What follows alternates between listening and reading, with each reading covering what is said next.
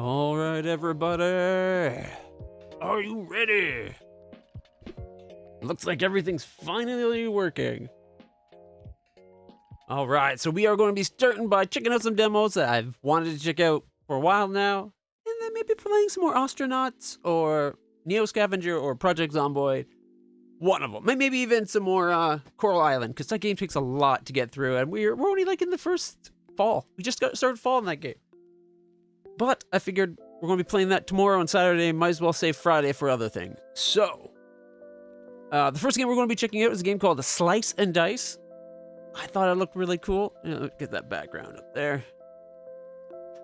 How's it going, Abrexis? Glad you made it. Looking forward to having you here. Oh, did you see the post on the Discord? Check it out. It's a Venator class. Didn't turn out perfect. Like, the engine had a little bit of issues. But I think it turned out pretty awesome, eh? 1/5000 scale. And it gets better. All right. We see the Venator class come rocking in, right? To the same scale, I am currently printing a Victory class, but I already have an Imperial class. Look at the look at the size difference. Here, I'll pull them back. They're so big. Look at that. Look at the fucking size difference. Yeah, look at this bad boy. What? Like, where is it? You got the cannons up here, the double barbettes, and then you got the extra one, the ion cannons here. The detail on the, because you got the facets on the, well, one's technically a shield generator, and inside the other one is the sensor suite, supposedly. And then it's got the communications array on it.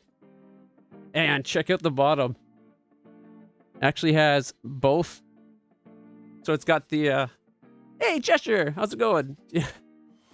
Oh. Good morning. It's pretty solid, don't worry. And Minson with the subscription. Thank you, Minson, renewing the subscription. So check it out. So with these, I probably can't get enough light in there. You know what? I can if I bring out my phone. Give me your phone. You need to be a flashlight for us. What? Flashlight. There we go. Check it out. Inside the hangers, it's got that on both sides. Even on the this little one here, which is like the TIE Fighter hanger, it's got that breech where it connects, it goes further this way, and it goes this way. Plus, it's got the tractor beam emitters on each side of the... It's not a bad little print. It's a little rough on the back. The engines got messed up just from the way the support material went. But I'm going to have it hung in a way where you can't see the back. Or I might get a hacksaw, slice off the back and reprint it. But the Venator... Personally, I always prefer the designs of the Venator. Like, I thought this one looks cooler. So 1/5000 scale. In universe, this guy is 1,137 meters. This guy is 1,600 meters. You wouldn't think them that much difference in size. Like, here. Look at that. But this thing is way more massive. I printed this so that it's 227.4 millimeters long. This is 320. The Victory class, which is in universe, 900 meters. So it would only be like this big. It's only going to be like 170 some odd, I think. It worked out. Oh, here. Yeah. In universe, like I was never a big fan of the Imperial class Star Destroyers, but the Victory class was my favorite. All right, so 900 meters. So it's going to be 180 millimeters long. So as this is 227, it's going to be 180. It's going to be about that big. It'll be a good scale to this. It will be thicker because it's still an Imperial starship, right? I'm looking to get a bunch of Nebulon Bs Because if we go into ships besides the Imperials, the Nebulon B is like probably my favorite. After that, the thing is, like, if I print to this same scale as these guys, which is what I kind of wanted. I wanted to do 1/1000 scale. However, this would have been 1.6 meters long, which is crazy long. Here, let's find out. 1.6 meters in feet. Would have been a 5.2 foot long 3D model. Like, that would have been like sitting on the ground, sitting like this on the ground would have came up to my nipple. Like, that's insane. Like, that's so insane. Oh my God. Kind of glad I didn't print it to that scale. Although, had I printed to that scale, instead of having a Corellian Corvette, like the CR90, like, you know that scene in A New Hope where it comes, you see the ship go flying by and the Star Destroyer comes after it? Like the one that drops from the cargo, like the cargo bay in Rogue Squadron, or not? Yeah, not Rogue Squadron. Rogue One. In the Rogue One movie, like Princess Leia's ship. To this scale, Princess Leia's ship is about that big. Had I done it to 1/1000 scale, it would have been 5 times longer. Here. CR90 size. So CR90 is 150 meters in universe. So 150. It'll be 30 millimeters, 3 centimeters. It'll be 3 centimeters to the scale of, like, up against these guys, which is insane. And a Nebulon B, what's a Nebulon B? That's only like, what, 400 meters?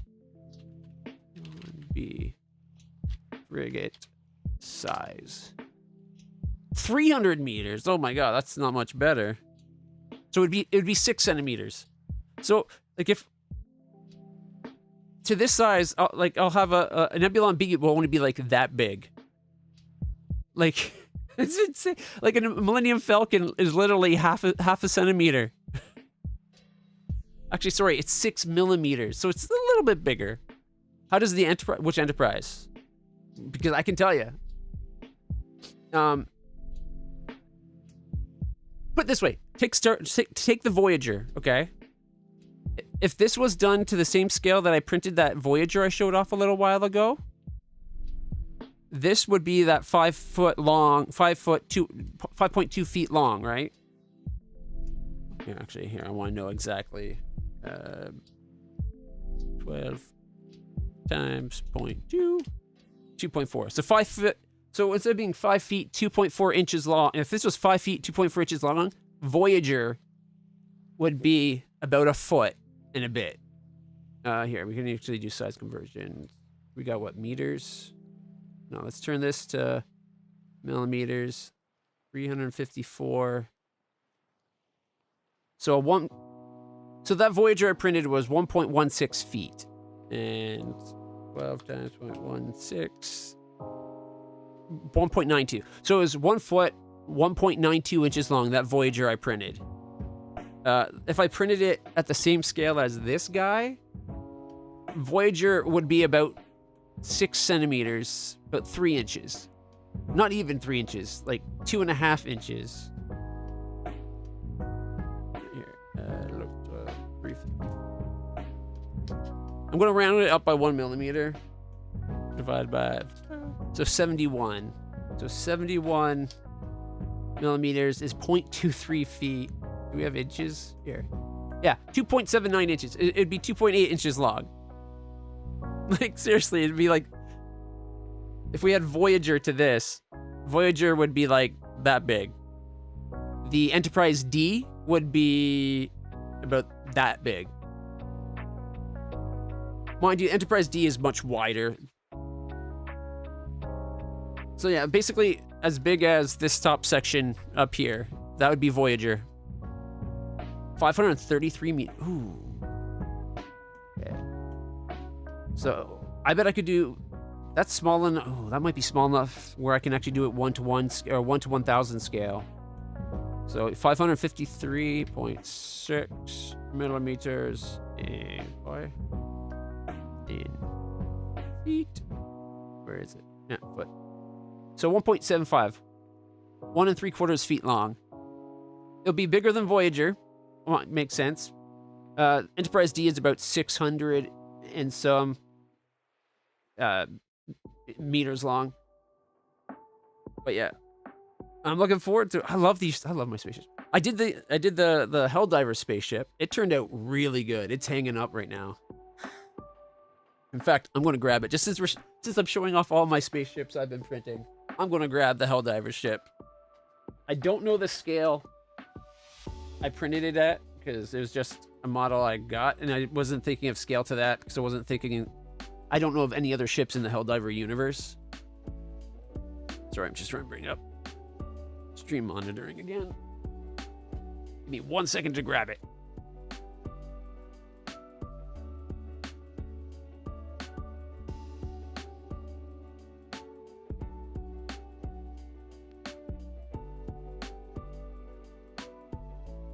Yeah, check this bad boy out.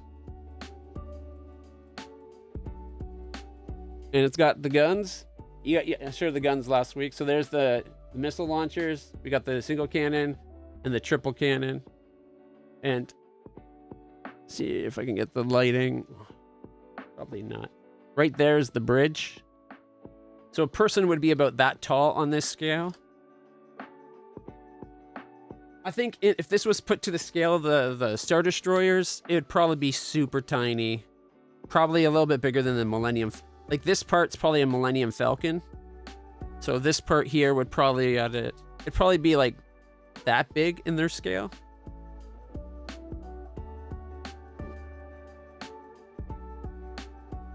I messed up the string I used to mount it. There we go. Is it caught on?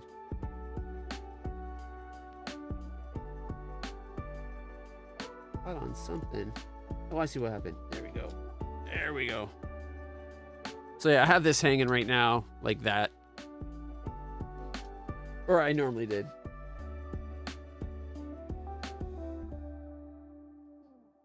Yeah, I love me a good spaceship.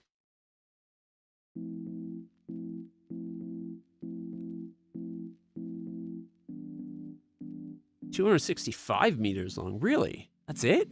That's tiny. That's smaller than Voyager. Like this guy is 100 and some odd, right? So that would be like the size of, to the scale, it'd be about the size of here. These are the little bridge supports. I never realized that the Star Destroyers in the Clone Wars era of the show were so much smaller than the Star Destroyers from the Imperial Star Destroyers. They look so much cooler. In my opinion. Like, I love the ships from the Clone Wars era.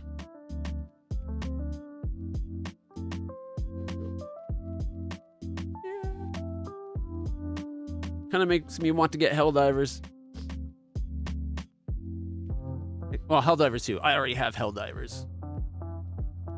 Alright. I got a little stand for this guy if I want. Like, he would go like about that. The stand's too flimsy to hold it up by the stand though. Besides, I'd rather have them hung up, looking awesome. I'm kind of surprised that this guy is barely bigger than well, as long as a Victory class. So the Victory class, if that's about, the Victory class will be about that big.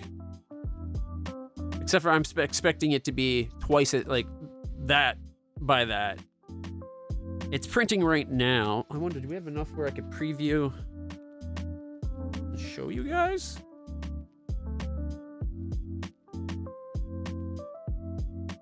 One second, apologies. All right. No, moving it, lost the webcam.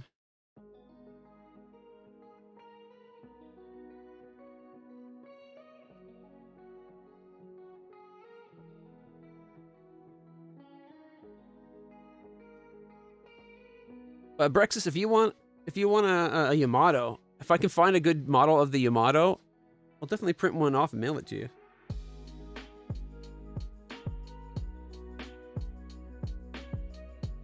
All right. It's not bringing it up. Oh, there it is. Okay, so it's kind of early in the printing process.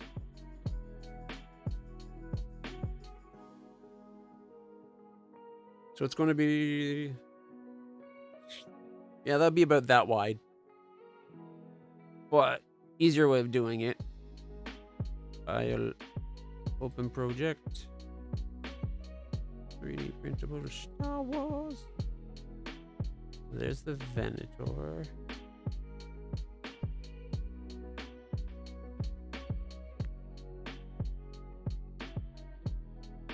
Haven't looked at the Nebulon stuff yet. Here we go.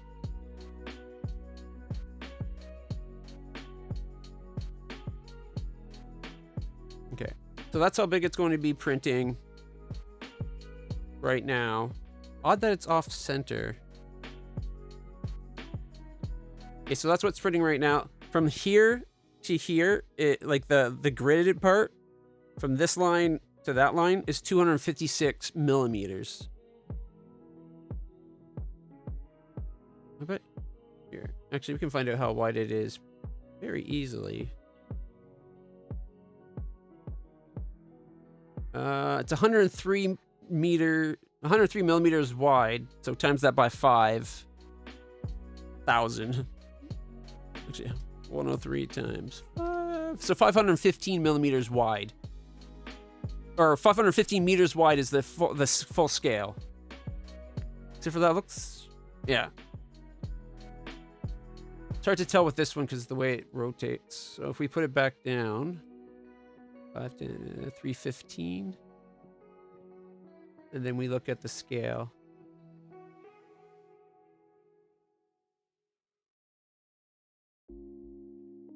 $180. Yeah, so it's 180. This one says it's actually 109.53 wide.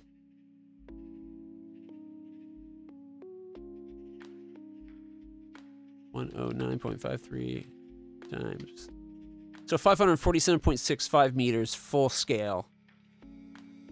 But I can go import configuration. Star Wars.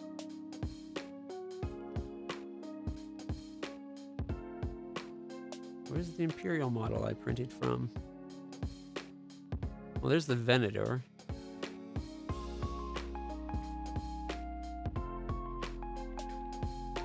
I was trying to decide what size to print it at. It'd be this one here.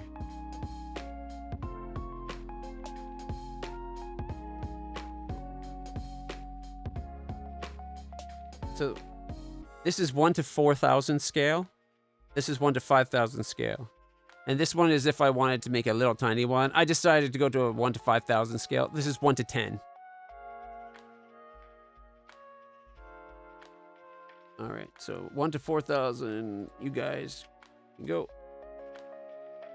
That's how they compare to each other.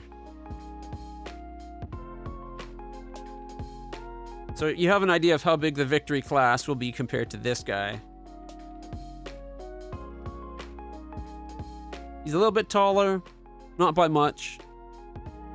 He's a little bit wider, a little bit more solidly built, but not as long.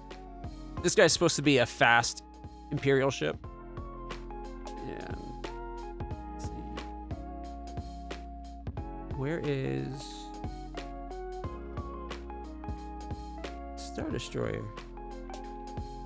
There's a YT-2000 frigate.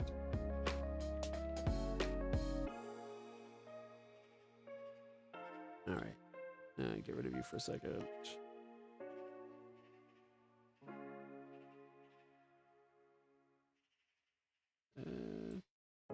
Okay. And if we scale, this one is what? 107 long?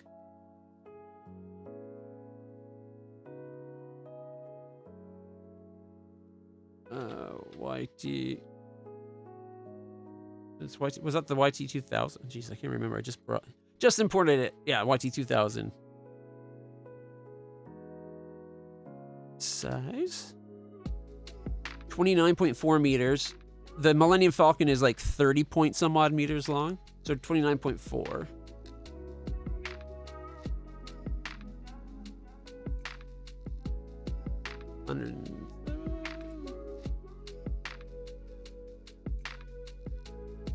$29, can't tell you. 29.4. 528. Oh my god.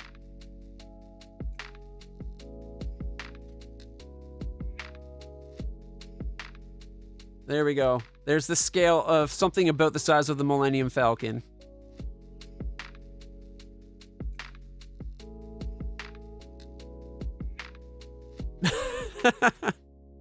I don't have an Ebon Hawk. I'm looking for an Ebon Hawk. I'll be doing an Ebon Hawk where it's a larger scale. But if to have these at the same scale as these ships, that's how big it would be. And like I said, it's smaller than the Millennium Falcon, but not by much.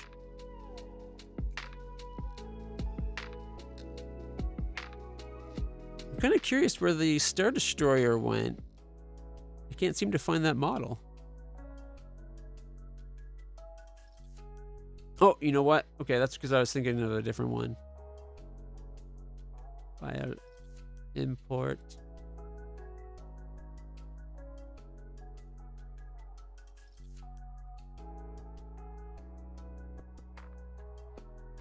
It was right there, right?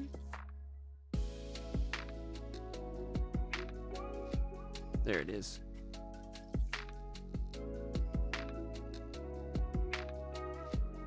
So there's the Imperial class. That's 1/10,000th scale. So that's not the right one. This one right here in 2 pieces, this is if I was to print at 1 to 4,000 scale. Right here, that's the 1 to... Wait, can't see it.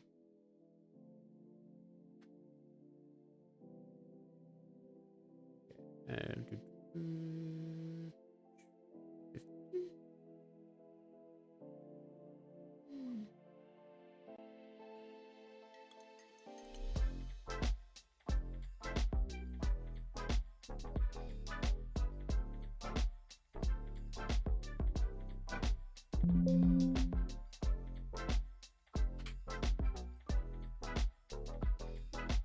yep, delete both. That's fine. So there you have them all to scale with each other. This right here, if I halved its size, kind of makes it the same size as the other ones.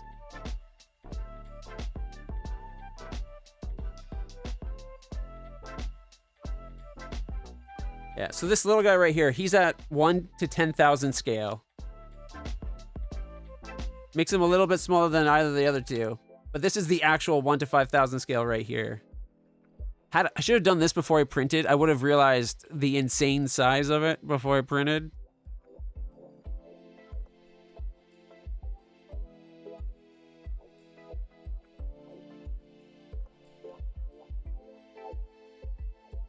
Still, it's pretty sweet.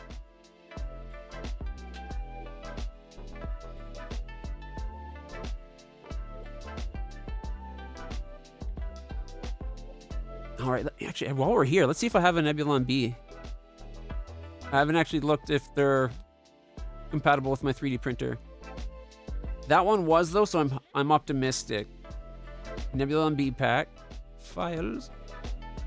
Oh, are they all in parts? Oh, no. We got the towers. We got all the pieces of it. Is there one that says full thing? It's got Nebulon B and Nebulon B2 parts, though. Rear hull. Let's see.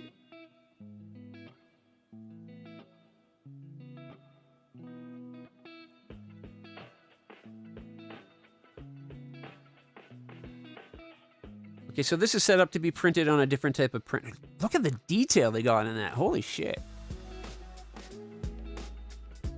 That's basically the entire Nebulon B2 with some supports so you can print it on a resin printer. How long is that? Scale. It had 76.42.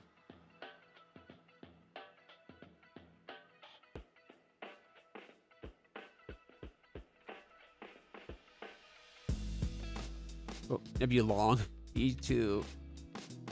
Frigate size. Oh, I missed the Z apparently. All right, so Nebulon B2 is 325 meters long.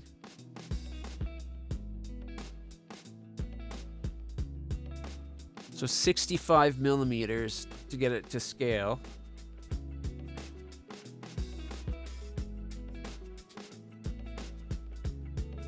Well, it's got a little bit extra for the print. So let's say 75. That'd be about... It wouldn't have all the supports. Which...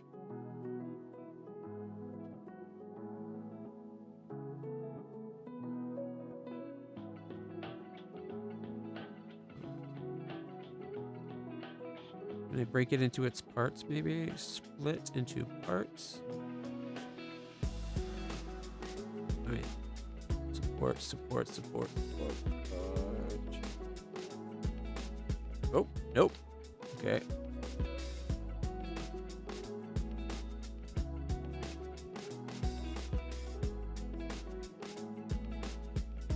What if I change? Okay, so it's everything else.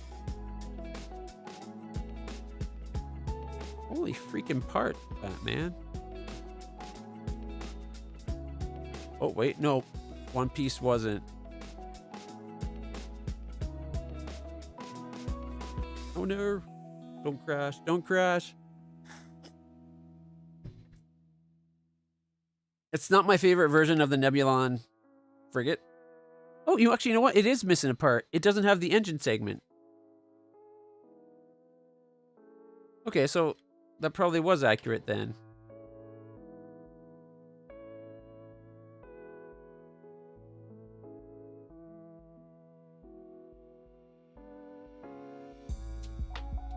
I don't think it likes me undoing, redoing, undoing.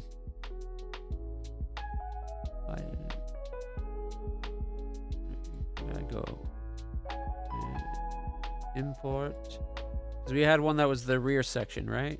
The rear hull.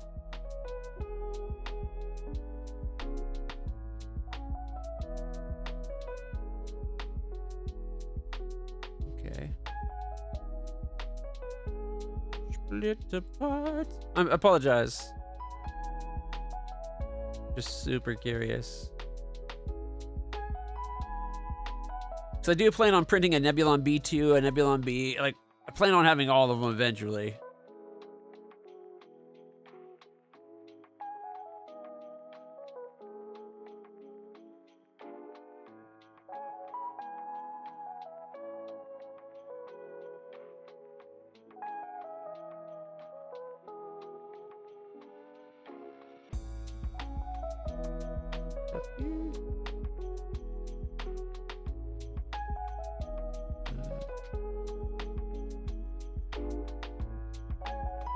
There's a way to put them as...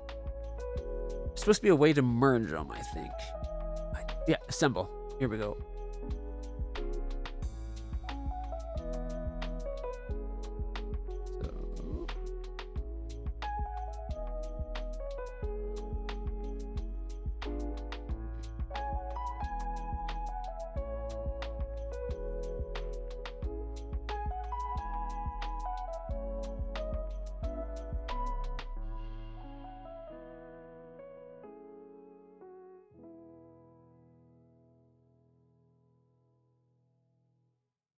All right.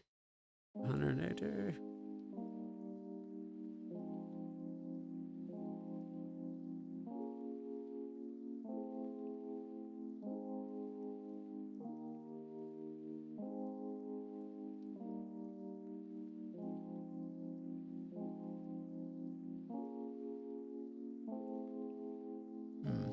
might be missing a small part.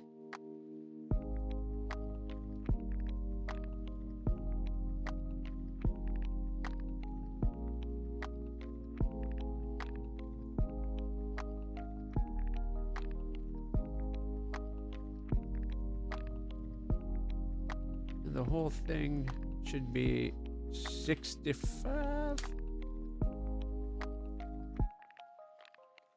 There we go. That gives you a Nebulon B.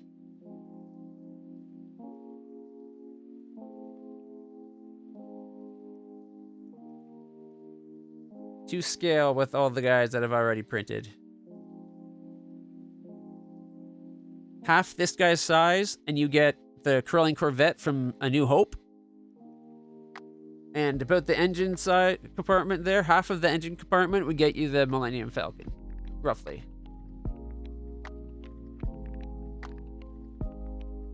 It's not perfectly lined up, but it gives you an idea. That's, man.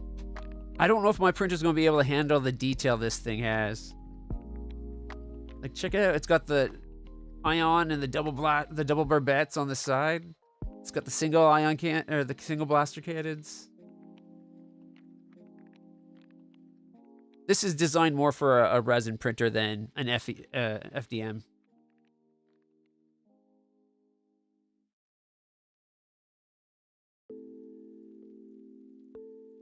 We have a non-Nebulon, like, I wonder if we have just the Nebulon 1. Well, the Nebulon 1's one fin instead of 2. Alright, what about over on this one?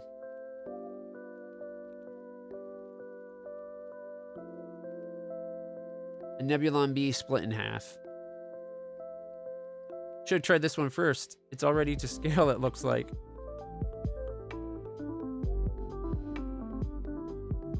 Yeah, 67.43 meters. It's to scale.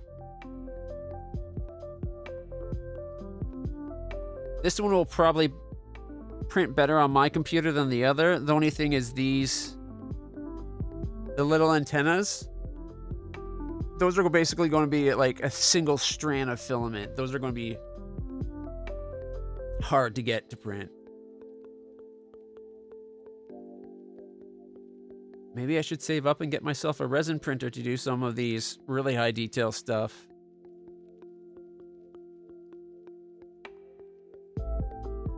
How many pieces? 1 to 1,000 for what ship?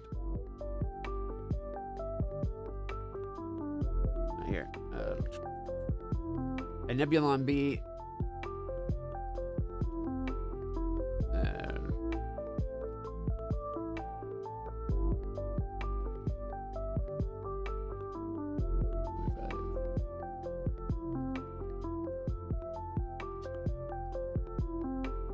There's 1/1000 scale for the Nebulon B.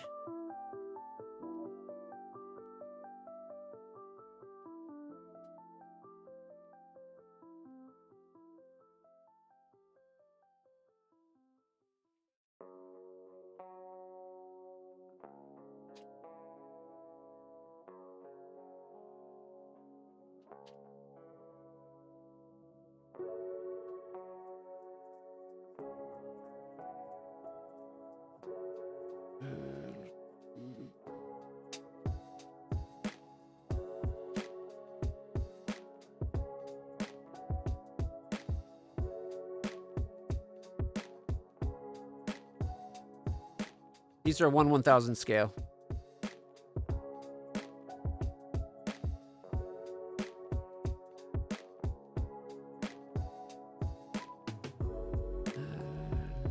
Let's import that YT2000 again for a second, just so we have something for a better reference of size.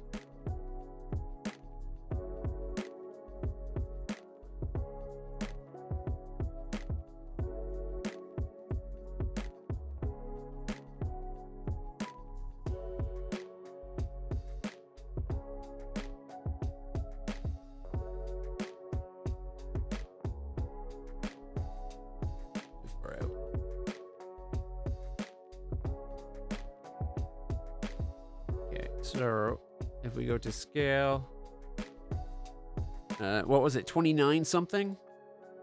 29.5.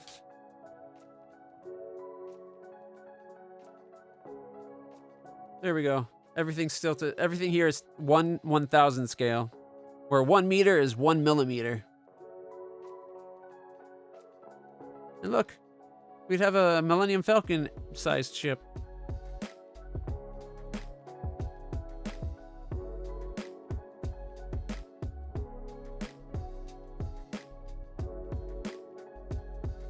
I've been doing these because these on a scale where I can print them roughly on one plate if I rotate and could jigger the volume a bit. Because I really want to print some more Star Trek. I want to do the NX Enterprise. It's my favorite Enterprise. I want to do it, but to print it, it's like 6 different plates. It comes in like 6 or more pieces.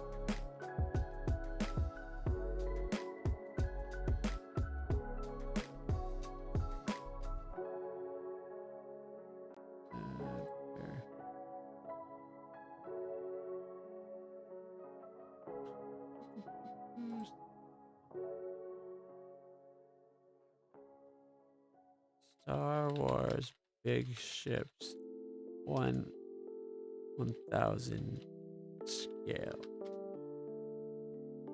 All right. Open project. Discard. I got like I got an ATTE and an ATAT.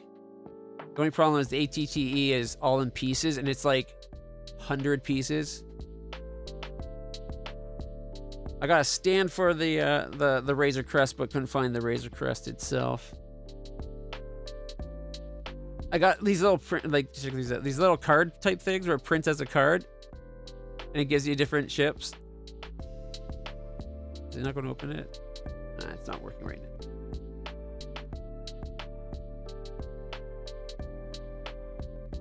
All right, 20%. Thank you.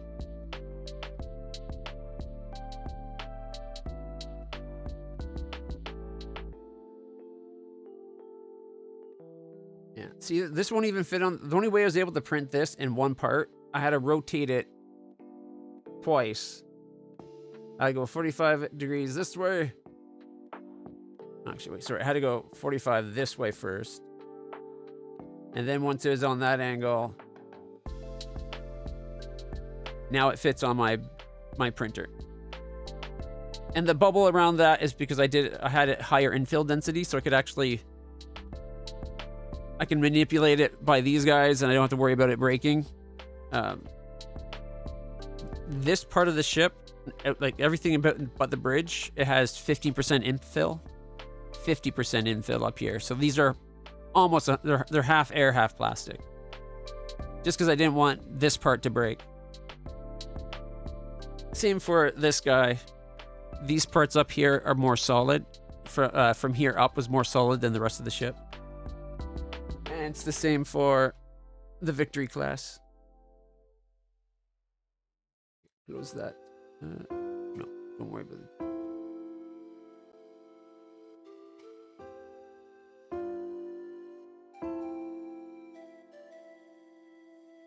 Actually, here, it'd probably be easier. It won't open up Orca, but...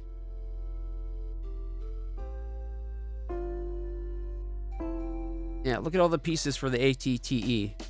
And the ATTE is that 6-legged walker from the Clone Wars.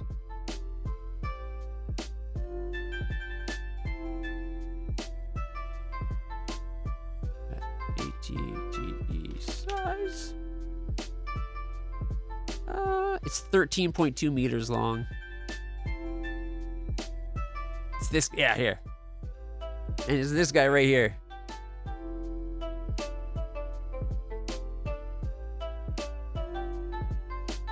Why would it? Eat that about Reddit. You can't just open up the image itself. So yeah, I was going to print out this guy. I personally, like I said, Clone Wars stuff I think is a lot cooler than later stuff. They're doing more advanced stuff with the models. So this guy, I got this guy in parts, and then I got this guy. I haven't looked at the model for this guy. I don't know if it's in parts. And this one's from Disney. I don't count it as part of lore. The Disney movies, as far as I'm concerned, are not Star Wars. But yeah, it's a cool little walker. Look at that thing. Anyways.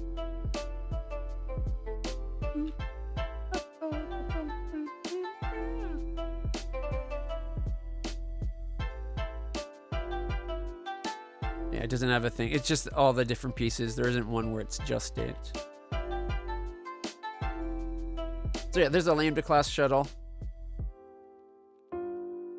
Which is a cool, again, cool shuttle. Not to any of the others scale. Alright. We should probably discard. I could go on about spaceships all day. I was so upset. The place where I got the TIE Fighter and a lot of these other models.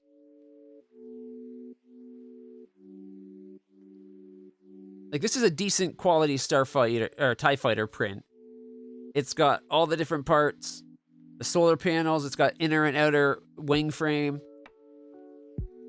It's got these, like, the shuttle bits. It's got, like, those lines there. Get these guys insert into that to fill that with the cockpit colors. And when that other file, my favorite TIE Fighter is the TIE Interceptor. And I saw this at the same spot. It's the frickin' stand. I can't find the model. Like, why?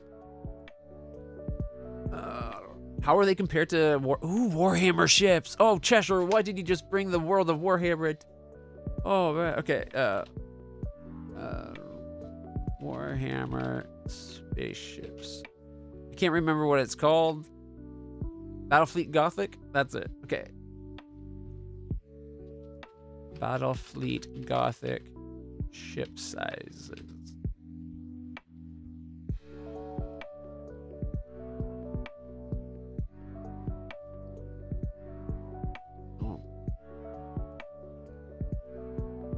Open image in its own tab. Here we go. Why that didn't do that? I must have hit the wrong one. They're kilometers long? Oh my god. Okay, see this guy right here where it says Cobra class? 1.5 kilometers? That's almost as long as the Imperial 1.6 kilometers. So it's basically that long.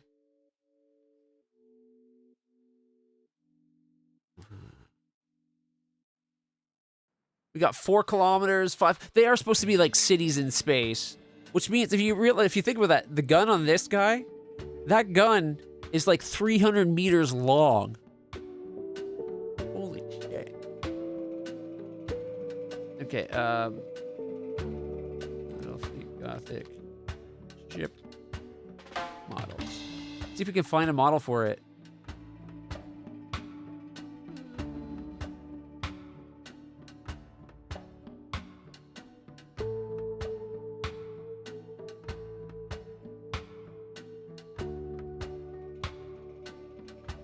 That's like that's that 5 kilometer one.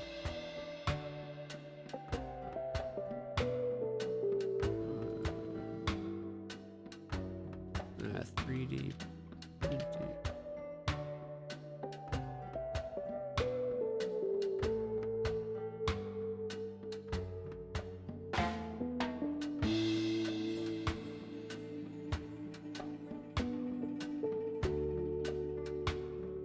Yeah, this is for the game itself, it looks like. I do dig the Eldar ships. They're pretty cool looking.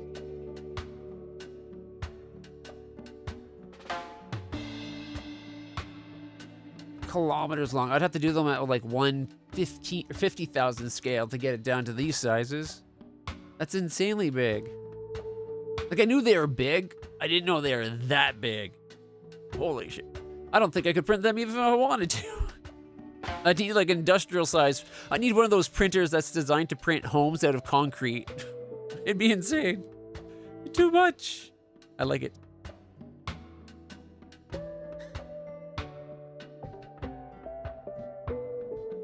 That reminds me, we need to get around to playing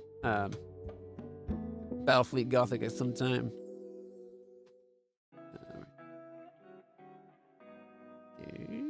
Those thoughts. Hell divers. Divers to ship size. How big this is? Ship. Maybe not pluralize it.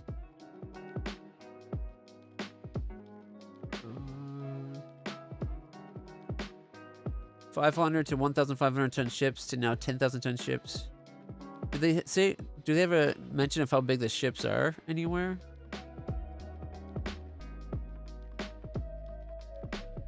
Like, it's a cool ship. Don't get me wrong. I think it's really cool. But it's barely bigger. Like, it's probably about the size of a CR90, which is probably about 150 meters.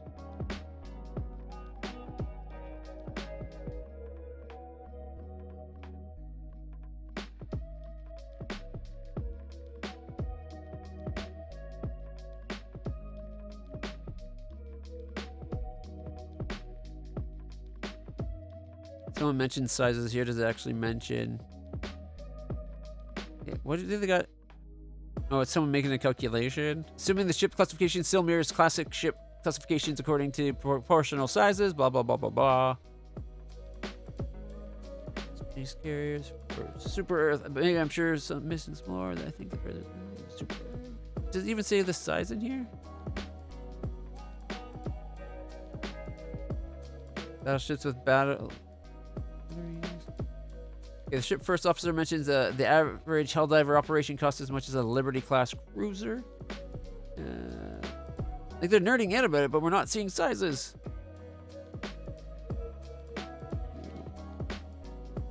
Helldivers 2. What if we just go Helldivers 2 ship? Modules you can unlock. Yeah, I'm not going to find the size of it. Like, I have the ship model, but I don't know the scale.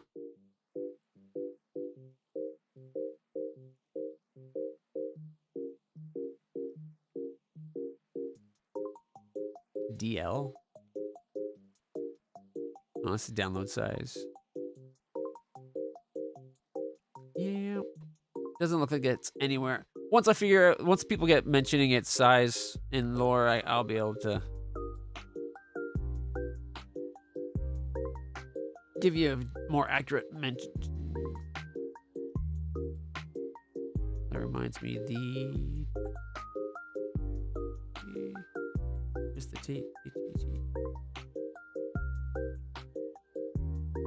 Oh, it looks like the AT-AT I got isn't a full model. It's one of these card kits.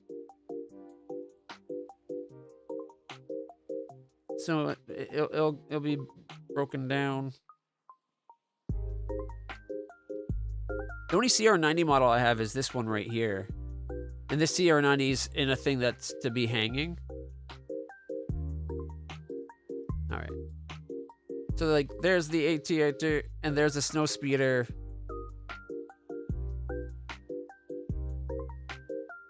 AT-AT. Is the snow speeder as big as the head of an AT-AT? I'm not sure that's to scale. Alright.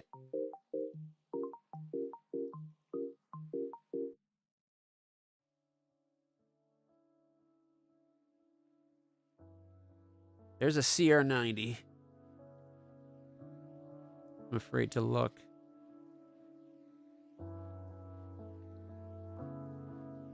Ooh.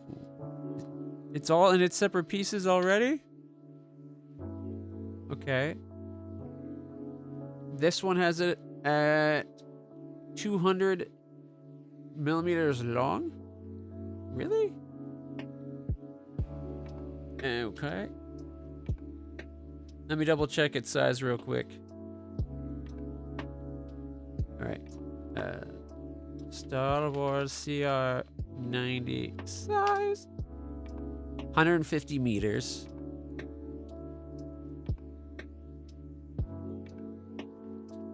So to scale to these guys, this would need to be 30 long. It'd be that big. To scale of the other guys.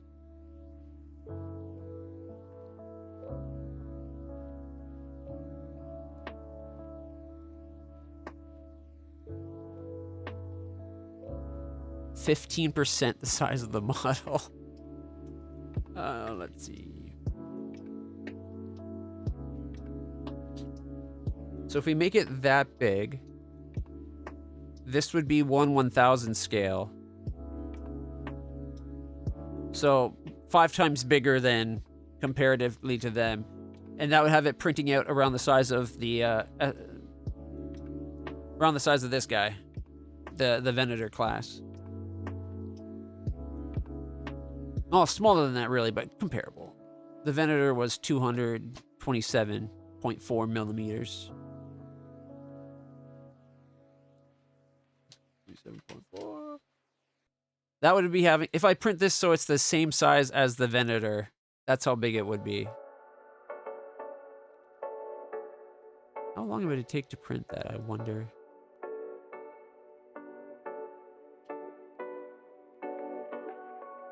Oh, it's on gyroid already. Look at that. Just give me an idea how long it would be to print.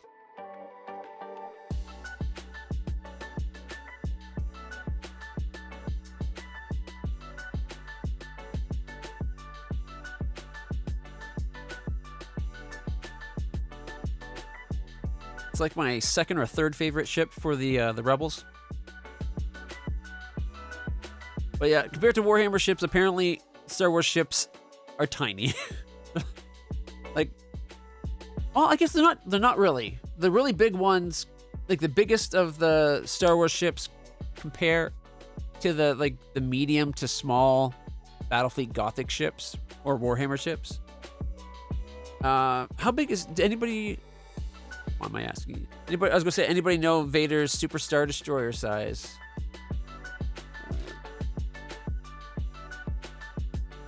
I don't know the name of it. Super Star Destroyer. I know there's different ones. All right. 8 kilometers. What? Later described as 19 kilometers. The 19, I think, sounds right to what I remember now that I've seen it. 8 kilometers would not give you the scale of a Star Destroyer to this guy. Star Destroyer is 1.6.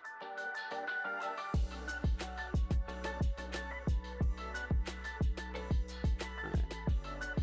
19. So,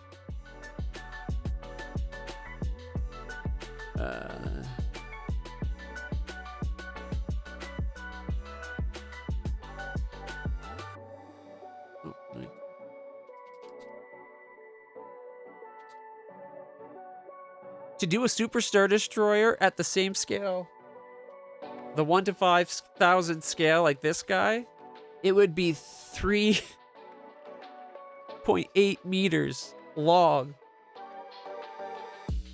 Holy shit. Like, even if I did it to the 1/10,000 scale, it'd still be 1,900 millimeters. This would take 1 day, 21 hours to print. $81 worth of filament. But that's because it's got the colors in there. If I drop it so there's no color change, it'd be a lot better. Like, for instance, the model has 126.32 grams, but it's using 544 because it's pooping out so much. Look at the flushing volumes.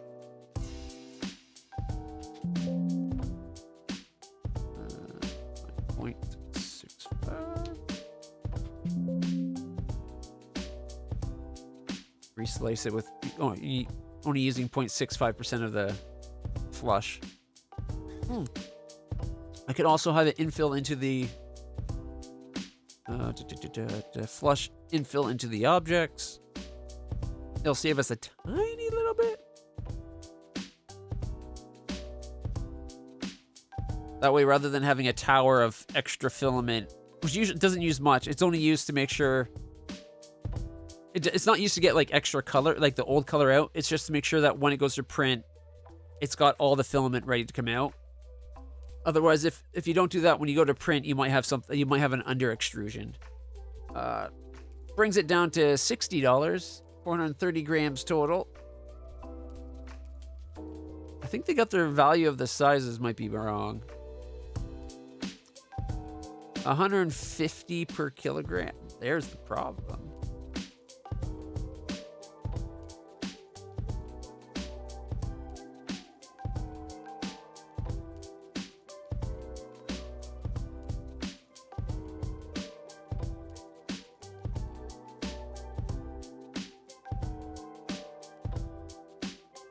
Well, they're saying 20. Okay, just their price says 150 here when I go to look at it.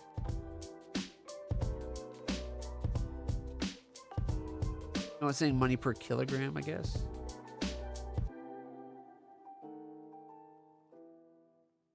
It's more like 25 though.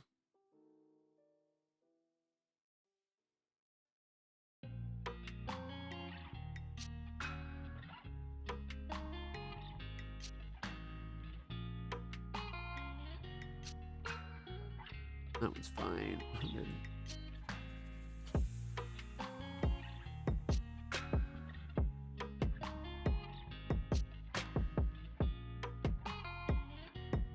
All right. So they're all saying $25 per kilogram now. All right.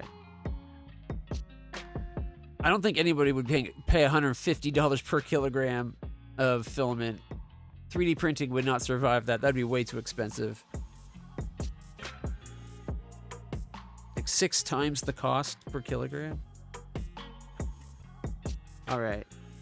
There, that makes more sense. $8.65. It's still wasting. Like, see, we're flushing 225 grams. Like, we're kicking out more than we're actually using. Just because to have it print all the colors in place. I'd rather paint it afterwards than have it print in color at those costs. Just because if we look at the, where does it say? Changes filament 819 times to do that. Mind you, I could, if I have it printing at 0.2 the whole way, there'd be half as many changes.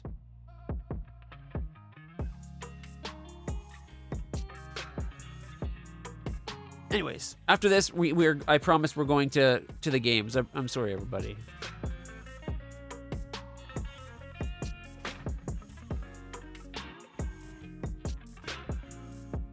Yeah, and with the new, like the Orca printer, if I'm not using the bamboo,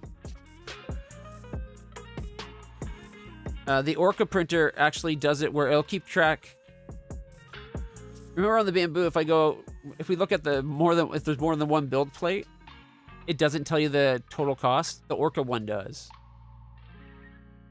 So yeah, 412 changes. We're now down to a total gram of 263.7 grams. We're wasting less than we're using now, at least.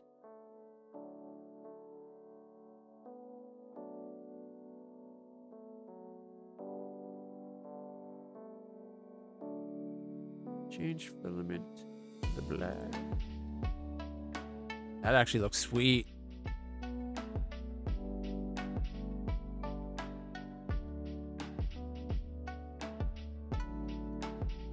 It's still showing 3 colors on that though. With only 2 colors to worry about, I thought it might be cheaper.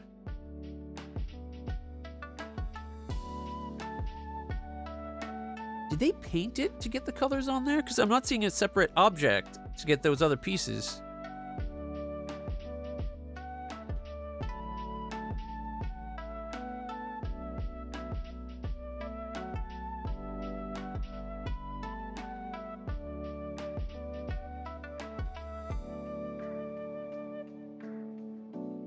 There we go. Brings it down to $4.91. $222 changes.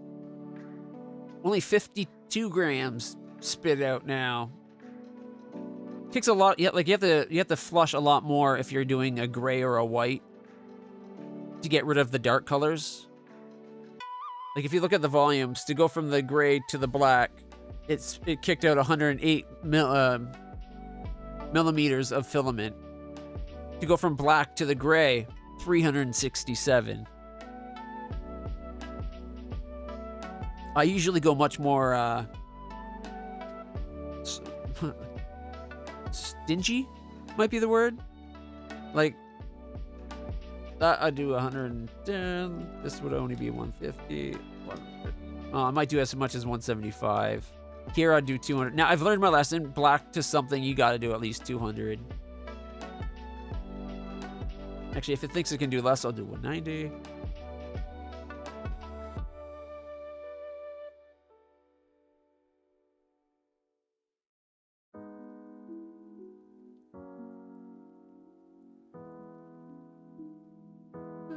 Probably 175. Oh, actually, no, the yellow's kind of really pale. 200.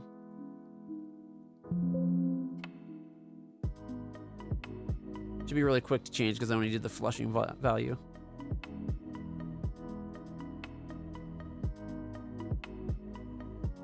Yeah, see, now it's only $4.48. We're only using 179 grams of filament because we only pooped out 35.19 grams. Although the colors would probably all be a lot darker, less vibrant, potentially.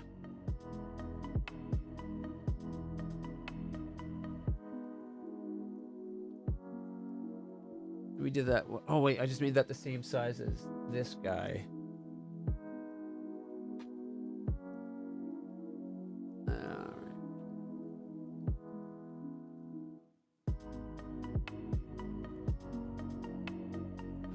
CR 90.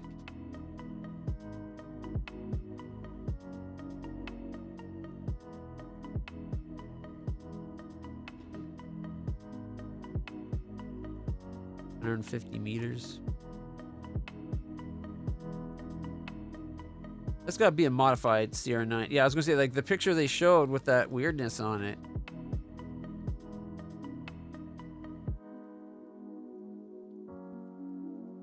What is that supposed to be? Is that like a modified CR90? I don't remember ever seeing that.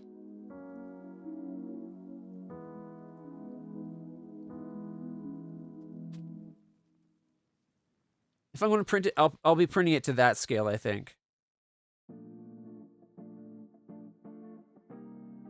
And when I print, I like having it at a 45-degree angle.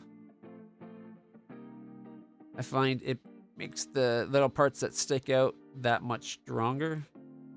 Does make you waste a bit more filament.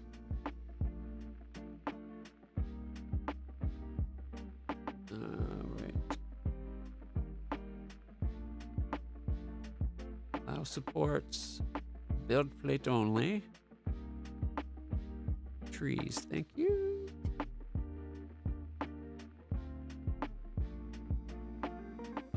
Its scale is 5 times larger than what it is to these guys. I might end up printing one that's the little tiny thing just so that I can have it like inside the cargo bay or the docking port there. Like, I don't know if you guys can see it because the lighting. Inside here, there's actually the spots for where TIE fighters would be docked inside there. Here, let's see if I can get it shown to you. Yeah, see that? It's got the spot. You can see the arms where the TIE fighters would be docked on the roof. That's pretty cool. I didn't notice that before.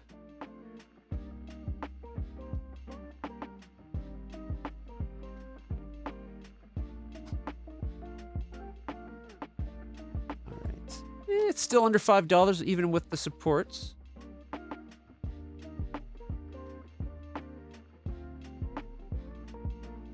$19 hours. You know what? I'm definitely going to be printing that. That's pretty sweet. And 1/1000th scale, where your 1 meter is 1 millimeter.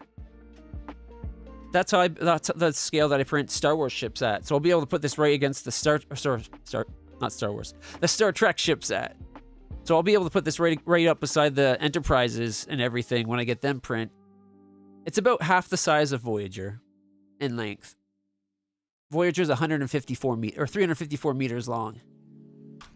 The Delta Flyer is 15 meters.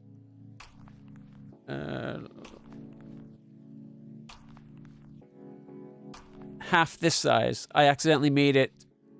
The width of this is how long a Delta Flyer should be at the scale that the Voyager and that will be printed at.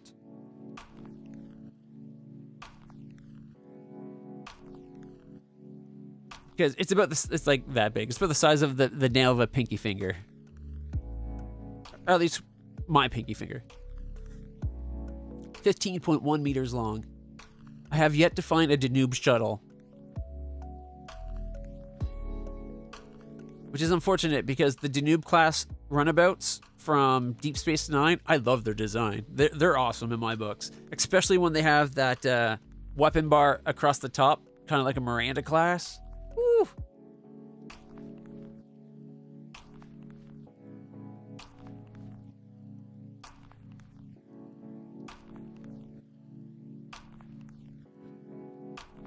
Got an X-Wing being supported by those. That looks pretty cool.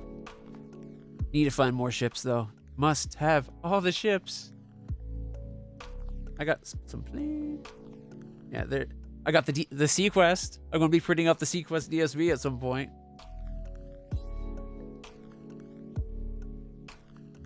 And where's...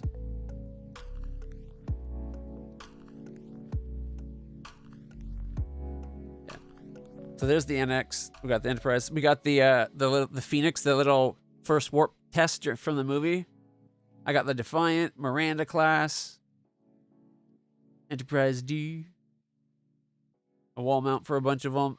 I have all the Enterprises, plus a Miranda class because I personally love the Miranda class. From the old generation of ships, Miranda is probably my favorite.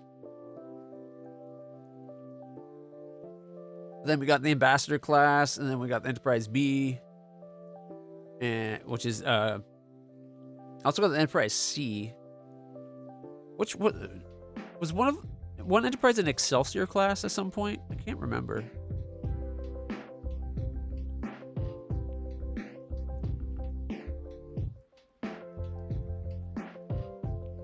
Here, last one, and then we go ships, or then we go games. So this isn't the version I'm going to be printing, but it gives you an idea. Why do they always rotate it? Printing this that way would have failed. Whoever designs these, a lot of the people do it where they vertically align the saucer in that. Printing it this way, going up and down, the plate would be going back and forth like crazy. The thing would not be doing a good job. At least this way, the plate will barely move because it's going back and forth.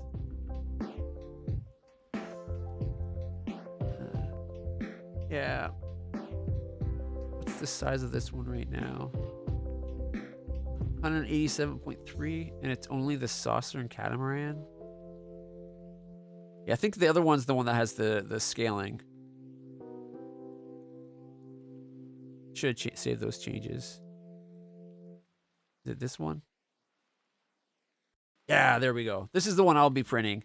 The saucer sections are actually split in half.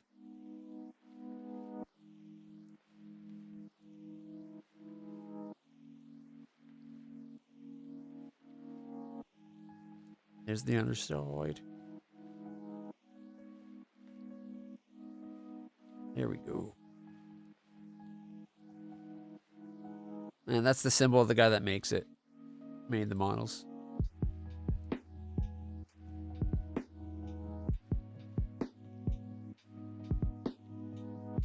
I believe it's done at 1/1000th scale.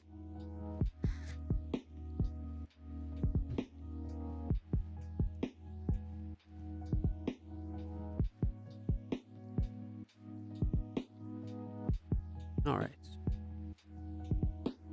That's going to tell you how much it would cost. But let's not worry about that. Let's play some games, shall we? I didn't mean to spend, what, like an hour? Yeah, an hour, 15 minutes talking about 3D models. It is one of my new passions. I'm loving it. I plan on doing Babylon 5 I almost got what is it? The Narn. Oh, Jaquan. The Narn Jaquan class ship, which is a really cool ship.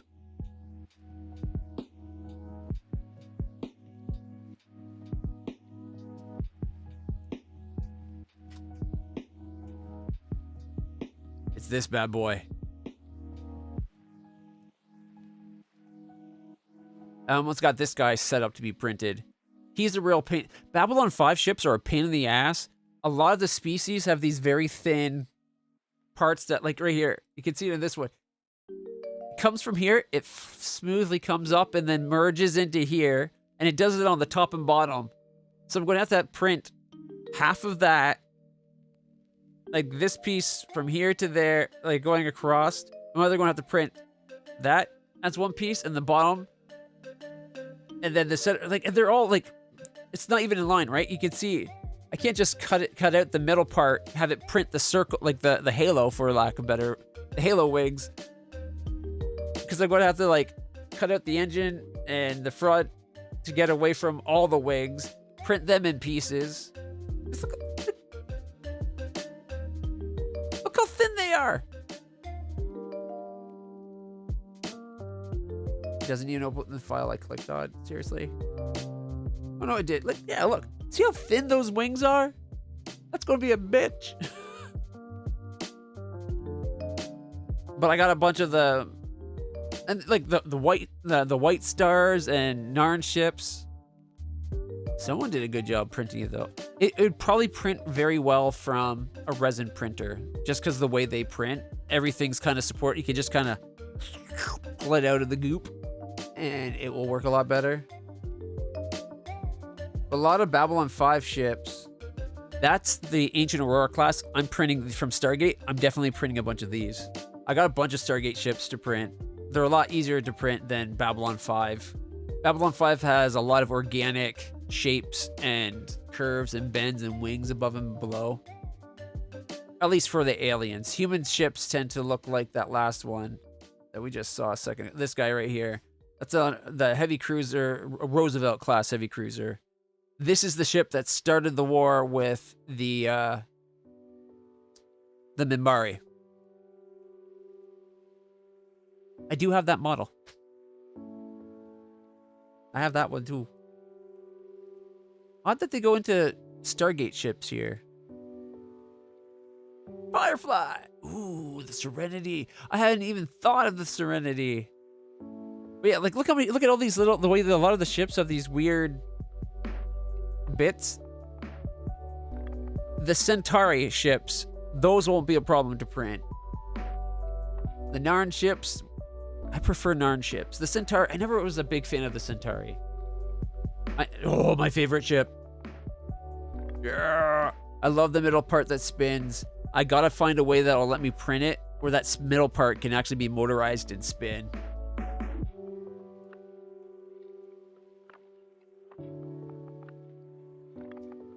I also plan on printing, now we got start. Hey, Hatak. Atlantis. I have an idea of printing Atlantis as a table, like an end table, with the glass being the water above and then the Atlantis below, under the water.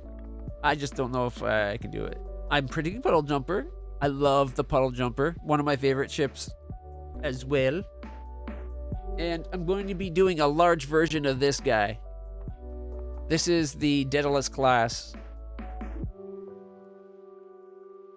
I do have a Prometheus class here. The Prometheus as well. Now this is my mistake. I thought the scaling of the Prometheus compared to the Daedalus, I thought this was the difference.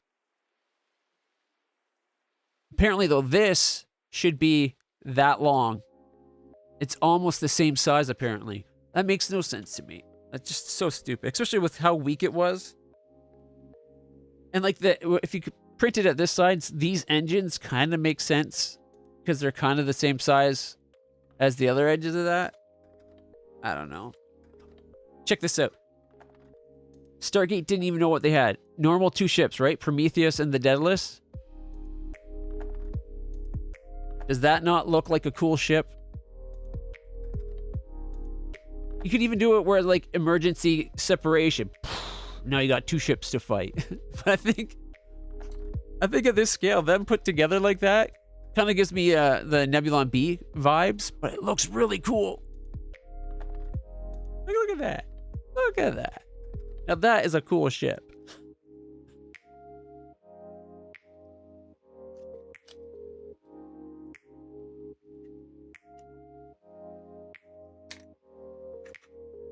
There we go.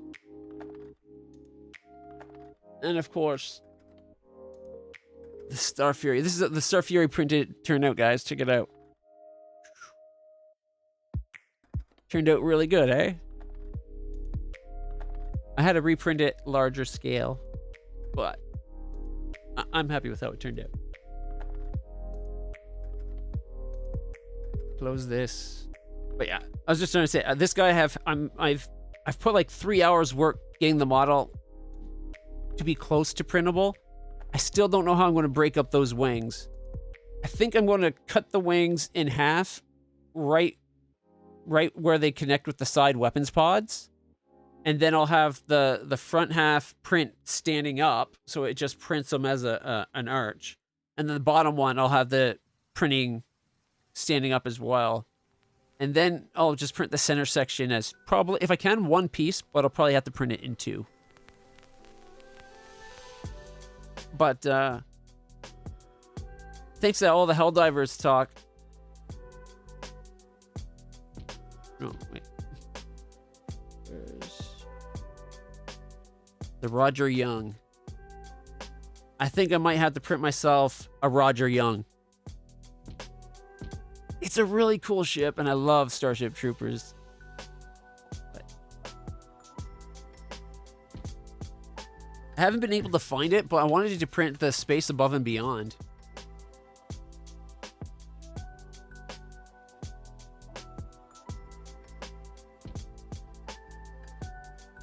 Yeah.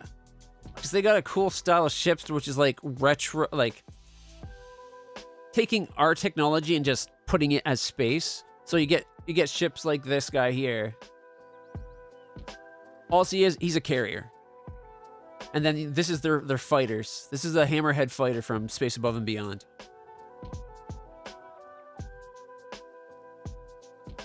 Like, look at, you got the weapons pods underneath the wings.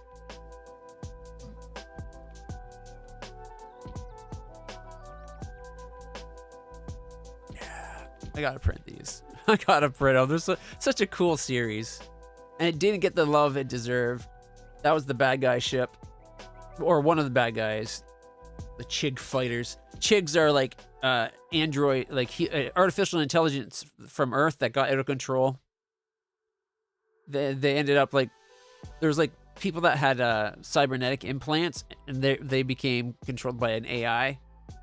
And the AI took them over and caused trouble.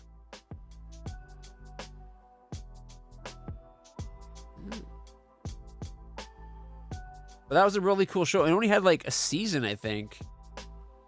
But it's very much in the vein of like Wing Commander. I keep mentioning new series I didn't even think of. Check out. These guys I'm not... There, the Arrow. Yeah, that ship was fast and deadly. It's basically like an A-Wing. Fast and deadly. I think I'd probably do Babylon 5 before I do Wing Commander. Not Babylon 5. Battlestar.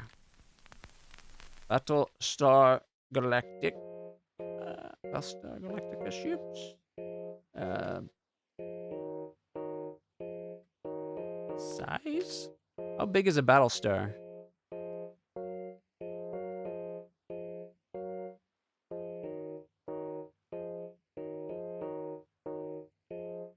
I can't read what it says.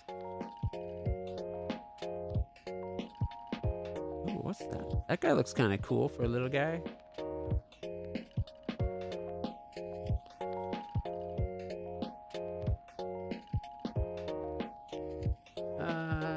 One pixel equals 3.2 feet?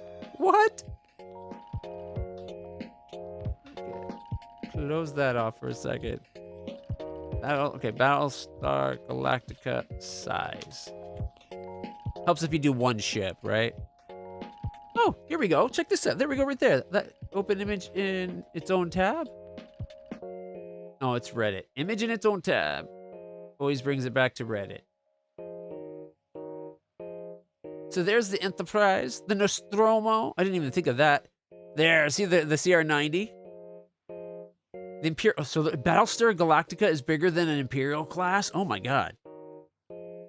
But there you go. You got the Enterprise D and E and A, all in the same size as the Imperial Star Destroyer. It's about 600 meters. This one's 664 meters, I think it was, or something like that. I'm going to have to print the Galactica in like 10 parts. I'm going to have to separate the docking pods. Well, that's the Pegasus. Fuck the Pegasus. So, the Galactica on the new show is a little bit shorter. Okay, I could fit that in then. I could totally fit that in. It looks like it's, what, 1.5 kilometers? The OG one is, I'd say, about the same size. A tiny bit shorter. Dude, I could totally do a Battlestar Galactica at the same scale as this guy. Oh, man. I'm going to have to buy more filament.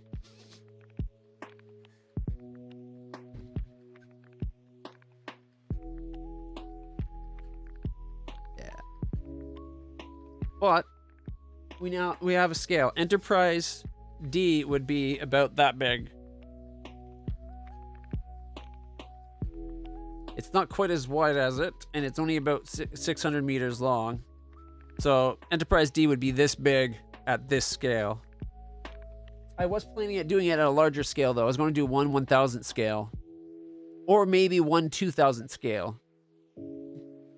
Because I don't know if I could fit it as a single print 1/1000th scale. I would probably have to do the saucer and then the battle section.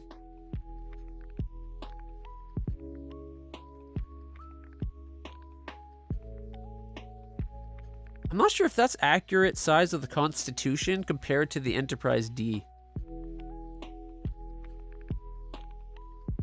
I guess it depends what universe. Original scale, now that I think about it, the original scale of a Constitution class was 298 meters long. I think it had a crew of 180. I'm glad we found this picture, though.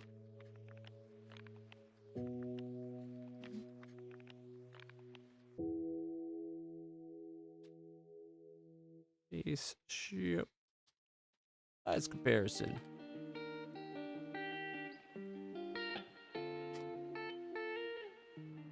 The Nostromo's not very big. A Goa'uld Hatak? That's as small as a Goa'uld Hatak is? What? It's only like 300 meters? That can't be right. I thought they were like 900 meters from tip to tip. I don't know where I got that size, but now I'm clearly way off.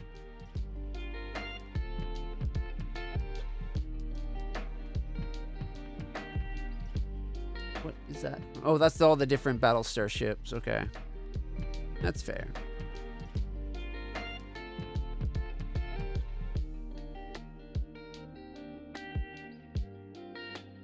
I remember this picture. Battlefleet, or Battlestar, Battlefleet Gothic ships.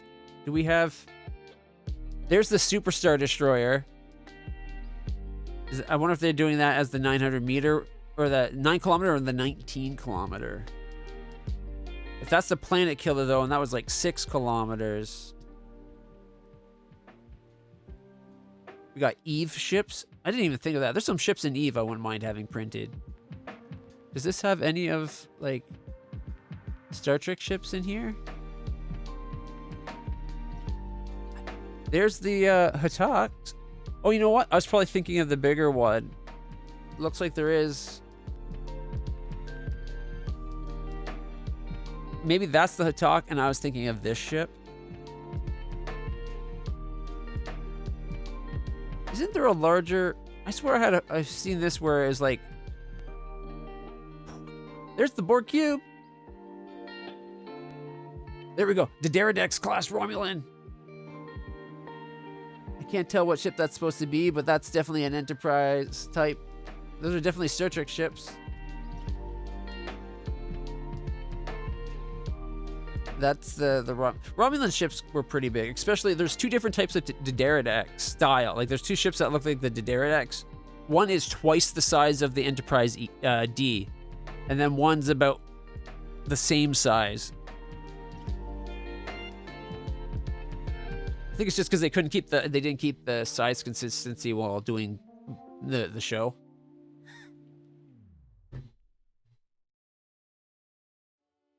Sucks that that's just such a... It's probably because it's a preview file. If we click that...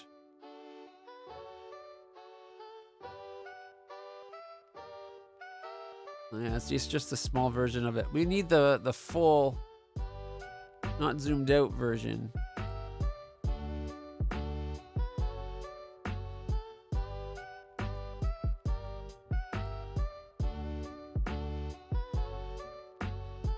Wait, this is on The Verge? I wonder if they got permission of the artist to use that picture.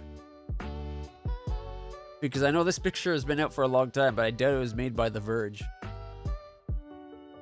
There's probably some fan that just dorked out about spaceships like I do and started collecting them all. Oh, check it out! They got an Enterprise D with the Galactica. That's pretty sweet looking. Mind you, that Enterprise D looks like it's about this big.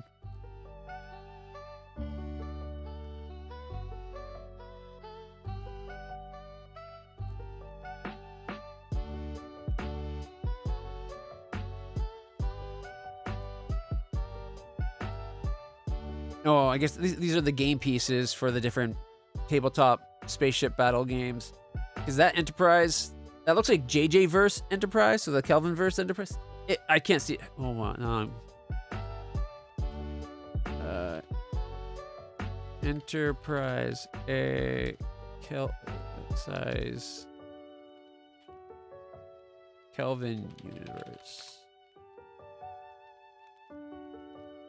Yeah, look at the difference in size. They like doubled it.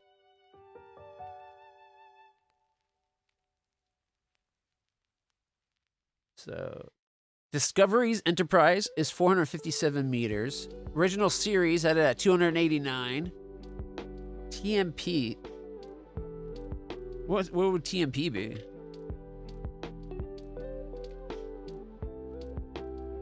The movie, maybe? 305. Discovery herself, 750 meters. Discovery was stupid big, I thought.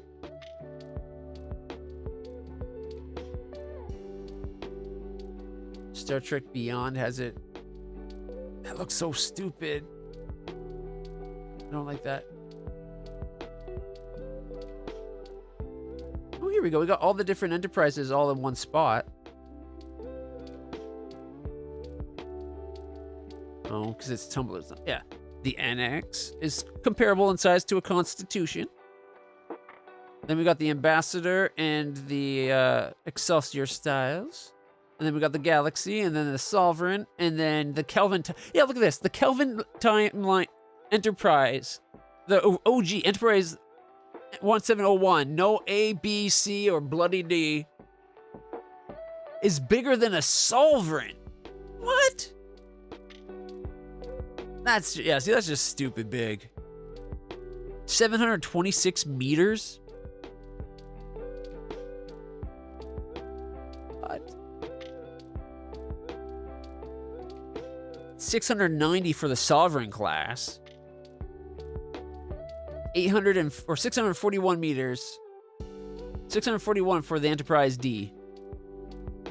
528, it looks like, for the Ambassador. Or the, yeah, the Ambassador class. The Excelsior class, 487 meters. Enterprise, 289. Enterprise A refit, 305. And then, of course, the NX is 225 meters. just shy of a quarter of a kilometer. Or is it 225? Yeah, anyways. 25 meters shy of being 1/4 of a kilometer.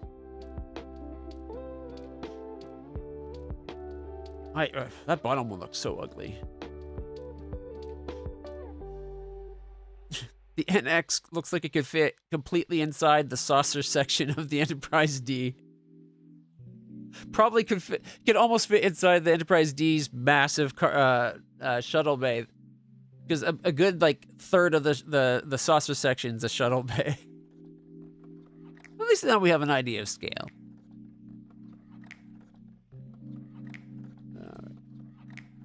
750 meters. That's just stupid big. And it looks kind of stupid, in my opinion.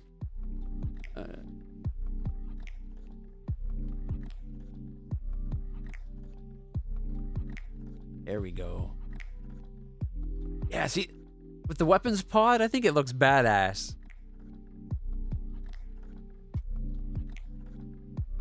Command pod, the warp sled, a cargo module. How long? Do we have a size on here? What? Photon torpedo pod.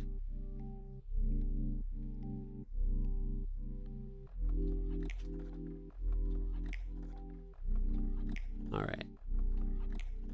23.1 meters. Okay, 23.1 or 76 feet long.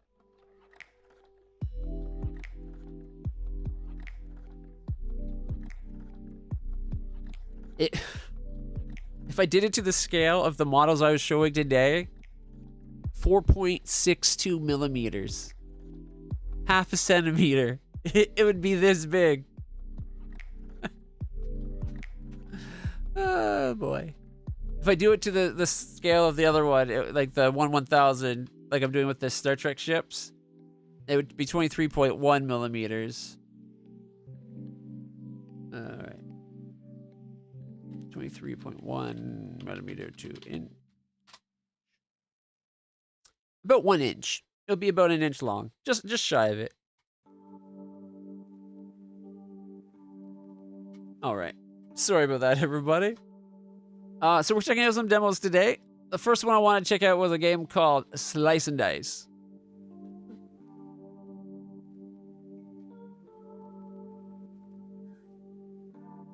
And Abrexis, you mentioned wanting me to check out something as well. That movie thing, right?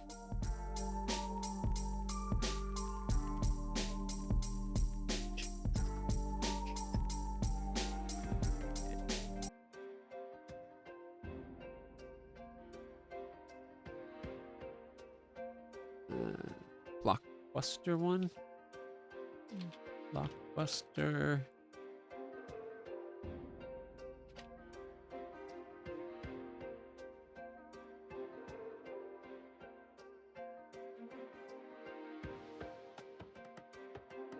Is there a demo for that one?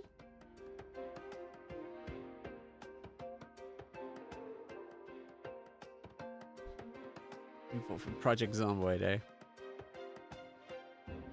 Oh, that there was one other ship I wanted to check. Sorry. Please. Okay, the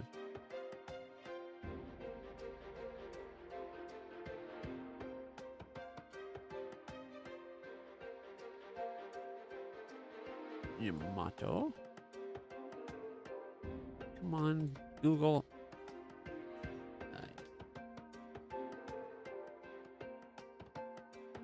All right. As of the official fact file from 2010 to 2011, the length of the space battleship Yamato would be anywhere from 500 to 700 meters, holding a complement of 40 fighters.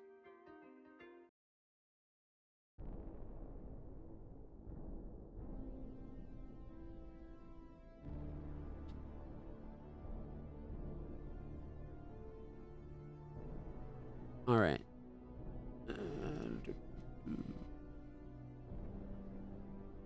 A 1/1000 version model would be about 2 feet long.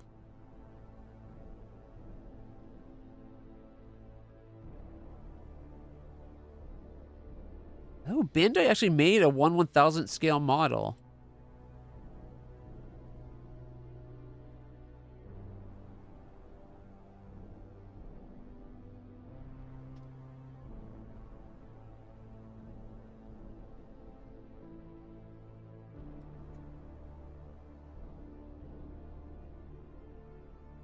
I love the designs of the ships from Space Star Blazers.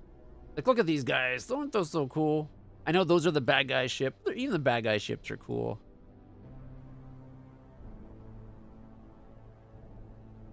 And there's the model of the ship there. This is 1/350 scale. And it looks to be about 1 meter long. Probably because they wanted to have the fighters, like the little starships.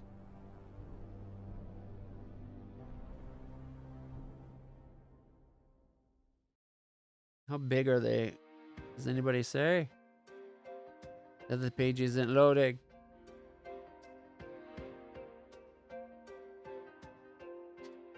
Size.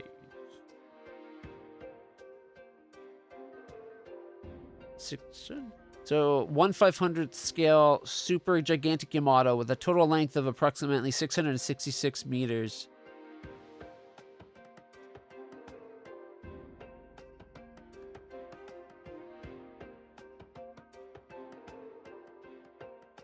And that's 1/500th scale.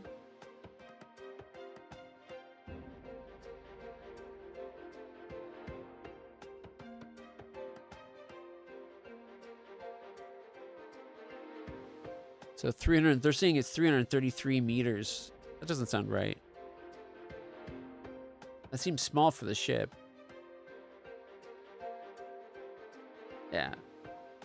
The total length of the model that would fit everything is reasonable at about 500 meters, but that's...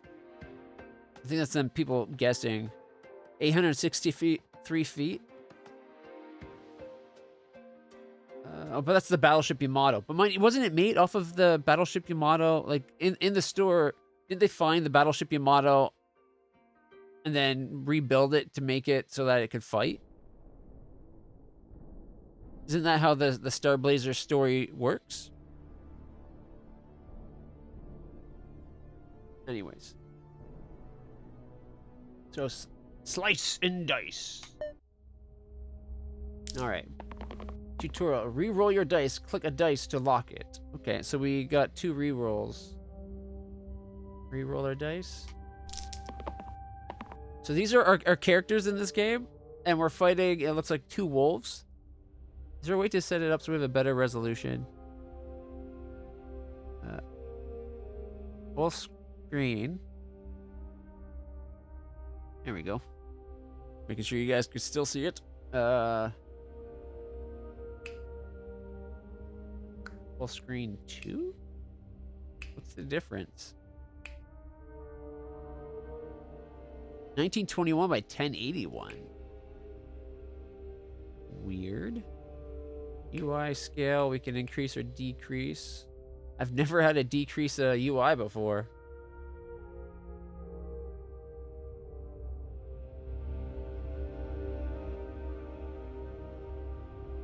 I guess save.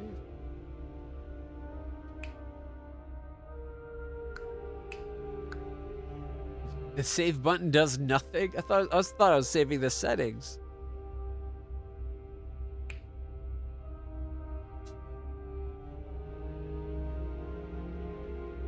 Okay, third full screen option, maximize the window. All right. Okay, so we re-rolled. Click a dice to lock it. I guess we'll lock in attack with 3 dots. So Lazy got an attack with 3 dots. We got an attack with 2 dots and a shield with 3. Can we roll those 2? There we go. Click on a hero to use their dice. Shield some incoming damage. Okay, so fighter with 3. We can do that to one of the wolves. Oh, I should have done it to the other wolf. He's biting for 4. Okay, attack for 2. Attack for 2. Oh, we're not gonna be able to kill him. No. Okay, defend. I don't know which one they're gonna go for. The thief, I guess. And you can hit the other wolf. I should have done the 3 on the wall. I could kill the big damage.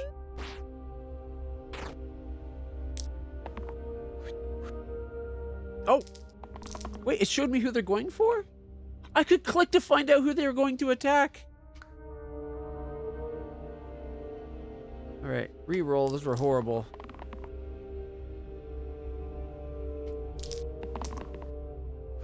There we go. Oh, we got a ranged too. He's got 2 life left. We can attack with lazy. Alright. Inventory. So this is the dice. Okay, so your inventory is the dice you have. You gotta customize your dice. This guy's got so many nothings. How do we get better dice?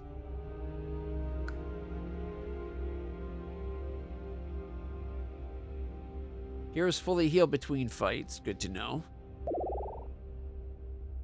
Oh, upgrade our guys. We could have fighter become a soldier. And the thief could become a juggler.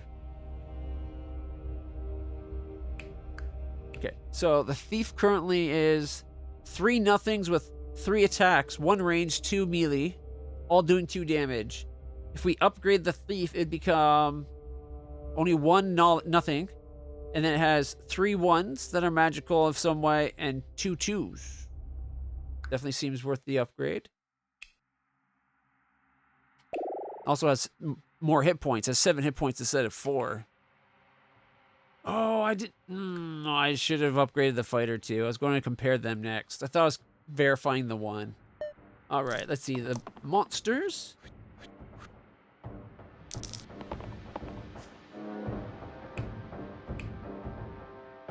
Okay, the rat and the goblin are going for defender. Their archer is going for defender 1, and the other rat's going for the bottom guy. All right, let's see. We got 2 re-rolls. I'll keep the 3. And this is the other fighter. An attack of 2 is the best he's going to get. We'll keep that one. Re-roll. How come this guy just got hurt already?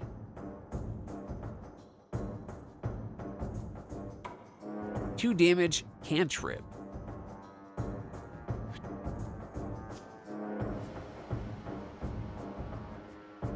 Okay, I want to re-roll that one for sure, and re-roll that one because we could get the defenders need better than nothing or attack of 1. Come on, defense 3. Got 1 defense 3. All right. Their archer is only at what? 2 damage at the back. Okay. We have 1 poison damage. And 2 other damage coming in?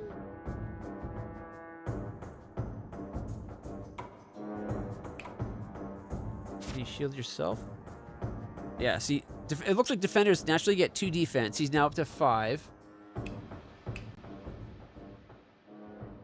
Flees if alone, okay.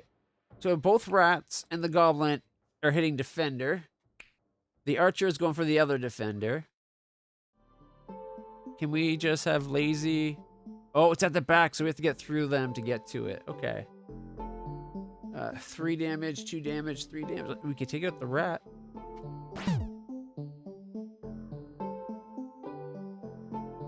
And let's go for the goblin.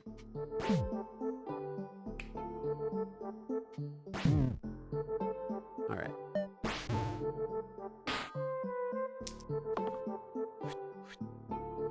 Two for 2, both 1 for each defender. Why did he just get damaged? I don't understand why he just took damage. Is it because of the juggler? Activates during rolling if it lands face up. Okay. So wait. Jugglers attack, all these magic attacks? They do double damage?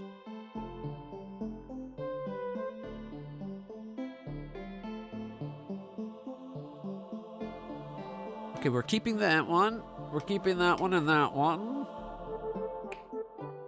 Yeah, 2's best he's got anyways. Reroll these guys.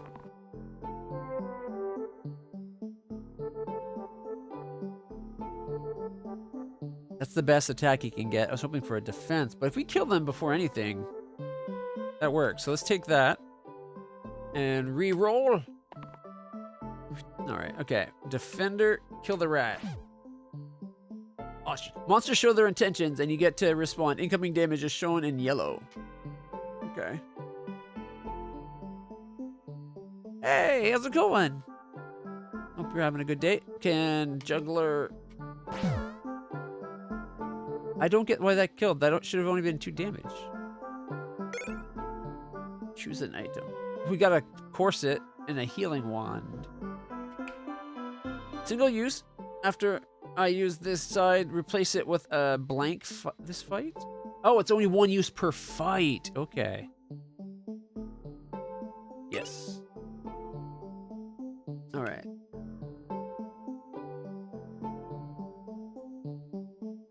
Should we make it something Lazy can do, potentially? He's got a lot of no actions. It'd be once per fight he has a chance of healing.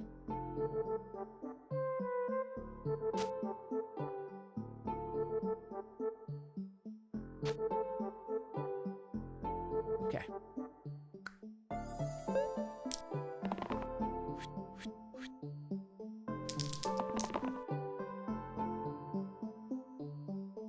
The 3 is a good one to keep.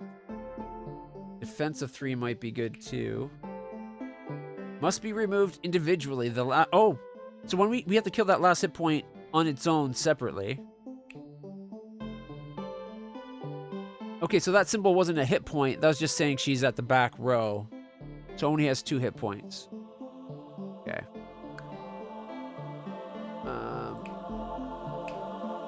Okay, Archer's hitting Lazy. Archer's hitting Defender. The Boar's going for Fighter, which we see shown up here on the top, right? 2 yellow, 2 yellow, 4 yellow. Wait. Why is it 4?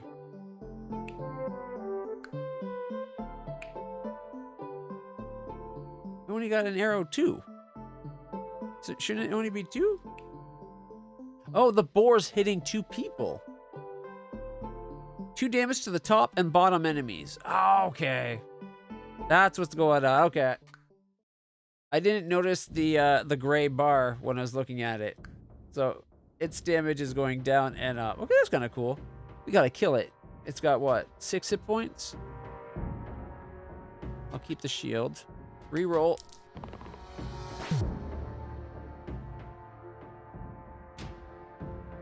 I like that did a damage even if we don't keep it.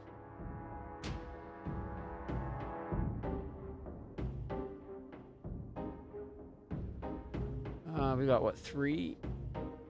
Leaves it at 2, which we could do. We could kill the boar this fight.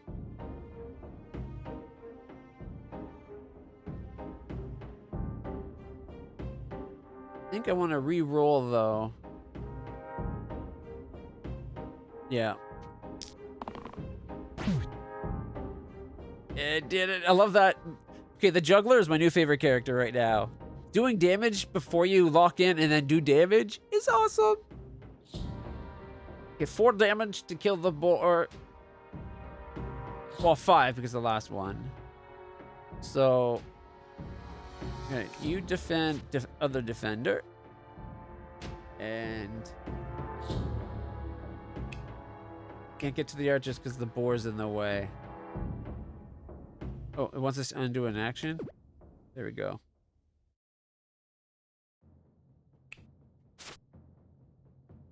Okay. If we do Lazy against the boar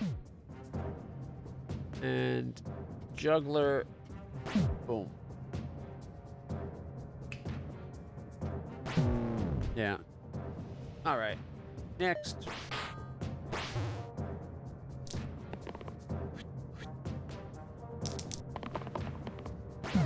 Oh, that was awesome.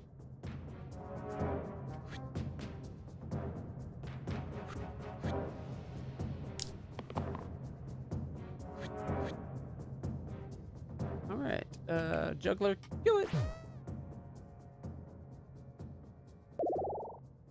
All right, we can level up to a Guardian. A 3, and a 2. But then we got 2 blanks. Also hits side of the target. Both sides of the target. Okay, the cleave is kind of cool. What's this up here? 1 damage, all enemy. Shields of 1, but it does 1 damage to the sides. It's got a 3 and a cleave. Also hits both sides of the target. He's our best damager right now. Oh, not best. Is it lazy? I thought fighter had a 3. No, that's on lazy. 3 and a 3. Lazy does great stuff. If it does anything. Half the time it does nothing. Sure, let's level up. Why not?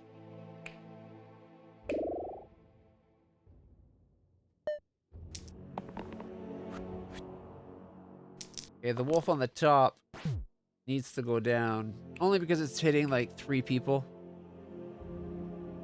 It's doing 1 damage to all 3. Lazy's gonna die. 6 damage? So I guess a big block like that, it means 5? Alright, let's see. That alpha wolf has 12 hit points.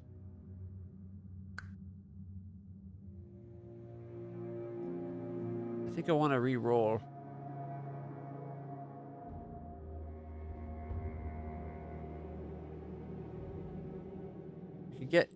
We could get lazy to live. Let's save that re-roll. What?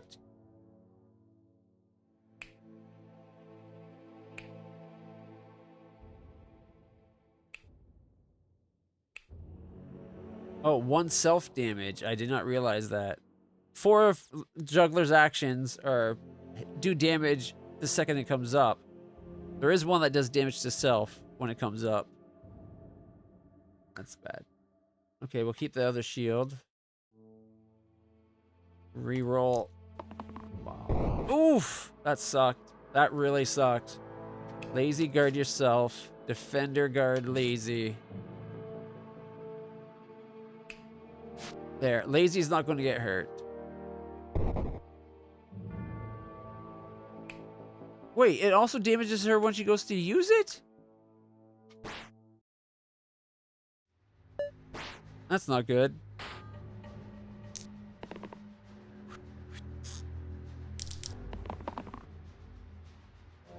I think we've looked at that one already.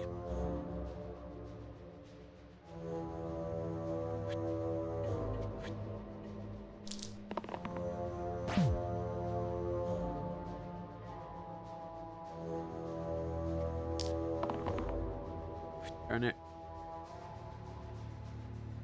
Okay. Defend. Whirl for 2. Lazy, defend yourself. Defender, cover juggler. This fight's not going well for us. That alpha is a bitch. Yeah, juggler's killing herself at the same time. Blocking that 3. Reroll.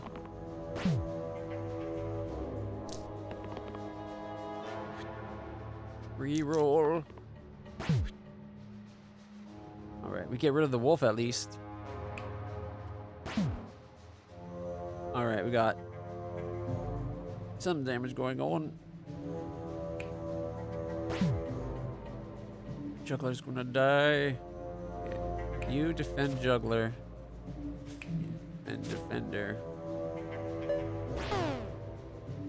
She still died? I thought I had her defended.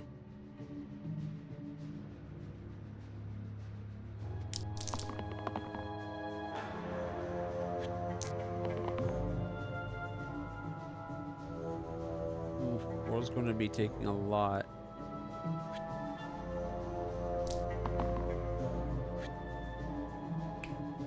Defend. Defend. Attack.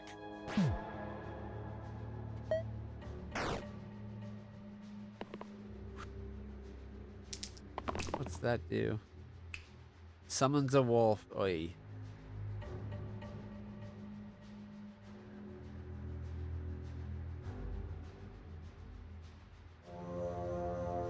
Also does damage, it looks like.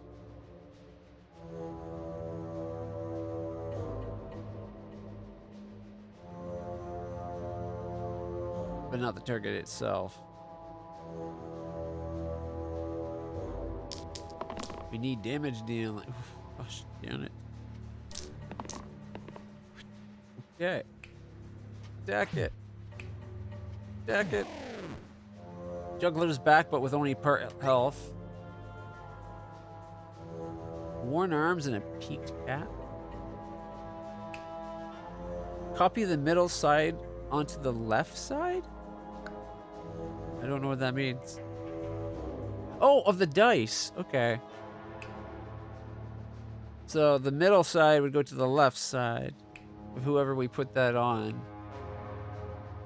So whirl would become the 3.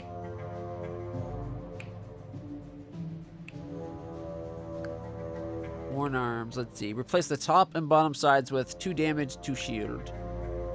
That'd be good for lazy. Inventory. Lazy. Can you it'd be cool if they let you rearrange your dice. Like if the dice was everything they're wearing and using, if I could then like change like these two's position or something.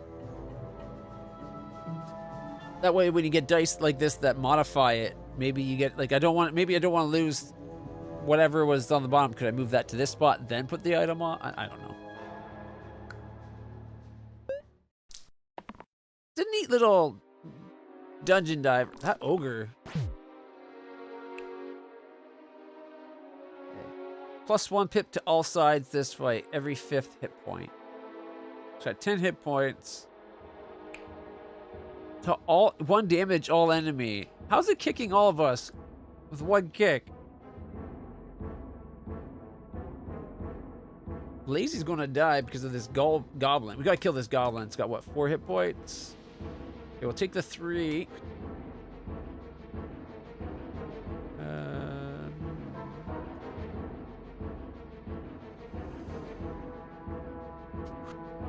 The big shield, I guess. Ooh, I like these. Keep that one actually. Reroll. Okay. Let's see. Whirl can protect whirl. Oh, also protects lazy. Okay. I should have protect lazy. I didn't really. I thought it sounded like it would like attack the ones above and below. Should have protected lazy. Undo that. Whirl, protect lazy. Thanks. All right. Defender, protect lazy. Juggler, hit.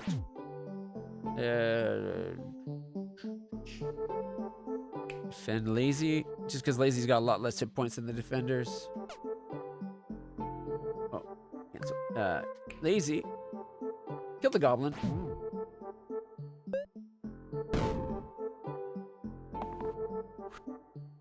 Okay. Keep the 2. Reroll. Hey, we'll keep that.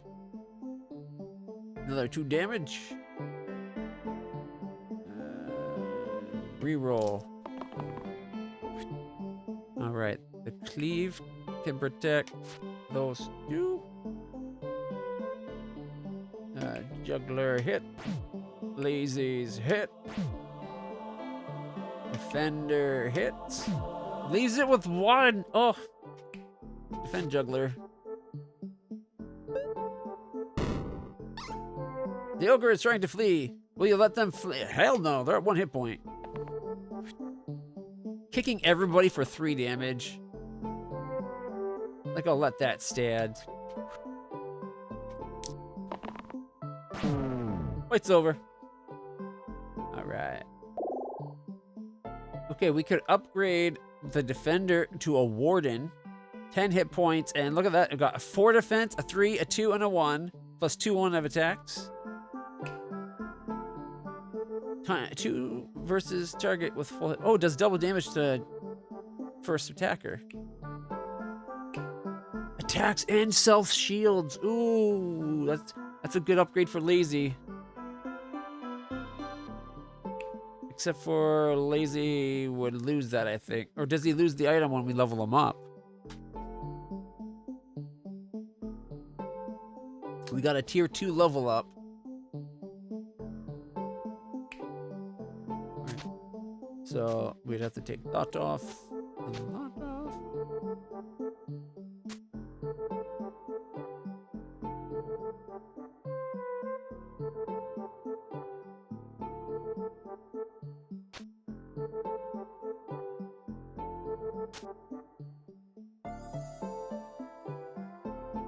I'll put this on whoever we don't level up. I think I'm going the Gladiator. Just because Lazy isn't that great right now. Okay. And then I think we could still have him get the hit point if we want, like have that one if we wanted. What are these? 1 damage cleave. Also hits both sides of the target. Okay. So if it's a shield cleave, it defends you and the person above and below. If it's a weapon cleave, it hits the target and one above and below. I get how that works now. That's probably worth keeping rather than a single one and a single hit one guy for 2 and a defend 1 for 2. However, this guy has a 1 attack and a 1 attack. If we put that on him, he gets a 2 attack and another 2 defense. And the Gladiator has a chance at the heal. Should I put that on the Defender, maybe? Nah, I like the Gladiator. Here we go. Continue. It's a cool little Dungeon Delver. Like, it's pretty simple, but it's got variety to it. The Militia. If an enemy... one target gets 5+ shield, it'll flee. Holy freaking damage, Batman! It does 4 damage. No matter what it hits, it's just 4 damage.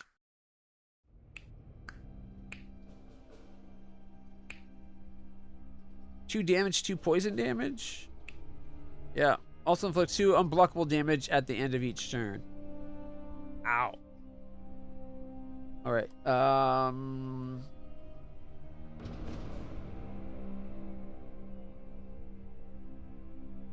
Snakes have what, 5? We could kill a snake. This is basically 4 damage this turn, right? Double damage versus targets with full HP. 6 out of 7 hit points remain. So that would put him down to 2.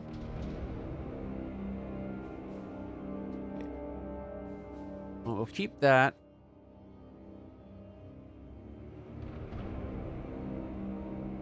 I think we gotta keep that. That's an awesome one. Okay, reroll. At least have a... Oof! I guess we keep a 3. Reroll. There we go! 2 more damage. That worked out pretty good. Alright. We can kill the snake.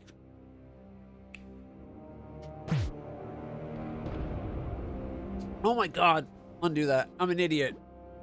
I forgot he took 1 damage. So this is only good against that snake now.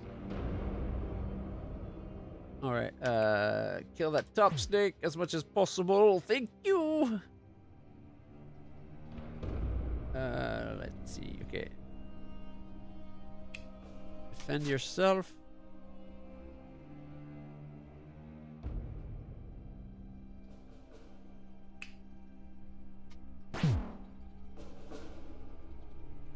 Do I hit the militia or do I... Oh, I can kill the snake. And then defend against... Oh! And he left 3 pocket phylactery. Or a harpoon. Replace the rightmost side with 1 damage vulnerable. Vulnerable target takes +1 damage from a dice and abilities this turn. I don't get... What? Oh, so it hits somebody and it makes them vulnerable, is what it's saying. Add pain to the 2 left sides, +6 max HP. Pain means you take N damage? What do you mean by N? Is it 1 damage every time it comes up. I'm not sure 6 hit points is worth taking damage 2 times, like, on those rolls.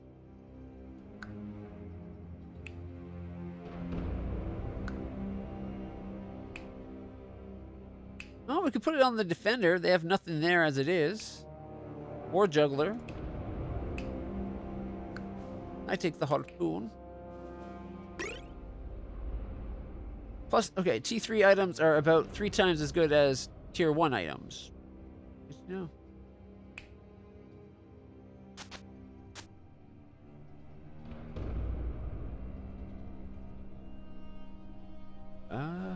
Maybe the attacker person or the juggler? Oh, is it? Once it's on, you can't remove it. Oh, wait, I'm just an idiot. You can, you just have to go to the item. I'm an idiot. There we go. There we go. Ouch. Is that the militia guy that got away from us? Oh, sure, now we get a heal. The gladiator's going to die this turn. The club. Cleave also hits both sides of the target, of course. It cleaves for 4 damage. So these guys all take 4.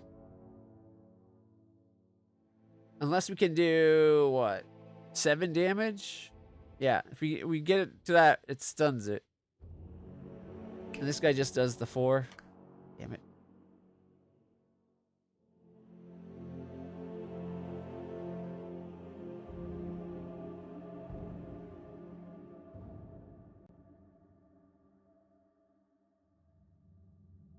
Alright. Guess I'll keep the shield of 3.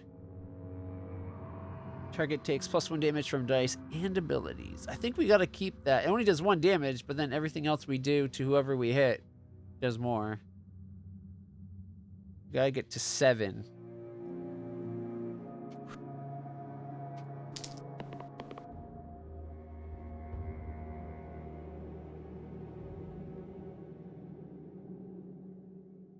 Maybe 1, 2, 3.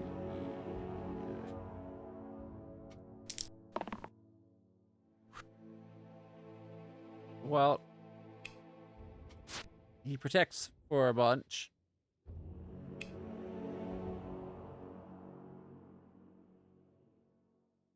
One damage and make him vulnerable.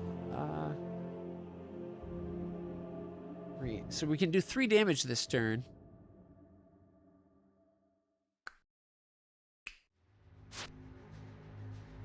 Okay. Do we want to do damage to the Cyclops or the militia? I guess we can... He's a guaranteed 4, but the Cyclops hits so many targets.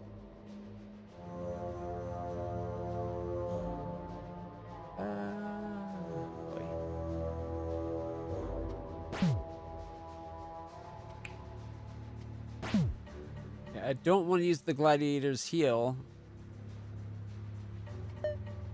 Till next turn, anyways.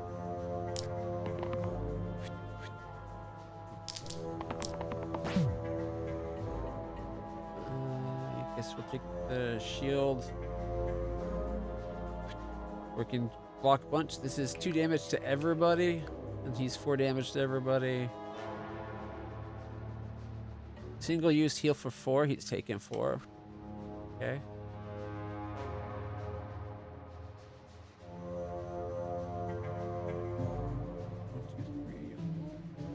Do 4 damage. I'll take that. Let's hope we can get bigger on these 2. That 2 will be enough to stun the Cyclops. Alright. So, Cyclops... Shouldn't it be stunned? Save a hero from dying by healing them. Gladiator's not going to die. Okay, now it's stunned. Stunned this turn, the middle HP stunned. So Yeah, only gladiators taking damage now.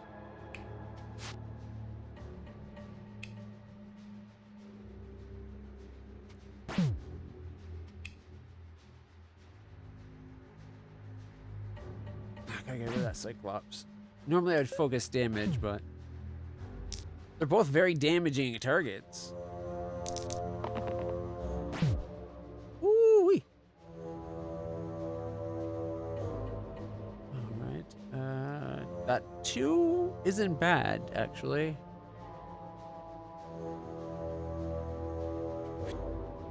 Reroll.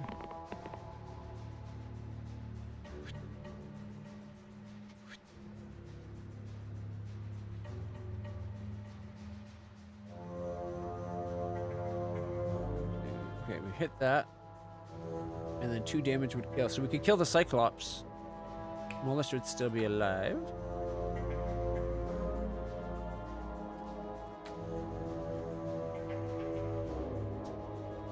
But then we could defend.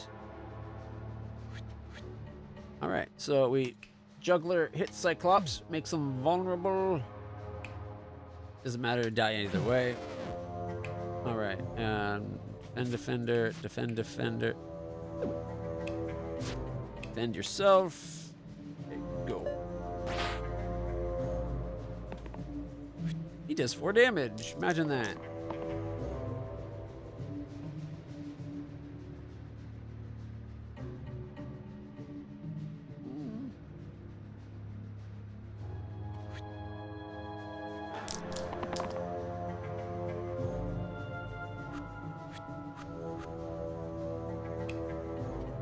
Vulnerable.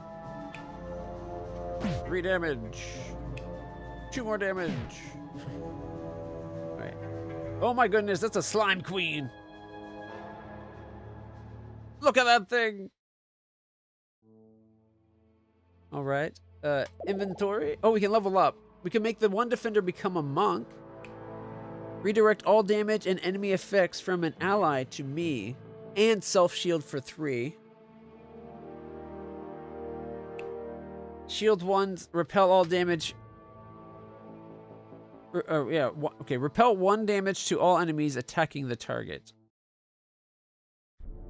And it shields. So it shields for 1 and it does damage?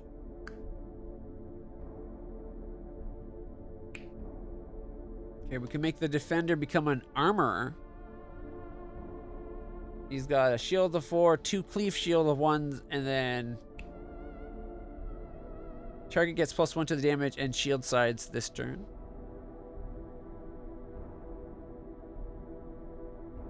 Okay. Reduce target's negative effects by 2. So, a way of removing poisons in that.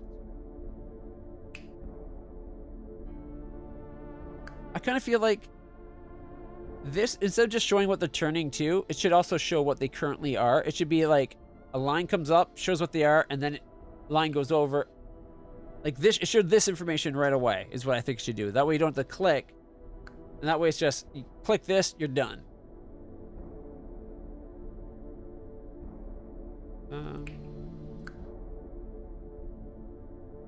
So if we go monk, we have that way of cleanse. The cleanse could be nice. Direct all damage to self and shield for 3 ain't too bad. It's from an ally to them, not just like, that target now hits me. Yeah, whatever, let's do it. And inventory. Instead of having an attack of 1 and an attack of 1, we could make that an attack 2 and a defense 2.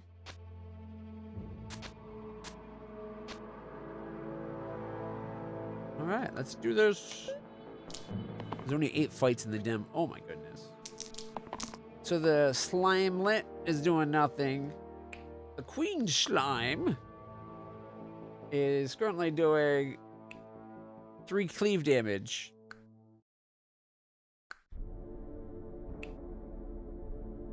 Plus equals a summon a slime every 5th hit point. Oh boy. Oh boy. Yeah, I guess I'll take vulnerable. the whirl and reroll. Reroll. All right. Okay, that's not too bad. Let's see. We can have the juggler go to the queen slime for 1 damage.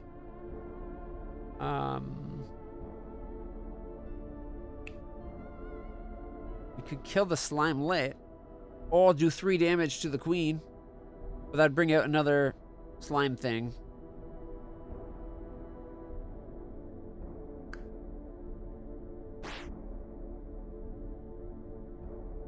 Okay, everybody took 1 damage.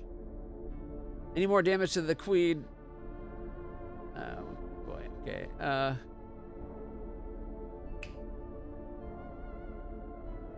How's that work again? Redirect all damage and enemy effects from an ally to me. Self-shield. He's doing... It's already attacking him anyways.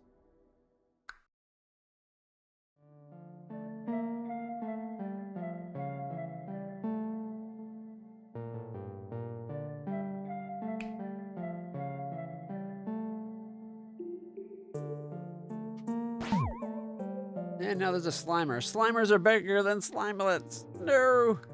And will summon a Slimelet? What? That's pushing it. Oh, man.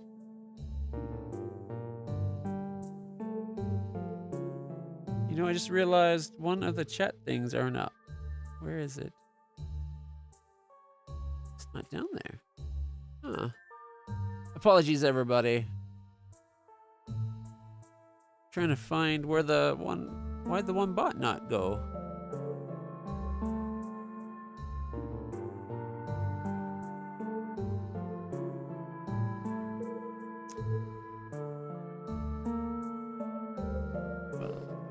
Undertale. I have not played Undertale. Kata Drew. Sorry it took so long to message. The one chat bot isn't up for some reason. There we go. I found it. Now I'll be able to see YouTube chat as well. I was wondering why something was off. Here we go.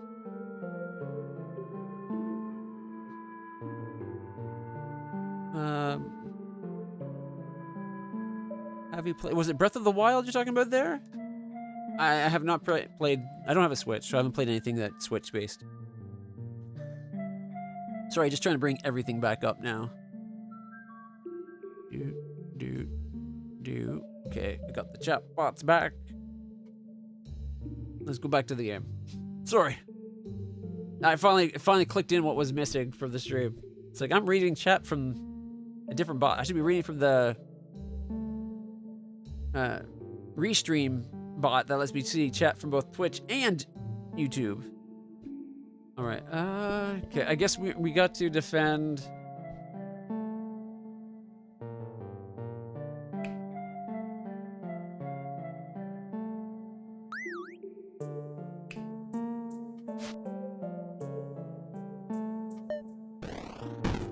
Ew, we're slimed.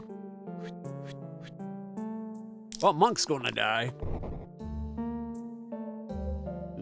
Okay. Already attacking him, but self-defend of 3 is pretty good. We'll keep the hit something for 2 damage. We're gonna hit this guy for double damage. They'll summon another slime, though. Okay, we'll take the cleave for 1, and then we'll re-roll. Not bad. We take that. It'll allow us to kill the Slimelet. Although I think...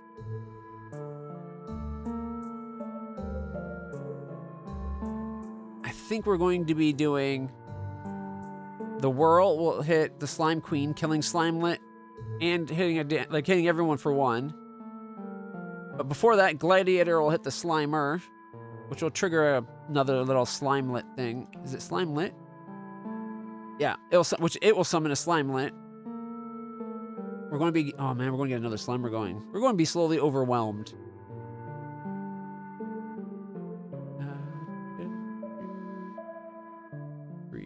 much damage is he taking? Slime with teeth. Yeah, slime with teeth is kind of creepy. It's a cool slime though. It's got 6 left. It's doing 9 damage. It targets the person with most hit points though. So we got down to 6. Oh, he's going to take 4 damage. Okay, okay, out. Please be another. Oh shit, that was the worst thing that could have happened. I should have took that damage. Okay, Gladiator, hit the Slimer. Whirl, hit the Slime Queen. Kills the little slime at least. Okay. Defend the monk. Monk defends the monk. Juggler hurts herself. Actually, undo that. Monk.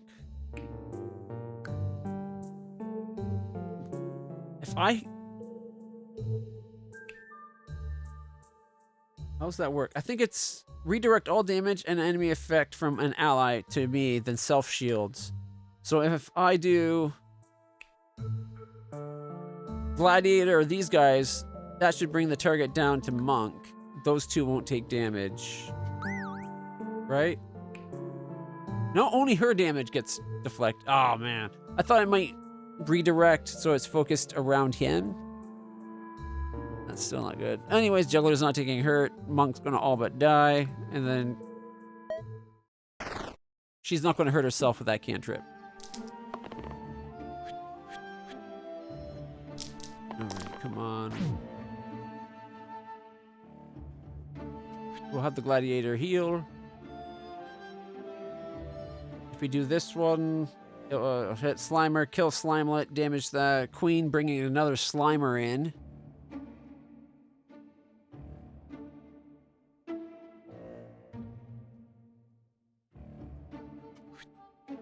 Reroll. Oh, she killed the Slimelet! Even better. Okay. What's this one? Repel damage to all enemies attacking the target. Okay. I'm gonna try that. And then, because everything's hitting Juggler, so we're gonna defend Juggler. We'll take 2 damage and 2 more damage. Okay. First off,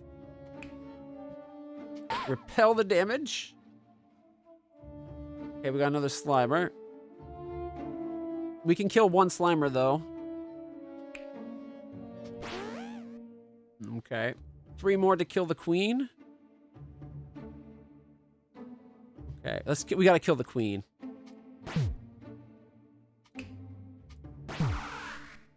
Okay. And then heal the Monk. That worked out well. Top and bottom target. Oh! Well, there we go.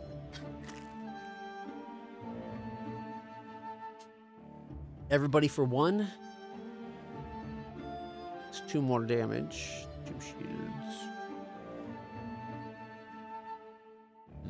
Do we take the 2 damage to another target or risk taking a damage by re-rolling, but also have a chance at doing more damage for free? I'm just gonna re-roll. Hey, look, the Slimelet died. All right. Shield itself in 2.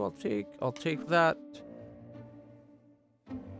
I will take you. I'll take all those actually. Okay, starting off, Max get the whirl. Slimer took 3. Slimer can then take 2. And shields himself and does 2, killing the Slimer. All right. Oh my gosh. Oh my gosh. Okay.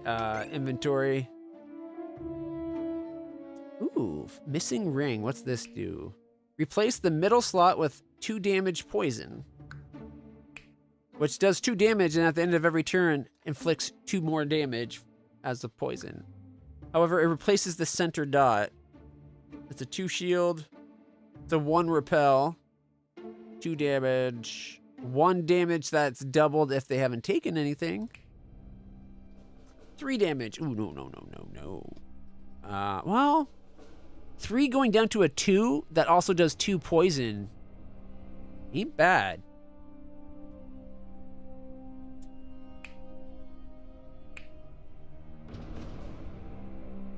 This is 1 damage or 2 if it's not been hurt yet. Replace blank side with shield 1 cantrip. Activates during roll if it lands face up. Ooh. Ew. Activates it replaces a blank though.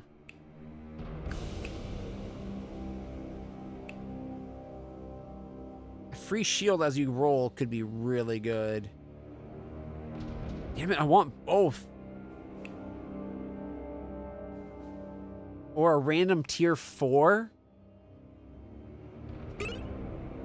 We got dragon hide gloves. Copy the middle side onto the top and bottom sides. Okay. Let's see. Ooh.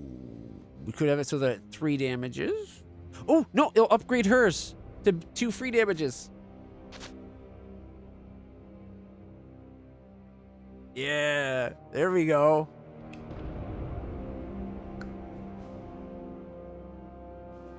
So now she's got chance. She's either going to attack and make something vulnerable, hurt herself during the roll, or do 2 damage during the roll and do 2 more damage. That's sweet. All right. Let's see how this fight goes. This is going to be a heck of a fight, though. We got a fanatic, an imp, and 3 skeletons that have 4 hit points each. And they do a lot of damage. Hey, she almost killed the imp. On hit damage, the attacker takes 1. Yeah, but we're doing damage for free. Ooh. 2 damage and a shield level 2, and they're going for the gladiator.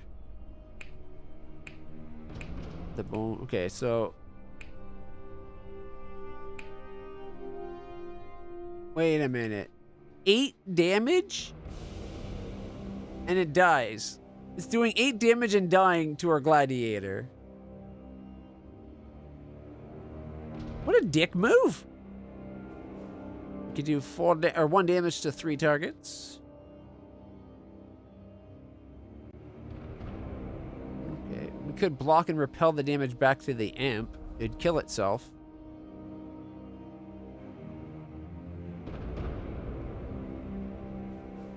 Let's see, the fanatic. Ooh, what's this do? 6 damage and pain. He takes 6 damage. Ooh. If we have him block the fanatic, it would take 6 damage, and then it hurts itself for another 6, leaving it at 1.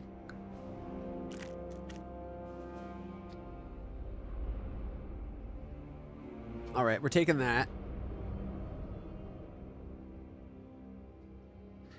If we risk getting the other, the other sword, where it's like this one here, it could kill one of the skeletons outright.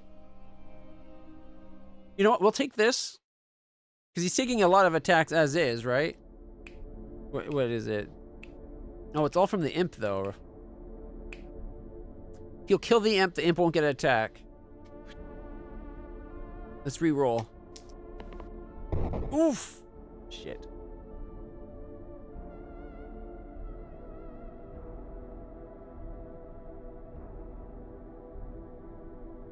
Take that, because now we can kill the fanatic this turn. Reroll. Oh, there we go. Okay, perfect. So that's all damages plus.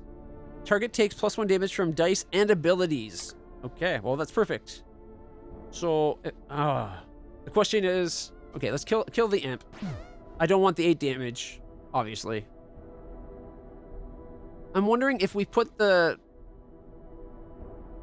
vulnerable on the fanatic, when I repel, will the repel do extra damage as well? Because then that would kill him pretty much outright. Let's find out. 1 damage.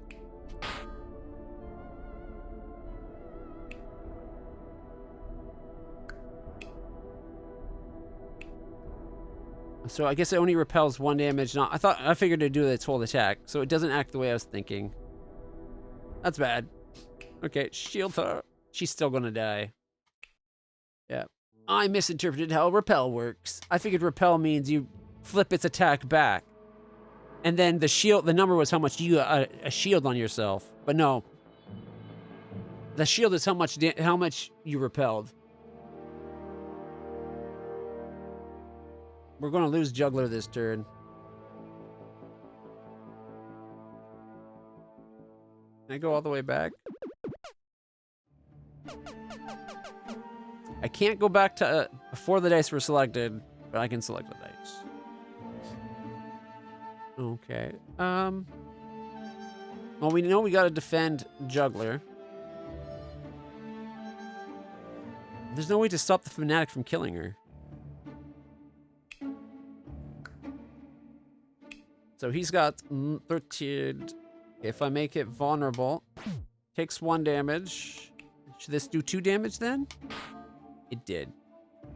Okay.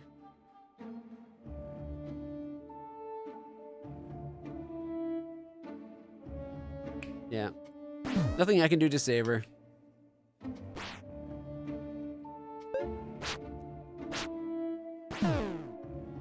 But it's down to 2. Whippity-doo. How did the last one get hurt? 1 damage to adjacent allies upon death. Okay. But how did it take a damage?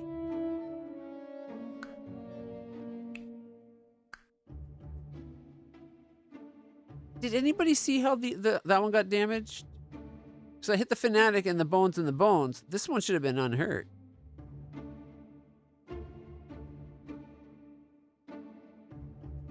Yeah, this one's a 2 damage. 3 there. Okay, we'll take you. We'll take you. Reroll.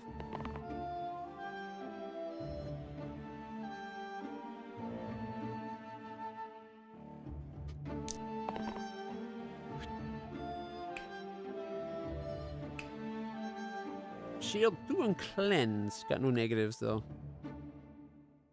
All right. You kill him. Okay. Monk getting hit. Whirl's getting hit. Monk's getting hit. Okay, so Whirl can kill. Wait, which one's hitting Monk?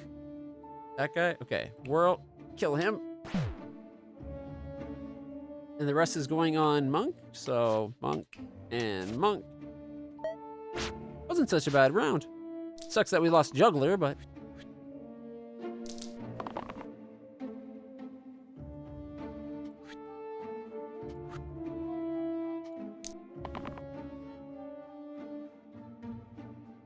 Do they take a damage every turn? They're down another one.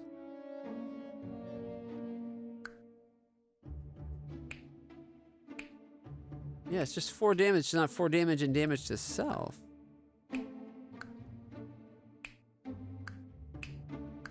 Oh, there is a chance for 3.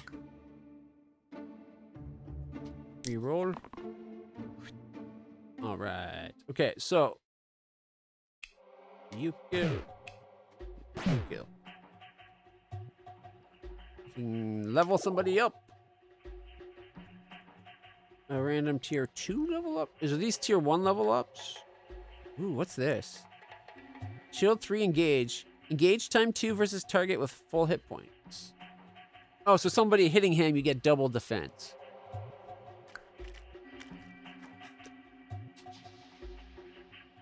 Or an armorer.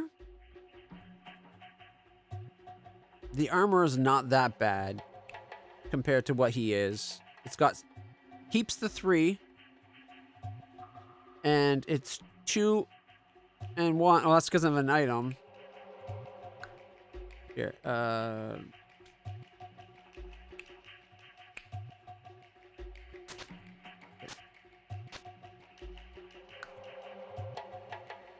So if we went this way, it's 1 attacks become 1 shield with guardian, like with a cleave.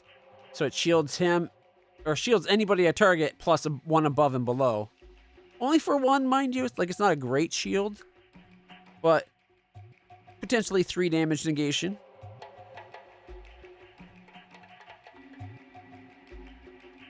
And then it gains shields 1 with Smith. So shield the target, and that target gets +1 to their damage and shields for the rest of the turn. So kind of neat. I'm curious if we want the random tier 2. What would this be? He's a warden. Okay. Didn't lock us into the 2 that was there, but we got a decent one. It's got 10 hit points now. Alright.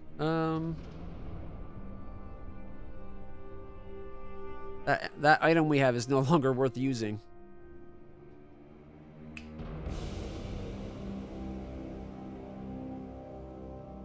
Because a 2 and a 2 attack, 2 defense split. Alright, here, inventory. We already have 2 attack. It changed that to an extra defense. He's already got good defenses. This would lose the repel 3. Shield and attack at the same time, so why split them off? As much as this would be upping the damage, this is 1 damage, but to 3 targets. Whereas using that would be 2 damage to 1 target or shield for 2. That kind of sucks. Got 2 more fights to see if we can get through. She starts with half hit points because she was dead last round. Okay. Repel 3. Redirect all damage and any effects from an ally to me and self-shield for 3. Alright. Makes a target vulnerable. Sure. Usually keep her out in case she does damage.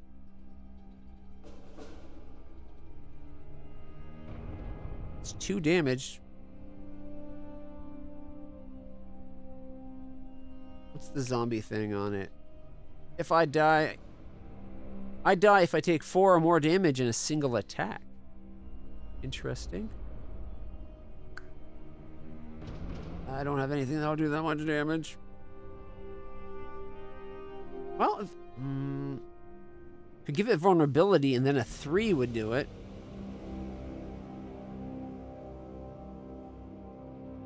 Reroll. Well, that kind of sucked. Alright. Okay. Zombie.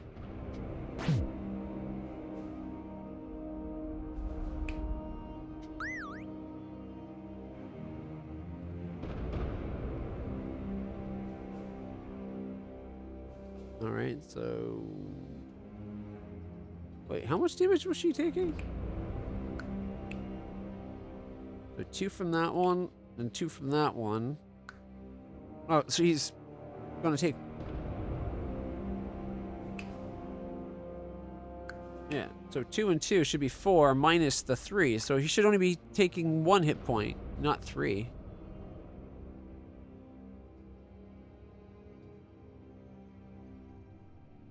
Hit everybody.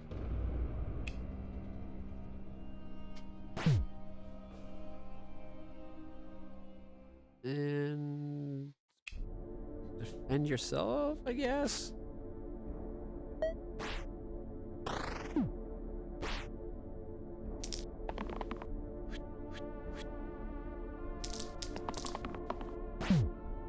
don't think he should. Well, that's a good one to keep.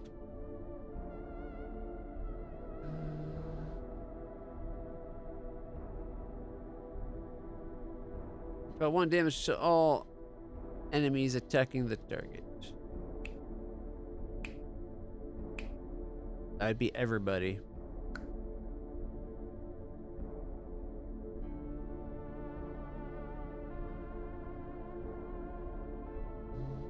Which would be 1 damage. Then we could do 2 more damage. We could kill 1 zombie.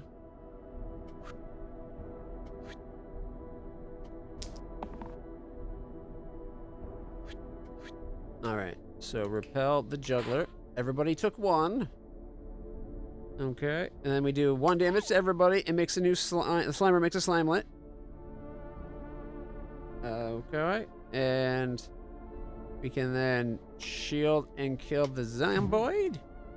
Okay, and then we can kill the other zombie.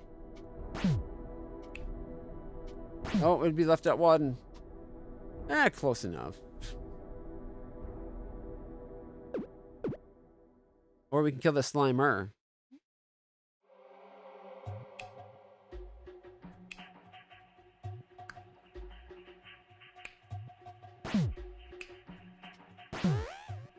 There we go. Juggler's taking 1 damage.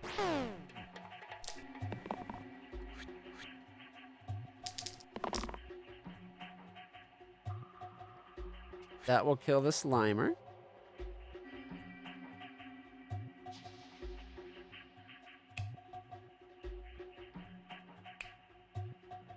Okay, we can both give them. Yeah, I think this will work. So if we have Juggler, make the zombie vulnerable. We can then also reflect the damage that's going to hit Juggler. They both take a damage. And then 2 damage. And whether the Slimelet took damage or not, this would have killed it. And we got an item. Okay. Ooh, a longsword. Or a bag of holding. Plus 2 item slots. Plus 2 to max it. Ooh, the bag of holding's tempting. I don't know, guys.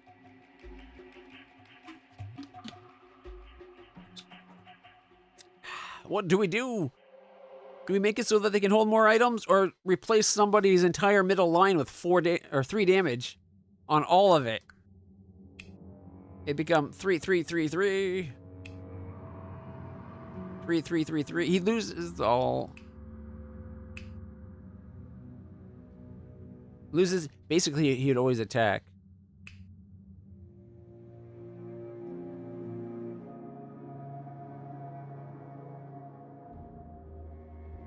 Loses the repels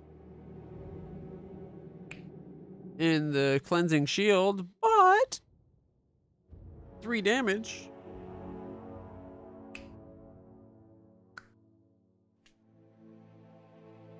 I'm tempted to go the bag of holding, 2 hit points and 2 more items, but we don't have a lot of items right now. I'm taking the longsword.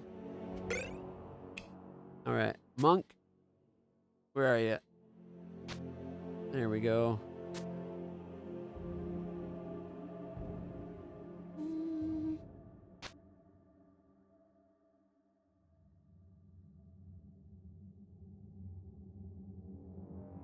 We could make it so the monk always does 3 attack of 3. If we get, it's better on her to upgrade her attacks, but I just thought it was funny.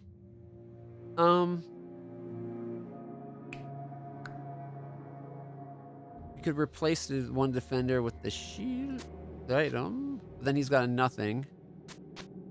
That replaces top bottom. His top bottom is that combined, so it's way better. Boy. I don't think I want to use all of them. I think that's the best we can do. How come Whirl only has 3 hit points? He didn't die last turn.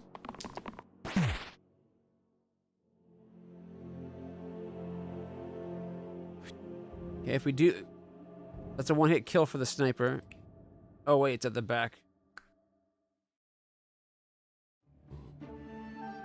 It's all this...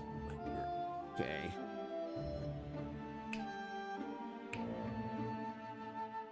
$11 hit points. If that had done damage to somebody else, this guy's attack would have been a 4. Alright. Still the best we can do. We could have him block himself for 3. He'll at least live.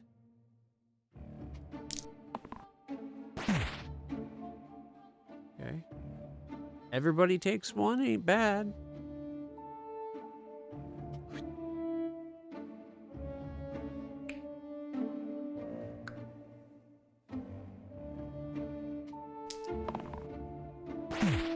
Darn it. That. How come Juggler's at 1 hit point?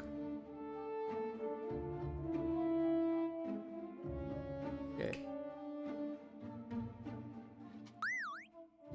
Get some 3. He's not going to die. He's only going to be down to 3. All right, we need to do what? 1, 2, 7 damage, and we can only do 4.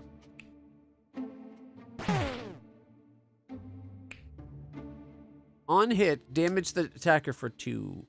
Oh, that's why. I think once it's going, I guess I was going to say like her special move, like when it does damage during the roll. I don't think that should have applied, but.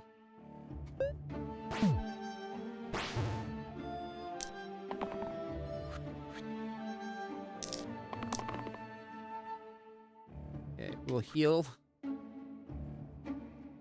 You just killed your first dragon. Dude! High five! That's awesome!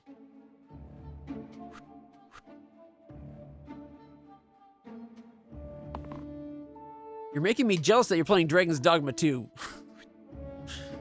Alright, let's see. Hit everybody. Got 2 left. Killed him.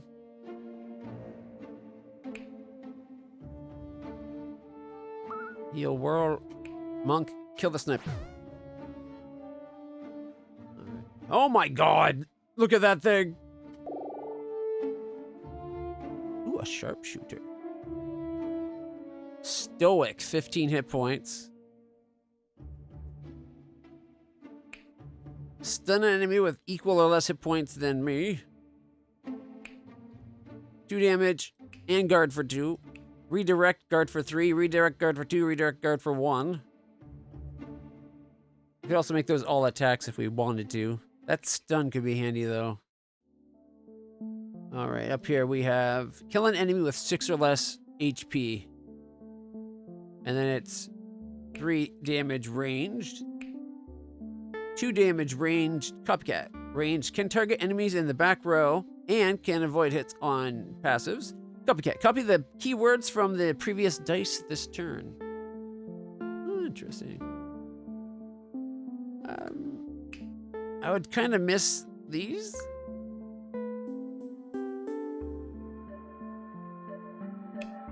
These 4 here where they do damage as I roll are very handy.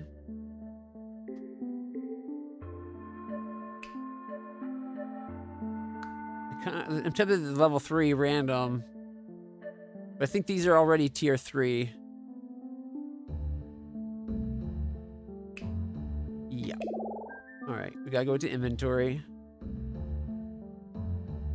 Alright, I still want her to have that vulnerable thing.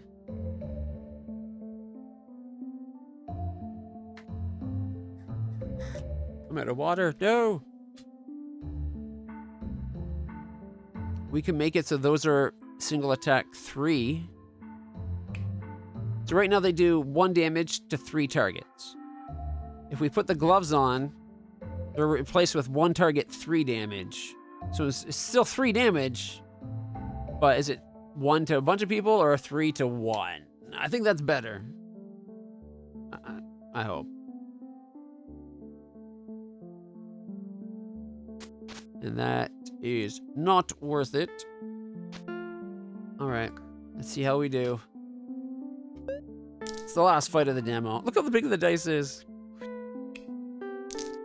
All heroes get -1 max HP at the end of each turn. He's got 23 hit points. Summon an imp. You can summon an imp. 1/3 of the time he summons an imp. The other times, 1/3 of the time he does 6 damage, and 1/3 of the time he does 1 poison damage to 3 targets. Okay.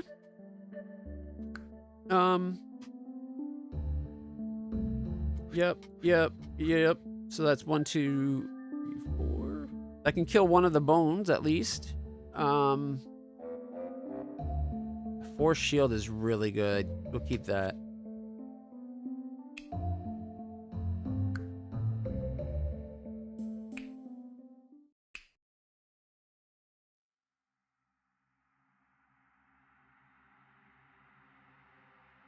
Kill an enemy with 6 or less. So it's a 6 damage.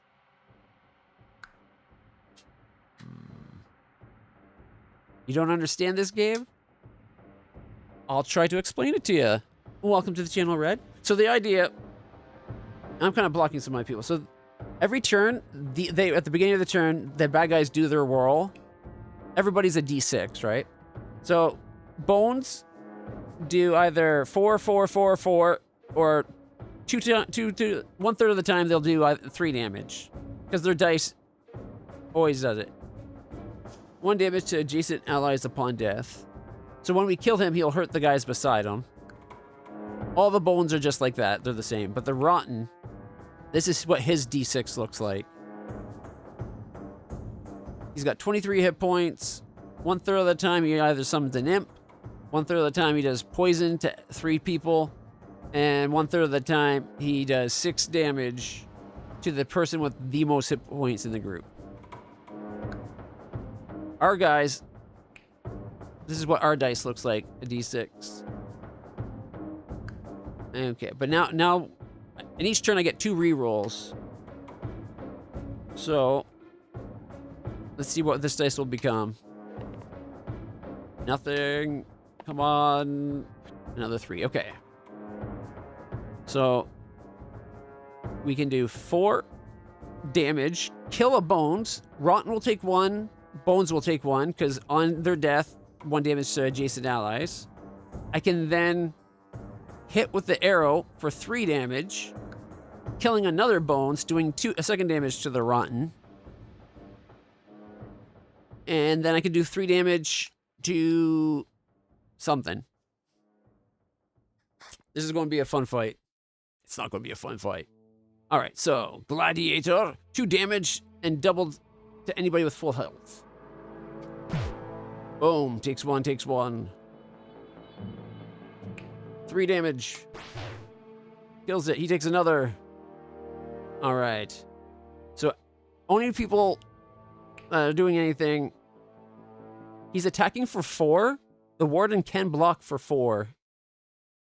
Or I could kill the bones.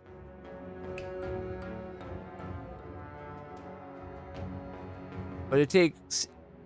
I'd be doing 6 damage worth just to do 4. You know what? I'm going to block the bones this turn. Just so that we can really mess up the guy by doing 6 more damage to him. And then he'll protect himself for 4 damage.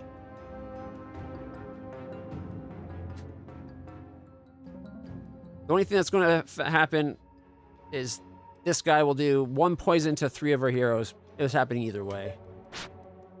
The bones did nothing. These guys are now poisoned.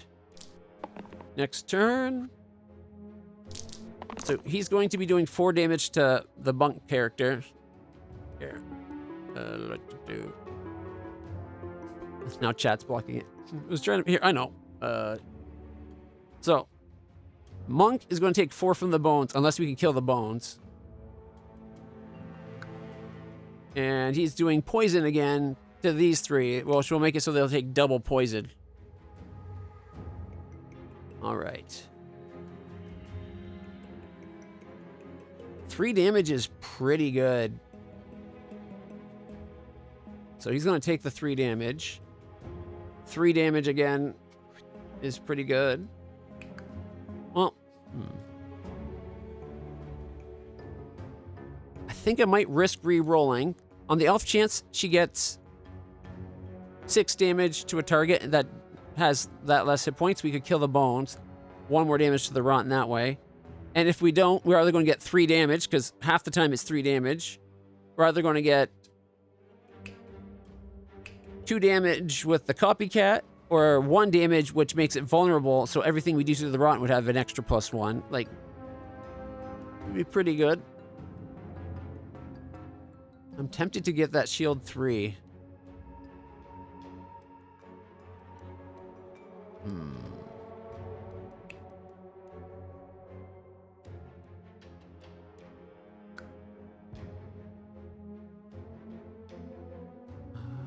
We're doing 3. 8.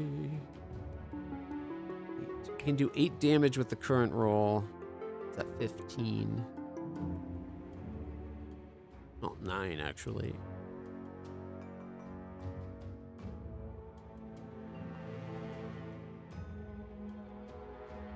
If we take this, it'd be 1 damage to each. We can then kill the bones. We wouldn't need a shield then.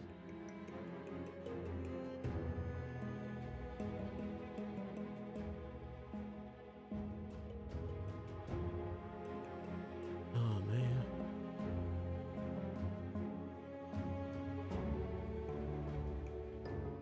I'm tempted to just re-roll everything. Although that 2 is pretty good.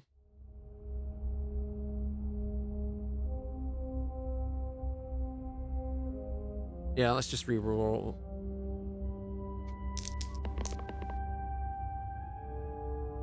Okay, we'll take the heal. We do that, that's 1 damage, 4 damage. Would kill the bones.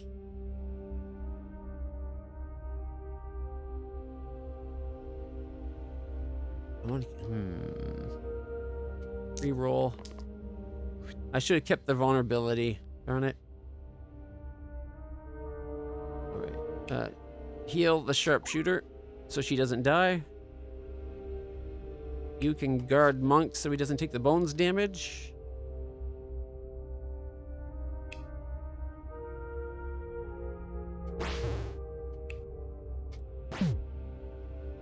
Alright. And now we're taking 2 poison a turn. That plague is coming up a lot. Hey, instant kill of the bones. Yes. Yes, yes, yes. I think we just won. Come on, attacks. Yes. Oh, we're doing an alpha strike, everybody. Boom. Kills the bones, does 1 more damage to the rot. He's now down to 8. No problem. Woo! Yeah!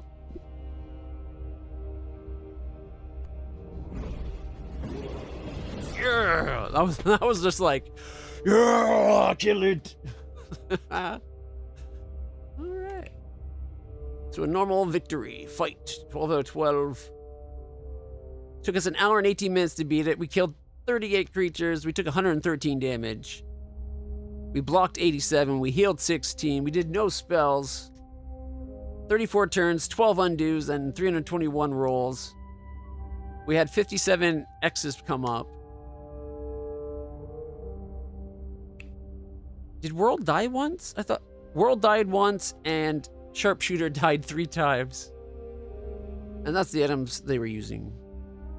It would have been nice if there should be in a spot on here that said damage dealt. Unless the 113 is the damage we did and not the damage we took. So I care more about how much we did than we took. Would like to know both, don't get me wrong. Single purchase, no ads, it's offline, there's 20 level dungeon, too many modes, 128 different heroes, 70 monsters, 472 items, 191 keyword affecting those items, or the people. There's infinite curses and weird modding. Let's go see it. That was a normal run. So that's slice and dice.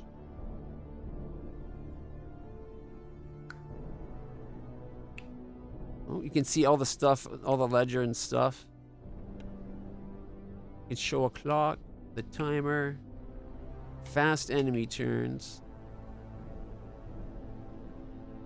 Interesting options. Ooh, modding could make this really interesting.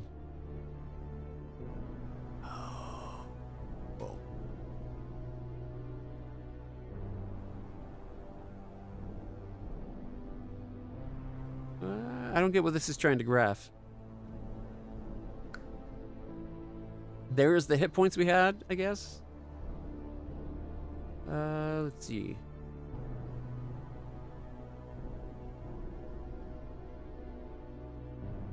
I guess you can see how many times you did any of these particular attacks. Like, what's one we used a lot?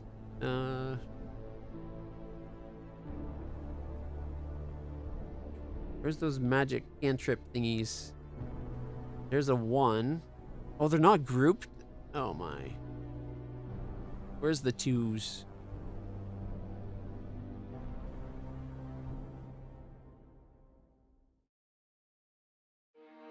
These all look like 1s.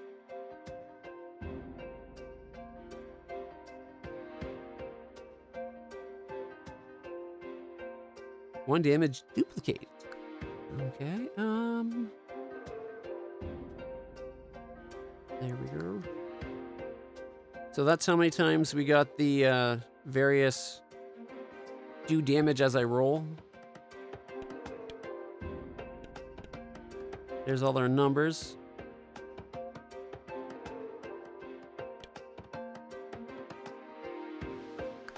I gotta say, it was actually a pretty good game.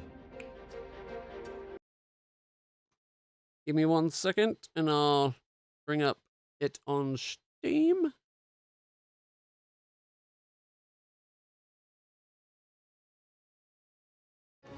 Might as well watch.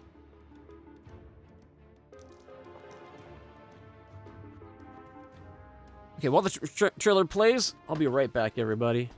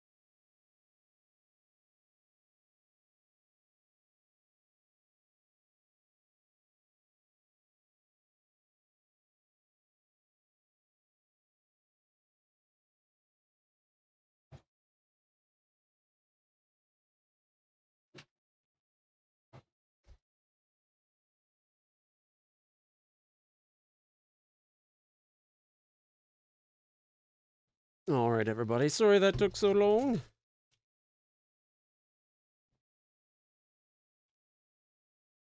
Filling up the water, decided to have a quick pee break, too. Best to do it while something was going on than later in the stream in like 10 minutes or something. All right. Give me 1 second. Cheers. That is a good drink. Slice and dice. I do wish, rather than just being you fight constantly, like from one fight to the next, I think it would have been cool to actually have a dungeon to explore, right? Elaborate lands yet? No. Elaborate. It's got a demo. Ooh, I like that. I like the look of this world. That looks awesome. Oh, Abrexis, you know me too well. A city builder that looks that cute? Oh, that world looks awesome. All right. You son of a bitch. I'm in. All right, that'll take like 2 seconds. That looks awesome. All right. Well, while we wait for that, we're going to check out the demo to Sulfur. Actually, before we launch, I'll play the trailer before we play it rather than after. Is it launching the game? Hey, got that demo down. There we go. Gee, I don't know why my computer takes so long to launch things. So this is a boomer shooter. So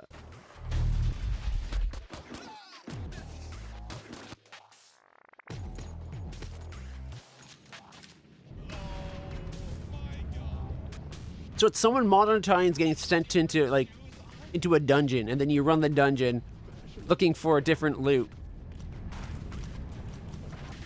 Look at the different style guns. I think you can customize the guns too.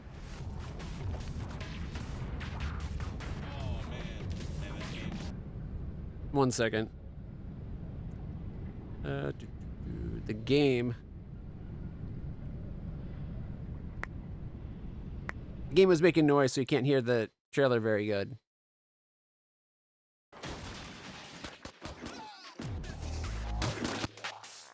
Survive or not. You can kill, you can die, you can extract with different weapons, different magic items, you get equipment.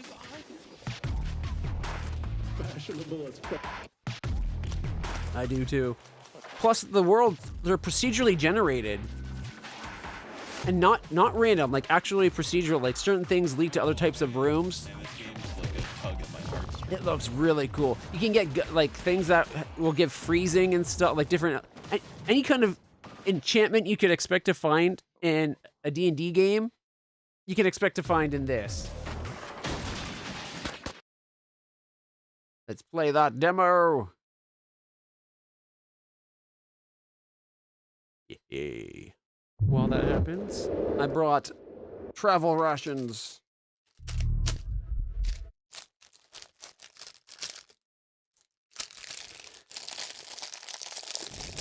The pepperette does not want to come out.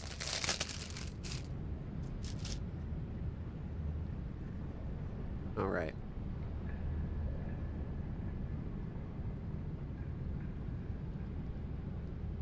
It'd be nice if it showed the difference.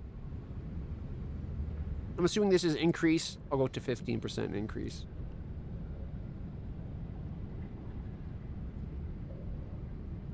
Looks like it supports gamepad, maybe?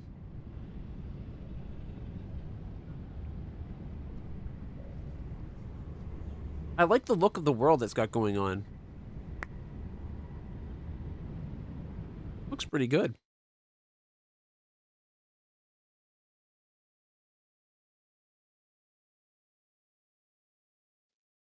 All right.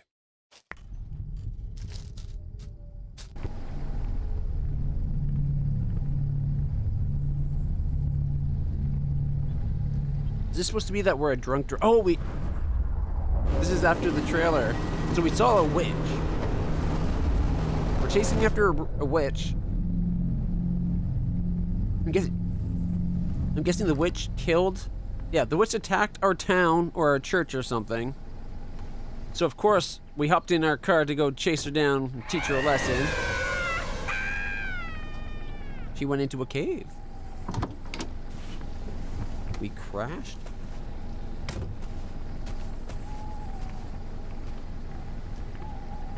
And now I'm in control. Oh, we can't open the trunk?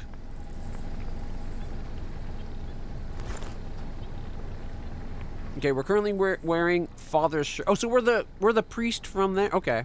We're the priest from the church that just got burnt down. Strange urge to go back radiates from the artifact. We have 69 mil ammo.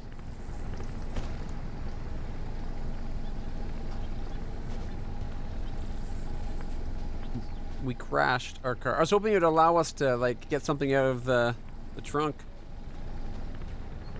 Ooh. Oh, there's a mushroom and it won't let me pick it up. Oh, yep. There we go. E picks things up. What about E on the trunk? No.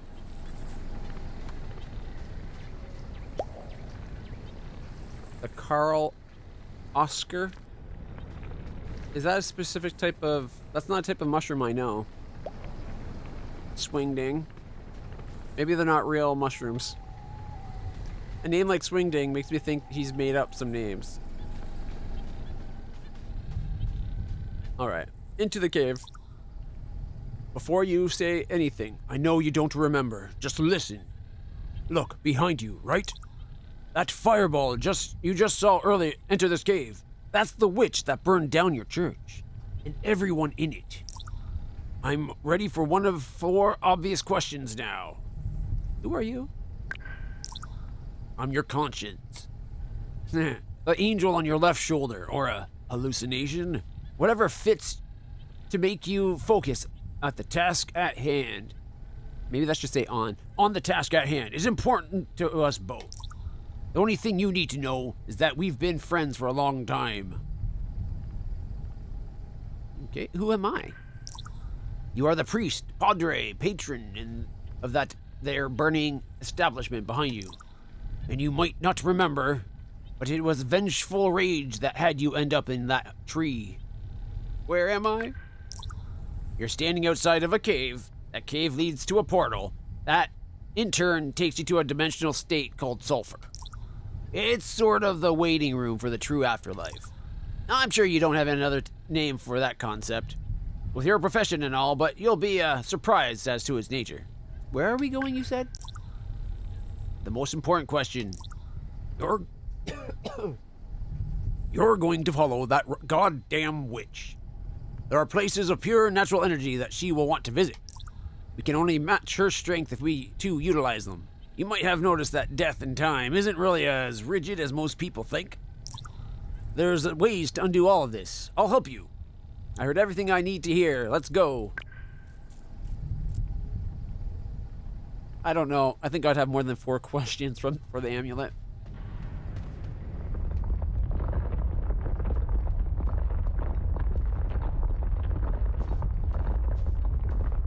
So we can't get back out.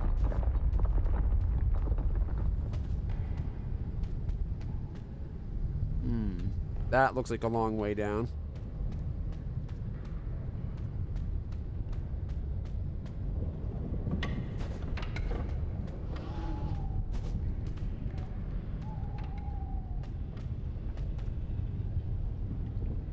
I was hoping it would break. Okay. Is there controls?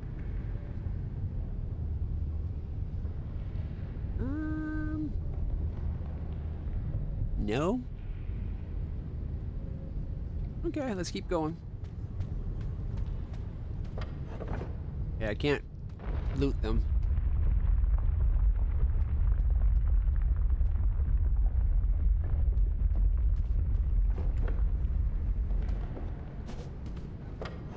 Can't take that.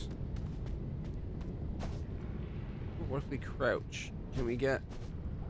Oh, we got through! I'm not sure we were meant to get through. Ah! Yeah, I don't think we're meant to get through there. Whoops. I did not mean to hit that button. It didn't happen though, so thankfully it's okay.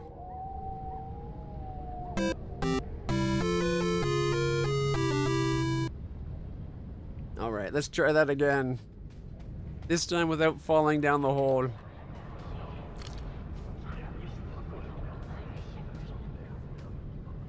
Okay, where's that other mushroom? There's 2 other mushrooms we saw, right? They're not here. Oh, we still have them. Okay. Sweet.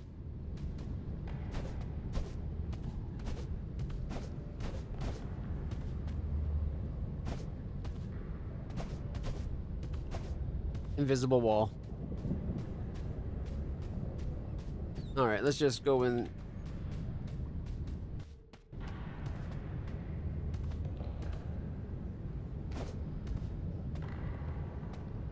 Should we risk falling here? Oh. We're good. I did not mean to fall in there, just to be clear. It's very, shall we say, touchy on the movement. Alright. Don't go back there.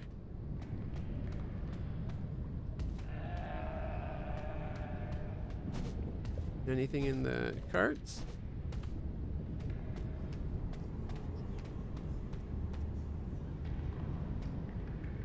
I would love a weapon.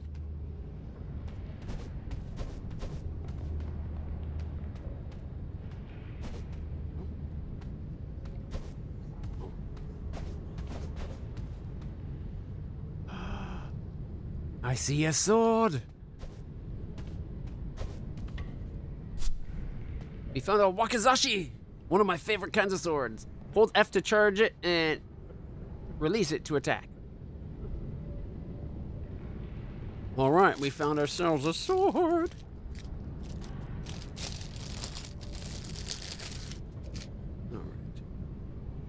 Let's slice and dice.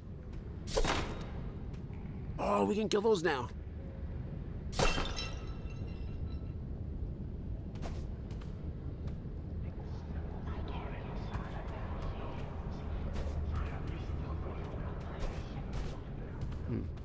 Can we go back to try to slice up those boxes we saw?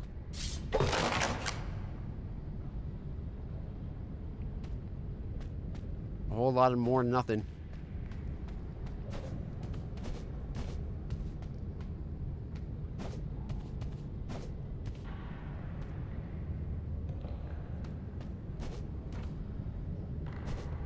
And our character doesn't understand the concept of moving slowly.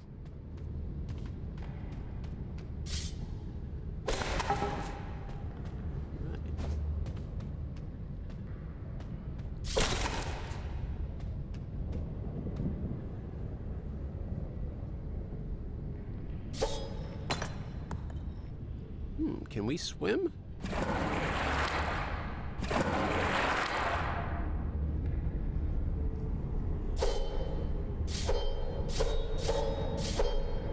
We can swim.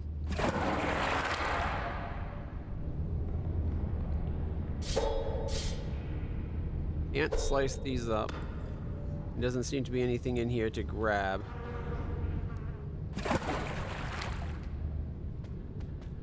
Kind of hoping we could take the bucket. There's one time in D&D where I had a +1 bucket and it totally saved our group's life. There was a big battle with like mages casting fireballs and stuff. I was able to sneak up behind. I jumped and I whacked the guy in the back of the head with my +1 bucket. Just as he cast fireball, exploded the catapult he was on. Kind of blew me up a little bit too, but I survived with like 1 or 2 hit points, so it was all good. Oh, we can cook. All right, let's cook a mushroom.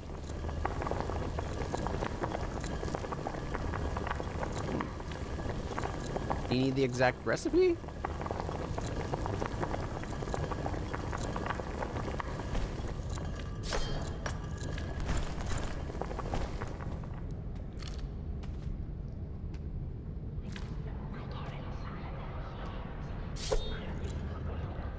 Can't take the spears.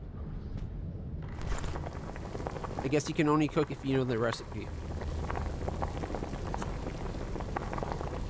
Swing ding. 5 hit points over 1 second. A large, whatever mushroom. Origin of name is unknown. 5 hit points over 1.5 seconds. Do I leave it there to cook for a bit?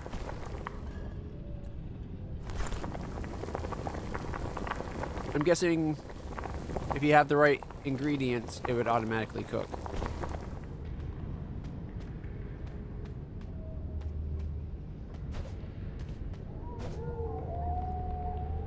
Oh, did you hear that?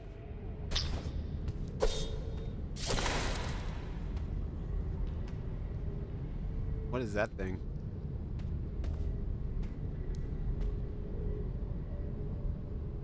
Is that someone hanging by a rope that's keeping that from falling down.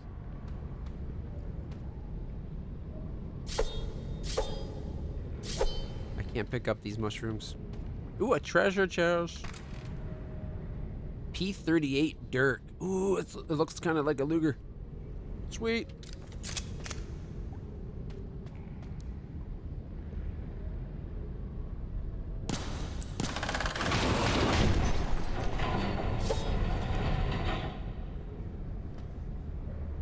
Sweet.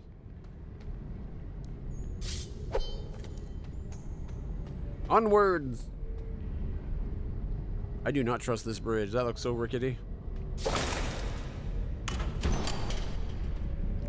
Well, there's a problem. We can't go back. Ah, there it is. Bring me closer to it so I can absorb some of its primordial essence. You won't need to use it to teleport home right now, as that would be a bit of a waste. It's what now? How do I put this? Blood of the mother, pure essence. Maybe you should have let the blood of something out. It is extremely difficult to tame and needs to be used incredibly intentively to yield any wanted results. It's going to come in very handy as I know how to wield it. Why do we need it? For one, I can use it to take us back to safety once I've charged myself with its powers, you know, in case things get hairy, or it would be advantageous to regroup. Once used up, the power would need to be refilled in one of these shrines. And for a second, it'll allow us to banish the witch's curse up to the point where the shrine leads us, letting us access new areas, as well as eventually paving the way to redemption for your people. The road out of sulfur is long, but it's even longer if there's a mountain of evil slime in your way. Is there a third use? Glad you asked. There's the teeny-weeny aspect of being able to turn back time. Take back all the things that hurt you, and you'd stay. And taking you and your churchgoers back to the land of the living. Like this never happened, and getting your revenge. I'd say that would be the ultimate goal, wouldn't you? We need to find a multitude of shrines for me to do that, though. Right, but I need to ask you. Yeah? Where's the witch? You saw how fast she was flying, right? She's probably well on her way out to the second one at this point. No matter... We'll catch up eventually, don't worry. Okay, but... Why do we need it? Okay, I'm just joking. Okay, we got it.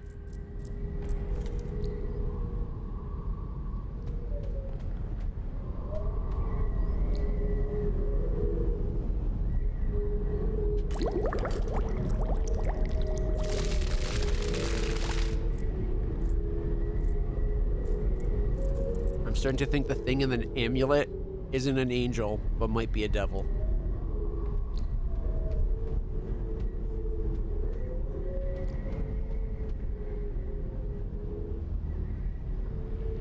Like, it's got a low detail look to it, but I'm digging it. Press T to bring out the amulet. I'm filled to the brim and could take us home if you pleased. Where are we going next? Further down? So what will it be? Okay. Tutorial didn't say to use it, just to bring it out.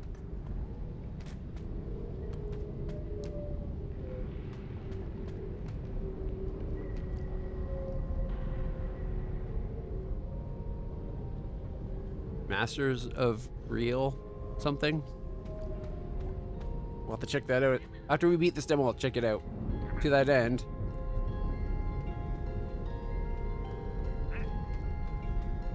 Let me click that link so we can not forget it. Ah! There's a little guy. Oh shit, I fell. Oh shit, they got up. Slicey dicey. Woo! I'm alive. You can see where I sliced their bodies.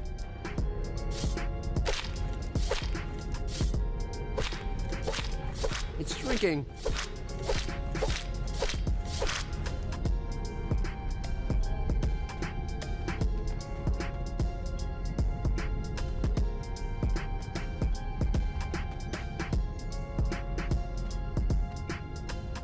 Not sure the music fits the game so far.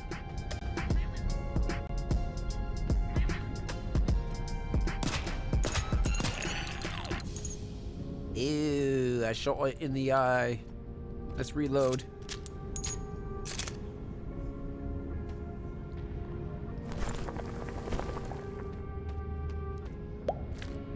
Ooh.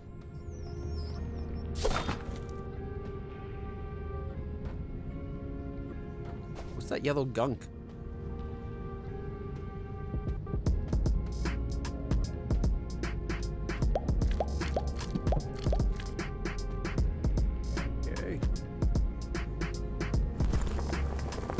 Velvet Bells. Gives 1 health over 1 second. False Solve Cap. Negative 10 health over 5 seconds. The mushroom emits a faint glow and reeks of sulf sop. Easily mistaken for the sulf cap, it carries a potion poison. Can we combine it with, like, these guys?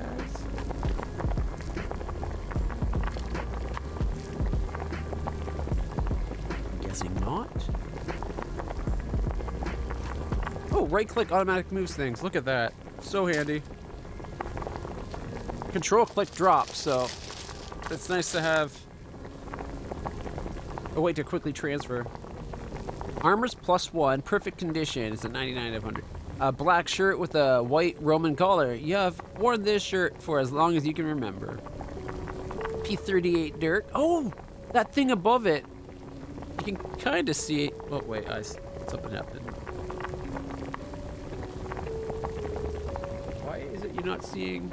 That looks like it's stretched. One moment.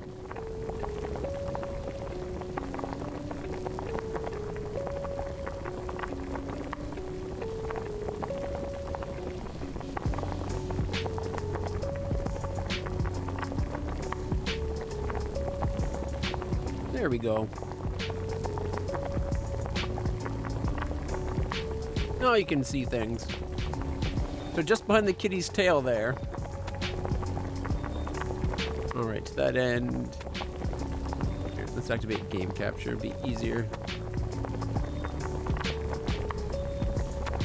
So, kitty. We're gonna move kitty up a little bit. There we go. So underneath kitty there, you can see a experience bar for the weapon we're using. And we're ranked 0, but we got a little bit of XP right there. We're leveling up our use of the gun. Right now, 450 rounds per minute, does 60 damage, magazine size of 7. You have a feeling you've held this gun before. It uses 9mm ammo. We only have 55 shots left.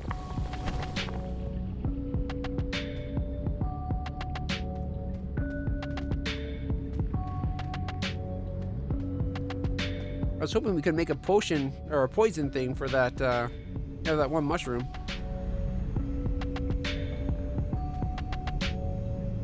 Okay, that looks kind of cool. Alonzi.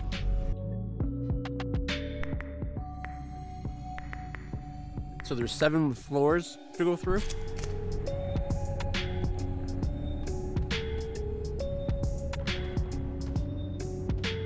All right.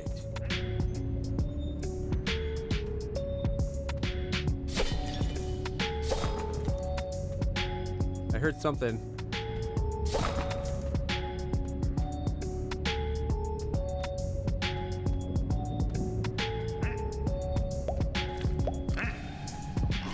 Oh. What? Oh, shit, where did he come from?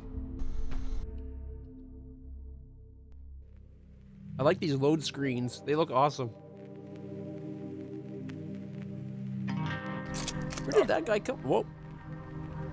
Gravedigger. There you are. Seeing you pop out of there and never gets old. Think heck that Emily you got keep giving you the extra chances, or we'd be stuck here forever. No offense, of course. Hope you stash some of your stuff this time. Oh, and check the collection post. Who are you? Hurrah. I'm known as the Gravedigger. Interestingly enough, I was a mute back in the real world. I did what my name suggests and kept my mouth shut. Kind of missing those silent days, as people actually expect me to answer their dumb questions now. Anything else? Oh, he doesn't like us asking questions. What are you smoking? Hurrah. Pure sulfur. It's a nasty habit, but let me tell you, it's a hell of a lot easier to come by in a place named after it. That's for sure. Hot commodity, but also not very cheap. Any more questions, Curious George? Where are we? This here church is called the Original Sin, as a reminder that we're all sinners. The door's always been open to anyone, regardless of their past. That's why the majority of us here seem to be, let's call it, innocent inspired, or impaired. Innocent impaired. Oh, it's for my printer. Noble idea, of course. Lord knows we're all better off for it. Shame it was also the idea that doomed us. Right. What about this dark matter with the eyes? We've been cursed to stay here. One could say being in sulfur is a curse within itself. But these evil barriers are stopping us from going anywhere or doing anything. We're all hoping to move on to the next life at some point. Anything else? What do you mean doomed us? Well, our open door policy seems to have attracted some unwanted attention from a particularly evil witch. You infiltrated and pretty much killed who infiltrated pretty much killed all of us, except for you, but hey, you're here now anyway, which is nice. The place wouldn't be the same without you. Anything else? No, that's good.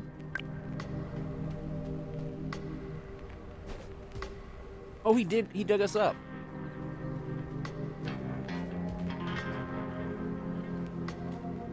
Nice touch.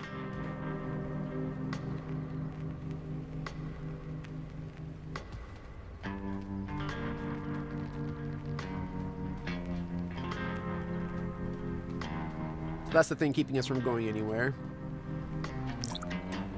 What's up, Father? Need me to look at that piece?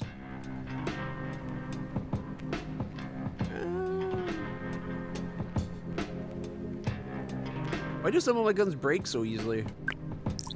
The more stuff you add to any device, the more stuff can break. Any chamber chiseling, enchanting, oiling, or adding of attachments makes guns break more easily, as well as raise the cost of repairs. So make sure you balance your arsenal. Bring it back up. Sounds from your questions like you might be in need of my service. Nope.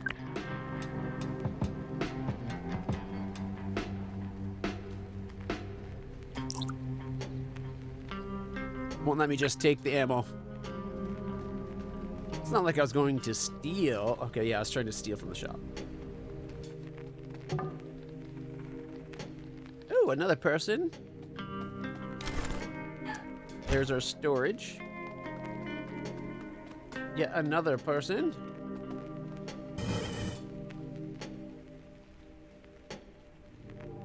I'm guessing those are enchantments. Oh, we can't go into the back room. Oh. Greetings, Father. Well, want to mix the magics?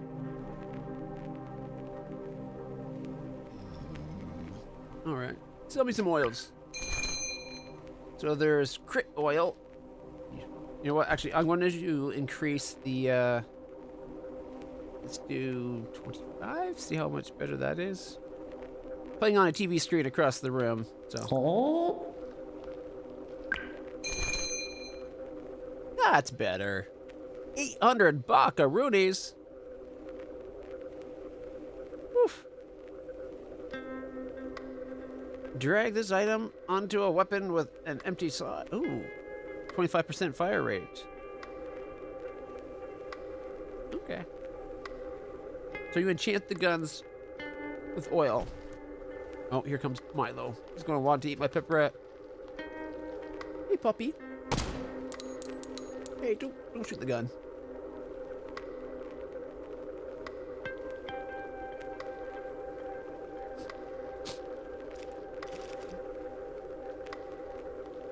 Do you want this?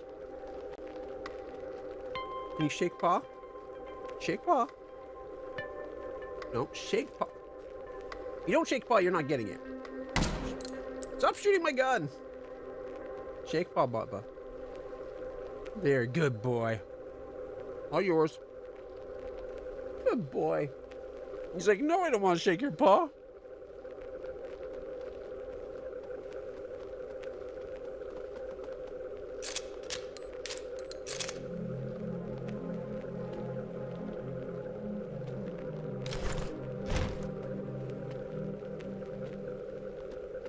What's this one do?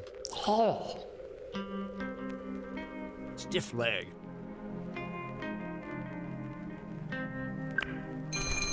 Oh, so this is the store. A yellow hoodie, different hat. Like a compact. Some ammo. He was already sitting. Whenever I have a pepperette, he basically instantly sits. I'm trying to teach him to shake paw. So I'll have him sit, I'll be like, shake paw. And if he just sits there looking at me, I'll like grab his paw and shake it, and then I'll be like, good boy. But he's pretty resistant to it so far.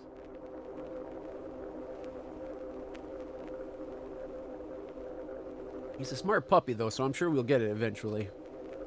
So different ammo boxes.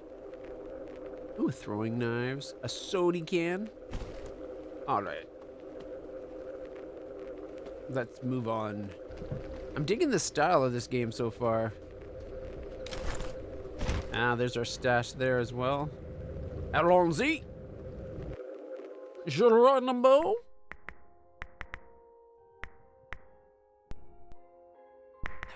We should have checked on the 3D print before we started the next demo.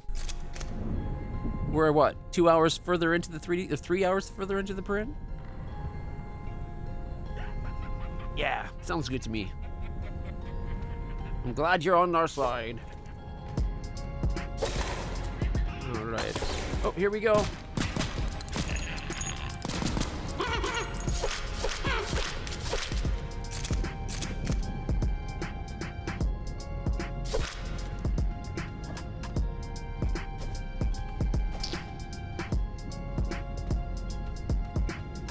I missed Milo going up on the back of the sofa behind me. Oh, that sucked. I think I get better at... Oh, I could have jumped around this way. Ooh, what have we here? Dynamite? Okay. That's a little frightening.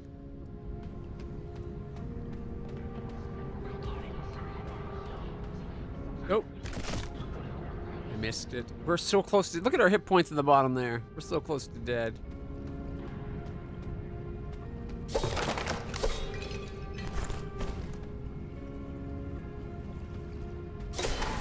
Ooh, we found money.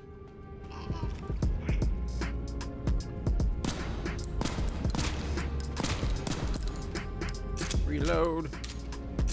Chicken leg.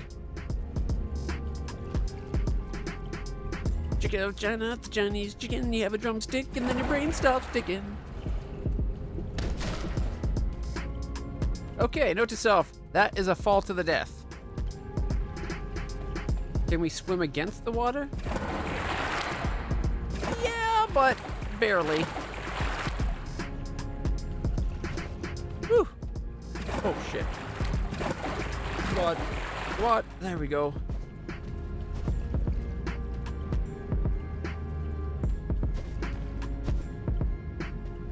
Okay, someone was sleeping up here.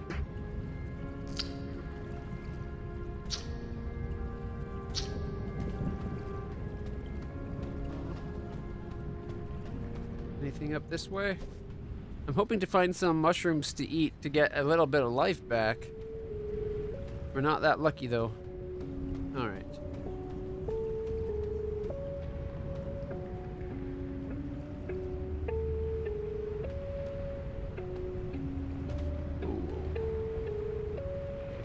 Don't fall down.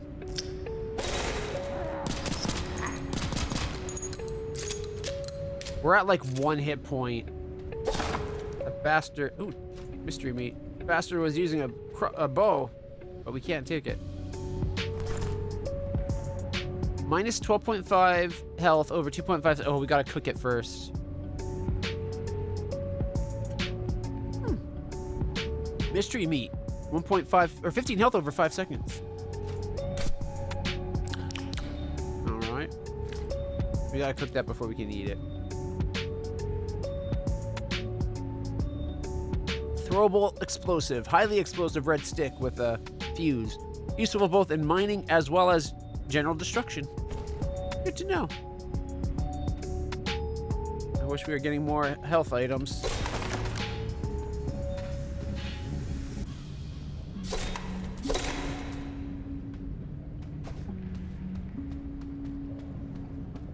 Oh, there's another jump down pit. Come on, get up there. There's something there. Ooh, something we can cook. How do we get up there? Come on, climb it. Just move that brick. Oh wait, can I?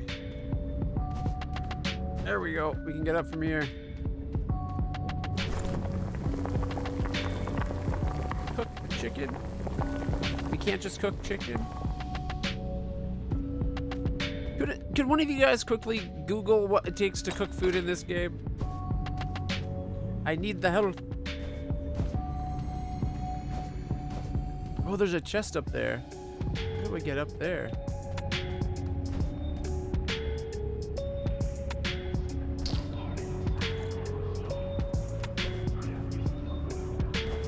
Okay, so there's no coyote time. Can't jump that far.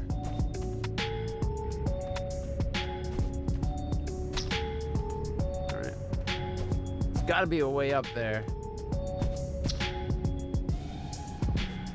Oh, we made it! And then I didn't make it. Oh.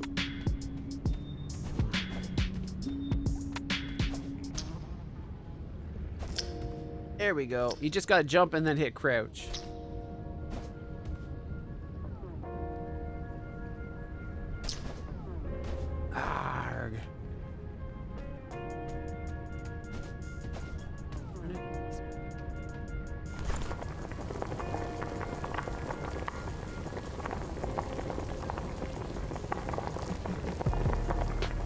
I left it in the pot for a while, so that's not how you cook it. Oh well, let's just keep going. I don't see any cracked walls or anything, so I don't got something to throw my dynamite at. Okay. Ba-boom, ba-boom, ba-boom, boom, boom. Pop, pop. We're gonna win soon. I got a feeling.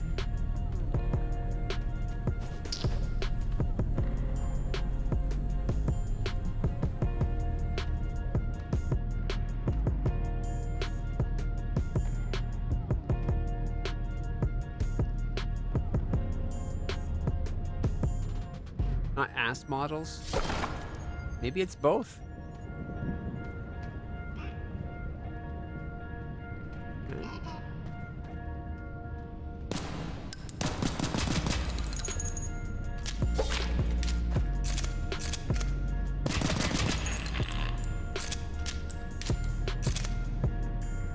All right, we got rubber boots, 25% electric resist, and 10% more durability, but we only got one boot. I only have 28 bullets remaining. We made some money.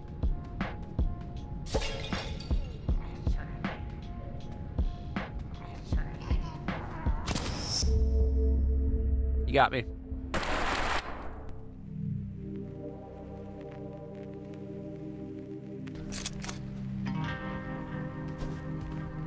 So you always start with the 60 ammo and the basic gun.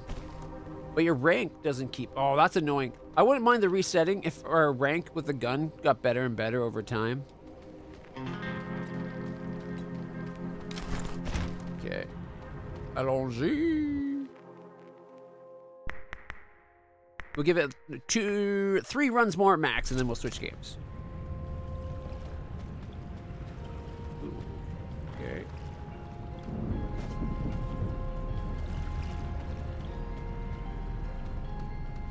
I feel like I should have warped back to save that dynamite.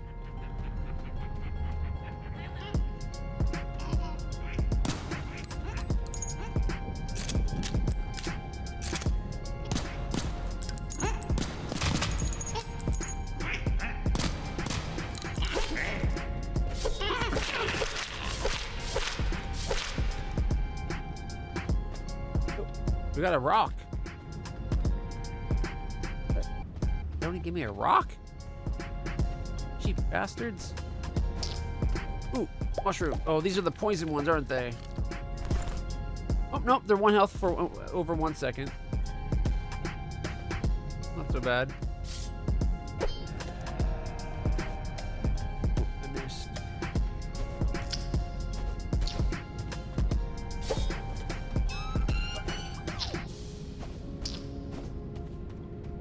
Okay.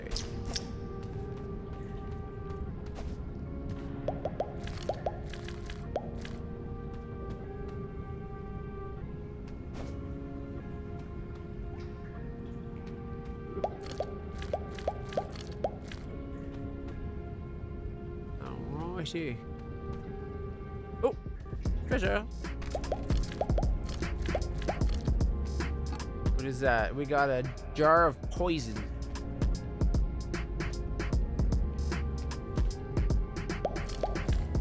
Poison shrooms. Ugh. I don't mind the effect. I just feel like it's too heavily applied. Got myself a rock.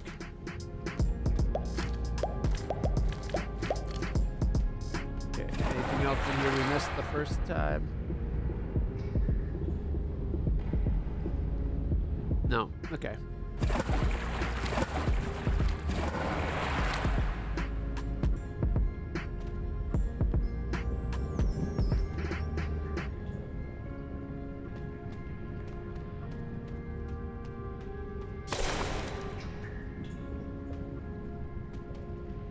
See anybody? Oh.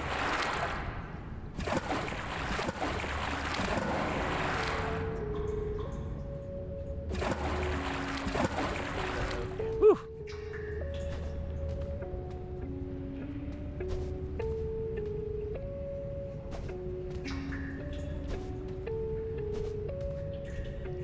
Nothing here.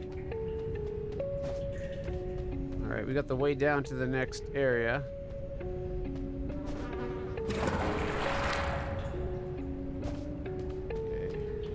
Over here. Nothing.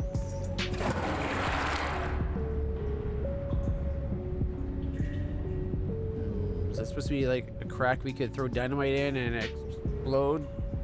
Explore more? Think we could swim up the waterfall?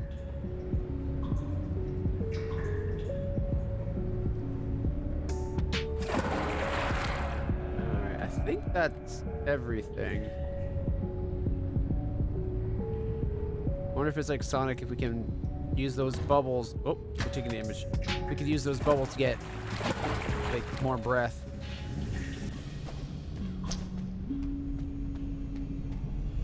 Whee! Kind of makes me think of Kingsfield a little bit, with less going on and more of a roguelike thing, like procedural roguelike Kingsfield. That's what it feels like so far.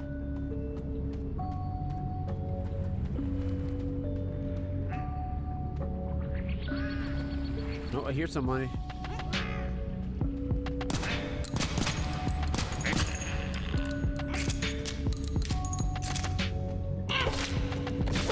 Oh, man. If I eat a bunch. No, I can't. It would be nice if there's a number saying how many hit points we have.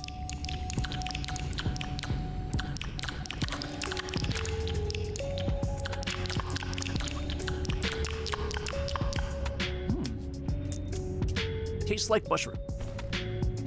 Ooh, money.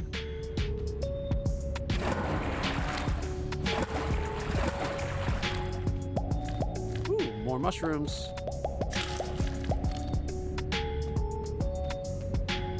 Jump. There we go. Oh, only made the first jump. Okay, there's something there. I should be able to pick that up.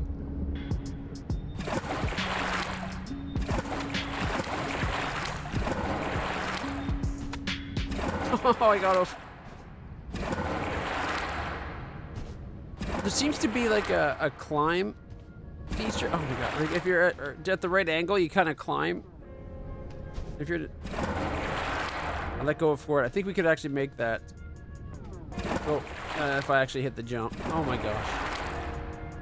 Here we go. Oh, eat.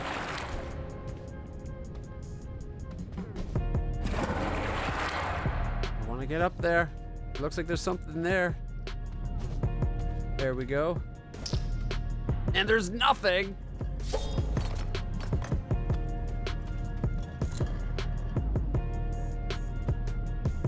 There was a corpse in the water, for crying out loud. There should have been something up there.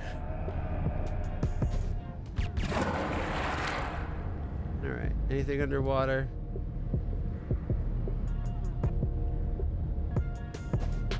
Ooh. Laser sight.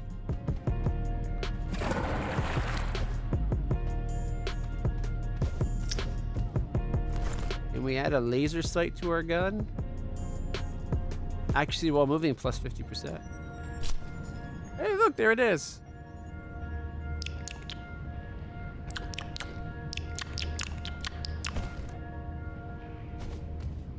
All right, let's keep going. We're almost to full health. There we go. Can we put the rocks as... Nope. If you put something between this and a hard place, it might be physically altered, or at least pressured. Rock in a hard place. Oh, that's funny.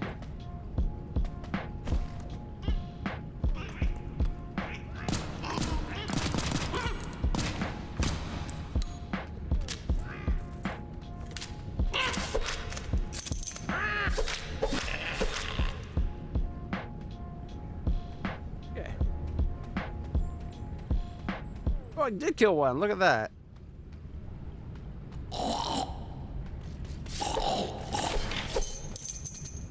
Hey, we got it.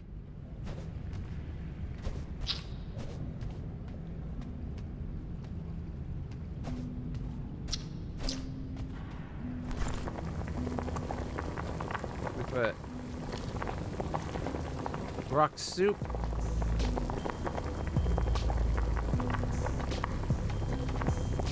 No.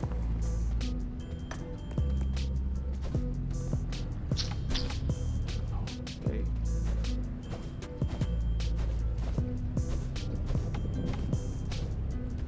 Come on. We should be able to get up there. Is there two paths? Okay, so this is the path we came in. And there's a path to the right and a path to the left. When in doubt, go the wrong way. Okay, it looks like if we go this way, we might not be able to come back up. Let's check the other side before we go too much further.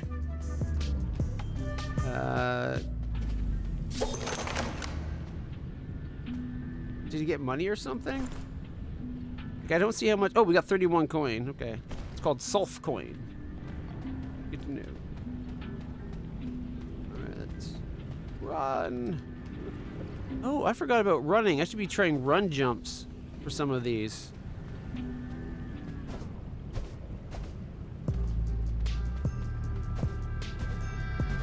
Almost got it. If I get up there, which we know we can do by coming here and then jumping this way.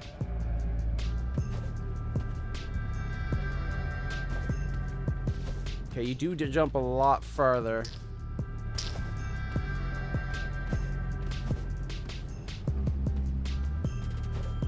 Okay, I'm not making that jump. Oh well.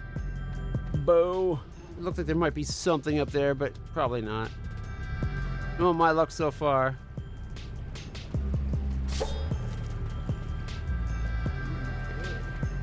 What's up here? Some beds? Pillows? Oh. Sagamate. Bex Schwan. Saganat, believer, have you need a magic word?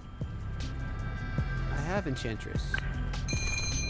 Elder enchantments. All right, damage oils. Oh, okay, can we sell these? Yeah, 12 a piece. Rocks are 4. We're up to 63. We could buy some of the red caps. They're 5 health over 3 seconds. Translucent oil. Drag this item onto a weapon with an empty enchantment slot to give it minus 3% ammo consume. 3% chance. So 30% chance of not using ammo. That's pretty good.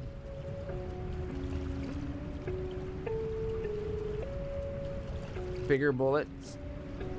More bullet drop. Bigger bullets, more bullet drops. 25%. Drop this onto a weapon with an empty enchantment slot to enchant it with bigger bullets, more bullet drop, and damage 25%. If I could afford that for 400, I get it.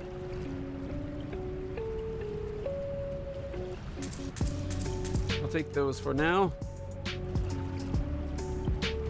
Yeah, I guess if we see those, we'll think of the enchantress. Can we go in the water? Can't quite fit in this water. All right, let's eat some health. Ew, it even shows you how much it will go to.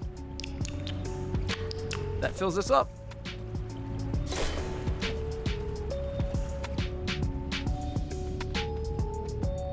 Okay, stay away from the ledge or accidentally fall down it. Ooh, we got a stick. Nothing compares to a really good stick. Green tunic. +2 armor, +1 charisma. All right, no wonder Link wore that. We can't use the stick. Ooh, an eye patch. +50% charm resistance, 50 plus 50 crit chance down, sight +10%.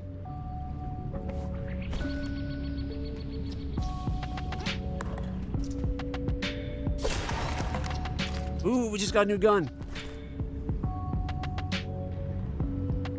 We got the Knop .22 rifle, 9mm ammo, 120 mil damage.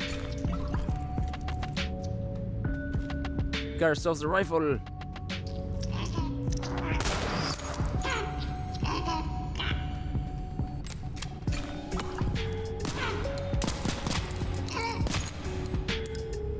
However, it's a 1 bullet at a time type rifle.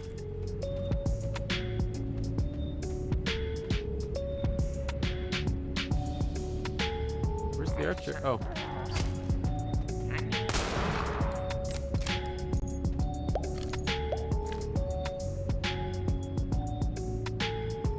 The arrows.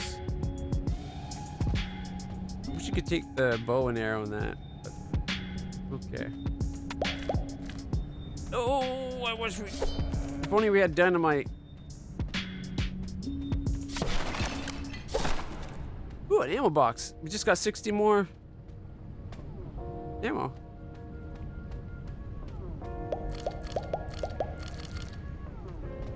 Okay, we got the way down there. Is that the only way forward? Wasn't there a spot that split? Or was that much further back? You know what? Who cares? Let's just keep going. Whee! I'm digging this game. This is a pretty cute little game. It's dungeon delving, but with guns. Why not, right? It's got like that Kingsfield type vibe to it. It's like Kingsfield, but cute and fast-paced instead of really slow. Equally hard. Ooh, an explosive barrel.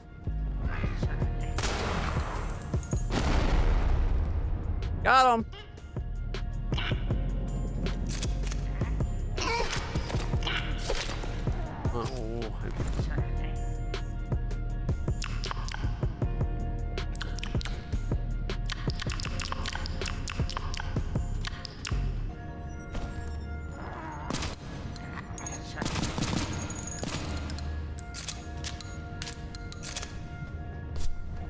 Oh, more ammo. Plus 30.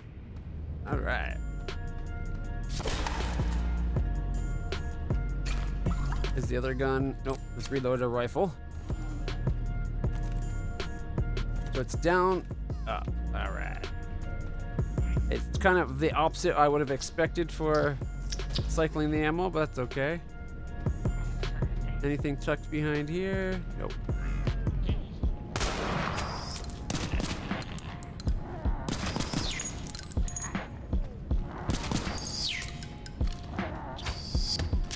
Ow. Oof.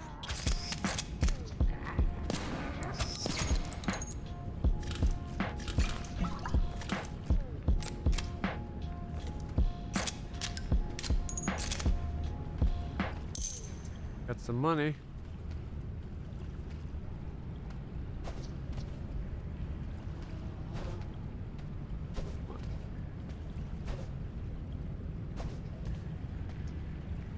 That's where he slept.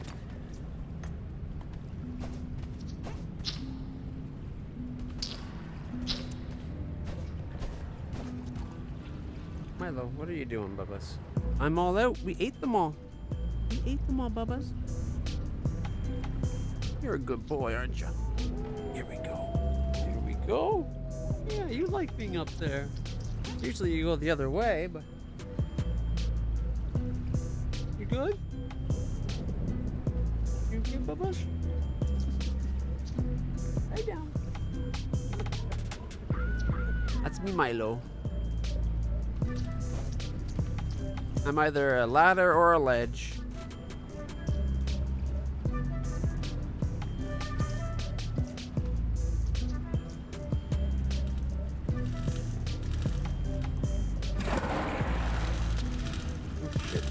Shit.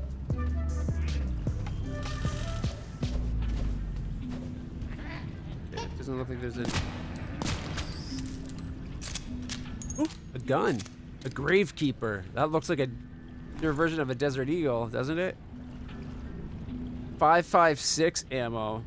300 and does 80 damage, 300 rounds per minute, 7-round magazine. It's in worse shape than it probably deserves, but...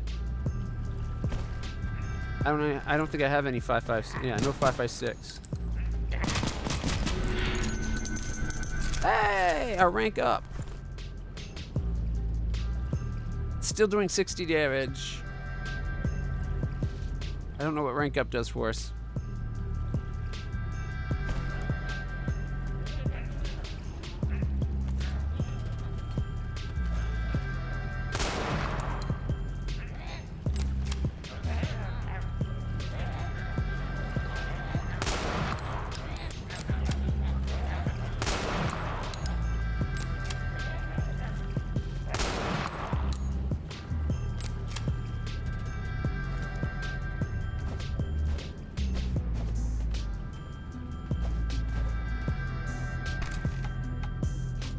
Throwing knives. Sweet, I guess. Small, lightweight knives designed for throwing. Has a loop at the end for easy storage in a bolt. Or in a belt. Alright.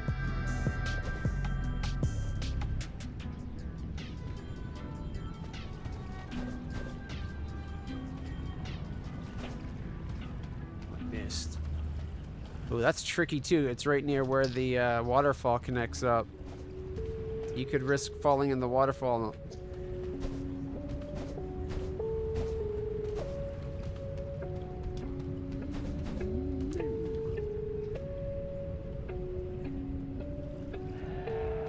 Is there anything even up there to worry about?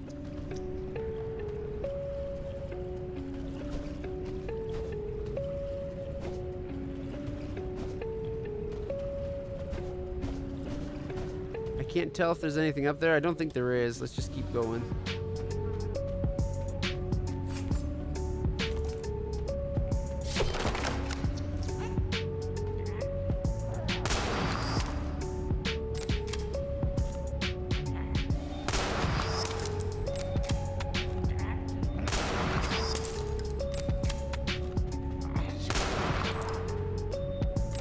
Ooh, jeez. I'm betting that's good. 15 health over 2.5 seconds. Even shows you how far that health would go. I'm okay with it making the back of the screen darker. I think the overlay though, like the UI for your health and your guns, should stay full brightness, because then you could easier read your health. So far, so good.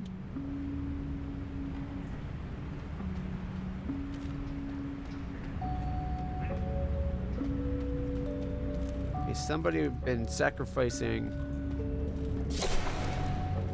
Got ourselves some sticks.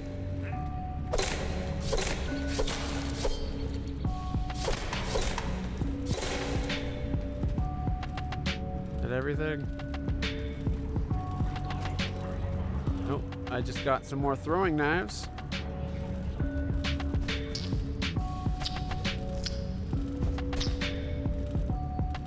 Nothing else. Okay, let's keep going.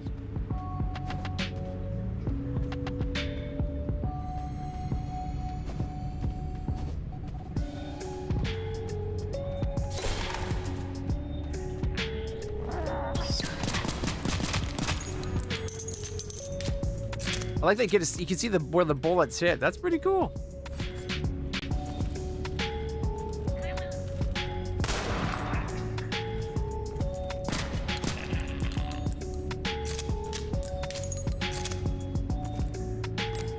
The reload animations are really good too, actually.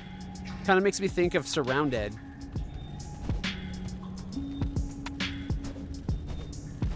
All right, what if we start from you? Okay.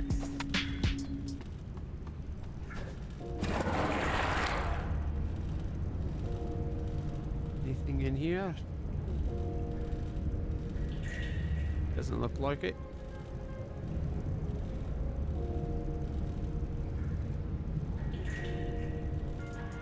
Yeah, it definitely needs the green overlay needs to be fainter, I think, and the bubbles that when you enter the water, all those bubbles, it would be nice if they were a little less block your view, just a little.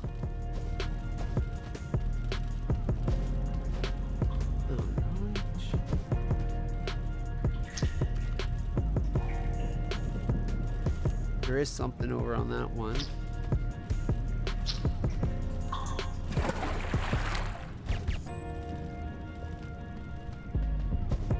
This is where I just heard gunfire. But it might have been the song. Goblin skin. Feels like a wetsuit, jeez. No, that definitely feels like a wetsuit. Okay, it wasn't that I was misreading it, it's just misspelled. Maybe that's what goblins think it's spelled.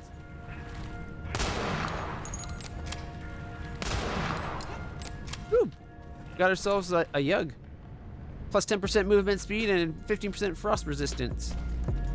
Nice. Ooh, both sides could be.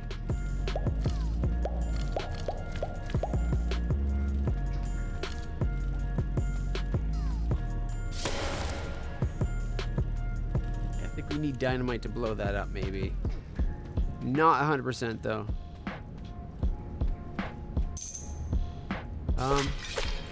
What happened to these guys? There's a bunch of dead bodies everywhere. Were they fighting each other? Found a running shoe.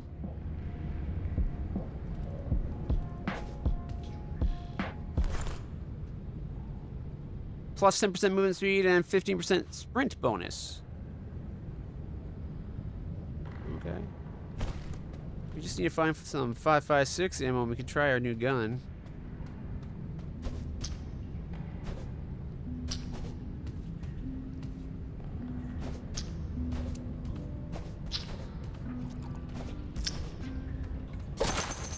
Oh, we got ourselves a rock and some monies. Yeah! We're up to 63 monies. Okay. Is there any secret bits? No. Onwards we go.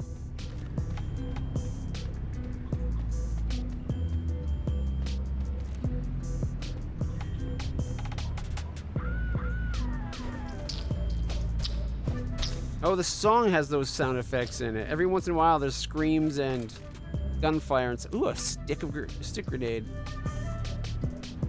Okay.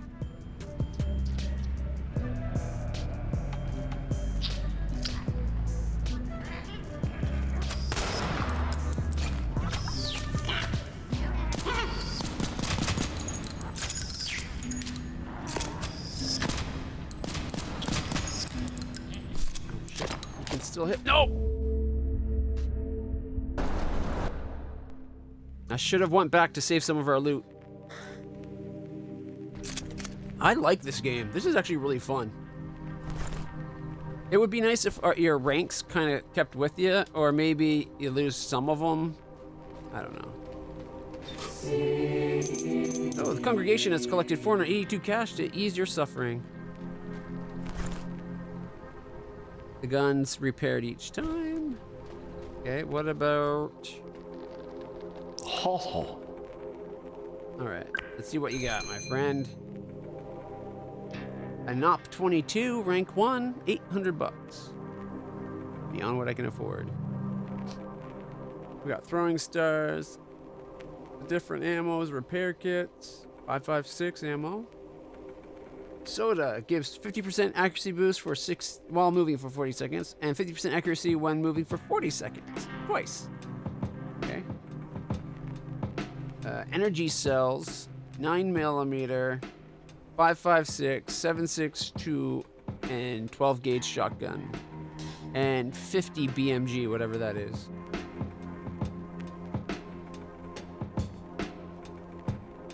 Move along home. What, you think we should do a different game?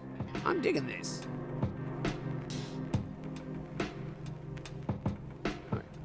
Where's the 5.56? 100 bucks.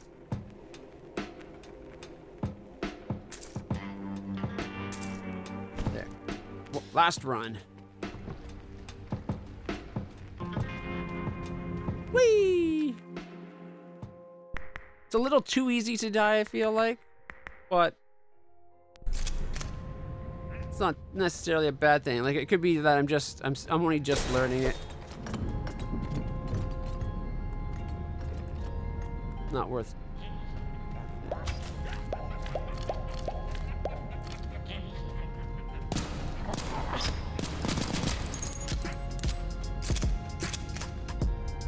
Ooh, what do we got? Goblin flesh.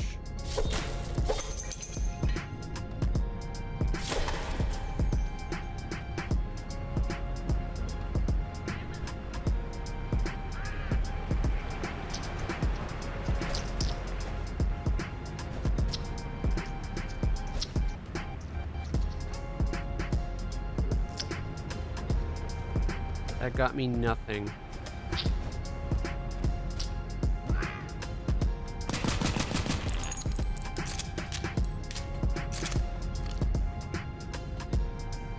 I guess a way to avoid him for a bit, right? Not completely nothing, but would have been nice if there was something up there, some loot.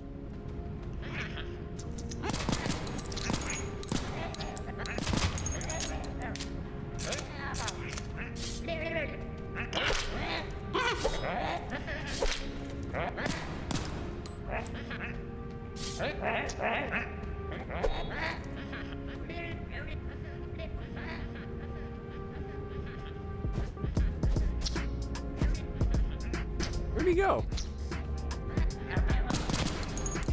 Oh, I've scared him, I guess?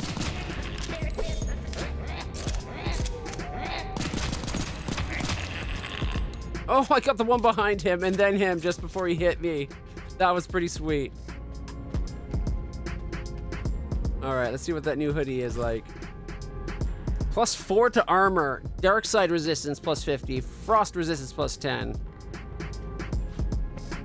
That's awesome. That's way better than what I got.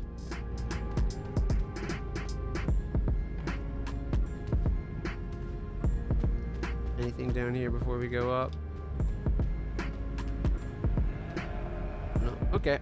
Looks like we haven't missed anything. I miss having that rifle.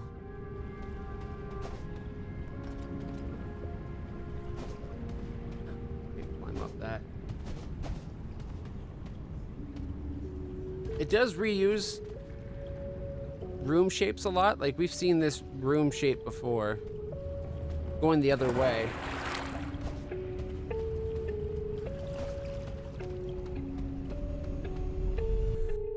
So it's interesting that, like, they did a good job with the procedural generation. I think they need to make more more rooms to use for the cave,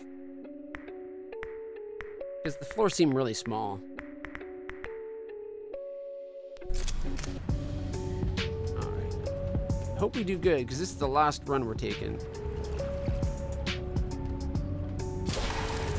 Ooh, I found a rock.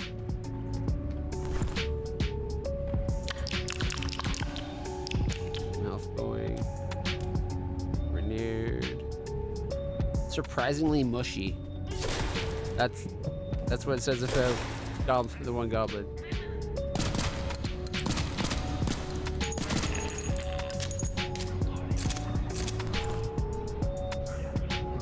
Oh, we got a new the Drifter 9 submachine gun. It holds 20 rounds and does 60 damage with 9mm, 300 rounds per minute. So our current gun can fire faster, but I have to manually just be like, you know, you gotta tweak those buttons. Look at that! Oh, I love the way it looks at it. Like, check out the design on that gun. Does that not look awesome? And look, if you look down for the magazine, it matches what the magazine looks like in game.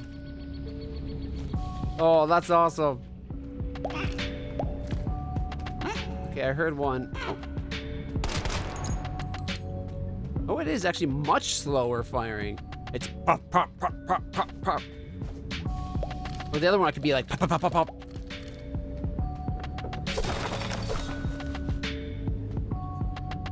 All right, let's eat that cheese. We got bread and cheese. Ooh, maybe I should make something out of that.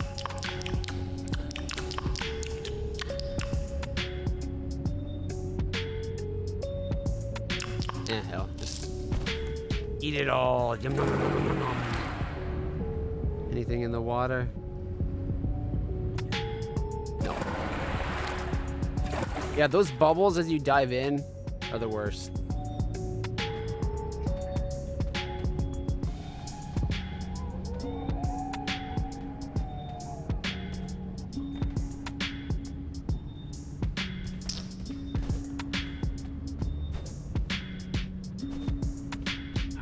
Make it. I want those mushrooms. They might only be 1 hit point each, but that adds up if you get enough of them. Hope there's more over there. I missed it.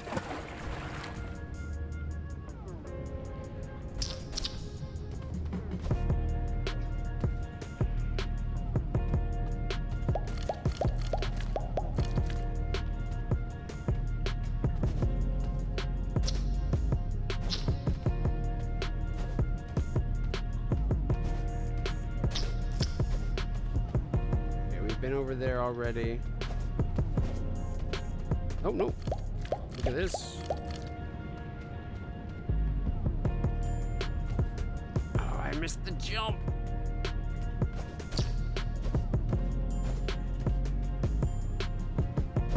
I'm getting frustrated at myself. Platforming's kind of I think the jumping and the falling off platforms could use some work. It needs a little bit of what's called coyote time. If I'm a split second off of jumping, like if I just barely, like only just left the surface, give me my jump. It feels better for gamers because sometimes it's hard to judge that surface, right?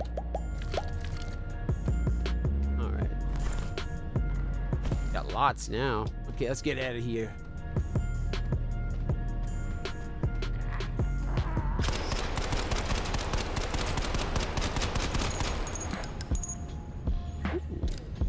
Pale horse. All right, pale horse. Something 556.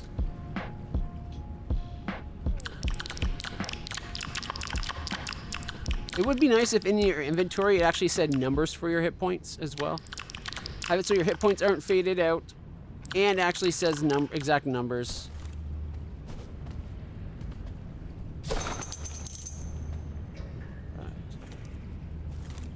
Check out this. Oh, it's also got a similar design. Like, instead of going from the bottom, it's going from the top. Got another stick.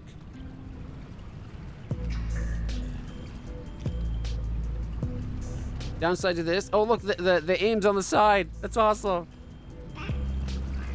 Probably not awesome, but interesting.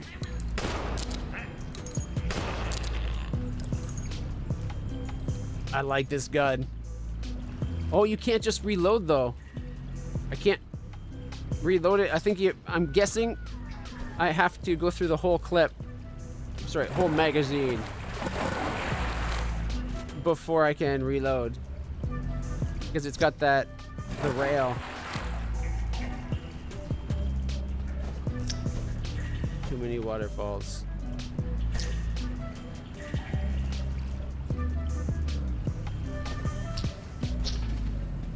Hey, we made it up. Throwing knives.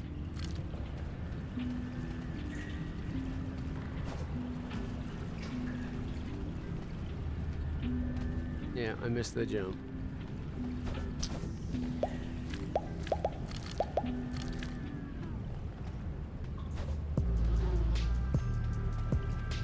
Anything up here? I saw some mushrooms underneath. There we go.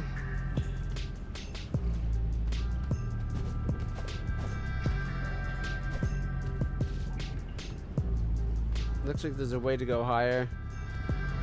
Let's not worry about that. Let's just keep going.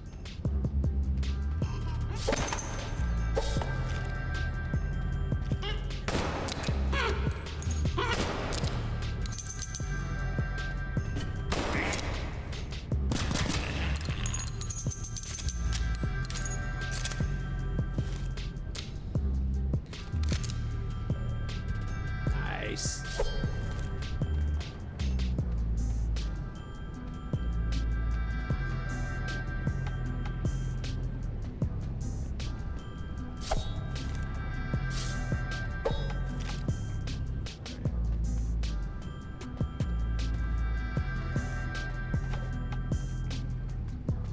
Okay.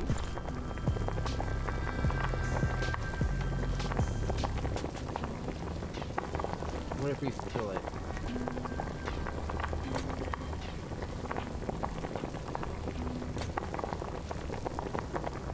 No, I'm guessing you need to know recipes.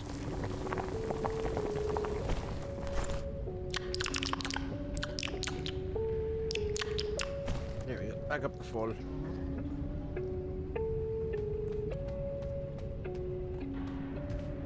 Anything up here? Think a grenade's enough to go through that? Yes, it is. Spring coiled boots. What's that give us? Plus 25% jump power and 10% movement speed. Oh, look how high we jump now! Oh, and these little mushrooms you can't harvest? Boo. Boing. Okay, those boots are awesome. Boingy, boingy, boingy. Like, look how easy it is to get up places now.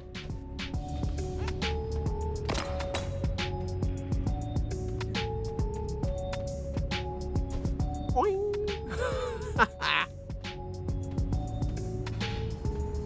Oh, left. Don't go the wrong way. This looks like the right way, though. Okay, let's go back for a second. Take that other path. Oh, it's a dead end. Son of a bitch. All right. Onwards we go.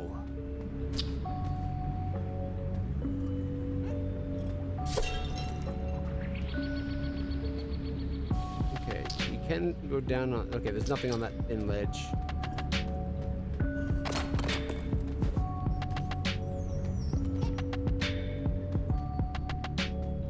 killed each other. Hey, we got another stick grenade. I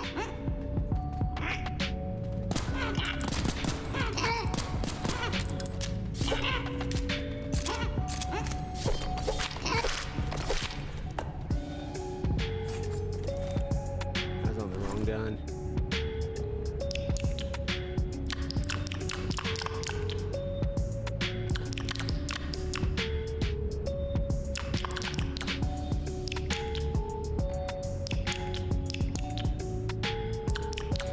There we go.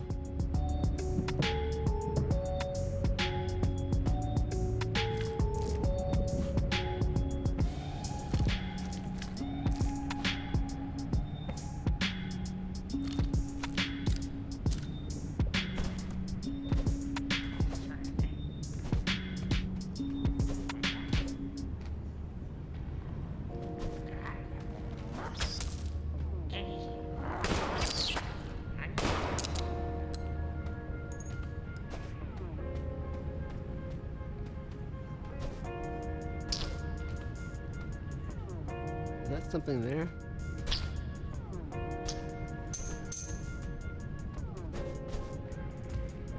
Oh, okay. Not really, apparently. And we already got that. So let's get out of here. There's an egg. Wonder what these guys are. Is that supposed to be like other practitioners or something? Like more of our congregation? That these guys, the goblin guys, have eaten and messed up. Motorcycle helmet. +3 to armor, 80% explosion resistance. Giggity, giggity, go. Yeah. This has been an awesome run. Look at that. We made it down. Yeah. I like this new gun we got, the 5.56. We don't got a lot of it, but... Alright. Let's switch up demos. I'll use the amulet to get back home.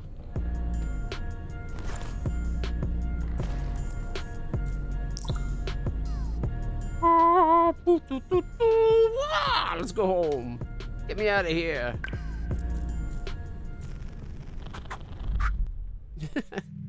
I like the little gestures. Wa-da-da-da-da-da.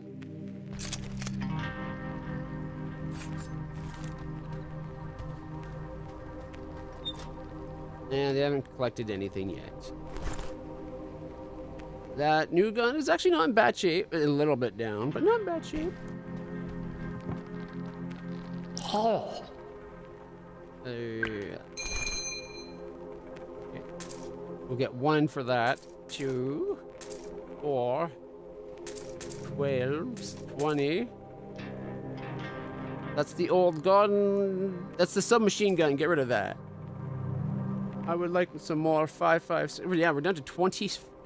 I like how, like, when you go over a gun, it highlights all the guns that use it, like the one right here and the one in my inventory. That's pretty sweet. All right, they got a cotton swab. Drag onto an item to repair it. Okay. Cotton swab gives you 50 durability or 60 coin. We got forage. We got the other shoe. Ooh, what's him? Ooh, check out that. The Ploika Compact. 9mm. 1,500 rate of fire. It's like this guy, only 5 times faster shooting. About 4 times faster than what we got. That's awesome. We got sashimi. 45 health over 4 seconds, but it's expensive. 762. Okay. Get some 9mm. 69. Nice. 5.56 is $100.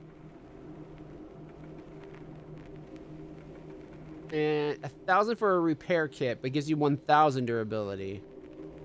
Take the cotton swab.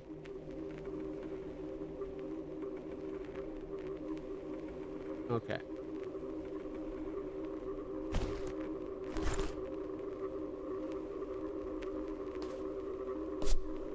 There we go. Back up to 441.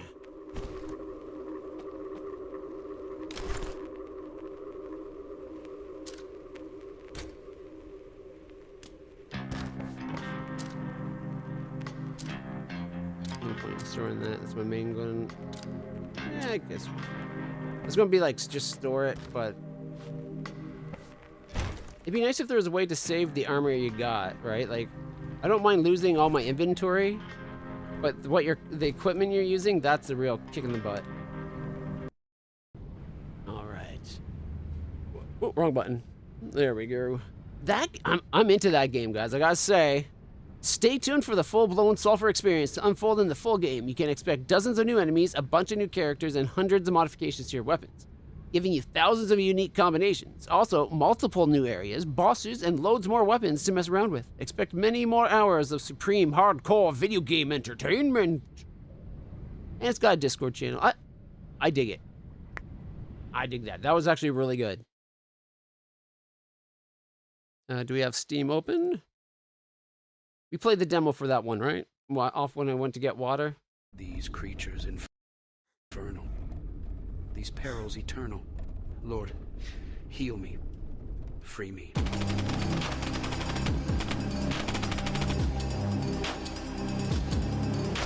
Ooh, Star and Witness. Laser sight. Script. Yo, hiya! Welcome to Script Shop. What do you want, human? Yay, you're buying stuff. All right.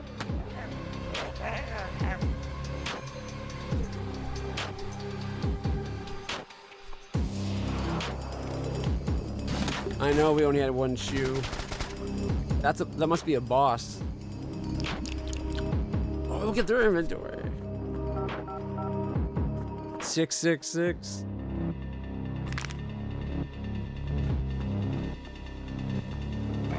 I guess they called for a delivery. Showing off the different areas. Repairing the weapons.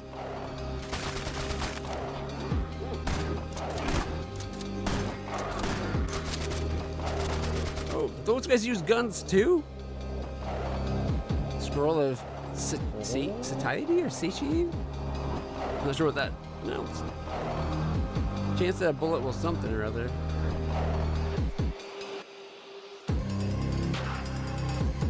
Pyroclasm.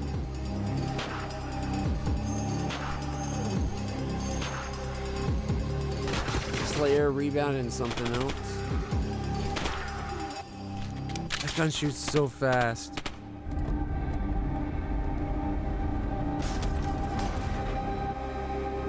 That's why you don't drive while looking in the rear view.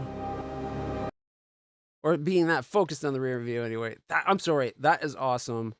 Can't wait for it to come out. Hey, look, similar to games you played, Space Beast Terror Fright, which is actually a surprisingly good game. I'd say the one we were playing is better, but this one is like a multiplayer. You go in and it's kind of like you're fighting aliens on a spaceship that's derelict. I think up to 4-man squad.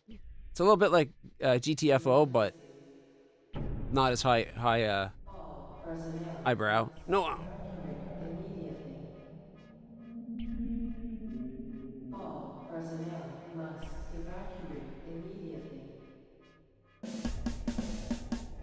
You now have 60 seconds to reach minimum safe distance. Yeah, like basically this one's also procedurally generated. This is more randomly generated levels, to be honest. But you got objectives to do on each floor, and you go further and further. I never completed a run. I enjoyed it while I played it, but because I was never able to actually complete a full run, I ended up getting tired of playing it. Anyways. So that was that one's demo. Elaborate Lands coming up. So Slice and Dice has been done. Sulfur has been done. Let's move Elaborate Lands over and check it out. Before we do, actually, no. 1 second. Where is... Let's check on the 3D print. I want to know how my Victory class Star Destroyer is going.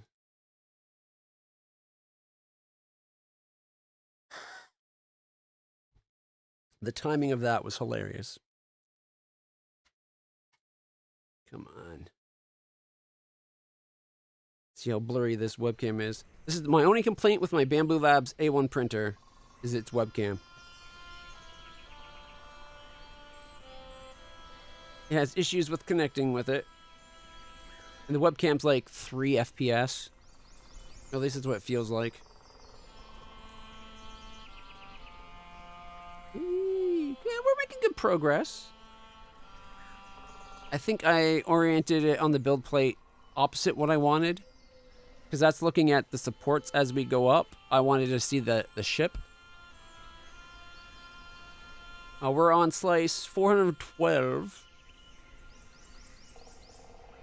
Recent. Got the puddle jumper. Do we have the Star Wars Victory class Star Destroyer? Is that the one? All right. So, no, it's going to do a reskin of it, isn't it?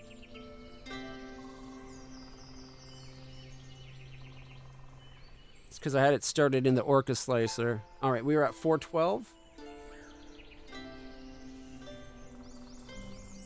All right, we're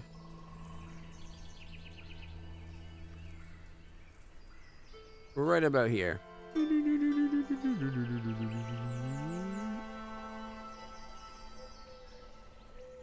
That's how far in we are. I guess, actually, it might be aiming it the right way. There's actually just a lot of stuff blocking the sight of it.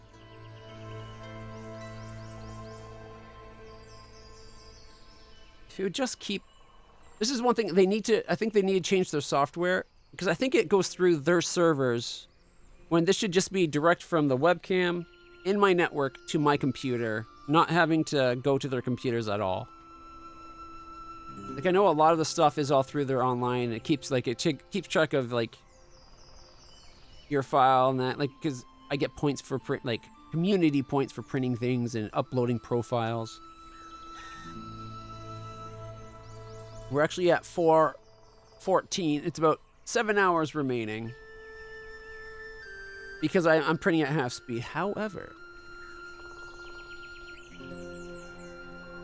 Yeah.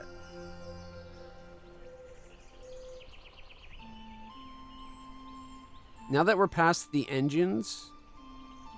Normal speed.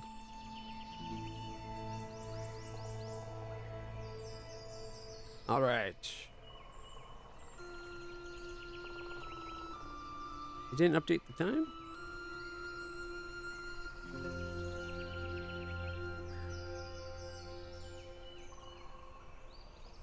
The time to print should be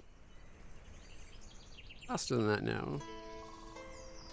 Like 7 hours and 15 minutes was to print the whole thing. I did the first... I wanted to get past the engines before I went up to full speed. Because there's a lot of detail through that area. Like if we take off the walls for a second.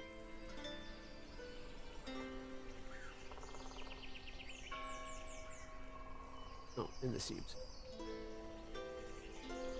Like getting all this printed. I wanted to make sure it had proper layers and everything.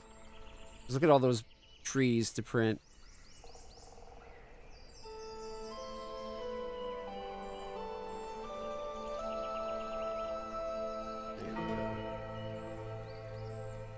Plus, we're past it. Are those double barbette? Or start to tell how many barrels those have on this resolution. We're past the guns. It's just the front half. Like it's the nice smooth Star Destroyer bit. 3 hours remain. That's more like it. All right. Anyways, we saw the progress. I kind of wish, even if you don't have the webcam, it should be set up in such a way that... What the heck? 1 second, everybody. Something just fell off my...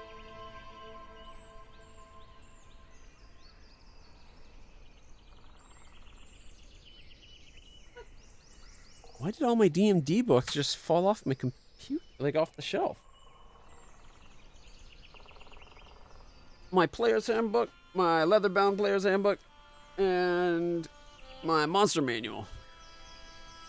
But 3.5 rules handbook and DMG. And I think this is the new monster manual. Yeah, 5th edition. Where's the 5th edition other book? No, over there. Okay. There was only the 3 of them. Why did it fall off the shelf? They've been sitting there for ages.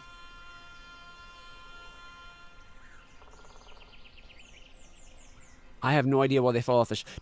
Did somebody send a poltergeist or a ghost? I told you, I don't need one. You can keep all the ghosts to yourself. All right. Here, I'll put it over here.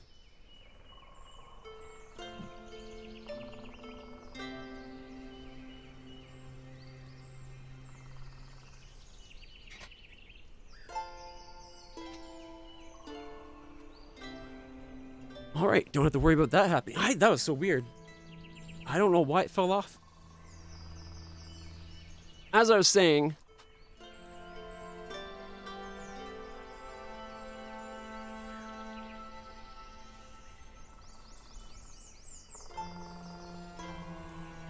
maybe a cable caught on it, although I don't think I pulled out my keyboard there.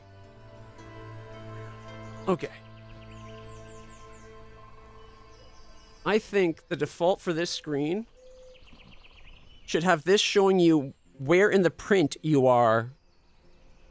Like this, kind of like this view, except for it should show you like where in the print going this. So if you want to, you could watch it build the model layer at a time, but you'd actually see it following through the steps, right? You'd be like, oh, there. You'd be like, okay, here we go. Do, do, do, do, do, do. And you could see that as it prints. That would be so cool.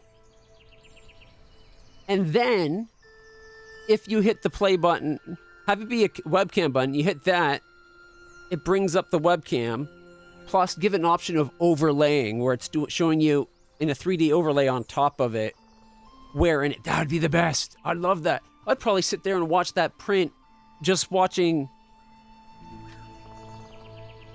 the 3D view fill up the lines, right? Like, wouldn't it be awesome to be able to watch that as it goes?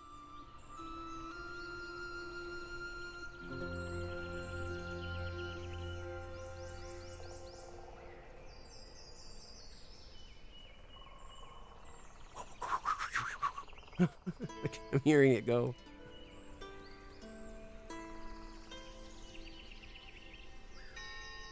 Yeah, the infill in this one's higher density, just like I did last time. But anyways, to have that overlaid with, like, because it knows where the webcam is, it'd be able to do that no problem. And even if you don't do that, just have it show, give the option of showing in the 3D what it's doing. And there was a Kickstarter brought it up about 3D miniatures and stuff that we're going to check out right now. Oops. Well, I like the look. I like the look of the... Is this to use a 3D thing to plan out a city and then it gives you the pieces to 3D print? Is that what this is about? You know what? Let's play the video. I'm just going to mute the game for a second. That's fucking awesome.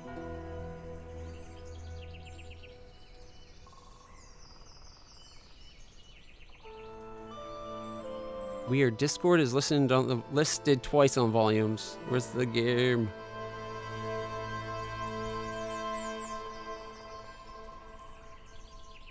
Weird. I don't see the game on the list.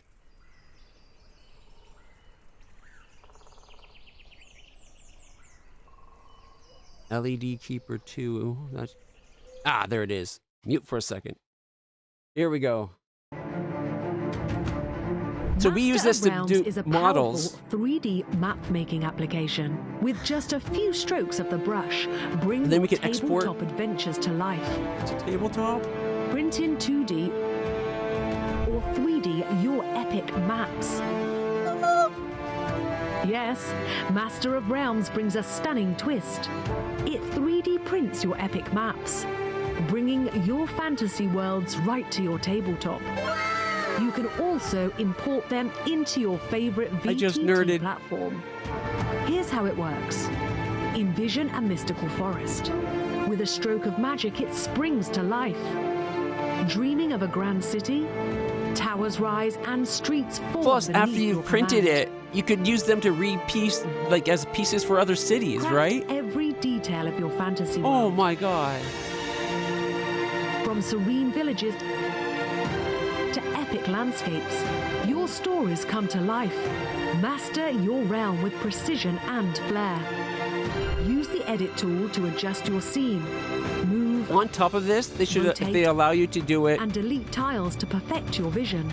Shift the mood like from the crack of dawn use it to as the a still virtual of night with tabletop a in and simple of light itself change. online, Or switch up the grid overlay, which to is what match I'm the guessing you pulse can of do your story. considering all the lightings you can Every do, right? detail, every light, every tile is yours to command in Master of Realms. Support our Kickstarter campaign today and become a cornerstone in the creation of Master of Realms. Your contribution can forge the future of storytelling. Together, let's bring Master of Realms to life. Back now on Kickstarter. Okay, one thing I think it looks cool, that where they showed you the editing in it, where was it? Back here. Right here. You can grab it, see all the empty places? So you could do like a world exploration campaign where you guys keep going back to the town. This is what you know of it. Oh, you're going somewhere else? Okay. Fill it in as you, you're going over towards mountains this way. Oh, you found this along the way. Add a new tile to it. You know what I mean? Because if you can use this, if you use this like a virtual tabletop and you're using this as the map, whether you print it or not, it gives you a way of exploring. Like, you don't know what's over on this map. So you'll go explore this way. Along the way, you explore it from here. This way, you found a forest, field, a cave. You know, like, that would be so cool. And then the printout factor. I love it. That's really cool, especially with the print. Like, you saw the cities. You have these bits here. You print this out. You could, just because you have these printed up, next time you use it, you can make them as pieces to use to make a separate city that's different next time, right? You don't always have to use it the same way every time. Oh, I've been missing D&D and everything so badly. How big is this project to back?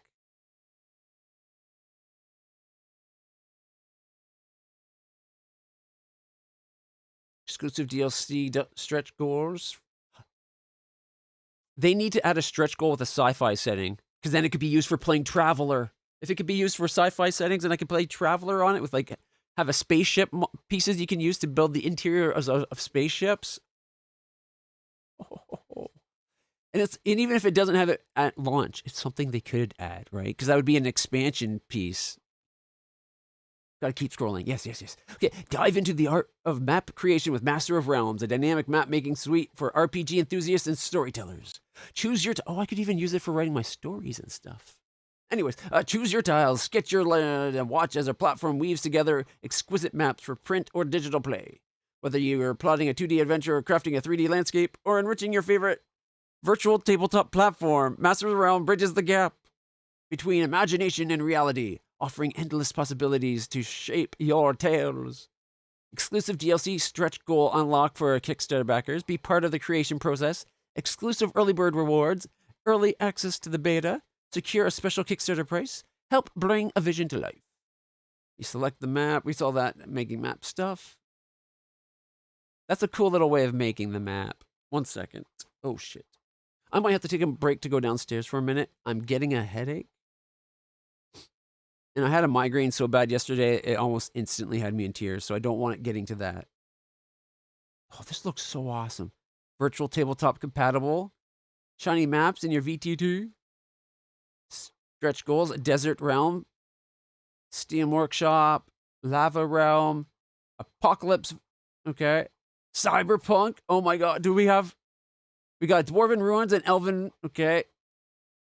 Cyber City. Modern tech. If they add spaceships to this, you can do all of Traveler. They just need something for spaceship interiors now. It can be square grid or hexagons, which are the bestagons.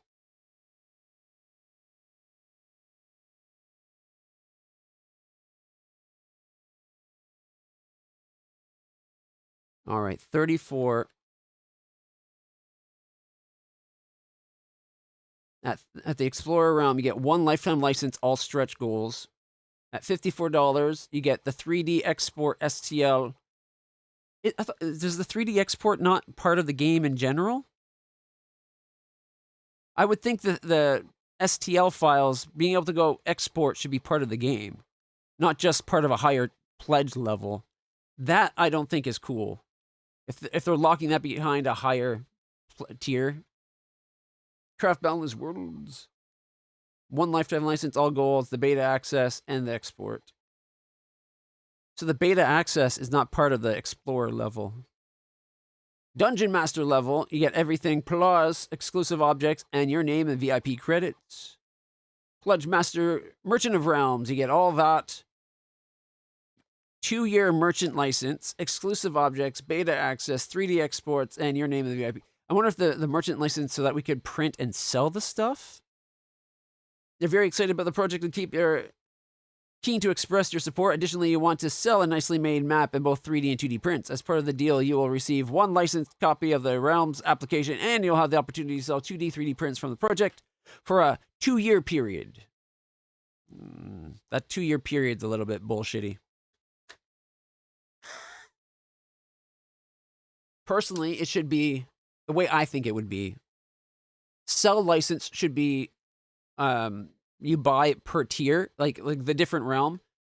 So back Kickstarter getting early.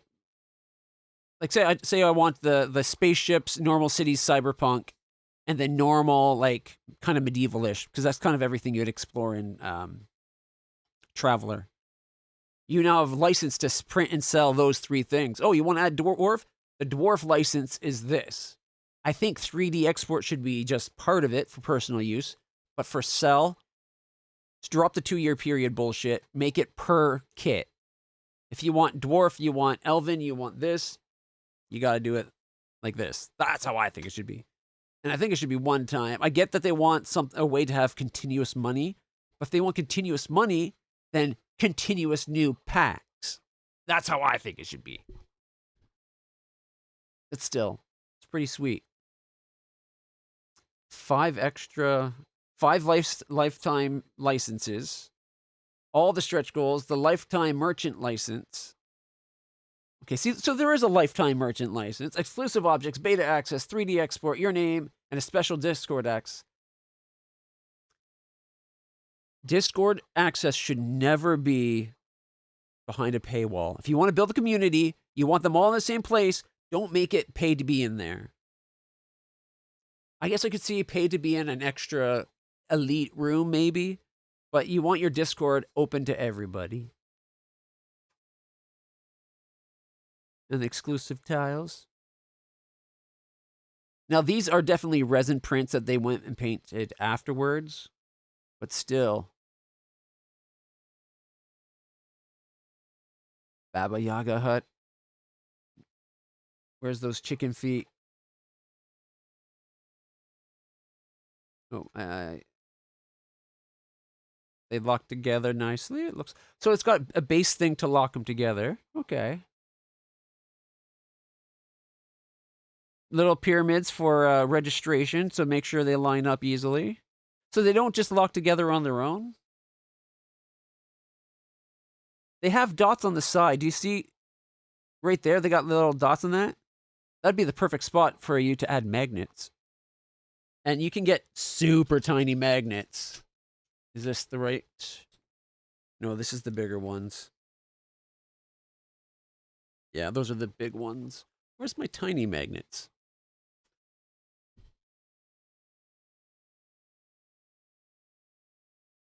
Huh.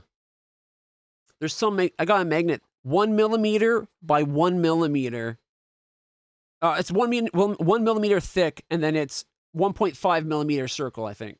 And that wasn't the smallest ones you could get. And they're super strong.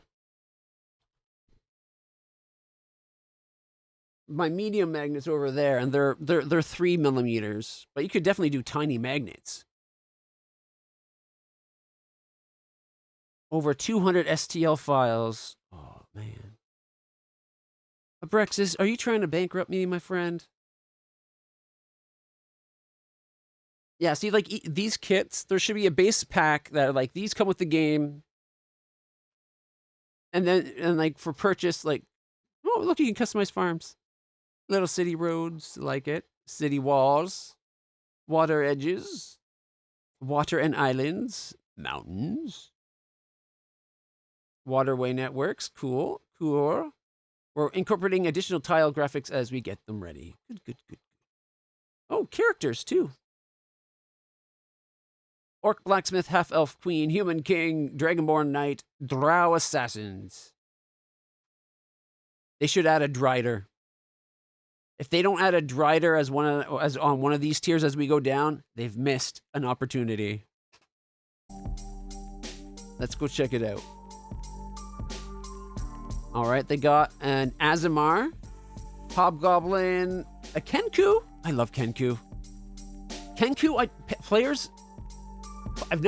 I've rarely seen a Kenku played right by a player. Kenku don't normally, at least the ones I saw, they're not supposed to be able to speak English or anything. They repeat words they've heard. Maybe that's been removed in 5th edition. That was an older edition thing about Kenku. Lizard folk. Oh, please also have kobolds. I want a whole set of kobolds. I love kobolds. Both draconic style and doggy style. No, boo. They got time. Tamsin and Avalraj. Merchant license. License duration is for 24. Yeah, see, 24-month period. The date the beta copy is received by the users. Following this period, an annual renewal is necessary. I don't think annual renewal should be a part of it. That's one of the things that's wrong with today's society. Corporate greed. Making it so that you have to pay continuously for the stuff you already had access to.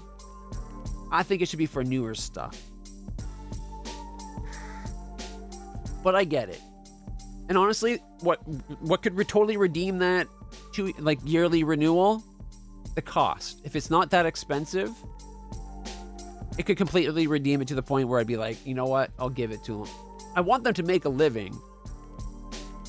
But I feel like they should be doing it by creating new content, not continuously getting paid for old content. Like, software as a service and like games as a service is what's ruining so many things. Like, you have to pay yearly to have access to Office now. It used to be you'd buy it, unlimited access to this year's version. You might have to get, again, new stuff later, but you'd basically be set. Nope, now you have to pay for it every year. Now, admittedly, they added so it's not just one software, you bunch. But look at Adobe. Each piece is now a license for a year, and it's each different software. It used to be you just buy the Photoshop suite, and you had it. And they would update it, but nope. They got greedy. And nobody stopped it. Because the people needed the software, so what were they going to do? Not have it?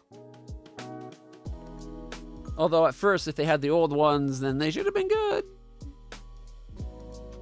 I'm more okay with things like this being a renewal thing, because it's I don't know. But again, the price is a big one. 3D test prints. They used an Ender 3 Pro, Prussia i3 Mark III, Elegoo Saturn for the test print. Really? The Elegoo Saturn, I think, is a resin printer. Elegoo Saturn. Was it the Saturn 3? No, just an elegance. Probably the 3's the current one. Yeah, resin printer. The images we saw was done by a resin printer. It's a decent resin printer. I didn't see... They should have showed... Right here, there should be... They should have this where it blanks between the 3D resin print and the FDM print. That is a 3D resin print. An FDM printer would struggle to have that kind of fidelity. Like my printer, if I put it on... If I put a 0.2 millimeter nozzle on it, and then I printed it at 0.06 millimeter layer resolution, I'd probably get close to that, but not as reliable as a resin printer would do. Like, these are all resin prints. Oh, that looks so awesome, though. They did a great job painting them. Look how cool that city looks. Oh, you know what this makes me think of? Carcassonne. They need a set that matches Carcassonne, that you can play Carcassonne with 3D prints and have the actual roads and everything. That would be so cool. Now I want to play 3D Carcassonne. So they do got an open Discord, but then they got the paid access Discord. At least there's an open, because there are people that do, their Discords are 100% paid to get into, like a lot of YouTubers and streamers, and that I don't agree with. But this looks pretty sweet, my man. Thank you for sharing this with me.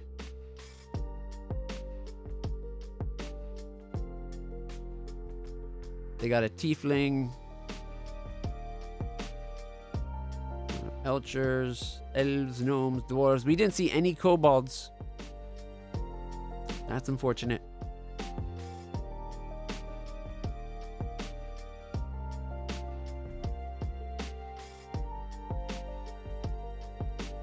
Okay, so we got the watery net. Where is it? There was one with the forest. That's waterways. The mountains. Water and islands. Water's edge. The city wall variations. City road variations. I do like the look of the cities and the walls for the cities. Farm tiles. All right, we got country tiles. Is this supposed to be like country cities? Because pretty much everything has at least a house. Small rivers. There we go, forest.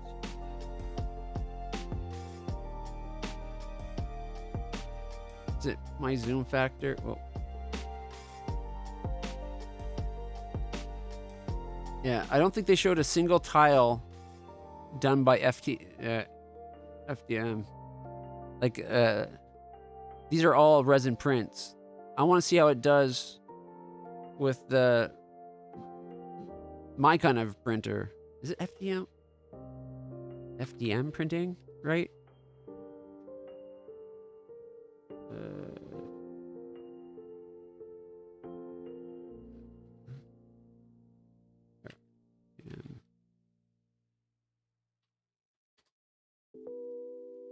Frequency, division, multiplex, that's not it. Fuse deposition modeling. Okay, I was right. FDM is the right one. Fuse filament fabrication's another one. FFF. I've never heard anybody call it FFF. But yeah, it would have been nice to see some FDM prints on their page. But I like it.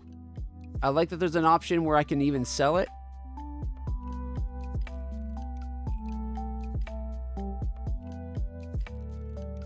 I don't like that the export is only at a higher tier. I can ignore everything else, but if you're in the game, like if you have access to the game, you should have access to export. As simple as that. Leave the whole license to sell it separate, but you should have at least exclusive objects. I think the 3D export should at least be in the first one, and beta access. If you're going to Kickstarter program, especially one that's software, have it be give us access right away. $34 is not an insignificant amount of money, especially for a virtual tabletop. So either, I think the 54, like if they think 34 is too cheap for that, well then have it start at the pledge, like this one here, but have it start at like 40, 45 bucks maybe. I don't know. I think I'm going to have, if I'm getting it, I'm probably going to do the 54. Well, this is probably American dollars too, isn't it? All right, so 54. 1.3, I think. So I'll be looking at $70.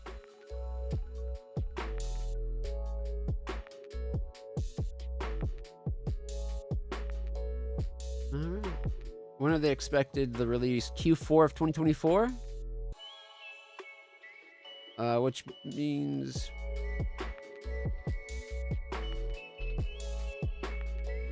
a few months. The beta program is only a few months before official release, so it's not even I pay the 60, 70 bucks Canadian now, get access now to the current build.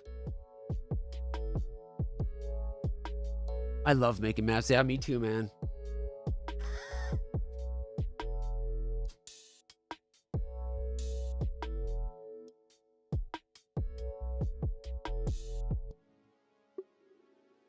They've already got 200 tiles.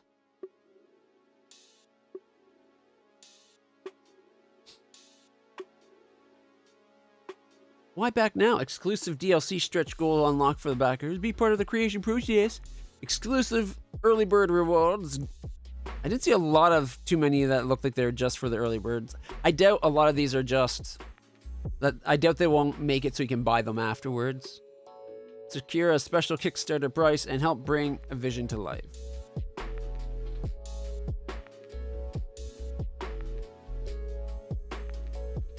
Pretty cool.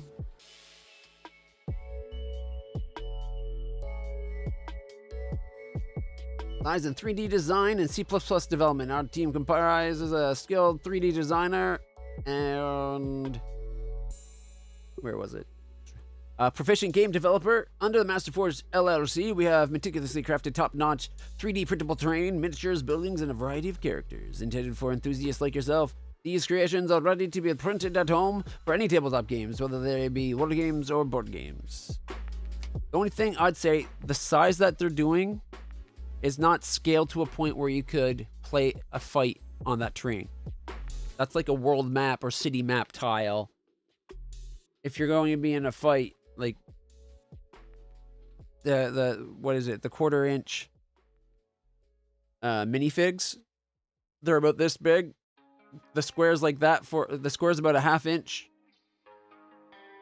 For the or maybe maybe they're 1/2 inch minifigs. What are they called? But these tiles, unless the tiles are a lot bigger than they look, and they showed us what the tiles look like in that one where they snap together. They had the right here.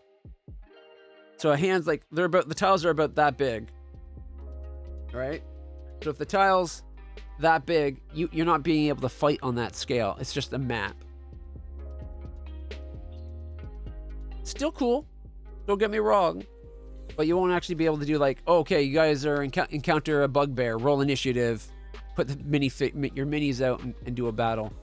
The scale is way too zoomed out. Unless you expect your minis to be about as big as that little Delta, like 15 millimeter high minis, right? I still think I want to back this. Lifetime merchant license. If you spend $1,000, you can just always sell it. Also comes with 5 copies of the game.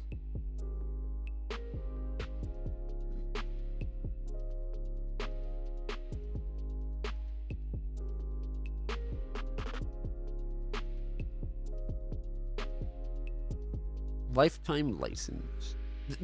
I feel it's a little deceptive calling it a lifetime license. It makes it sound more impressive. But it's just access to the game. It's like, you get to own the game you paid for. So even at the $300 mark, you're only 2 years of the license. Do they say how much the license is going to be? Nope. That's another thing. It'd be nice if we had an idea of what the launch price of the game is going to be now. So you know how much you're saving when you back it, right? So at the $74 mark,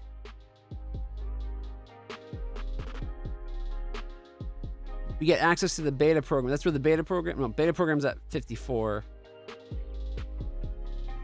Small stretch goal. Oh, exclusive objects in the VIP is the difference. Okay. There should be 2 different options around this level. Like the merchant license maybe this one should also come with a 1-year merchant license. Because look at the jump. You go from 74 to 299 for a 2-year merchant license. That's all it really gives you, right? Yeah, it gives you an idea of how much they're planning to sell those yearly licenses for.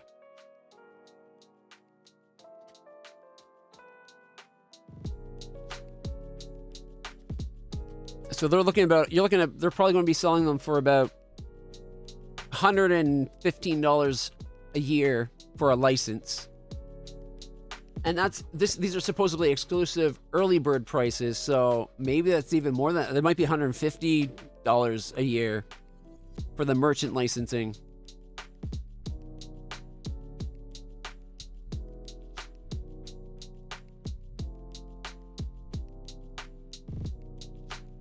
I don't know.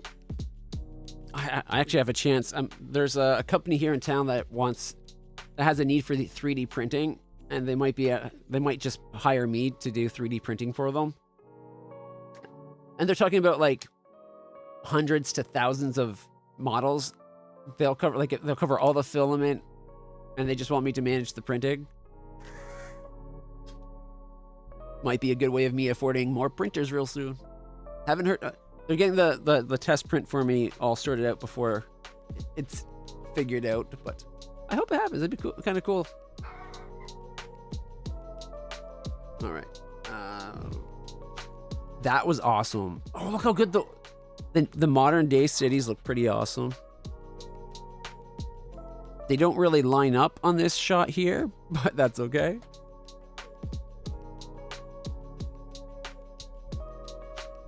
Don't love the Cyber City look. It could just be the coloring. Something doesn't. Also, I feel like there should be more skyscrapers, maybe? I don't know. For the most part, these look really cool. Oh, they're cyberpunk. Maybe that's what I was thinking of for the Cyber City. Cyber City and cyberpunk. Apocalypse. Ooh, I like it. Modern day, but run down apocalyptic. Included in Steam Workshop integration, this functionality empowers users to effortlessly generate, share, and modify maps. Nurturing a community-driven environment ideal for limitless creative campaigns. Desert Realms. Kind of meh. 30 to 70 tiles. Okay, if each of these have like 30 to 70 tiles, that's awesome. Didn't they say they only had like a few hundred? 1 second. Their STLs was listed somewhere. They showed over 200 tiles already crafted. So there was 1, 2 decent little dungeons. I like. Again, you can't fight in these dungeons. Well, I guess you could always, if you're printing them, you could zoom in, maybe stretch it. Anyways, 1, 2, 3, 4, 5, 6, 7, 8, 9, 10. So they got about 10 different ones so far. So they're only 200 so far, but If they're doing 30 to 70 per set, they're going to need bigger. I don't know. I'm super excited about this. This looks really awesome.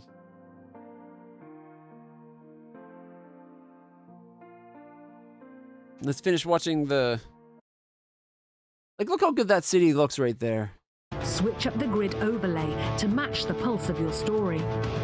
Every detail, every light, every tile is yours to command in Master of Realms.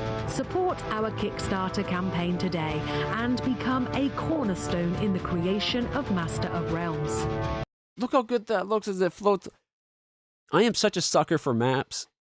Abrexis, you knew I was going to want to back this, didn't you? Your contribution can forge the future of storytelling. Together, let's bring Master of Realms to life. Back now on Kickstarter. Like, look how good that map at the back there with the the little city around the suburbs of the city, basically. Oh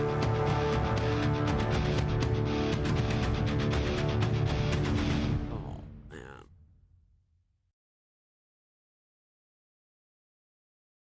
They're already up to 509,000. 17 days to go.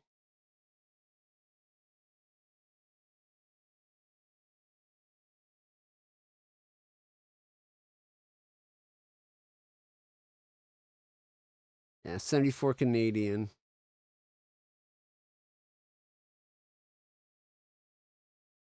All right, 3D export.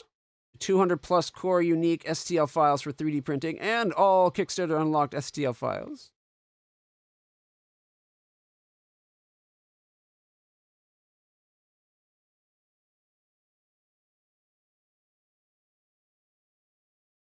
At that price, it doesn't feel like I'm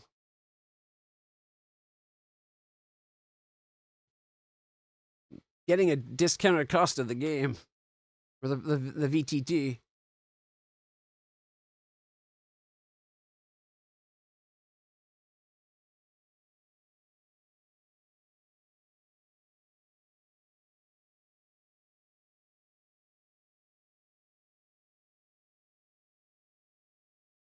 Access to the beta, the stretch goals, STLs. So even at the Dungeon Master, so it's not until I pay till you pay $300 that you get a chance at. Like I'd have to pay 405 Canadian dollars to be able to print and sell the things I print.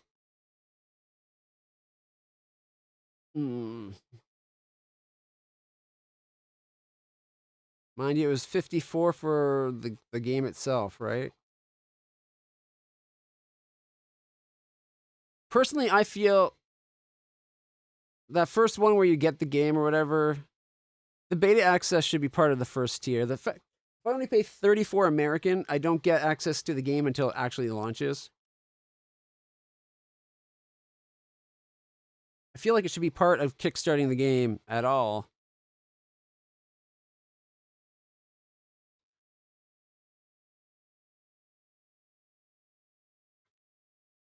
Oh, you metagamed? You used first game knowledge to make the last boss easier? How so?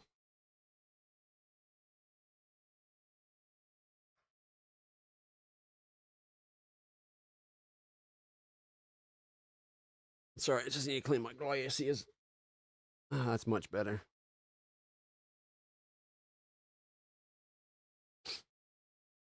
All right.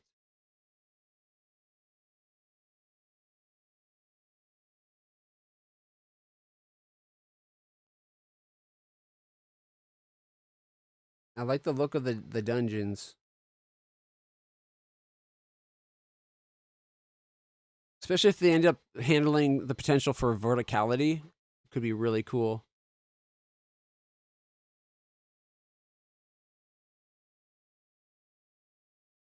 All right, including our exciting stretch goal for Master of Realm, the square grid system. Unlock the ability to effortlessly draw square tiles, creating detailed indoor maps for locations such as taverns, dungeons, and more. With the added bonus of 3D printable export, this feature enhances your map-making experience, bringing intricate indoor settings to life. They definitely want Critical Role to be using this.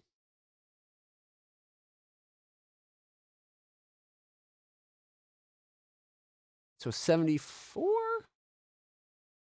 So it's $100. That doesn't feel like early access pricing to me.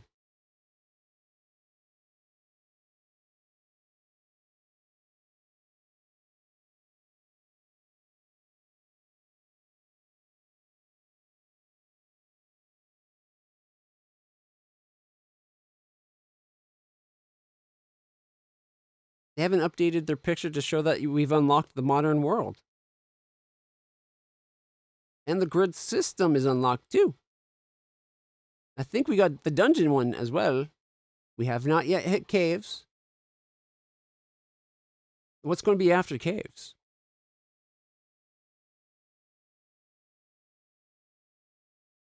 Well, 54. I guess 54 gets me the 3D export beta access.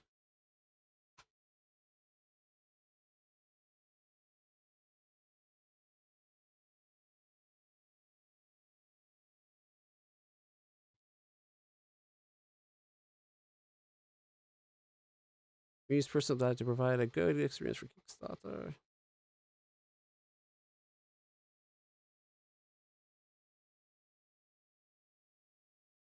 Optional add-ons. Character token set 1, 2, 3. MOR add-on pack. The Explorer.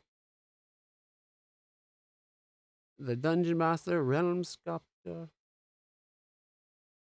So they'll let me get other ones for an extra, what, 47 for the MOR. What's the... Oh, that's another... Wait, wasn't the MOR the... You know what? They're adjusting for price. That was the 30 whatever one. $28 for each character set. That's a little overpriced for Kickstarter pricing. Like if it's launched after it's already been made. Starship Interiors. Have they officially said the next unlockable is Starship Interiors? Because I didn't see that listed. But if that's the case, they've got me. I think they already got me, to be honest.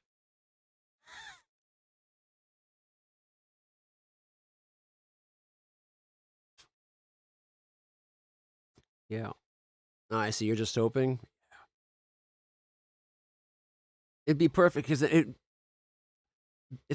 like I know Traveler's not a huge in popularity, but it's really cool. Especially since in Traveler you have planets that are like kind of fantasy realm, but like not all planets are like sci-fi tech level. You have tech levels of all kinds. So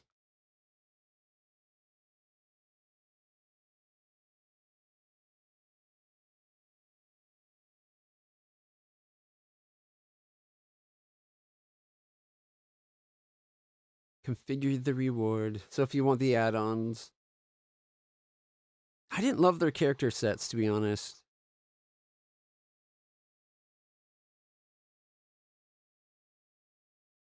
And I feel for a Kickstarter price, they're asking too much for that.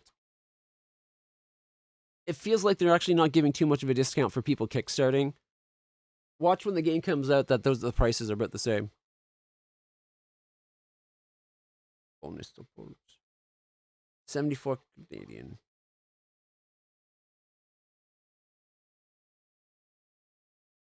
Do you know with Kickstarter, if I decide to come back and be like, you know what, I do want that, sell the reward that would like let me do the license to get the 2-year license, can I come back and just be like, upgrade to that? Or are you kind of locked in and you have to buy a second one that would be that level?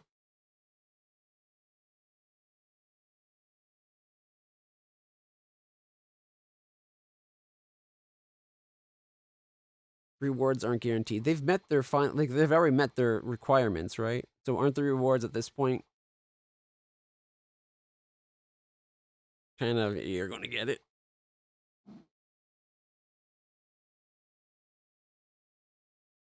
Right. I'll finish that later. I think, Brexis, you got me sold on it. Oh, look.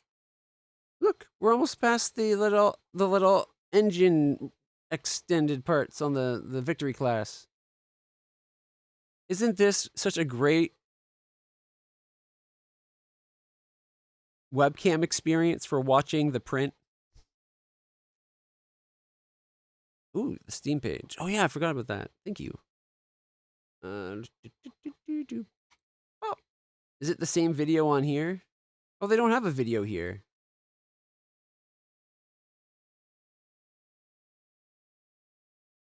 So they have some auto generation stuff. That's pretty good.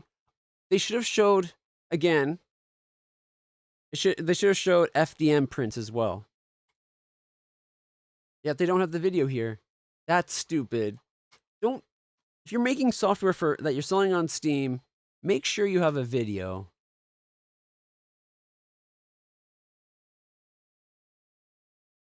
What's Atlas Engine? Like here, Atlas Engine has a video.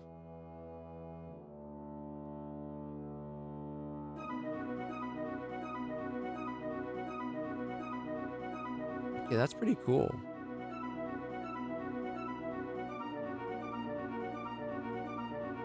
Not as cool as the other, but it makes a map and it gives it dimensionality. It looks like you can zoom in. Those mountains look pretty awesome. Oh, and the clouds got like they're actually atmospheric. Like they're above. They're a higher layer. A satellite image of it. Topographical. Hand drawn. How far can you zoom in though? That's the real question. I think the one you showed is still better.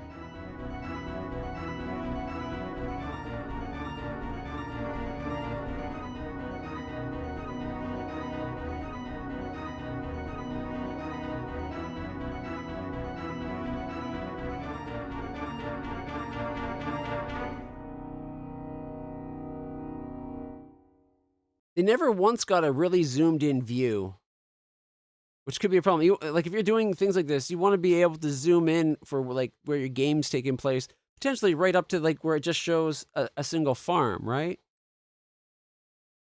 Still, not bad. Hey, look, Masters of Realm. Magna Ka. Oh, is this for like a city builder? Magna Ka is a tool that helps artists learn. Oh, it's just for artists. It's to learn how to draw manga cities and stuff. Geovox Dream Gen. Avorum. Control Center Creator.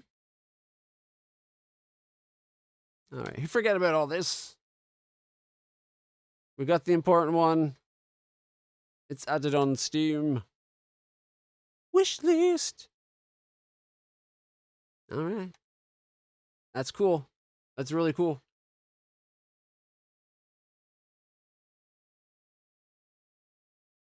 Are you going to do it another frame?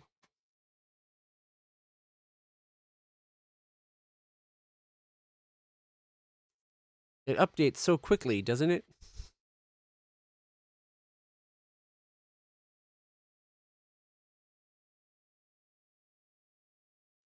There's no excuse for it to be this bad. There is an option to set the printer where it's local network only.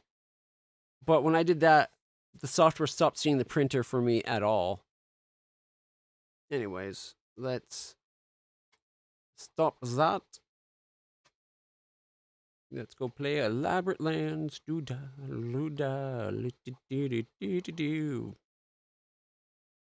the game? I just had it here.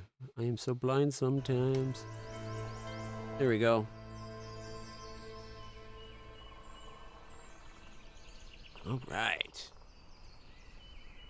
Yeah, one action equals a turn. Goods are gathered once, not over time. That could be bad. WQASD or WASD. Middle button for rotation, zoom, drag for camera. Okay. What options do we have here? Graphic quality highest. Do you think? I can only go 30 frames per second? There's no 60? What? Then this limit frame rate should have a check mark or not.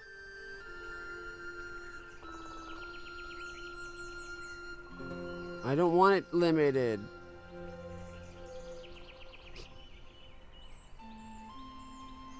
Alright. Lock most windows, no.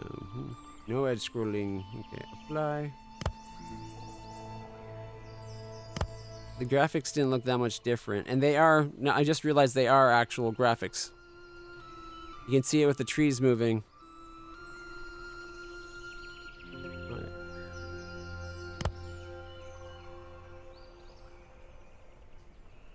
Yeah, play. Alright, immediate interaction. Your actions, such as building, construction, are immediate. Each action equals 1 turn. Region borders. You need to acquire a region before you can construct other buildings in it. So this is our border.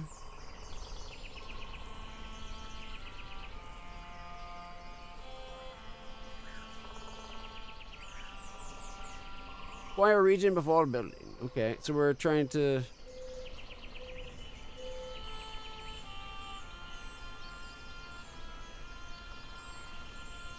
Community. Settlement center is right here, right?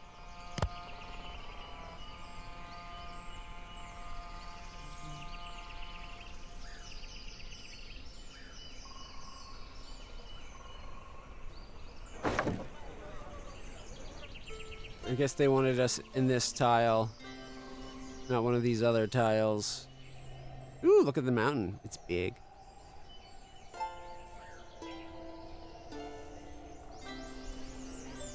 Alright, we're a village of 1 person. Alright, it wants us to get wood. Most buildings require wood. Goods are gathered only once, not over time. Most goods are shared globally between all regions. Alright, so we need to get a woodcutter. Must be built on forest. Okay, so we get 3 there. I don't see why, as long as there's forest in the influence, why do I have to be on the forest, right? Okay. Looks like 3 is the most we're going to get then. I was hoping if I did there, I could have had 4. Alright, in that case...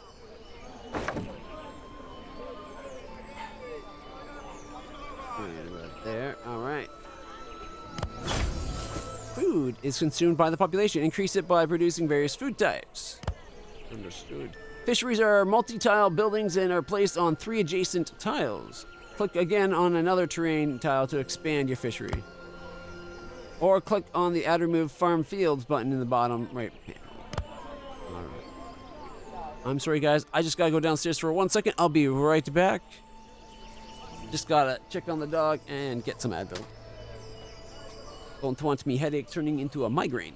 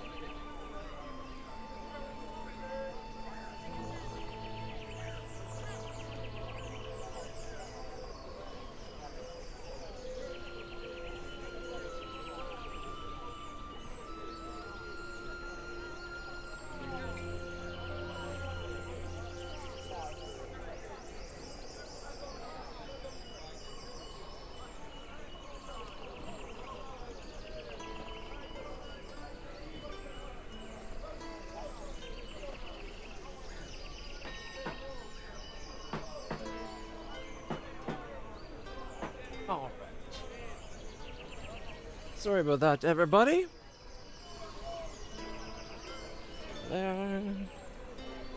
Sorry about that. Just had to go get the puppy, get some Advil. Come on, get back.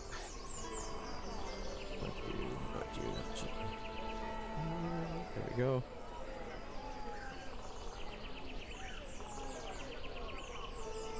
Alright.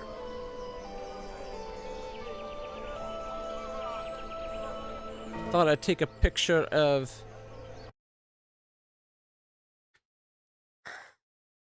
the print before I sat down.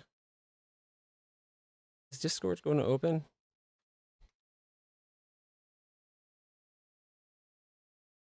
Apparently Discord got shut at some point. Well, for those who have access to the Discord, there's a picture of the print at its current stage. Alright, we need to get some food. Alright, we got a fishery.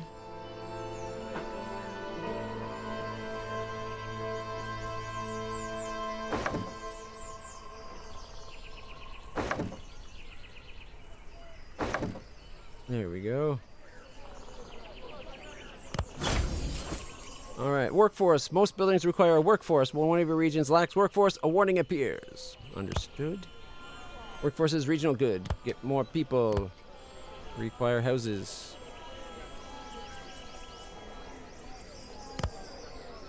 Housing.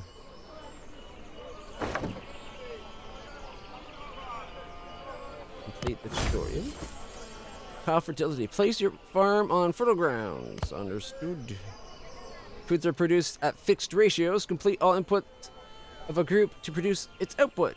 You require 2 sprouts for each 1 vegetable you want to produce. In the example, you require another sprout to produce a second vegetable. Okay. So we need a farm.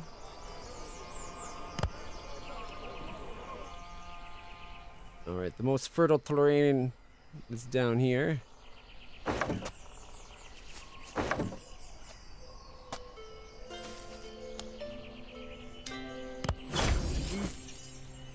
Faith consumption. Your population also requires faith, but less than food. Okay. Build a chapel near houses to produce faith. Alright. Before I do that, can I do another town though? Or another... There, got extra housing. They want faith.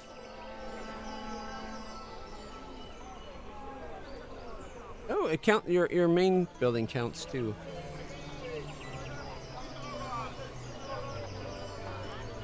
It'd be nice if there's a way to rotate the building. A chapel. Oh, it looks like there's tiers. After a chapel becomes a church, becomes a cathedral, becomes a grand cathedral.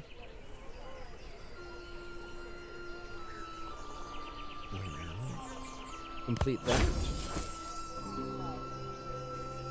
Build more houses near the chapel to increase the faith. They want a total of 4. Oh, right, because I built it there. Okay, let's see. Housing?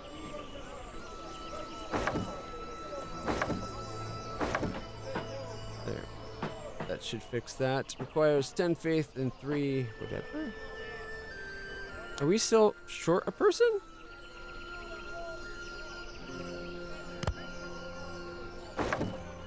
There we go. Now we're not. We got 6 of the 4 and 6 out of 3. I don't know why we had to do so much more to complete it. A little farm down here. Expansion. As the space in the region is limited, you will need to expand and claim new regions. Okay.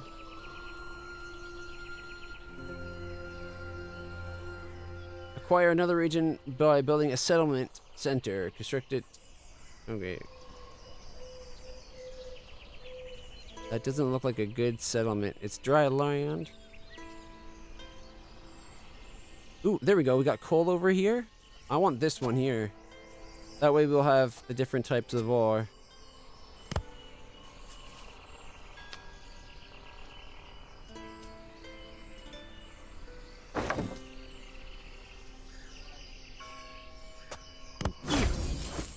Gather more wood and food.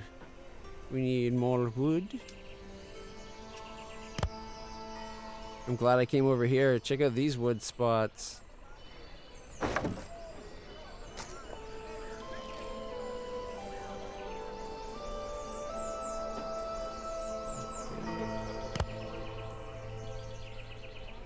Oh, look at this place for wood.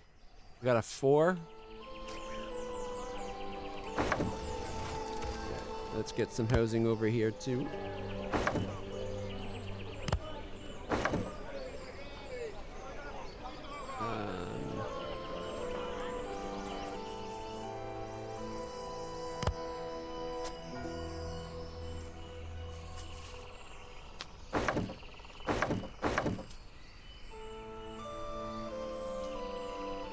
Should we give them a farm? They don't have as good a farmland. Oh, actually.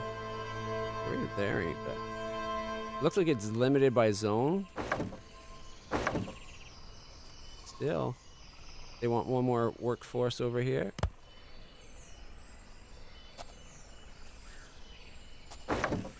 Perfect spot for another church if we need it. Complete the quest. You need knowledge to research technologies. Unlocking more buildings. Okay, so we need to do the research. School. Alright. Generates knowledge from nearby population.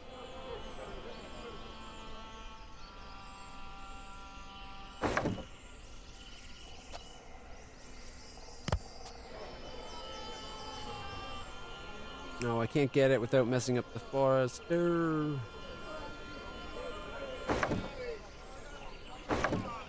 I require. Please, oh, thank God. Space already occupied. Required a lot. Look at that. How's our food?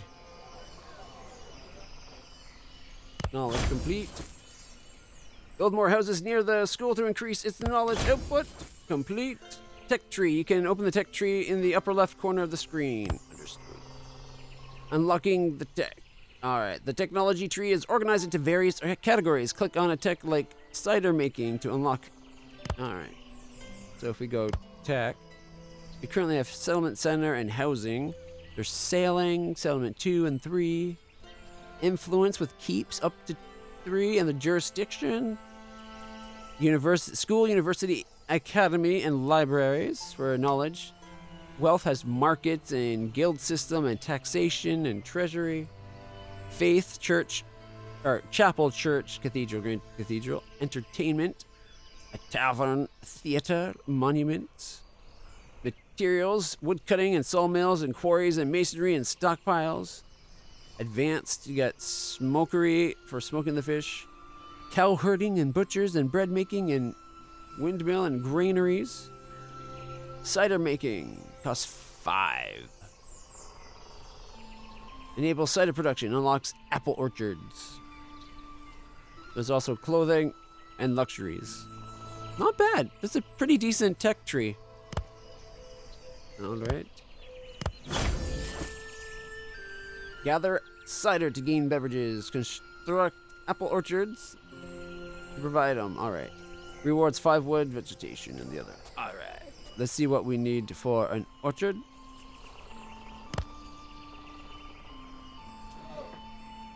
There's some fertile lands over here.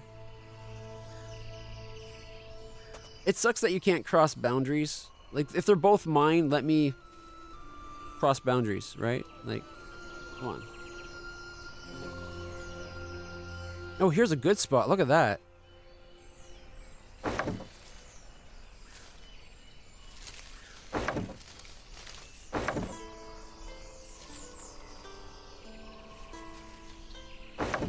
There we go. Fully upgraded. However, we now need a villager. That's alright. I was planning on having one nearby anyway. Oh, resource complete. Influence requires the construction of more settlements. Okay, it wants me to get another one. Building connections. Keeps produce influence from all buildings except farms connected to it. Gain influence by building a keep next to other buildings. Okay, so we're not getting a new area, we're getting a keep.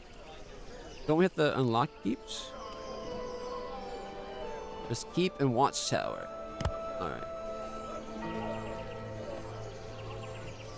Oh. I like that. If I build it here, it would get the wood too, right?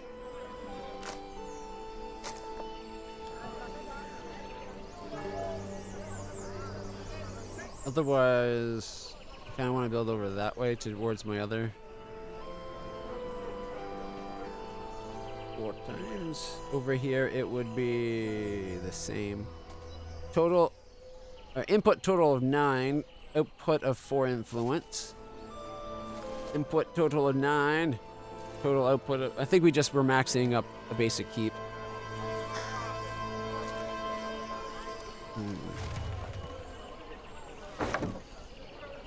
Check it out! We got a wall. But we're in need of more peoples. Complete that to get the reward. Upgrading the settlement. You can research upgrades to your settlement center to increase the amount of population and workforce in your houses to save valuable space. Alright, so if we go to tech, settlement 2 takes 10. How much? We got 14. Let's do it. Alright. Select your settlement center and upgrade. Chapels and schools will also be more efficient. Alright. It takes 5 influence, 1 wood. Check it out. Alright, it wants... It's all words. We need more people. Okay.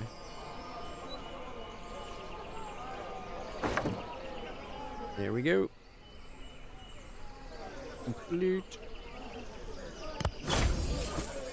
Higher tier buildings require advanced materials such as tools to construct. You'll need to research tool making before you can further unlock that. Okay.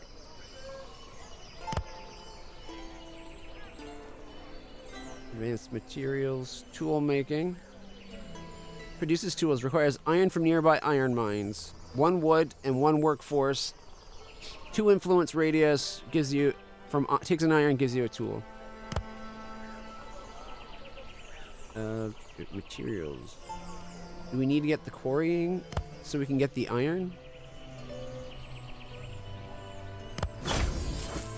Some goods require production chain. Iron is needed for tools. Okay. First build an iron mine on the vein. Okay. Then build a toolsmith near it to produce the iron. Alright. Did they just give me the iron mine?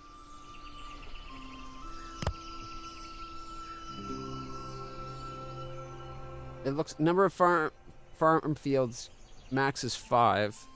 Here, I'm going to go to the far side. Got 4 out of 5. We do need 1 more house to do it.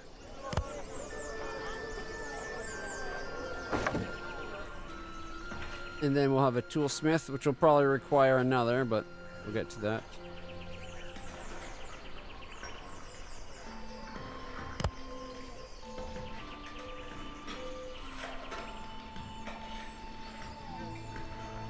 Oh look, there's already a bridge there. Can't put it there because the tile.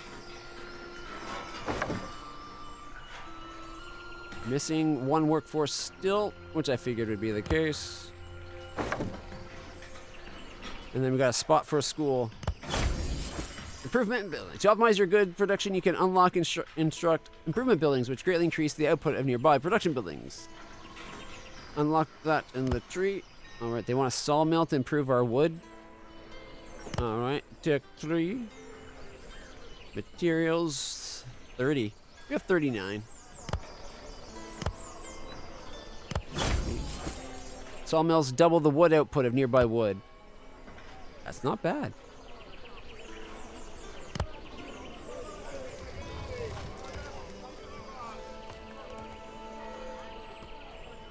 So it's within that pilot area, eh?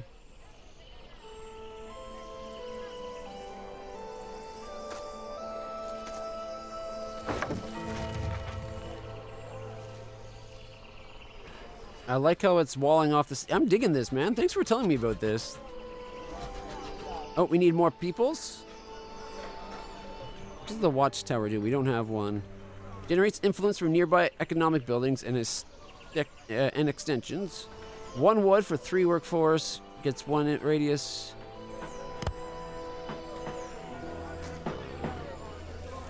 I'm not sure how that works. Alright, complete that. Tutorial's complete. Congratulations and thank you for playing. You have completed the tutorial and learned the most important mechanics of the pre-alpha demo. The game will offer different civilizations, procedurally generated maps and various biomes, missions and challenges, as well as more. I like the idea of different races. Well, civilizations or whatever. Continue playing. If you want to continue playing, you can try to achieve the population challenges. Alright. So right is that.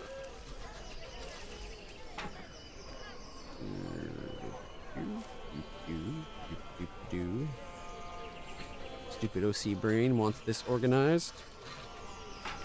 Alright. For more efficient food production, we recommend unlocking bread making and build several grain farms near the bakery. Unlock grain mills will further improve food, and you can build the market to gain coin. We need more workforce, though.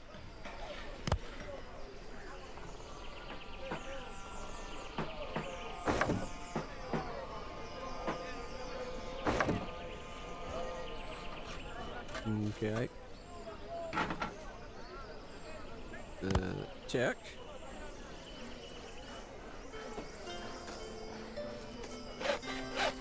We could do higher keeps.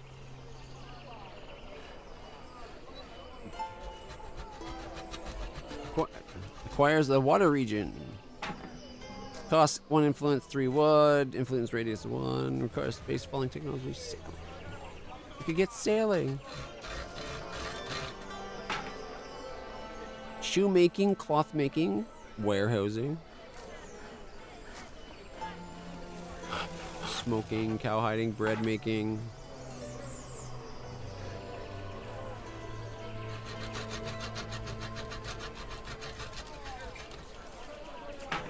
University requires stone. Generates knowledge for nearby population. 1 wood, 1 stone, 14 workforce. Influence radius is 2 instead of 1. Takes population, makes knowledge. So it's just a more advanced school.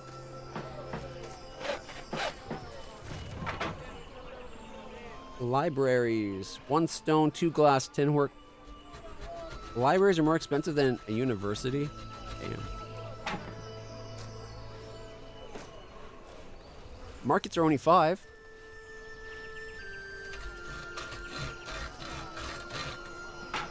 Generate wealth from nearby public buildings. 5 wood and 3 influence to get you 7 workforce. Radius of 2 converts coin. We have lots of influence. Let's get a marketplace.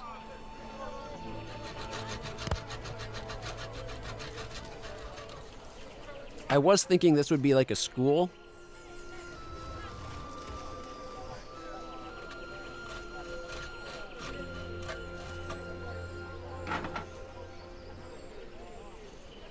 I like that for this now. And now we need more people.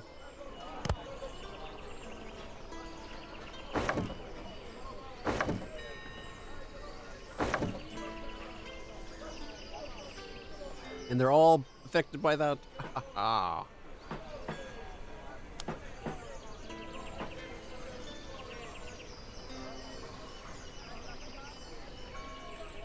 Is that each person making us money? Or it's only making us 1 money despite everything?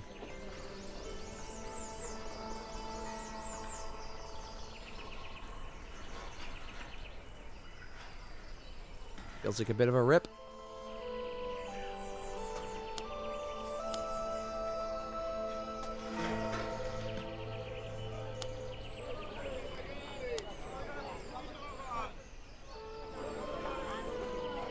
Upgrade the settlement over here. There we go. 8 people to spare.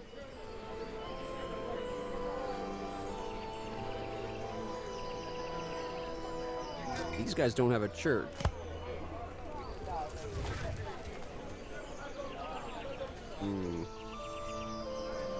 We do not have a great spot for making a church on this side.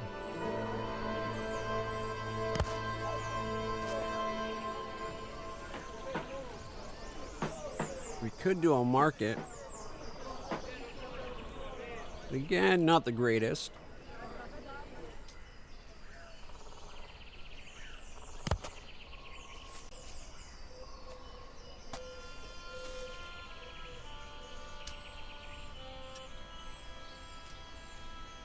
Tavern.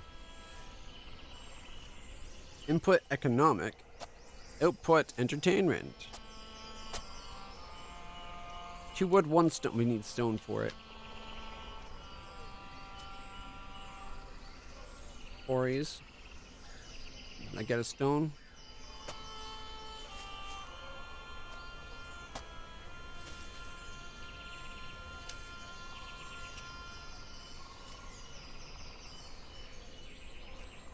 Increases output of economic buildings that produce building materials. Influenced range of 3. Improves woodcutters, quarries, toolsmiths, charcoal kiln, coal mines, salt mines, and glass makers. 50 though. Woo!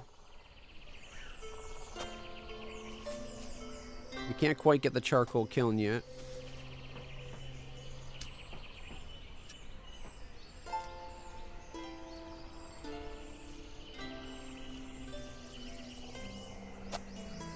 Increase output of nearby fisheries. The only thing is it costs 30.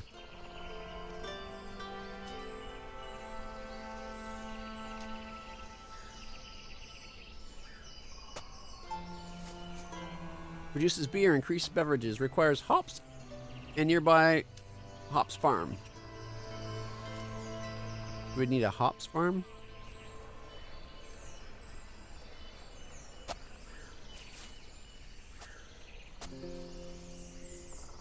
I don't see that option. Shoemaking, but you need to have a cow or pig ranch, I guess.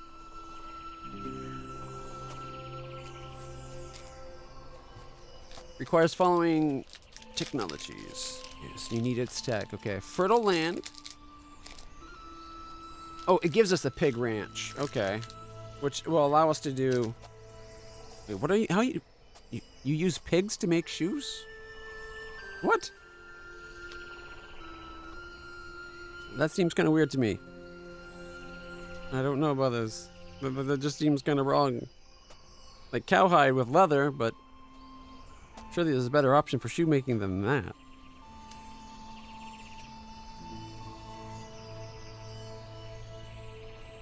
Cloth making. Fertile land for the sheep to get us output of cloth.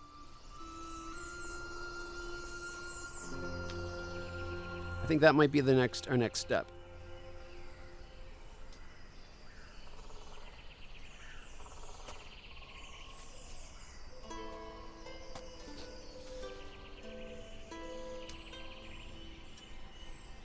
And let's see, a quarry. Produced stone must be built on a stone deposit. Do we have stone deposits? We might have to get a new area. It's more iron. These guys up here.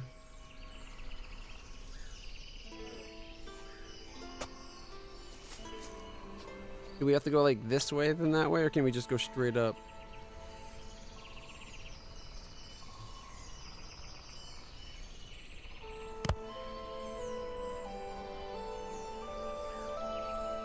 Okay. Best for building people's over here.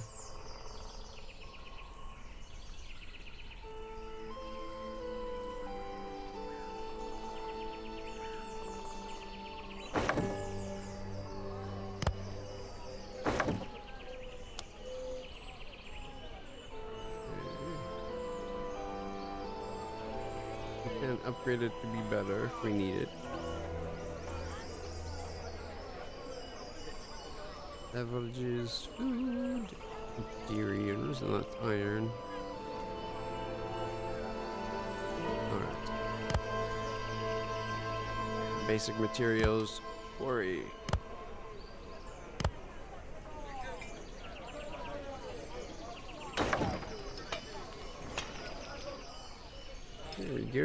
We now have stone coming in.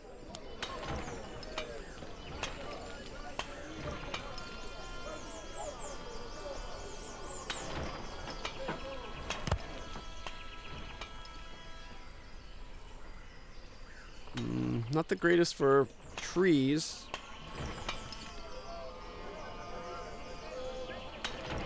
Let's see.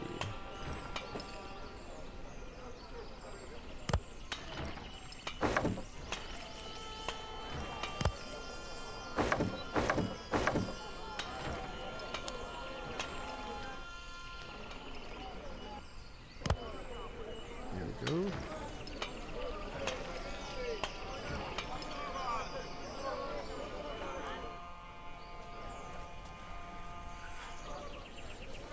That's our food.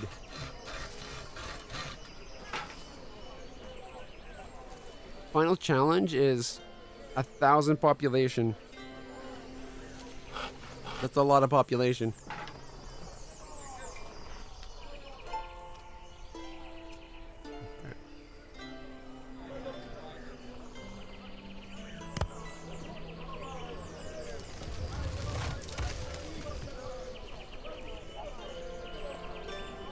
Can get 4, but then we could get a bunch across the river,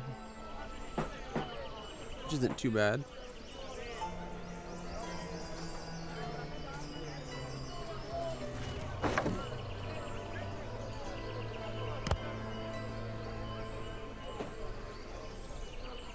There's what? Oh, wait. There. Oh, and one. Got actually room for more.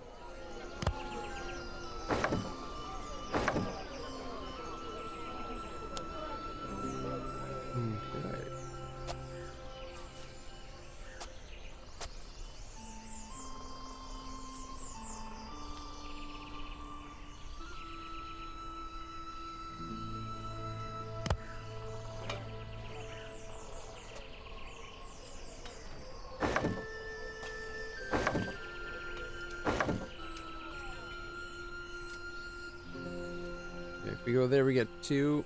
We need to do...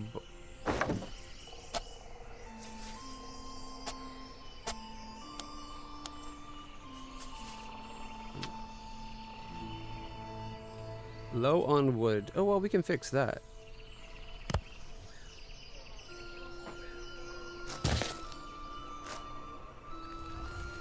Oh, did we already get that one?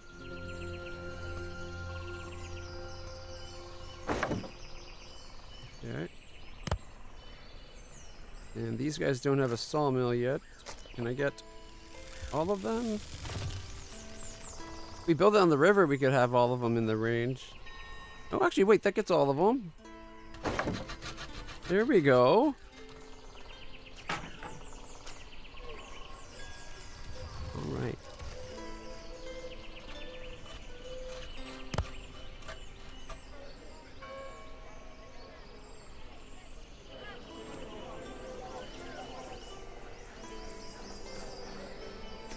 You could put watchtowers by the things to get more stuff from them.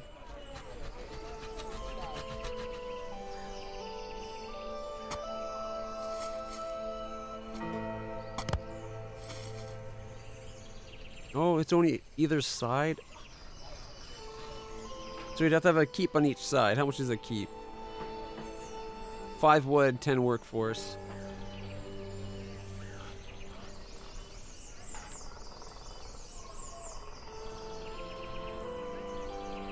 We have 10 wood.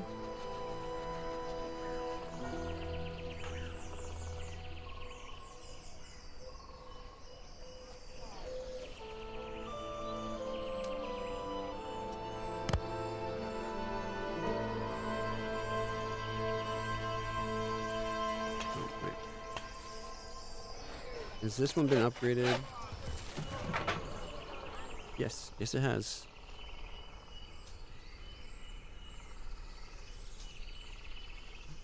Not bad for tools. So we got what, 3 science remaining?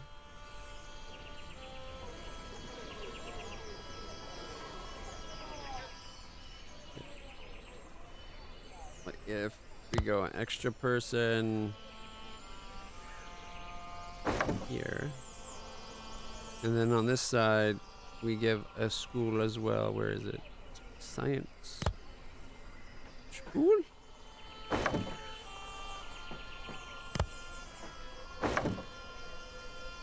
Alright.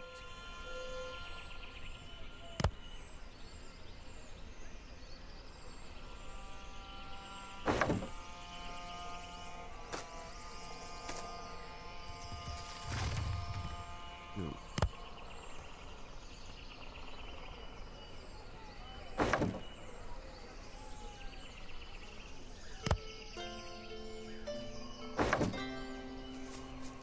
Keep forgetting to hold down shift. Alright, and then we can do wood and a sawmill.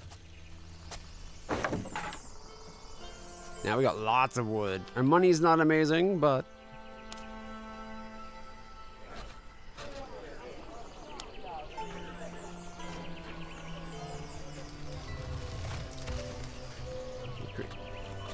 generate influence from nearby economic buildings and extensions. So if we did it here, we get just the 2.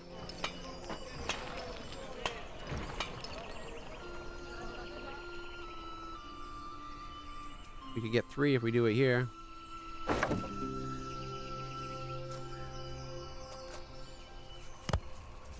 Off by 1 workforce.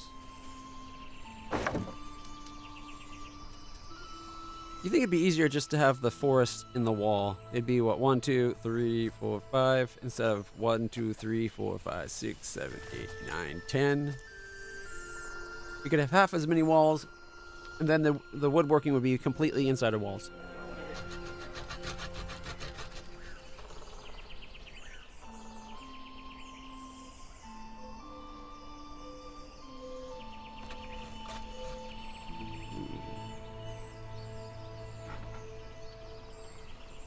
As for food,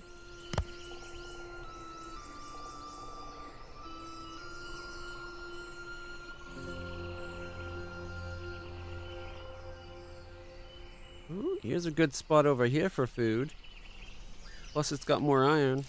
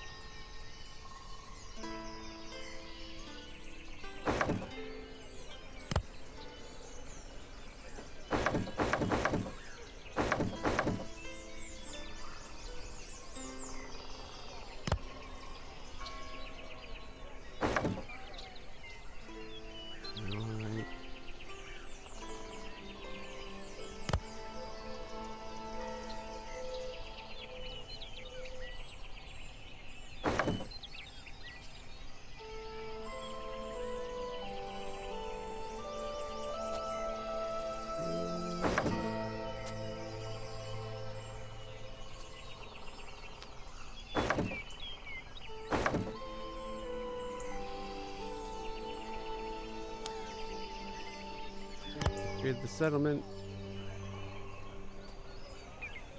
Now we got more peoples.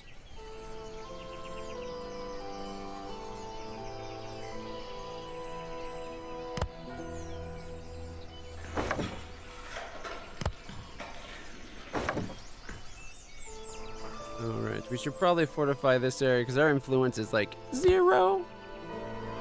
Although, where is it?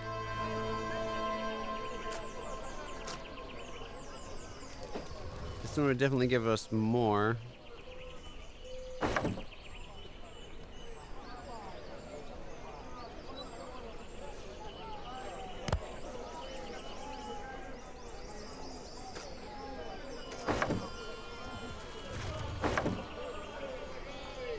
There we go. Your influence is up. Our science is enough for something, perhaps.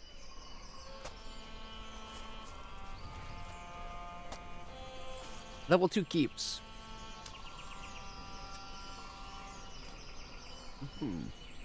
Requires stone. I'm guessing it's a bigger radius. It doesn't really say.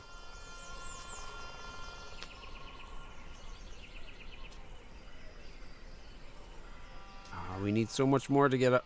Wait, sailing is free? We need to get to 20 to get the 3rd level settlement.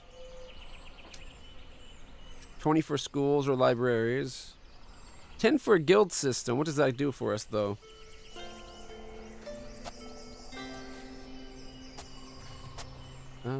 Takes economics output coin.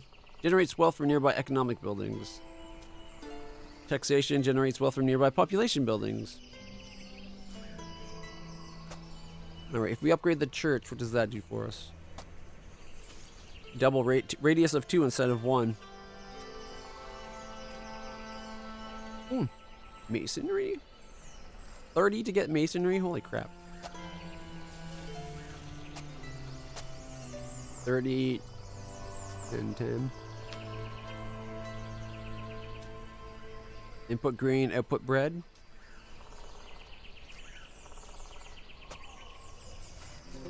Near brewing.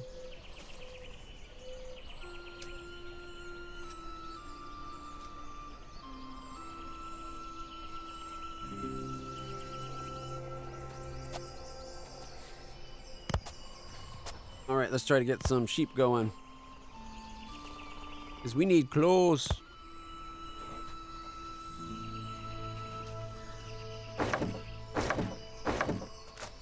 There we go. Fully up. Fully tilted out.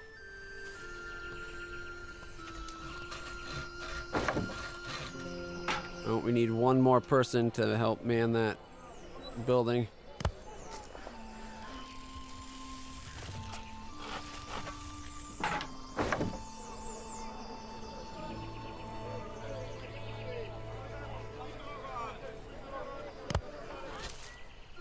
Requires a water region? Is there water regions?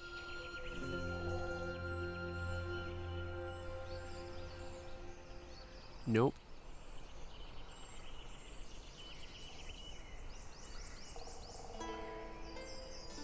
Must be built on following terrain. Ocean. Yeah, you need an ocean to get it.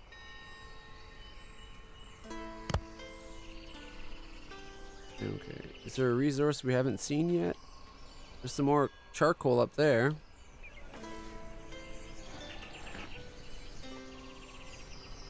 Good area for wood over here. Alright, let's get this one going then.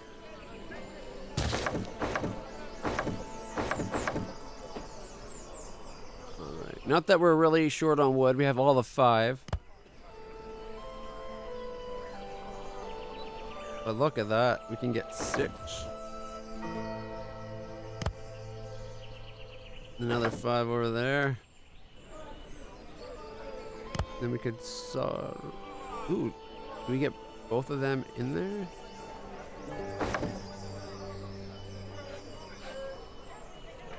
Okay.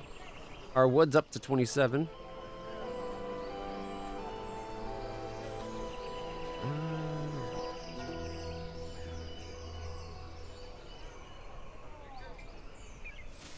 Alright, you can't do fishery there.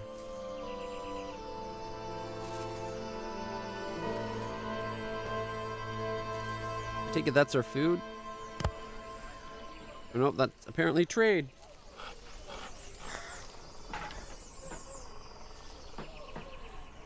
You can buy 10 food for 2 coin. You sell 10 wood for 1 coin. That's kind of horrible. 1 stone for 1 coin, though. We need salt. Ah, interesting. Glass, salt, and coal. Alright, food. We need more variety.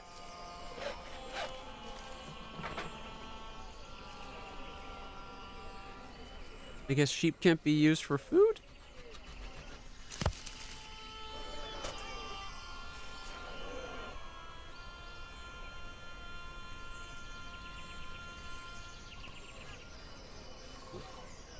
Here we go. It wants workforce. upgrade that to get more workforce. There we go. 2 of them at peak performance. With the tailor there.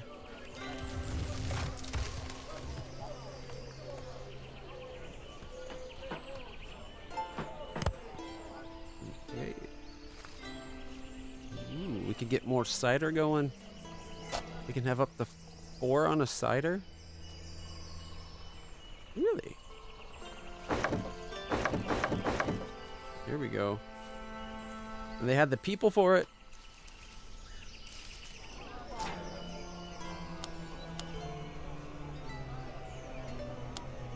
Oh man, okay. No, that's for 3.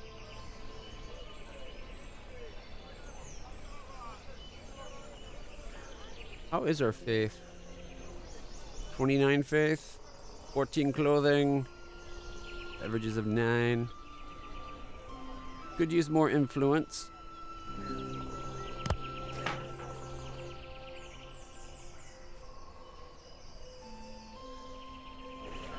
Alright, if we do it there, we get 3.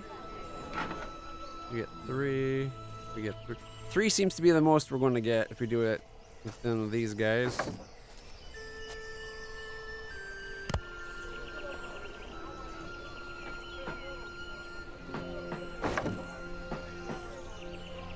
Alright. Oh, alright, let's get some more houses going. Could do that as a school.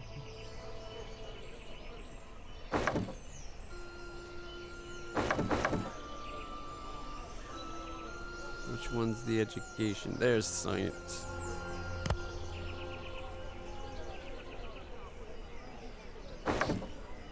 Alright, we got 20 science now. Missing work.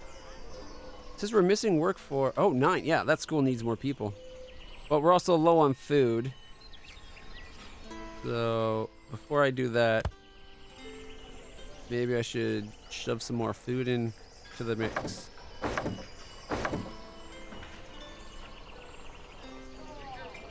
Everybody, you have more people. Do you have room for anything that will do food up here? Yeah, you got a small little area over here. There we go. It's too bad. You should be able to connect areas so that, like, I have 3 extra people here. Surely they can come work over here. Alright. Houses are basically free anyways, so...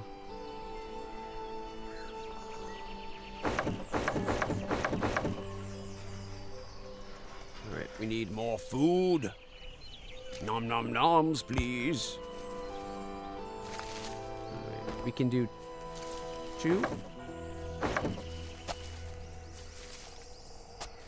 Which means we can't get another perfect fill over there. We can over here. Workforce. Yeah. Okay. Short by 1.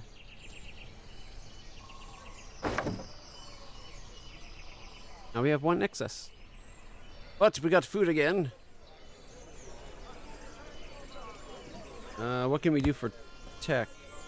We can get the next settlement upgrade. We could unlock universities for science. University is just like a school, except for it needs stone, and it has double range instead of single range. We could get a tavern. It puts entertainment. Do we need it?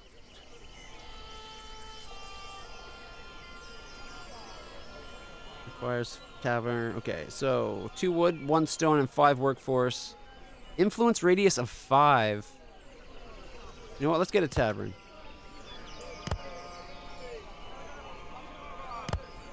Our people need... Wow, look at the range of this single tavern. Our people need a place where they can go to get sloshed, right? Just totally blitzed.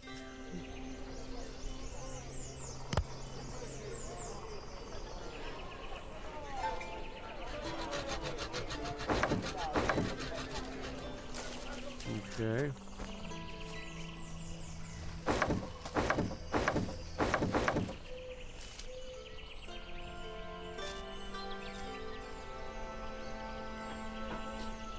We only have 2 coin.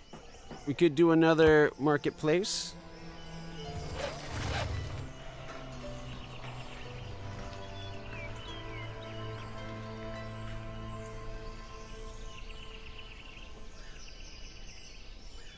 Wait. Is it not? It's not making one per person. It's just I don't get how the marketplace works really. Like if we want it, wealth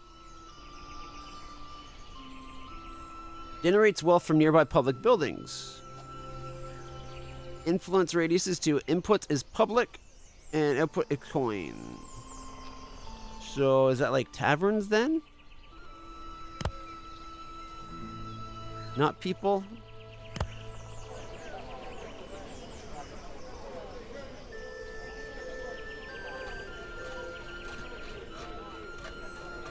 Go 1. I think it's these things here. Okay.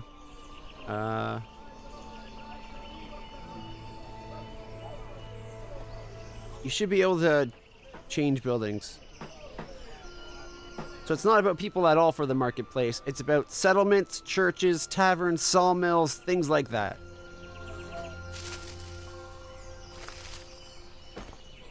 Keep and watchtowers. Like if we go over here. Oh, wait. Not settlements, okay. What was the other building up here then? We had the keep, the school, and the tavern. Okay, so keep, schools, taverns. I was thinking people buildings. We got a toolsmith. We got a chapel. Does a chapel not count?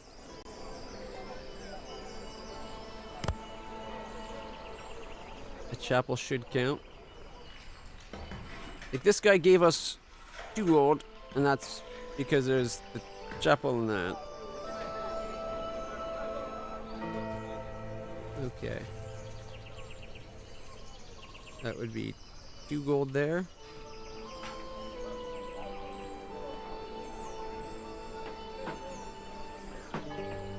So I totally misunderstood what the tavern worked, the marketplace worked on.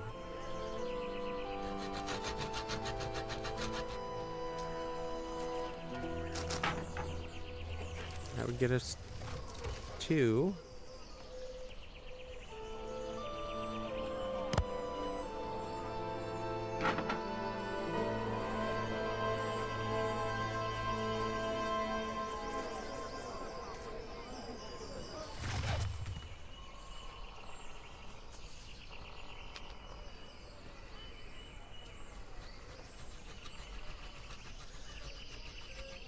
I don't need to get it. We need 1 more for another influence.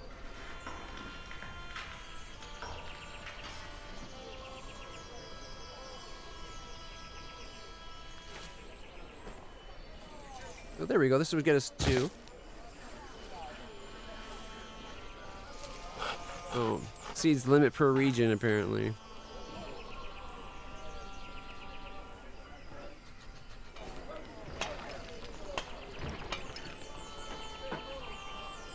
Let's see.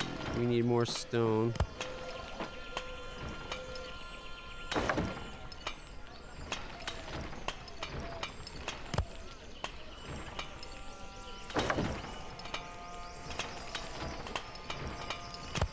And we need more workforce.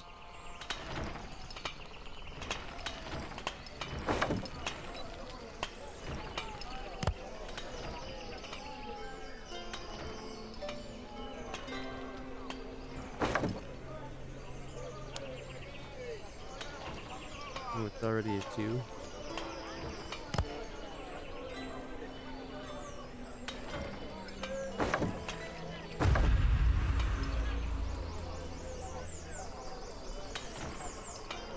10 workforce. We have 2 at the moment.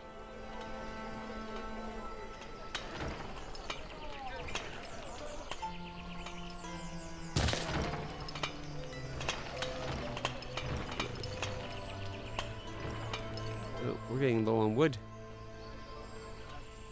Kinda got used to having so much wood I didn't have to pay attention to it for a while there.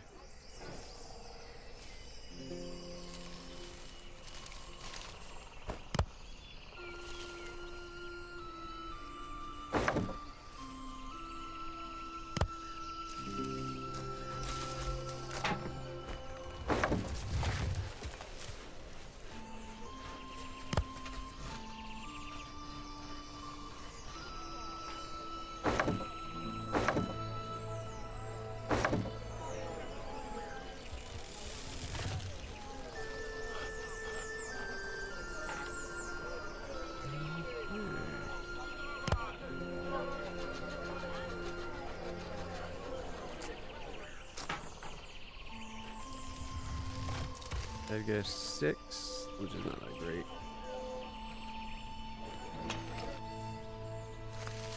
If we build it here, we get 12. Oh, you can only have 1 school per region?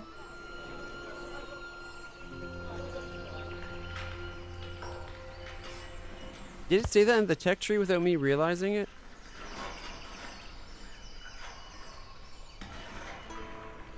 Influence radius of 1. Population. It says nothing about only 1 per region. Alright, food is an issue.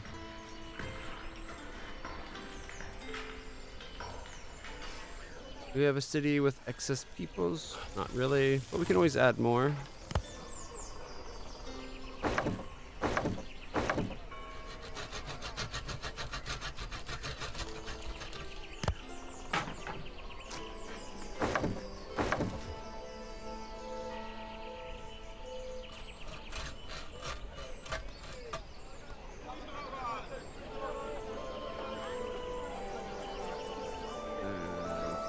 Food.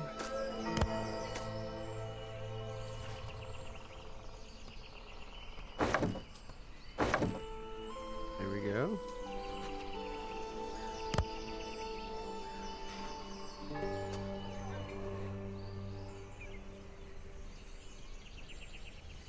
Ooh, this is a good food farmland. Let's claim that. Do we have the materials for it? So a settlement is just 2 influence. We got 19. We got lots of influence. Okay.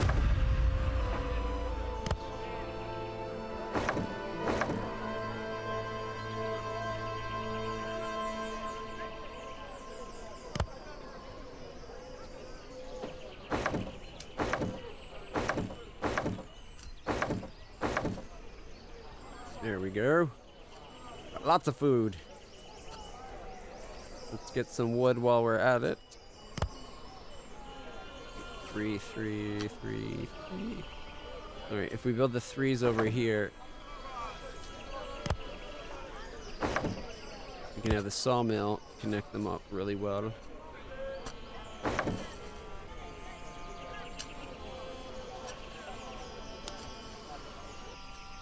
Upgrade the settlement.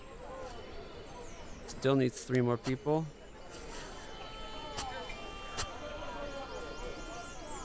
Okay,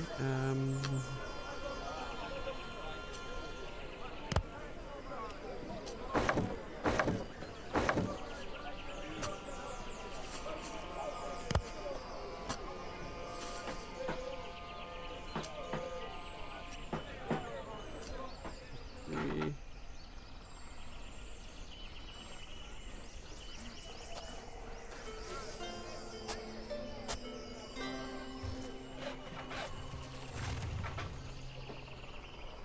That one has one already.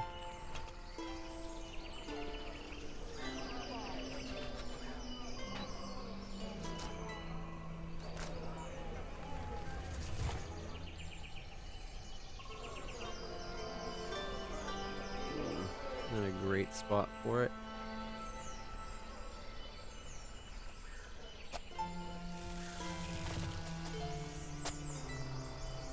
Interesting.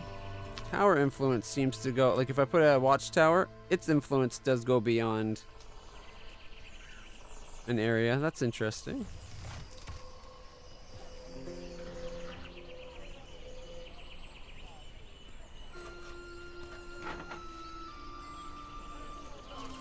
We already have one in this area. Yep. Yep. Nope. But there's no great spot for it. We'd get 2 resources.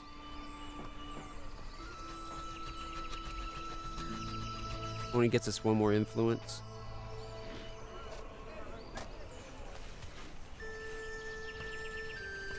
Okay.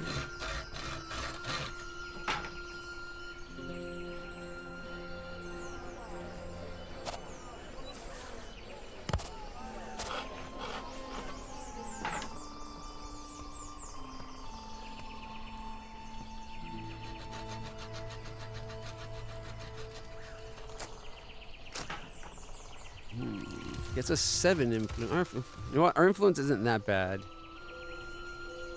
Let's leave it for now. Tech knowledge takes 20 for universities.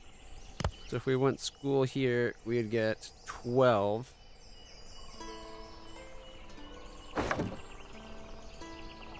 Off by 1 for the people.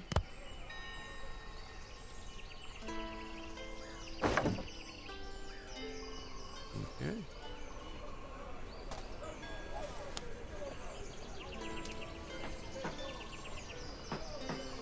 I should have built that right there. Because then I could have put a tower in a place to have it get more effect. Well, that's okay. We still have 20 faith. What about monies? The school's one, but not the sawmill.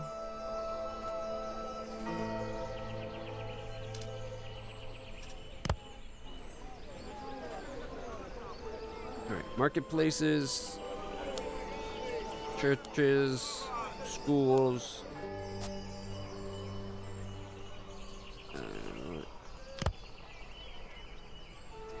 Towers and keeps and taverns all count as things that will affect the marketplace.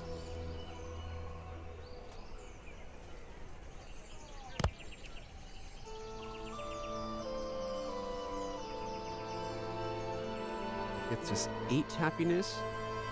I wonder, like, it says we get the effect when we put it down. Like, I'll get 8 happiness right now. If I put a house down, that would affect. Would I get more happiness from it then as well? Let's find out. This would give us 8. Need more workforce. This workforce will give us workforce, obviously. But does not give us excess happiness. I think that's one thing. It's not over time, fine, but if I put more buildings that would then this thing would give us more for, we should then get, it should recalculate based every time we put something down. Like these 2 extra houses, I should now get the 2 extra happiness from this tavern. I get that it's a one-time only thing, but it'd be nice if it's based on all buildings currently. So these buildings only ever give me their 1, but I just put 2 new, so I should get their 1 now as well. That's how that's my opinion on it. I like this game. It's a cool little, it's a relaxed puzzle building city builder. To get the most out of your city, you're going to have to really puzzle it out. I like that.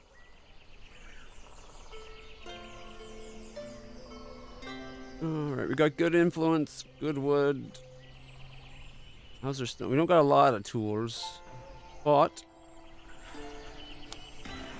I do got place to make more tools. Ooh, did we ever get more cider?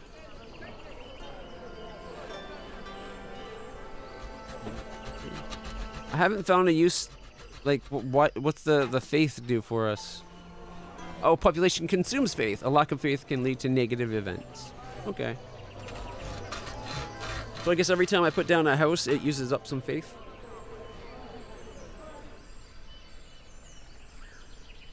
Okay. We have 12 influence. That's enough to get another settlement going. That way we can get more iron, more wood. How is that for food? So our food's kind of right on the edge. Not great. But we still got other places that can get us food.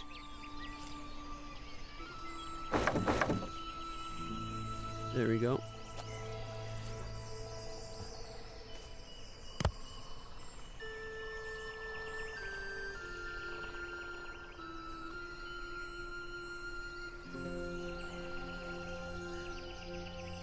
Oh, we found a salt vein. That's right there. It's got... No, it does not have river. Okay, I was gonna say, and it's got river in it. No. It does have fertile land over here, though. Whether it's for food or orchards. So let's go... like... lame?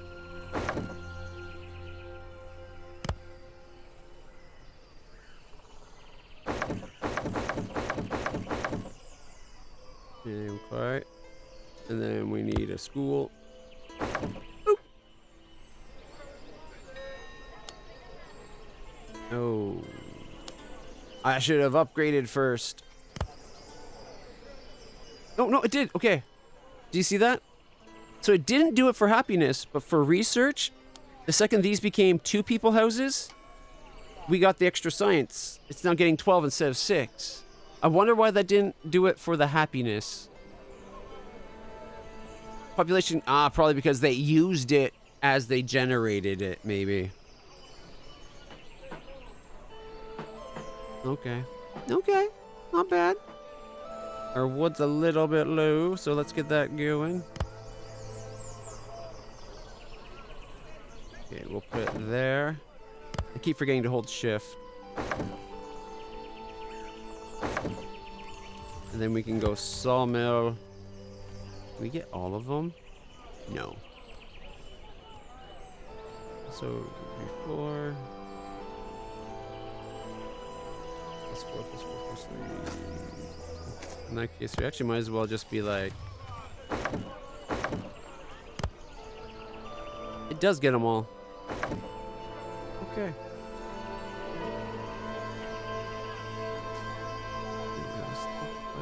Oh, check. Anybody remember what we were going to get with our extra tech? We can now do pottery. We could get a loom. We could get the fruit presses to improve our cider. Or brewing. We could make our fish smoky. We could get bread making. Produces grain.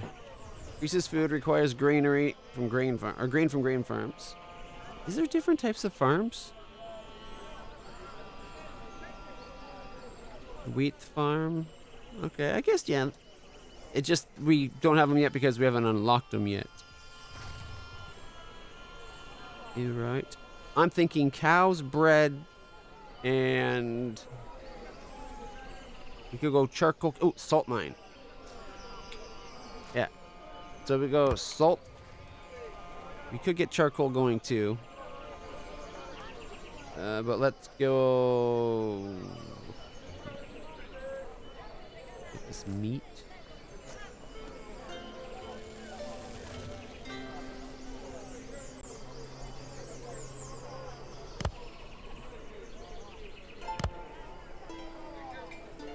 Alright. Okay, so this one is... okay. Hey look, cow and wheat do have different things.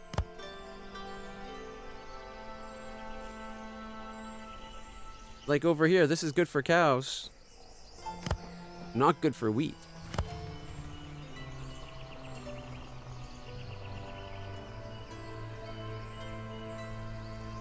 Okay.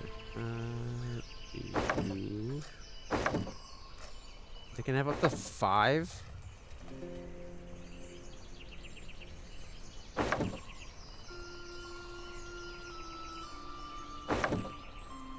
Okay, we got fully going cows. As for wheat... oh wait, did we have the people for that? We did have the people for that. All right, let's get some. All right, I was also going to do salt. Don't have the people for that, but that's okay. We can get them. Only one extra.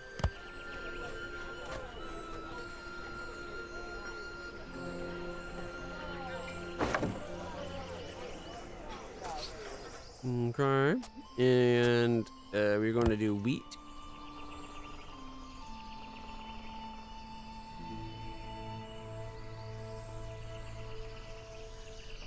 Okay.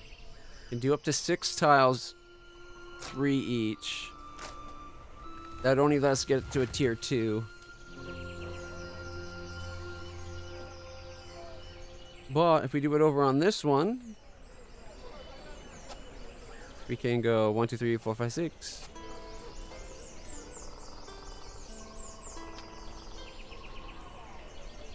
One, 2, 3, 4, 5, 6. Yeah, we'll put it.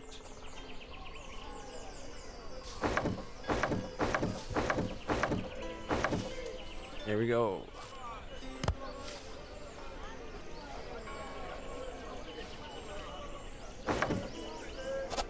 And it wants some people.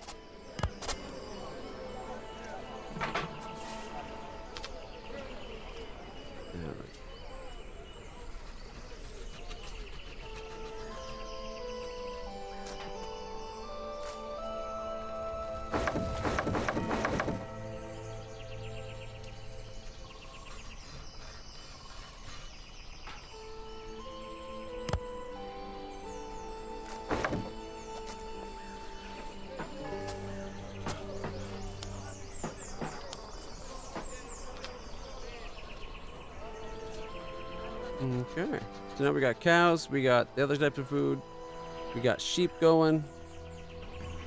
Did we ever get the thing that makes stuff from the thing? Like we did sheep, right? Yeah, sheep ranch, sheep ranch. Did we ever do the clothier?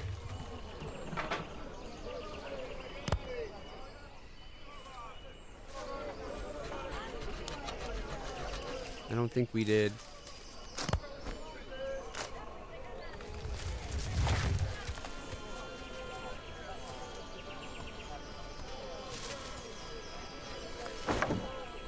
Okay, now we did. Do you have a school yet? Oh, wait, that's not school, it's a marketplace. 1 money, eh?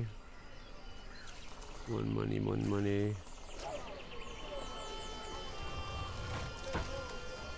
Oh, okay. Already got a tavern. It would be nice if when you, whatever type of building you're trying to build, it let you know which ones are already on the ground doing that thing.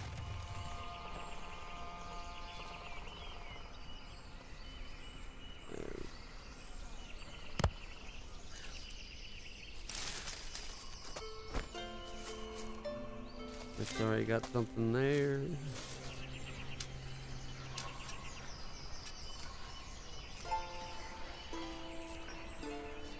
We could use some more tools. We got 1 tool. And for a change, it's not me. Alright, anyways, we've been playing this a good while. This is a fun little relaxing game. I think I could do a better job of explaining some things, but luxuries? Is that the clothing? No. I think it's because we don't have any luxuries, but we got no tech to research stuff. Maybe I should have bought the university so I could start pumping out better tech. Pottery. We need clay. Bookmaking is 20. Gold mine. I don't even remember seeing a gold mine. Any of you guys remember seeing a gold mine?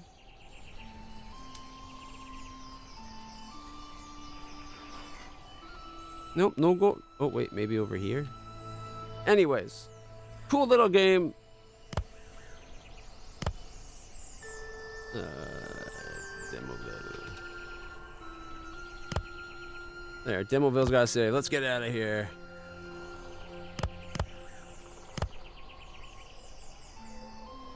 So the guys, that was Elaborate Lands. It's a cool little, like if you like city builders, it's a relaxed little city builder.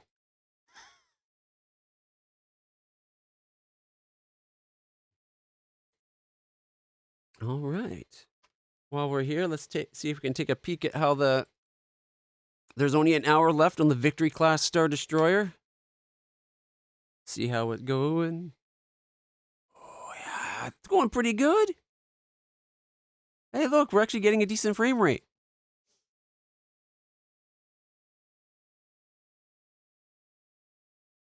Oh, frame rate stopped.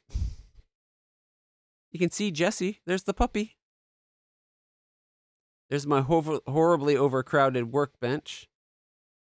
And you can't quite see me. Maybe if I put my arms out. Just gotta wait for the frame rate to kick over. If it doesn't hurry up, it's going to be showing a middle finger. Come on. Hey! There. See? There's me. I'm right here. There's no reason for it to be this poorly going. This should be able to do... I don't care if it's 30... Like, it doesn't need to be 60 frames per second. But, you know, it should hold at least a solid 24. Ideally 30, but honestly, I'd accept a 10. If it managed 10 frames per second. This is like one frame every 5 seconds. Sometimes it's worse than that. But 57 more minutes and we'll have a Victory class Star Destroyer to go alongside with their other little babies. It would be about that big. It's wider than this one is, though, so it'll be like that wide. It's going to look so good beside the Imperial class. All right. I'll stop that. Now, honestly, originally I planned on going on to another game. Do we want to play an actual game now or just more demos? Like there's level unknown back rooms that we were going to look at during that last Next Fest like 2 weeks ago. There's also that free MMO that we looked at, the Trimurti whatever majiggers. I can type this thing.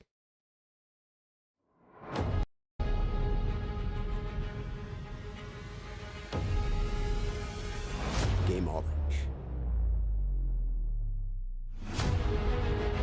Live MMORPG glory in stunning Unreal Engine 5, free to play. I'm guessing this is like a remake of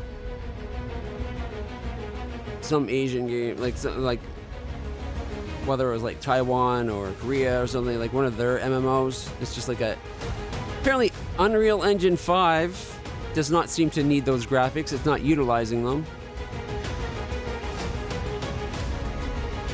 Prove your might in different PvP modes. I hate PvP.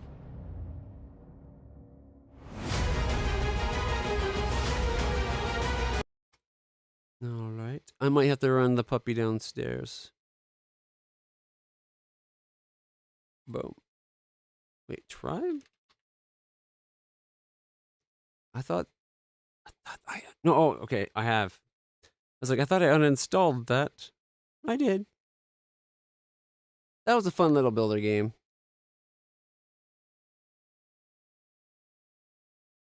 Oh, it's gone from very positive to mixed? What did they do? It's an alright concept, graphics are nice, but it's not much of a survival game. You pretty much spawn and just follow missions from the Elder that are endless. Farming and clicking simulator. This game may be for some people, but not for me. Also, you have to build settlements and make them auto-run themselves so you can continue your adventure. I just want to survive. I don't care about the... Dude, you can still just do the other things. It does need to add a plain survival mode. Interesting opening, but not too tedious and straightforward afterwards. I could see that. I figured the continued production would get us past that. Hey, Milo. Milo's back. All right. All right. Jessie's whining. I'm going to take a quick moment to run her downstairs. And I'll be right back, everybody. Enjoy the music. When we come back, we'll either do another demo or we'll start playing some Astronaut or Nia Scavenger or something.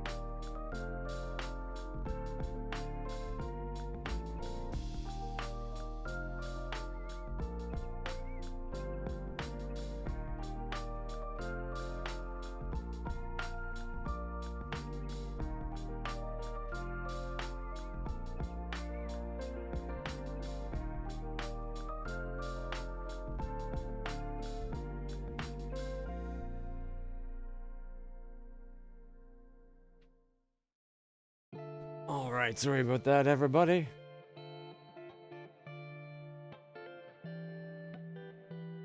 Took a sneak peek at the 3D print. It looks so good, guys. Like, so good. Turned out super crisp. Can't tell how the engines turned out because they're underneath the... Okay. They're underneath the support filament. Okay, how come Discord's not opening up?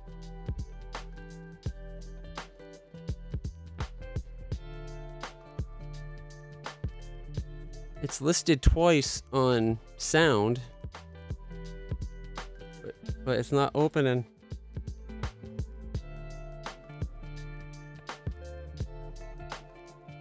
Oh, I want to show another game. Have any of you guys seen this game? It's called Galaxy Squad. It's like an FPL type thing, but you're like a superhero team.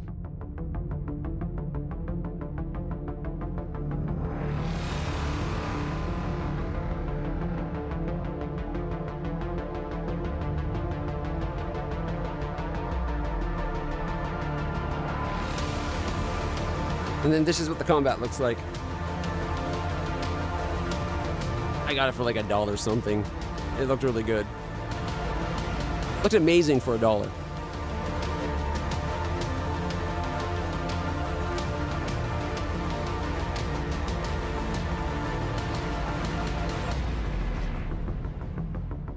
Get upgrade your people.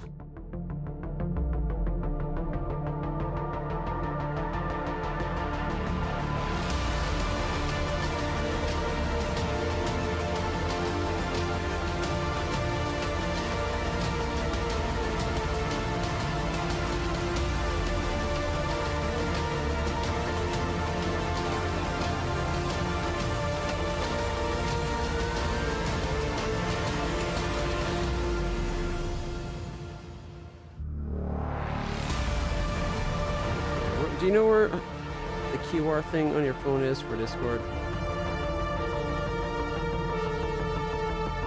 Oh, there it is. Ah, found it. Login. All right. I mean, Odd that it's not loading the app on my computer, but, you know, it is what it is. But now, I can take a quick moment to show you the art.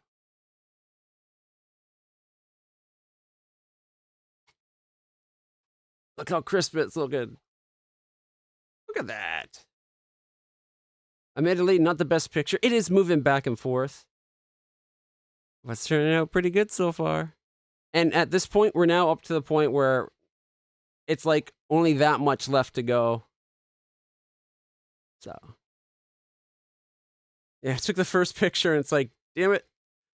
And what sucks about this, the rest of the picture, I clicked the picture and then the cable got in the way afterwards. But look how crisp the actual image is of the ship. Like you can see that it's in very good quality on the ship. But the cable flopped down. All right. I thought I'd share that. Yeah, look how big. Yeah, see, there's on the 3D print. And this other one's going to be like only less than half. Well, about half this, just barely more than half. It's 900 compared to 1600. But still, it's going to be so tiny. This thing's probably like the equivalent of 3 of the Victory classes. All right. Sorry. Discord shut. Oh, Abrexis, do you get my message? I found the Blu-ray of Dark City. So if we end up watching that this weekend, since we couldn't find where to watch it through streaming, we can watch it now through the DLC player. All right.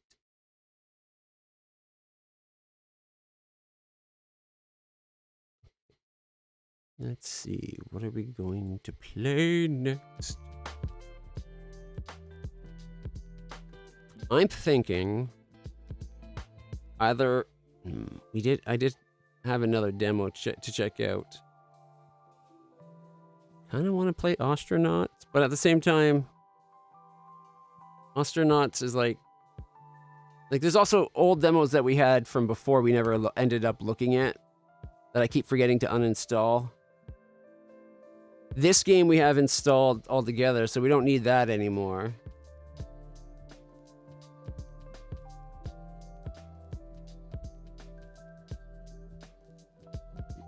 You know what? I think I'm just going to uninstall most of them.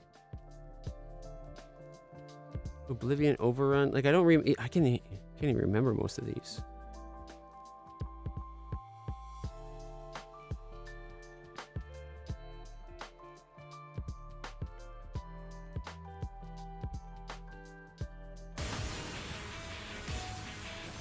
Hey, okay, I remember this one now.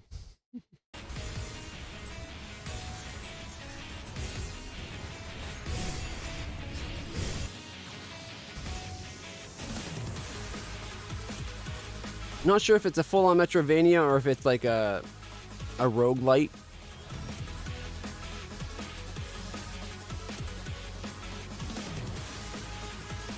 Kind of looks like a roguelite. Action roguelike. Yep. All right, what was the other one? Oh, what if I just go demo? That's playable. Come on. Playable. Demo. There's no way I got that many. There's Europa. Is this another city builder?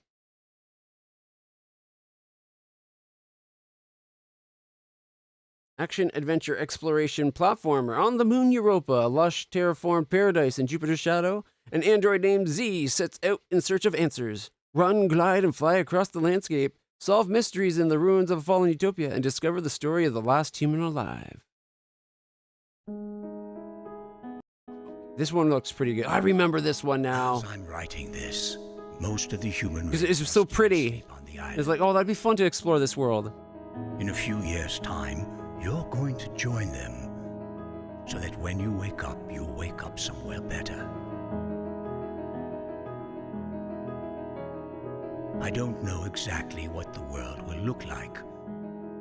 All I know is that people on the homeworld made the mistake of not thinking past tomorrow. Very Studio Ghibli. Like, especially with that robot, it's like Castle in the Sky right there. Clean water, fresh air, wide open Jupiter. skies. Everything a child desires. All right, that one stays. The Engineer, I remember that one. That was just that janky. You control his hands and feet. In this gridless sandbox building game, you play a clueless engineer struggling with the fundamentals of physics. You must master the art of designing different types of structures, vehicles, and more. Your intellect won't be the only thing tested. You'll need to show dexterity and athleticism, if you have any. Designing structures is one thing. Yeah, that other game looks Ensuring beautiful. they remain durable and functional is another. Or explore the limitless potential of our fully creative sandbox mode where you can build whatever you like. Build a castle or your own personalized roller coaster system. The only limitation is, well, you. In this world, where brilliance takes a backseat to incompetence, you are the Engineer. The Engineer, available on Steam today. It's ridiculous, but it looks kind of fun. Hunting. Oh, demo Demons for. Okay, what if I went? Boom. Nope. Space demo. There we go. We looked at the Europa. There's Tyrant's Realm. What's Tyrant's Realm?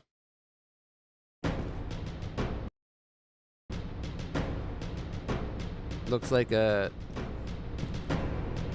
adventure game. Dark Soulsian, if you would.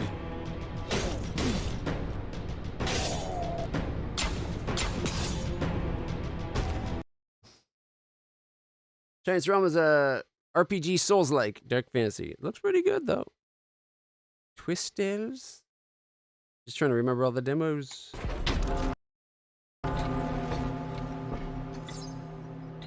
Ooh, that arrow looked painful.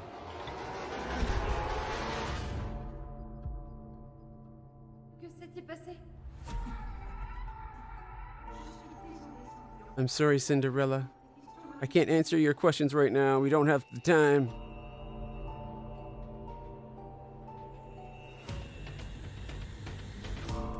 I like the art style of the game. It looks cool. I definitely see us getting around to playing this once it's launched.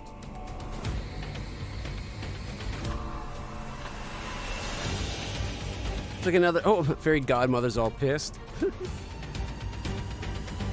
So you play Cinderella and the stories have been twisted? Kind of make we did that one with Alice in Wonderland... Ravenloft, I think it was called. Not to mention Alice, Madness Returns. That looks really cool.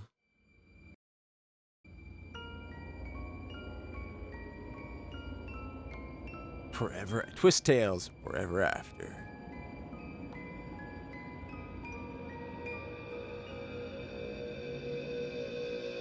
Cat and Tree Studios. Oh, I like it.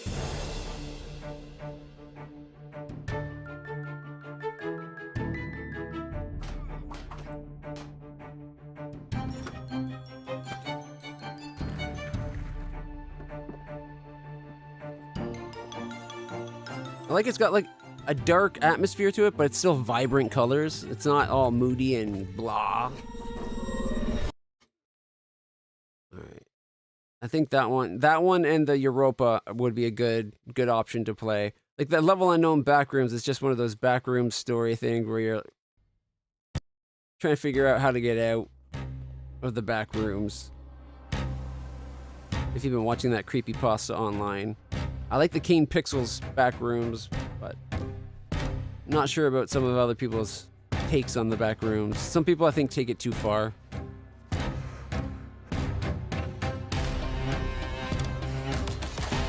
The closer to reality type feel that has is like the more plausible and weird and you know what I mean? you go too far where it's really out there, it's like, yeah, that's not possible. Or it doesn't feel possible. And that's with King Pixels having that weird mold monster too, right?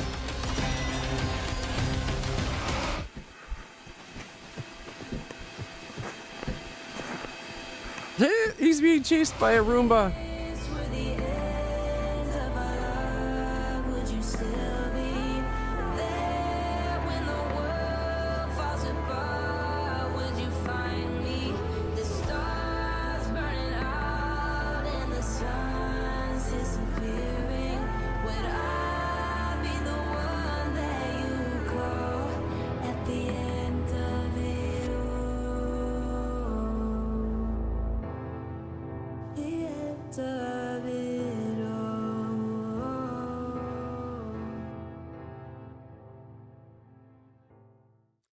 I like the song at the end there. That was pretty. All right, there's Deep Among the Swarm. These are ones I was just thinking that reminded me of another game I played. This is another like tower defense, anti-swarm. It reminded me of that other game.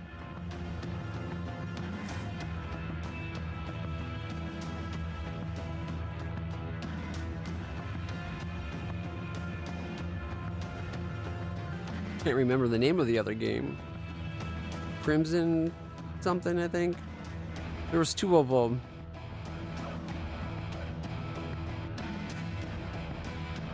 There's like a mining aspect?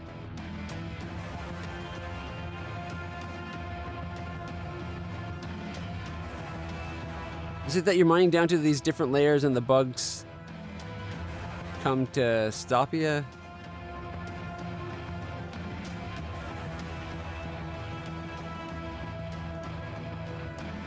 That's a lot of bugs.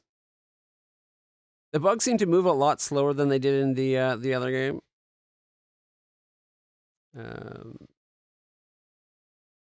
Interesting that More Like This doesn't show a game that was almost exactly that, but with different graphics.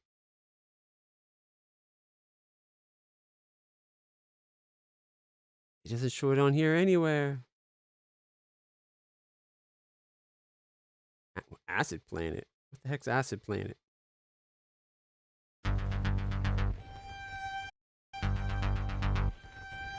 Okay, this looks kind of like the other thing.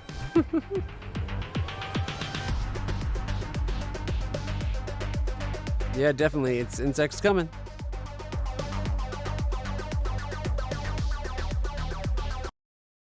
Does this one have a demo? We're going to add that to the wish list. It's only $8 Canadian. No demo just yet.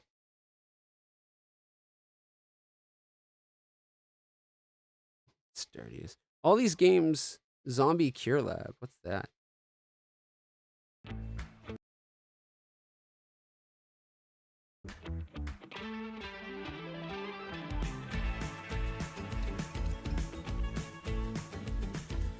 It's kind of like Timberborn with the people, only with people. And you use zombies as free labor? What if they get out of control? Start eating your peoples.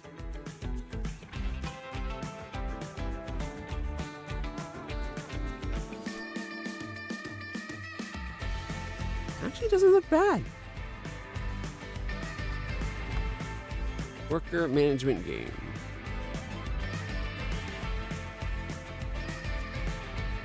And the zombies are sleeping?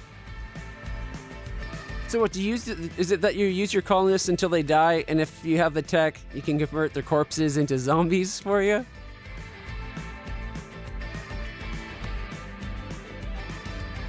The engineer definitely looks a bit like Human Fall Flat plus building. Oh, zombies attack! Can our zombies stop their zombies? Be like, hey zombies, you're zombies. You don't need to eat here. Go bye-bye. And they're like, oh, okay. And off we go. I'm guessing they wouldn't fall for that. $32.50 seems like a lot for this, though.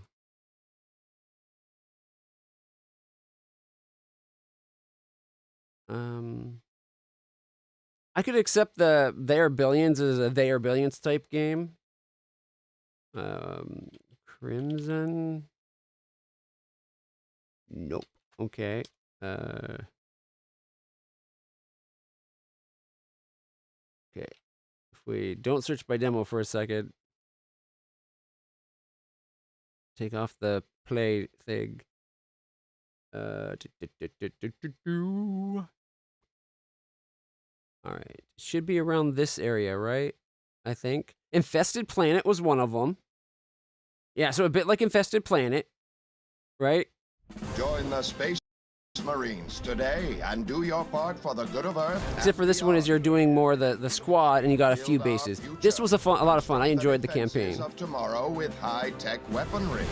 So this game should have been mentioned on that other one for sure. It's almost the same type of game.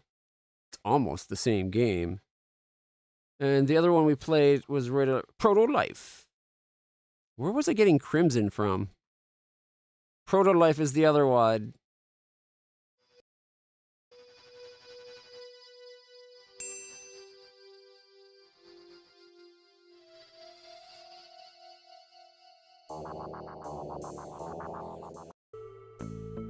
And then the insects would come over.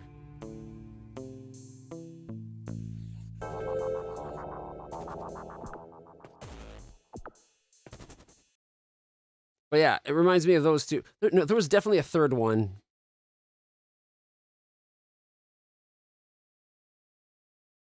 Or at least I feel there was. I'm really stuck on this Crimson thing. Infested Planet. Maybe there was like a DLC. No, that was Planetary Campaign. Yeah, and if you go down to the more like this, they're a little too, or like they go the broad kicks rather than the specifics.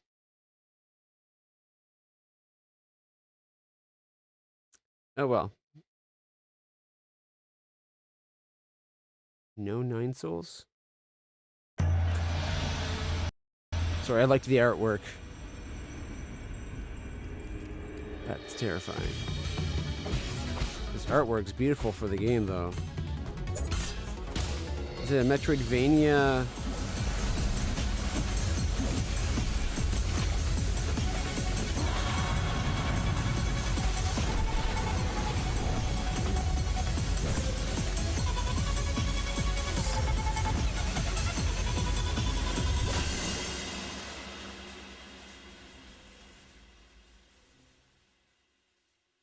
That's kind of awesome. It's got a demo. Action Souls-like difficult platform 2D. So 9 Souls is a long... So it's not no 9 Souls, it's just 9 Souls. 9 Souls is a lore-rich, hand-drawn 2D action platformer featuring Sekiro-inspired, deflection-focused combat. Embark on a journey of Eastern fantasy. Explore the land once home to an ancient alien race and follow a vengeful hero's quest to slay the 9 souls. Formidable rulers of this forsaken realm. That looks awesome. I haven't played Sekiro yet. It's on my to-play list. I'm just not sure. Like, as a Dark Souls player, Dark Souls 1, Dark Souls 3, Bloodborne, love them, beat them, great. Okay, with a small caveat. Dark Souls 1, I got to the final boss, and I was one hit away from killing him, and I died. And then I gave up, because it took me like 30 tries to get to that point, and I was done. I've never beaten 2, but I barely played 2, because I didn't like it the first time I played it. It didn't have the same feel as the first game. But that was before the reimagined version that they relaunched or whatever, the Scholars of Sin edition. Well, I never played Sekiro. It looked a lot more unforgiving. Maybe I should give it a try sometime. But yeah, okay. Well, I think we got some games to play. 20 minutes left till the print. All right.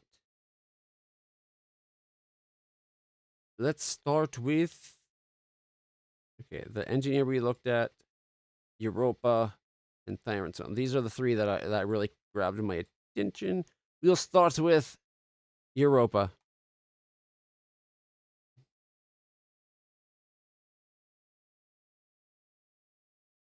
All right. Here we go. Give it a minute. Still got like 2 hours left on the stream for anime movie night. Then we'll be back tomorrow for 11 to 11. I think tomorrow night's movie night is going to be Dark City. Yeah, this looks really good. This looks beautiful. The fact that the imagery is so evocative of Studio Ghibli, and specifically Castle in the Sky, which is one of my favorites. I'm in.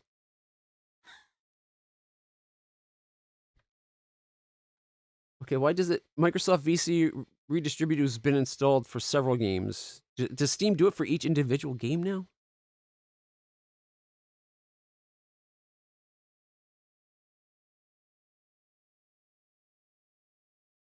$1,195.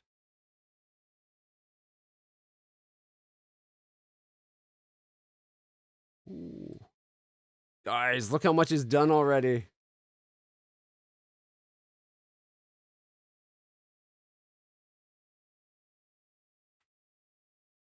That's how far along it is.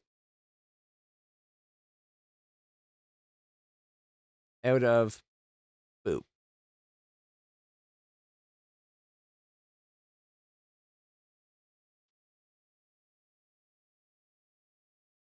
Oh wait, 1,202 is a little bit further along than I thought, but not by much.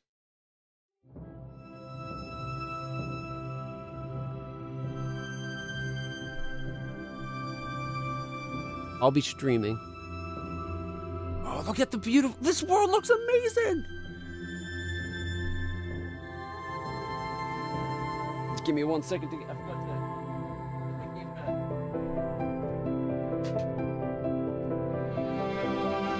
That planet looks so amazing.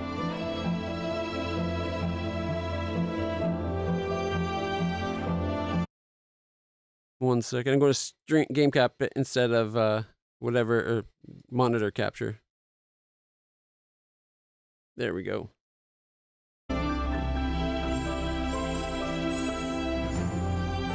That map looks so beautiful.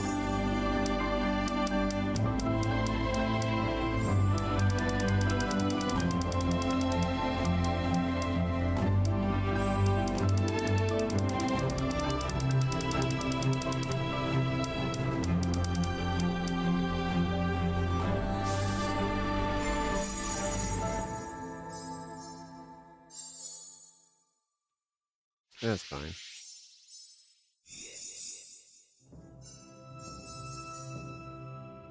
Paper effects.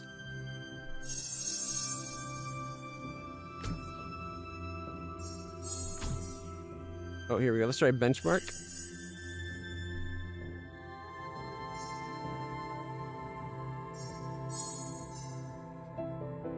Wait, benchmark.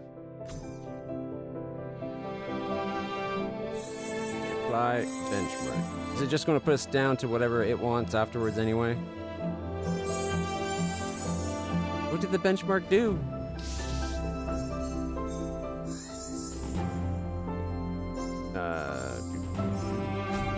Yes.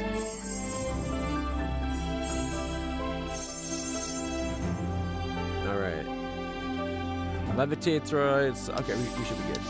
Let's do this. I gotta say, just the planet spinning. I could watch this with the music as like a screensaver for so long. It's putting me into a place of zen. Just a happy little place. Try to imagine what it will be like to go to sleep and never wake up. Now try to imagine what it was like to wake up having never gone to sleep. I missed the last bit. First one's terrifying, second one's... Oh my god, look at that!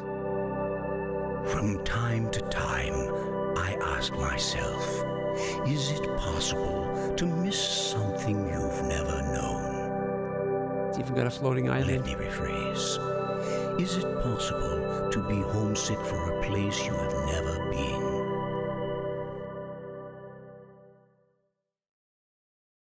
Wow. Oh, it does look like it's rendered by Studio Ghibli. A little bit. The character also has a little bit of vibes of My son, I was born on Earth. Dragon Ball Z. But I think I have been homesick for Europa my whole life. I'm writing this from the island. The view from up Adam. here is like nothing else I've seen.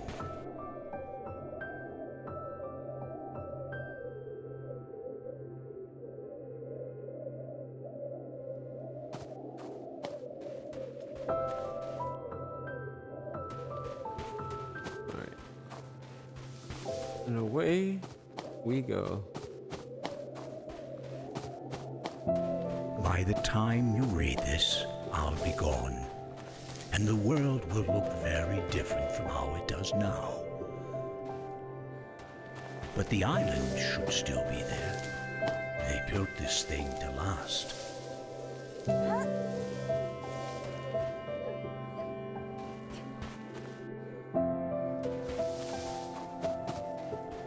Oh, I can jump now? Come to the island if you ever get Oh, it's a charge. Jumps on release. Come here Based on how long you hold it. and think of me.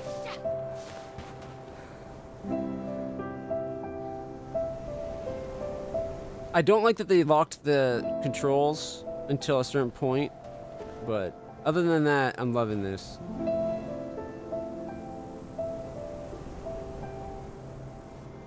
Floating islands everywhere. There's Jupiter. Okay, there's like a filter effect that you can see in the sky. It's like this chalkiness to it. And it's not just there, it's actually the whole screen. I don't like it. I'd rather it look clean colors. Was there an option maybe for that effect specifically? I wonder if that's the paper effect. Alright. Let's turn that low and see how it looks. Like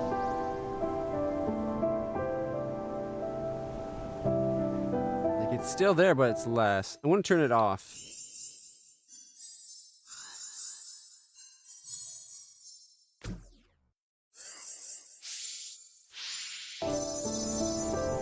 Yeah, now look at that. The sky still has a little bit, but there isn't a layer over top of the distance stuff as well. It's only the distance stuff that seems to have it now. That makes it so much cleaner.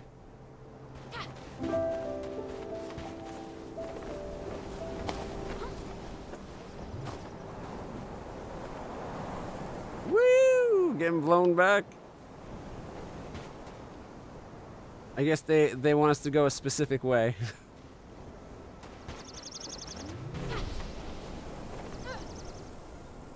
Hold A to charge power gem.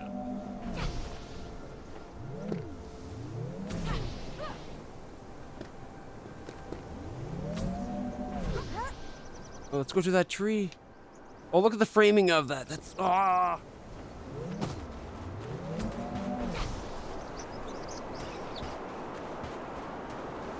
I want to go to that floating island. You know what would kind of be cool is if they do tie it into, like, if they had permission to tie it into Studio Ghibli's Castle in the Sky, and it's like, it turns out that those people also made a colony on Europa. Yeah, we definitely did. Let's go down to the city.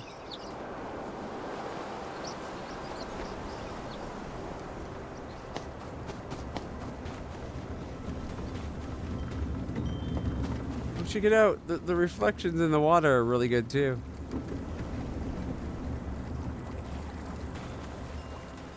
Damn, yo.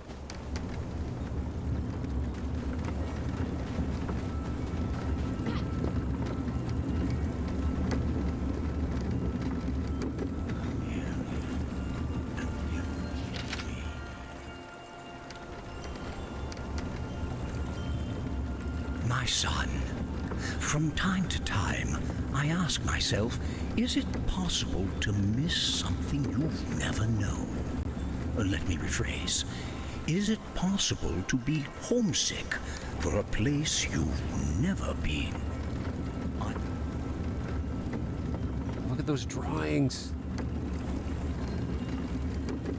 This is also giving me a little bit of Astro Boy, Tetsuo, Adam. Like, look, there's the prototype for the thing we have on our back right now. Come to the island if you ever get lonely. My son. Okay. Oh, look at all those pages we're missing. You can see the little bits of writing on the edges of the paper. Okay, that's cool.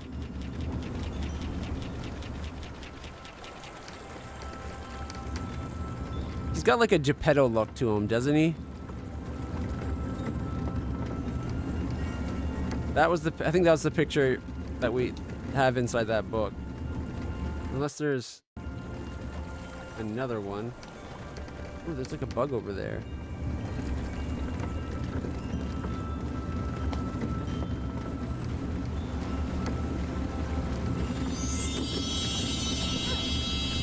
We found an emerald.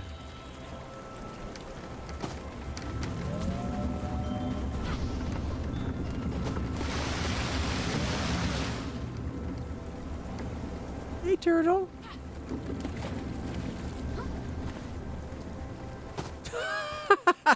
It threw me off.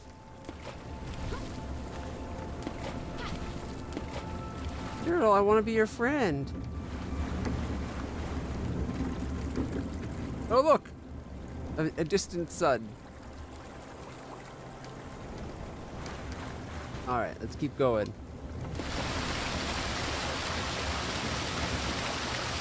Hey, come back!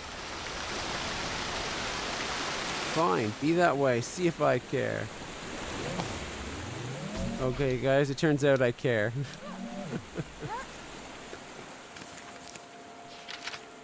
It has surpassed my expectations in every way, this place. I don't know what I expected. They've given me a few days to adjust, but I can't make my mind believe that this is real. The air tastes like water, and the water tastes like wine. The gardeners have turned this place into a paradise.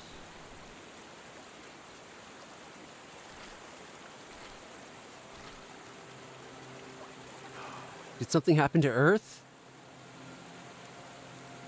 Did Earth get collided?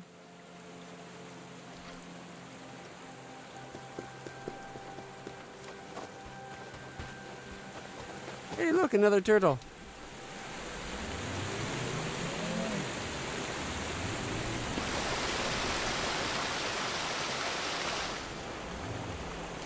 There's so many turtles here.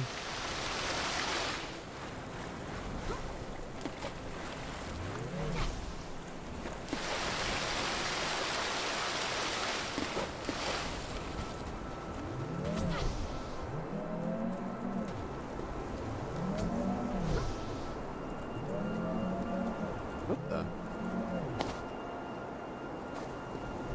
Let me.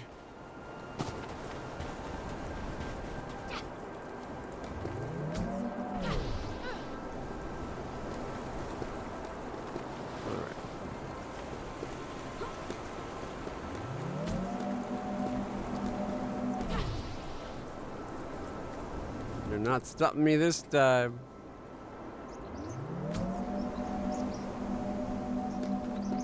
The 3D print's completed, but I'll have to wait because I'm more interested in this. Bunnies!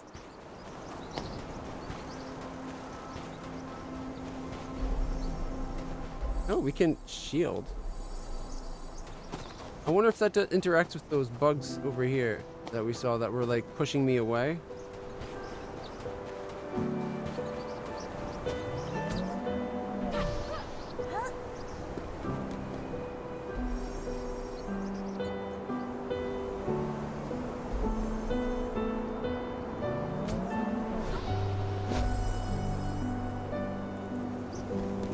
Okay.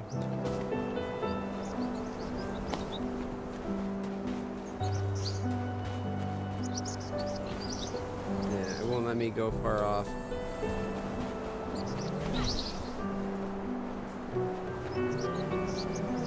Considering how fast you move when you're on the water, they should have a way of you doing that just on land. Because it's slower to move around on land, which is frustrating. Like, even if there was just a run button.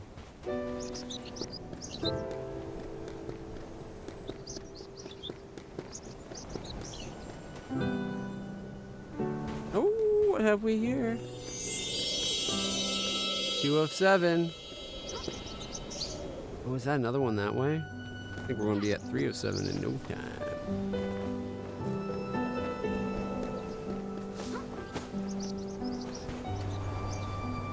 Oh, I just wanted to get up on top. Nope. Okay, okay. It's a little disappointing. They should do something that makes it obvious before you get there that you're not going to be able to going further rather than just pushing you back.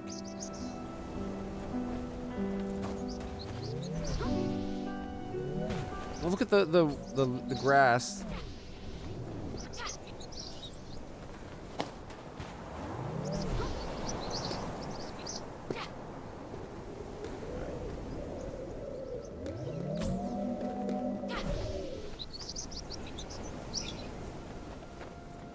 Very Ghibli and DBZ-esque. Like, I feel like we're on Namek.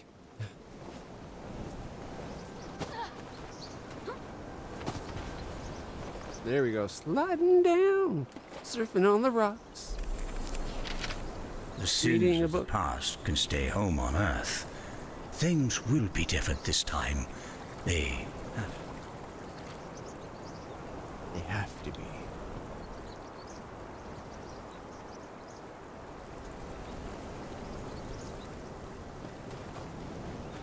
Oh, is this another thing we could slide down? Or is it just going to blow me back?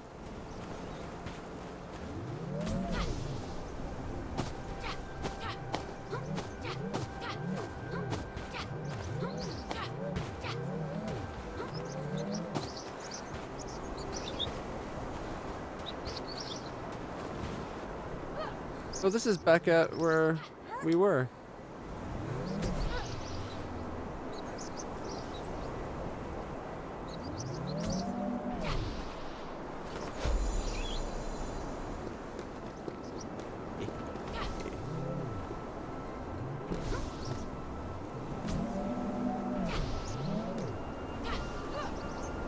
Yeah, no UI whatsoever.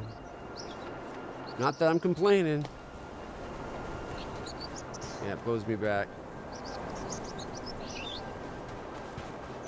Okay, okay. Whee!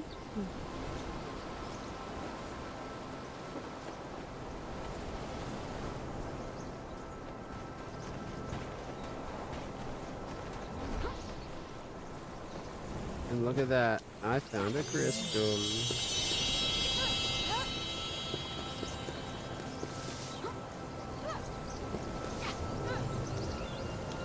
Ignite the lanterns to open the passage.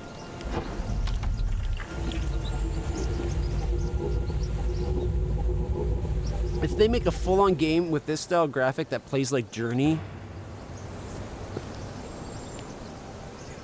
where you wouldn't, like, you come across other robots and that, and it's the whole, there are other players, the game never tells you there are other players. Like, wouldn't that be so cool, just like in Journey?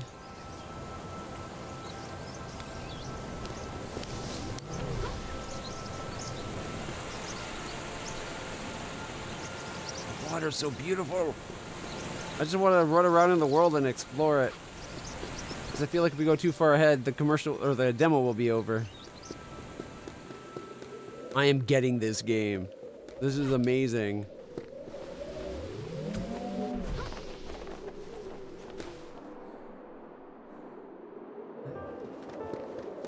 Look at that.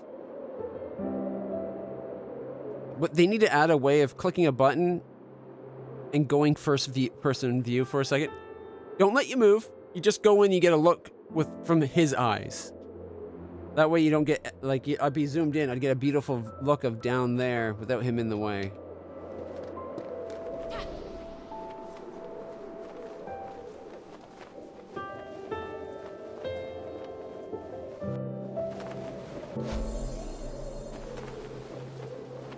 Anything hiding under here?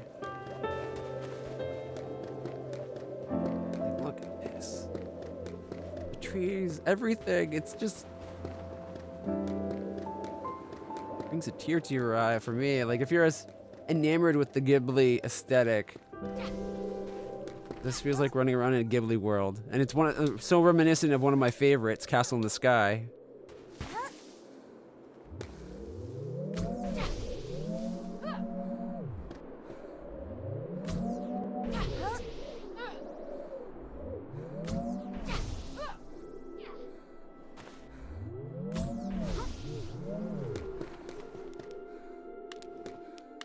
Alright, jump then press X. Stomping creates larger energy bubbles.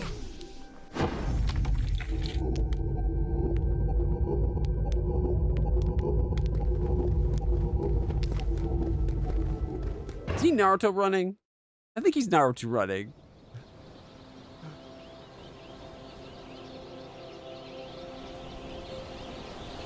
Oh, there's a crystal. I see an emerald.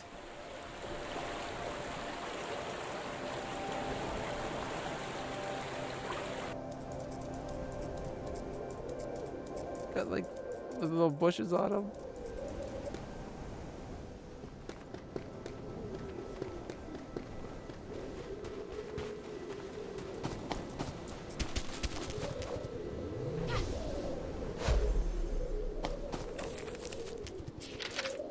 It breaks my heart that you'll never see our homeworld, but I can't say I regret bringing you here.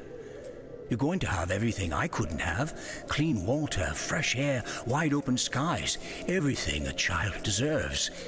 That's what I want for you. And you'll have community too. Human beings to play with and learn from and grow alongside. Every person here has a different story. But our futures are bound up together now. Don't be scared. I know they're going to love you. Did he say new instead of no? Okay. My final thoughts on Elaborate Lands. A really nice, relaxing city builder puzzle game. I think it needs to explain the way some things work a little bit better. But other than that, good fun, good times.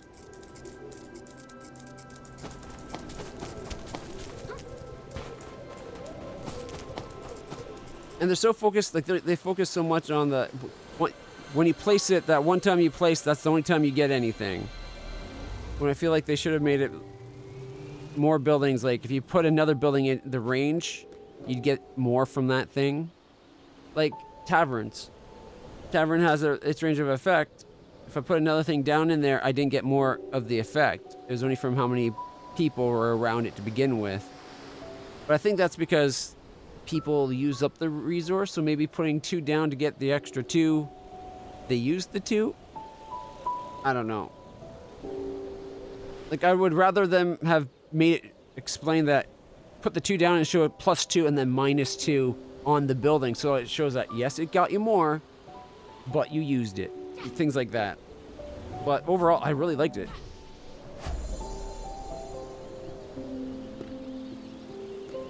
What if we walk slowly? Can we go pet the... Nope. Oh, we can levitate.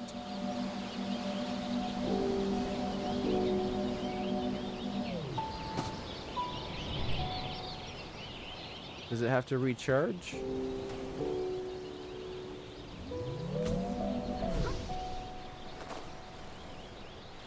I don't see that charge anymore. Did I waste it?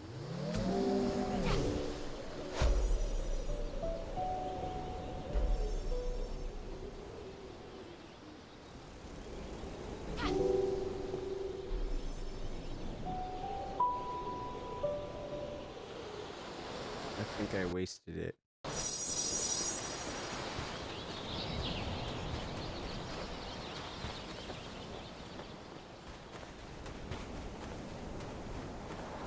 Okay, wind. I hear ya.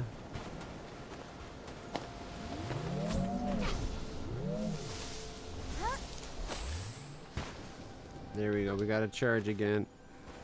I feel like rather than having spots that will recharge you, why not just let it recharge, and then if you miss a jump or something.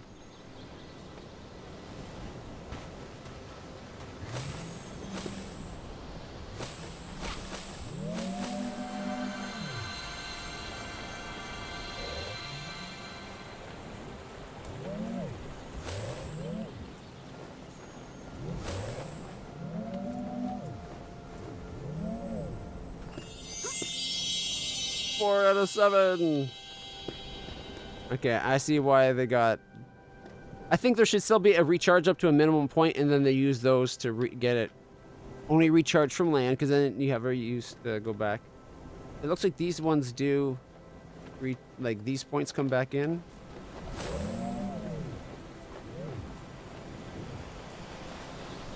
Just not the first one. Good to know.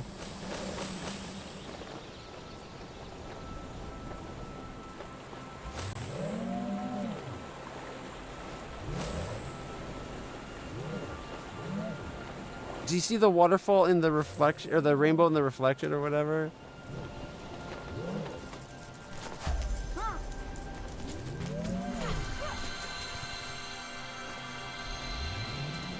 Ooh, we've almost got a full charge ability now.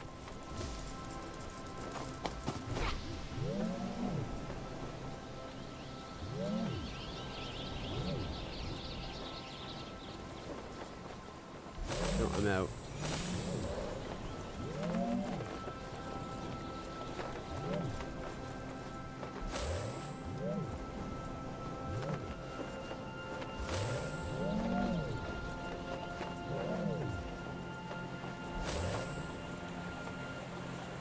Let's go explore these. These little houses for humans. I wonder why he was turned off and didn't get to meet the humans. If that was the plan, right?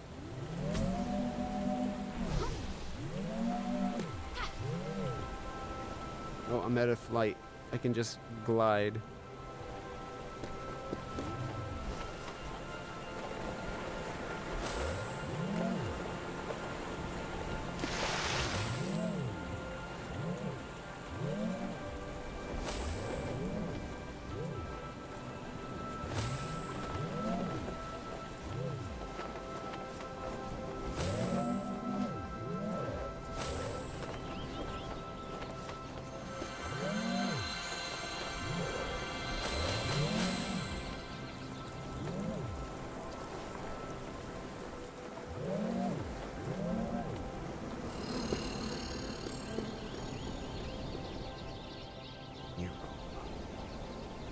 Is that the whole demo? Like, let me just get me out of the way. Look at that screenshot, guys. Oh my goodness. How am I not going to be totally enamored with this game?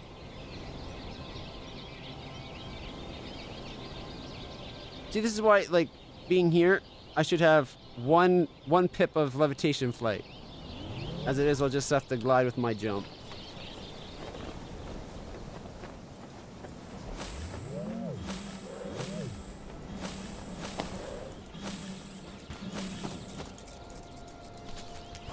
Go back. I want to make sure I didn't miss a crystal.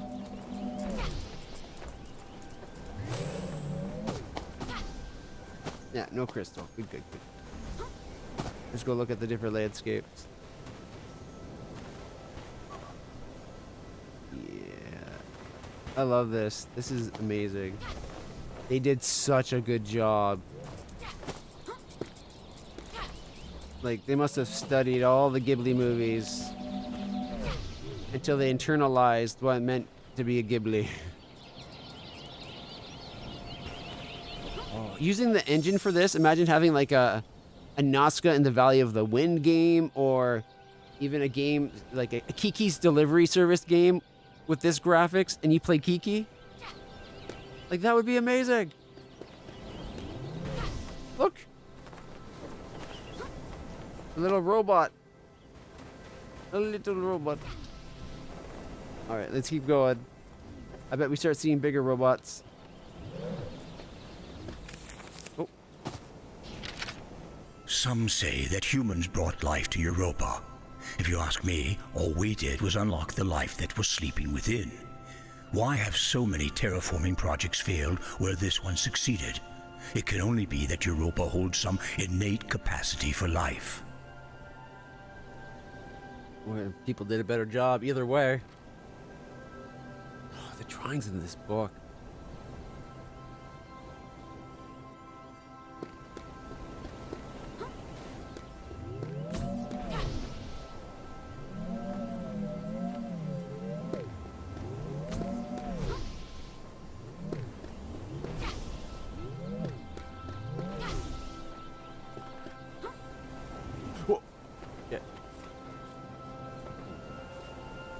I don't have any flight power remaining.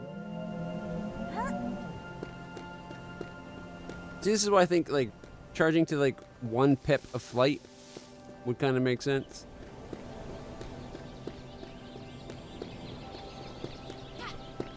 Yeah, so he jumps automatically. You can't just stop at that. He just goes over.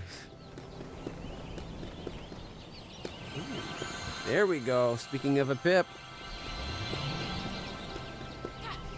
Not just a pip, we got full charge. It is indeed.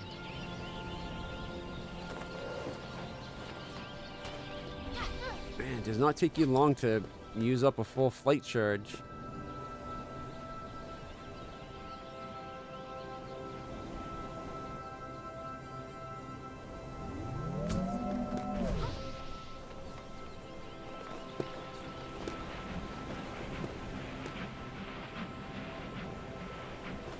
I jump there.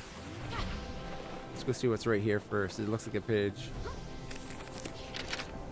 Look at the gardeners. They came to this moon as mere tools to prepare for our arrival. But through 1,000 years, they've evolved into a whole ecosystem mimicking the biodiversity of old Earth. I can't wait to learn more about these creatures, to live among them. They're our family now.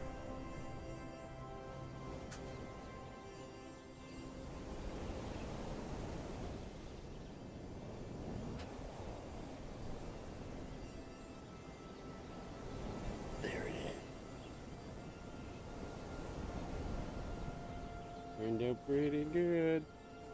Still got to remove all of the ports, but look at like the little antenna. It's got the one that sticks out here, and then it's got this one here.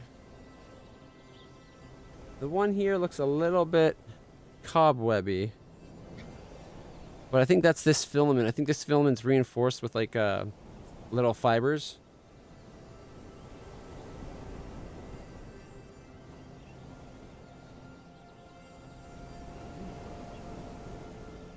Something weird happened on the bottom. I don't know if it's going to come across on camera. Yeah, you can kind of see it right across. See the different texture? Right there, leading up to like right here. I don't know why that looks so different than the others.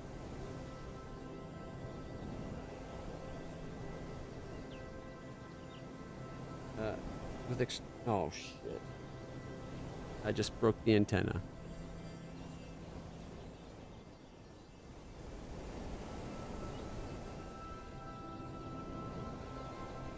Me and my butterfingers. See how tiny that antenna is? I should be able to fix that though. I'll just put that inside the container. Me and my butterfingers. I hope I don't forget about that. You just gotta be really careful. The supports are designed to break away easily, because they're not supposed to actually fuse with the material. but sometimes... Like, see, there we go. If you notice, there's a little tiny piece. Yeah, it might not show up. Right there, there's a little tiny piece.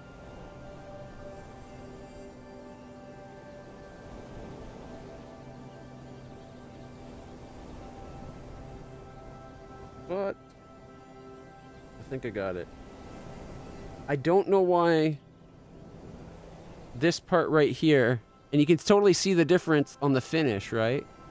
I don't know why that didn't fully crystallize the plastic. Like, what made that rougher? It can't be because my change in speed, because the change in speed was back when it was way down here, like right about here, so shouldn't have been that. I should be able to fix that up. Hopefully with some heat. A little judicious application of heat. Look at how tiny the little... Look at that. The little tiny field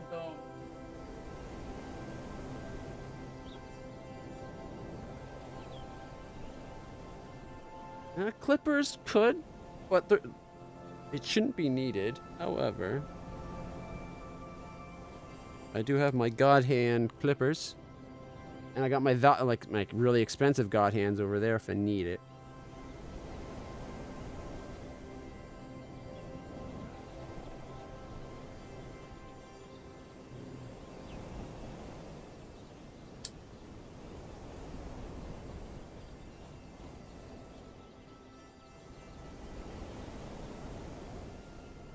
Just want to see. Look at the detail on the gun.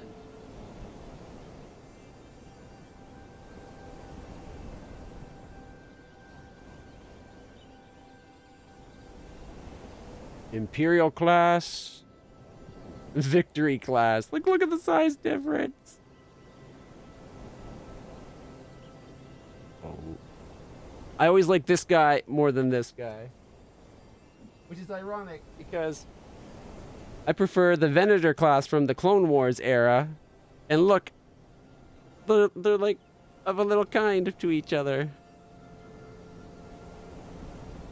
They're about the same. If this guy didn't have this little engine pod section, they'd be about the same size. Look at that. I'm gonna have to be very careful with this one when I get all this removed. It's got a lot of fuzz. I'm kind of worried it won't come off right.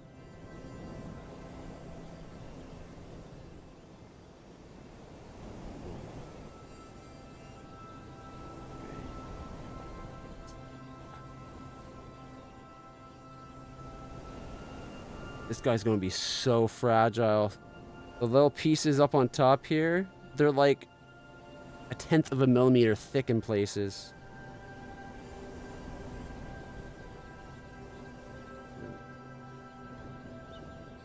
Go.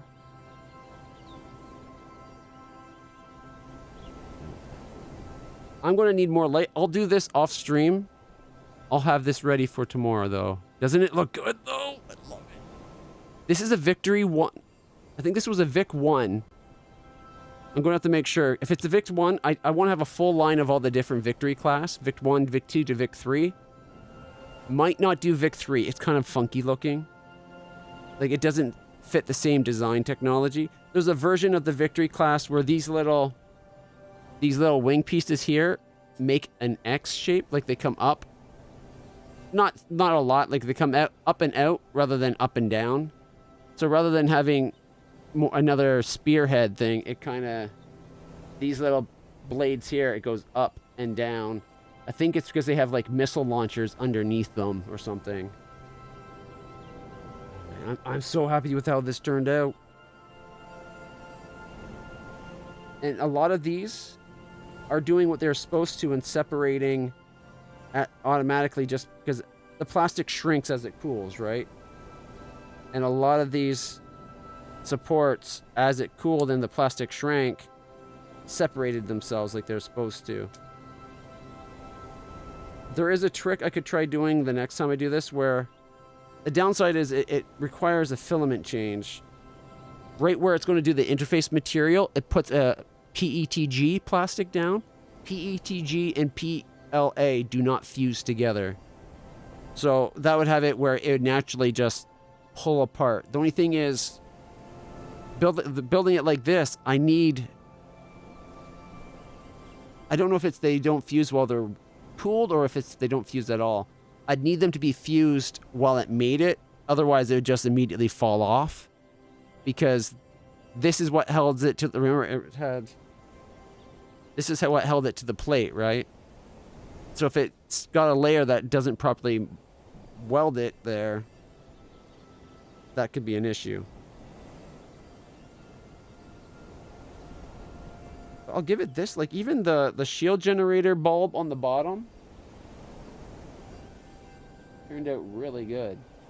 You can see with the one bit the spot that didn't quite separate.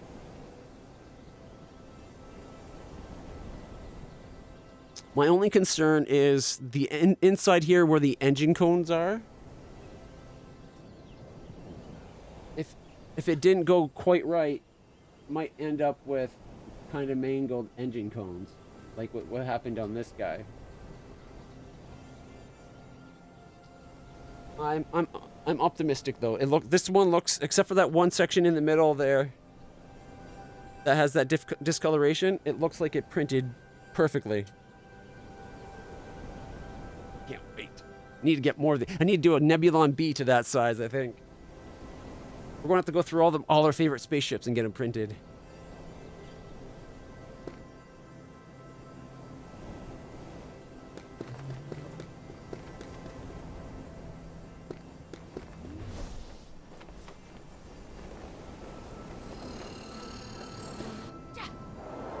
Find all 3 orbs to unlock the switch.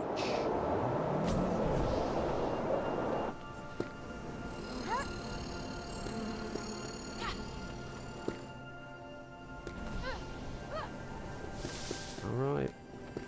Let's go up.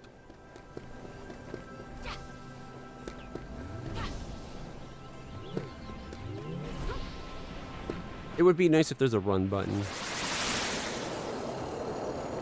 Woo! Now that's a jump.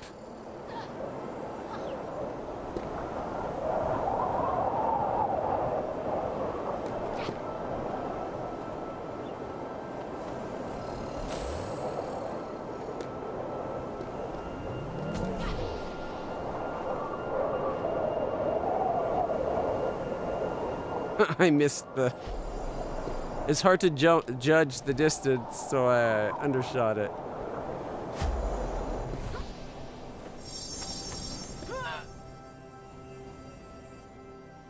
Oh, we can get hurt? Is that 2 down, 1 to go?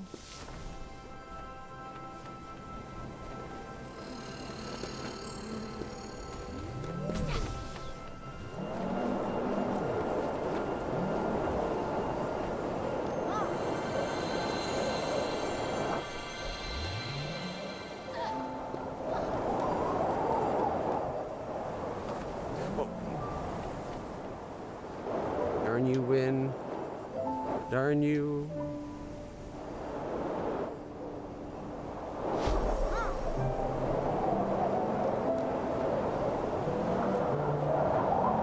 Okay, we gotta find one more orb. Do you think it would be this way?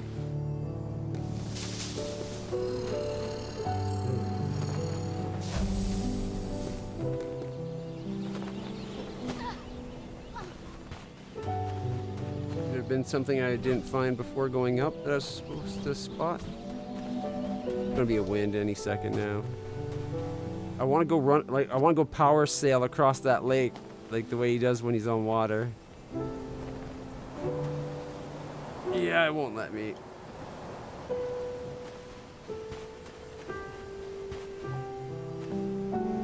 Alright. Do you see any spot that... Well, not through the trees. Any spot that could be an orb I missed?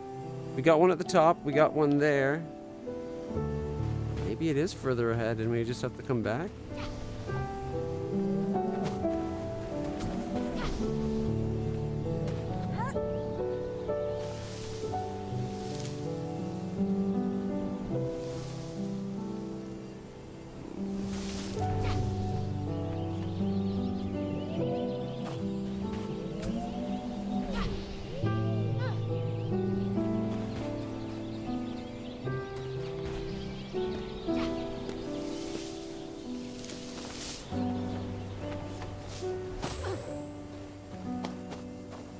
Alright, we got a full charge.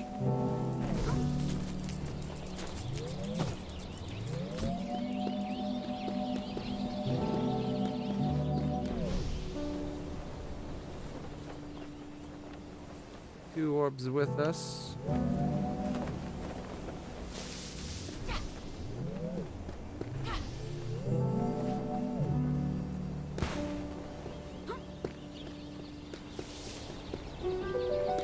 Recharge. Oh, that was a upgrade. Just another a one-time charge. Just another recharge. This one. I think I found it.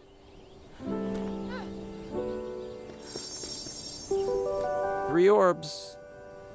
'Cause remember, I ended up climbing up on the roof and flying around. I didn't run up this path right here.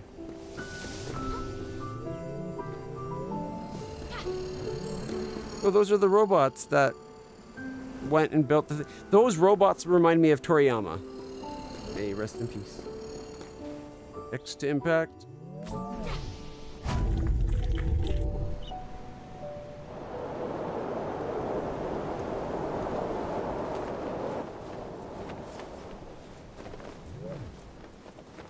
I'm out of charge.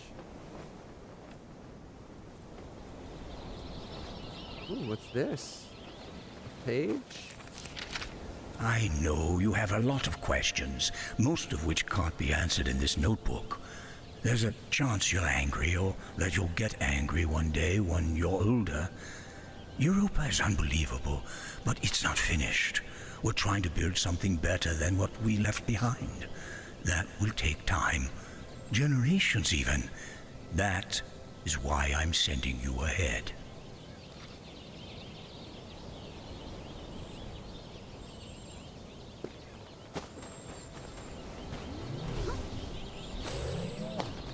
I hope this game gets us the full journal, and then the demo gets us the full journal, and the game is what happens after the journal.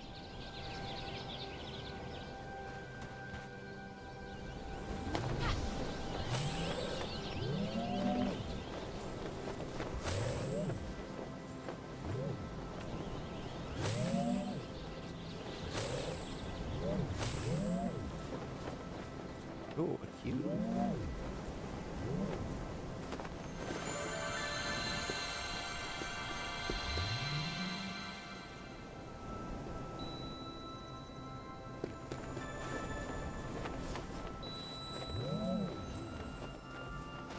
Oh. The cubes are on a time.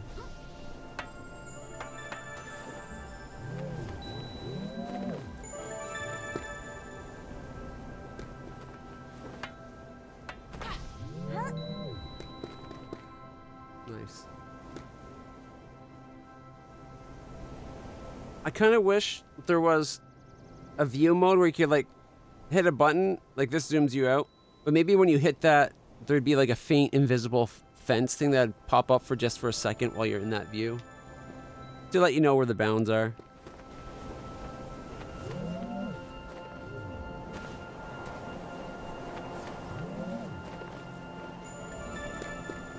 The wind did not want me going there. Oh, look, there's more invisible blocks this way.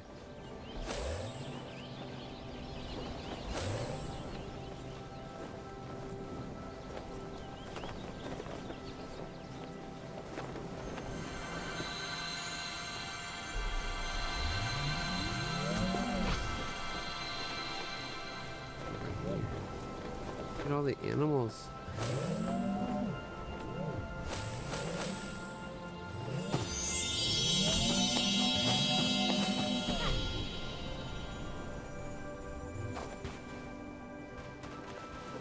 I'm going to assume it's one emerald per section. I'm assuming we've gotten one per section so far.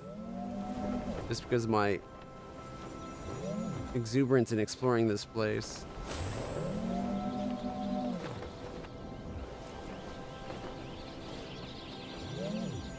Alright, let's go see what this blue mark is.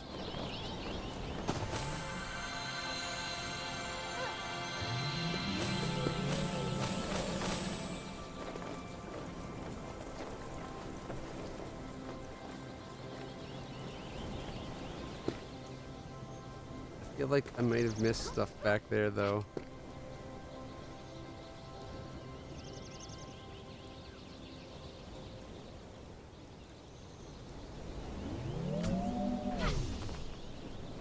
Go take a look real quick. I want to make sure I didn't miss anything.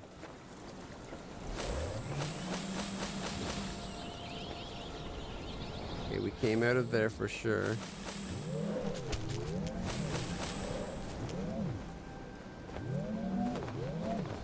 Hey, there's Jupiter again. Okay, we did those blocks. We did those blocks.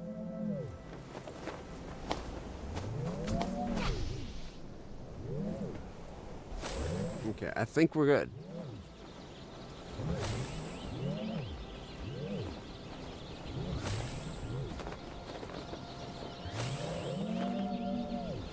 Got stuck on the corner.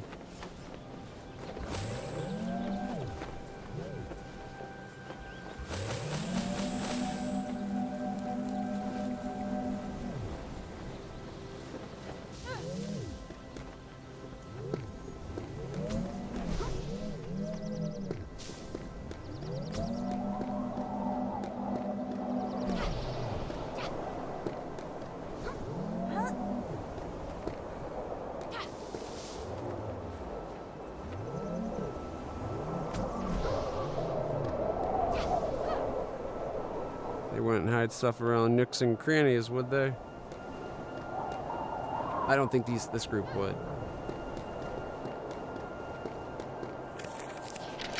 As I'm writing this, most of the human race are still asleep on the island. In a few years' time, you're going to join them. I'll stay back here and work, so that when you wake up, you'll wake up somewhere better. I don't know exactly what the world will look like. All I know is that people on the homeworld made the mistake of not thinking past tomorrow. By sending you ahead, I'm staking my heart on the future. Does he end up using his heart to power us or something?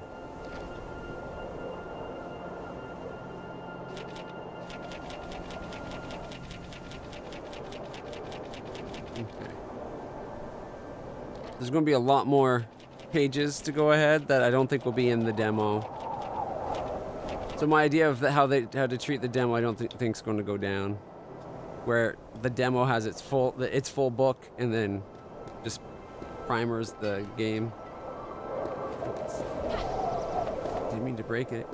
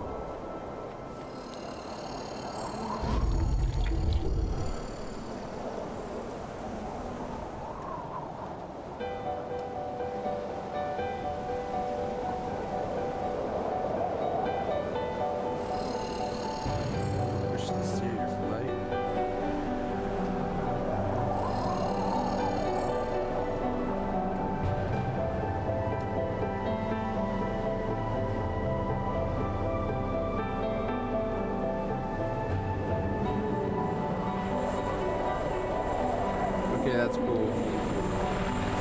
Oh, what's that?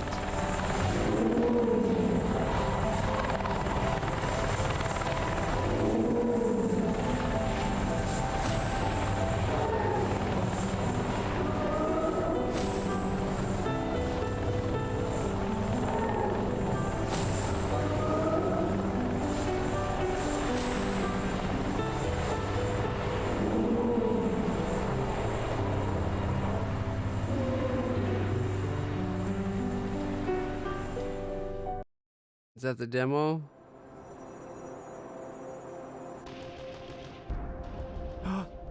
Thank you for playing. Look, the robots. They're a little bit of the Iron Giant. Just a little in the face. They have like Iron Giant, and the body is definitely Castle in the Sky robot. From time to time, I ask myself, is it possible to miss something you've never known? Let me rephrase. Is it possible to be homesick for a place you have never been? Oh, look it up there.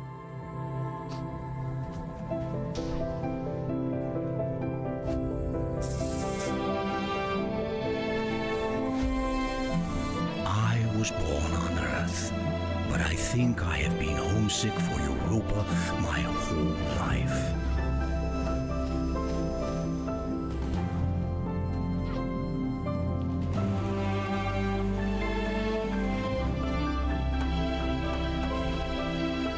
By the time you read this, I'll be gone. The and the aurora world in the will back. look very different from how it does now. But the island should still be there. They built this thing to last. Come to the island if you ever get lonely. Come here and think of me. That was so beautiful. Nova Dust, you beautiful bastard. I like the Europa has a band of like Tropical Zone.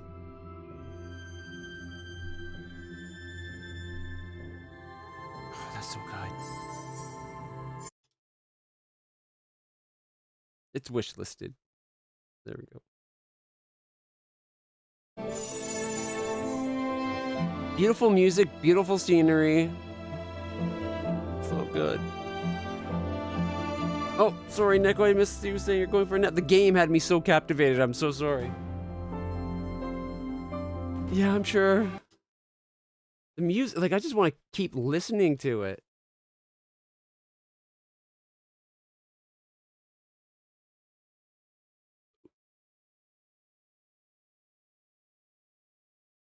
Yeah, there's the ship we printed. And it was this little piece right here that I think broke off.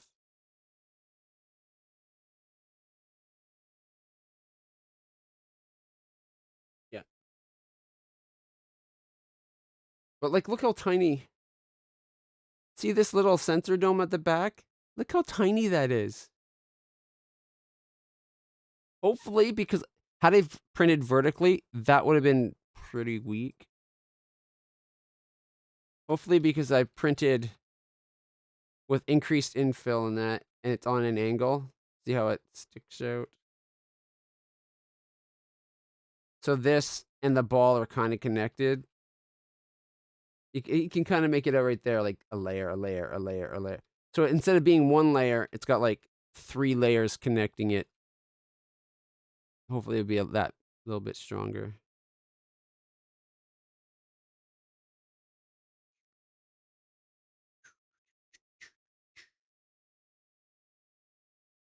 This thing right here is going to be a bit of a pain because you see that thin bit? Look how it's supported. One of the supports goes underneath and inside the X. Right there. See that? That little piece of shit. And there's bits above it. Hey, wait a minute. These were supposed to be connected. I hope this still got connected. Because I'm pretty sure that was supposed to connect up to the front.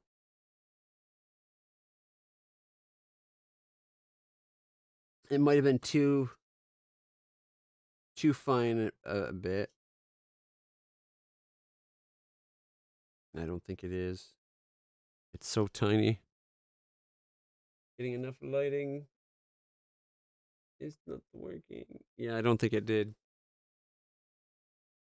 I might have to separate this off and print it again as its own piece, but not on an angle. Actually, maybe fully sideways, where it does this thing as a single layer, and then it does like this as a little like scrawny bit. Might have to do it that way, like kind of how over here. Yeah. Whoa! Don't show supports. Thank you. Now it doesn't even print it in this orientation. There should be an X right there.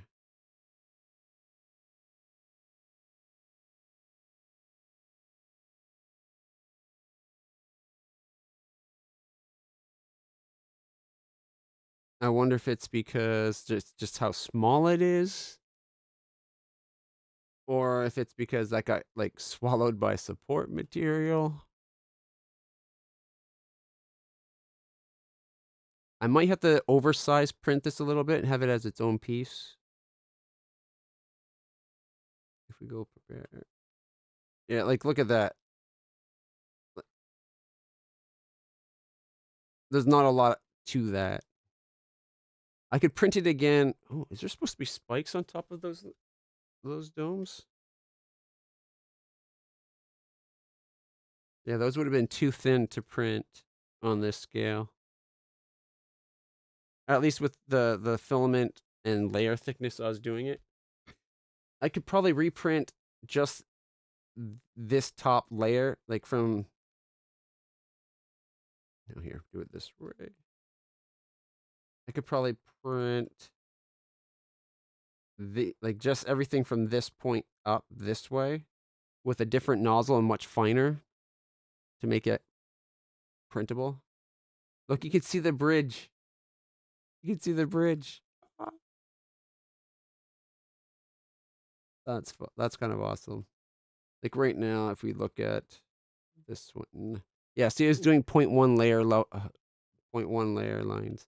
If I did Bamboo Labs with a 0.2 transfer settings, but strength, quality 0.1, and can we get you down to 0.6? Ignore it. Okay.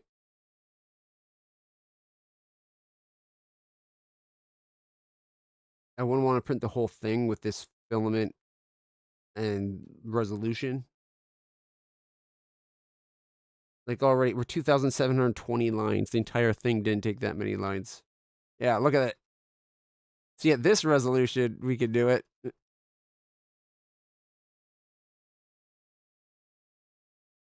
2,720 layer lines, 17 hours. Holy fudge nuggets. And that's with splitting it partially in half. Not quite, like we just took the back of it. This one's the back of it off, but still. Look at this. Makes the antenna 3 pieces thick. Then a whole bunch of singles that come up. See, at this resolution, it's 2 lines. Like, look at that. It's 0.4 across. If the thickness of that's supposed to be 0.4 millimeters, and we're doing 0.1 millimeters. Or sorry, 0.1. Let's say 0.1. It won't even be that. But yeah, that's going to be a pain. Although, if I slice it so it's just these bits where I could take them off. Look, even on here, we don't get the spikes around the shields, on the shield domes. If I see the downside, if I printed it this way, this thing right here, this would be prone to breaking and snapping off so badly.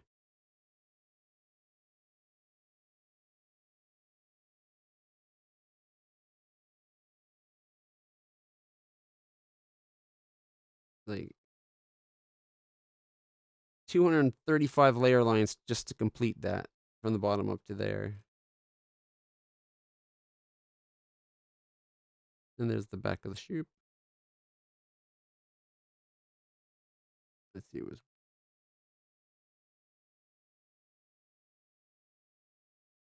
That's how many layer lines the other one had total on an angle, and now vertically 2170. Okay.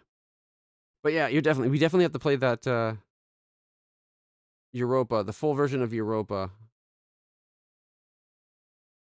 I'm shocked by how beautiful they got that game. As I'm writing this, most of the human Like, look at the auroras there. My goodness. race are still asleep on the island. In a few The island looks like right out of Castle in the Sky. years' time, you're going to join them, so that when you wake up, you'll wake up somewhere better. Oh, a fox. I don't know exactly what the world will look like. All I know is that people on the homeworld made the mistake of not thinking past tomorrow. Why is there laser firing robot towers?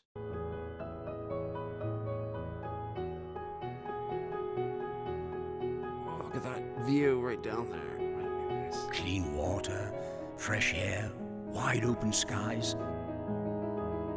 Everything This is a going to be child great to play. deserves.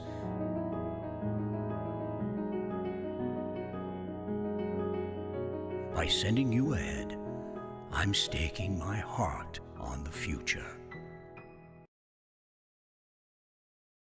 Does it have a set date release? It doesn't have a release date yet? No. Oh, wait. Release update.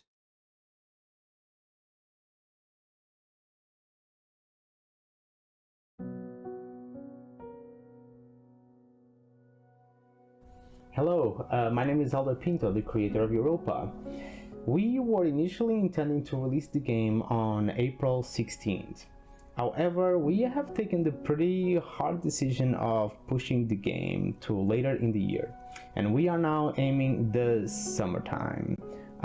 We do not have a specific day yet for a few reasons, and I want to try and get into a few of them. None of us is working on this full time. Like, ever since I started this project, from day one, the vision was always to work on it part time, at night time and weekends, and always try and do things that we cannot do in our main jobs working on AAA games. Both me and every single member of the team is also in this situation. Game development is hard, right? And towards the later stages, you realize that there's a lot of little things that actually amount to a lot. We've been reading your messages, we've been reading your feedback, and we took a long, hard look at the game. There was a few things missing from the demo that we wanted to make sure we include, and we wanted to make sure those things are in the main game. Europa is also a very cinematic game at heart. It's the story of Z and his father Adam, and it's the story of a colonized and terraformed version of Europa. The way that you tell that story can be very nuanced, so we want to make sure we tell that story right through gameplay. So we've been working on our cinematics a lot, and I've also been working a lot on the pacing of the game. It's playable from beginning to end. It's basically, I would say, almost finished, which is really puts me in a really interesting position where you can look at it in almost like a holistic way, like almost like a top-down bird's eye view. So it allows you to kind of like basically polishing the pacing of the game a little, like to make sure the pacing of the game to tell this narrative, and to always remember that we're trying to develop a game that's very zen, Have it like and pieces very like that. That's relaxing as awesome. well. Thank you so much for your support and for your patience, and it really means the world to us. We're gonna try and make sure we can get Z in your hands as soon as possible. Thank you so much. No, thank you. That game's all amazing. So, April 16th is no longer the release date, but it doesn't have a fixed date. Sometime in the summer. It's sad that it's not going to be open or out during April. It would have been a great birthday gift to myself. But hey, I guess I'll just have to accept it when it comes out. All right. All right. I think I might need to get my really good God hands. These some really fine bits here. Yeah, this one's just a little bit too thick in places. I can't wait to get this all out there and have it with my fleet. I might actually do a second one of this to go with, like, have 2 victory classes to go with the Star Destroyer. But let's wait to see if I can find another, like a Vic 2 and a Vic 3, maybe. I think it'd be more interesting if it would, like, all the different victory class models. Victory class is one of the features, like an Imp to Imp 2, you can't really tell the difference. I think the only difference is this piece across the top looks like it's radar dish. Doesn't have, it's not an X crossing, I don't think. It's something different. Or an Imperial 2 class, Imperial Star Destroyer.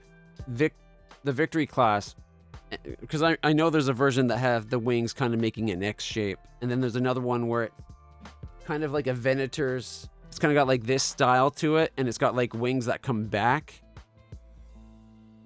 That looks very different. I don't know if I'll do that one, but anyways, let's go on to another demo. I think the demos are going to be downhill from now. Like there's no way any game like will be able to beat that demo.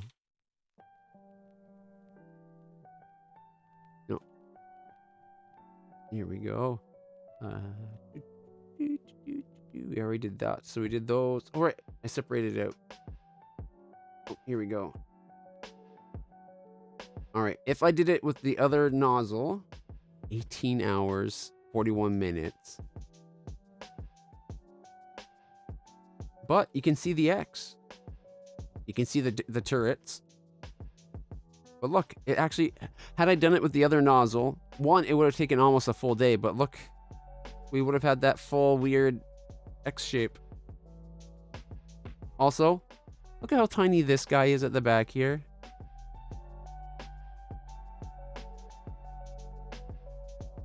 That thing is like 0.04 millimeter. Like it's a single strand of filament by the looks of it on my model.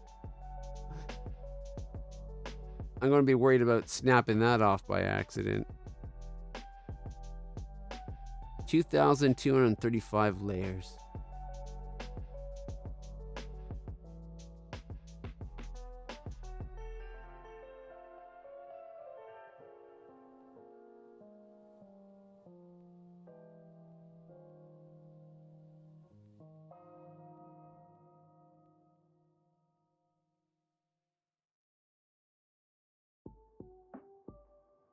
Yeah, see, it starts, there's a whole section that's floating there. Supports. Puts a layer of supports down. And then it prints from there to there. You might not have noticed, it didn't increase this one's layer because it wants a layer of nothing between it. So it's supporting there, bridging to there, and then to there. Idea being when it comes time to separate, these, when it cools, will kind of retract away. On the plus side, on this film, this thickness, there's actually more than one line to the thickness of that X. This being in here is going to be a pain in the butt, though, because it's underneath.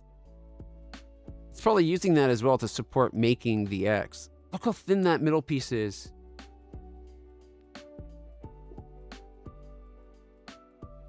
That's like a single thickness. It's not even a 1/10 of a millimeter. Oh my god.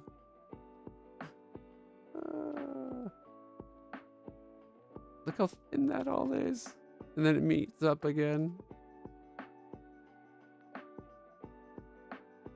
And then it's doing the antenna.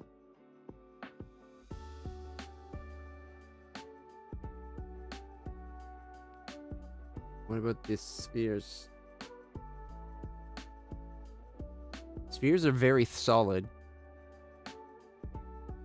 You can kind of see what I'm talking about here with the printing it on an angle for the antennas. It's a lot harder to snap because you have a lot more plastic, because it's like solid between there, whereas if it was a perfect, like a perpendicular it could snap out a layer real easily. It's still going to be really thin, so it'd be pretty easy to snap, but it'd be harder to snap it this way than the other. Mind you, if you drop the whole thing and it lands on it, it'll snap off. I didn't mean to.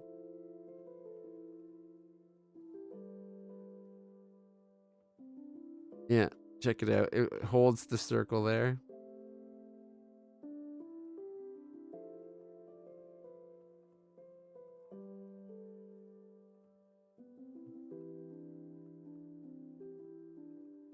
Yeah, see, it makes a cradle for it.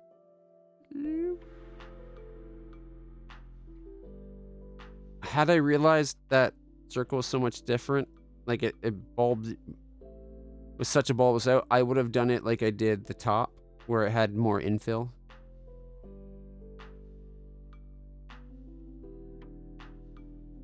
And then it catches... Why is it catching those? Oh, I guess it does kind of stick out there, eh? Is that supposed to be like the docking bay? It's the Victor, like it looks like it should have, yeah. I think that's supposed to be where like its hangar bay would be, but it's just like plated over or something maybe. I don't know. That printed really good. I was happy with that. I think I might cut off the top layer here and reprint it at this one, so we can get these pieces printed separately, where I could just file it off flush and then put that on, get the radar sensor cross X thingy here, and redone that. Won't be anytime soon because I'm not... I have to switch the nozzle and everything else.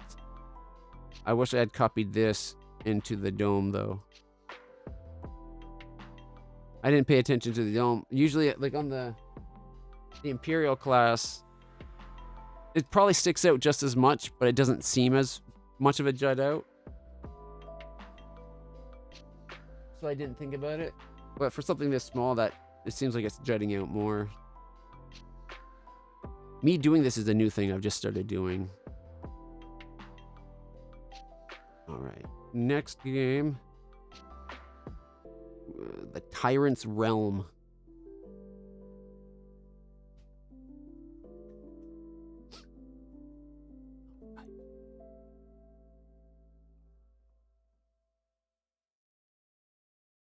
Part of me kind of want to watch Castle in the Sky again today, but we've watched that Studio Ghibli movie already. Oh, the demo is no longer there for the Tyrant's Realm?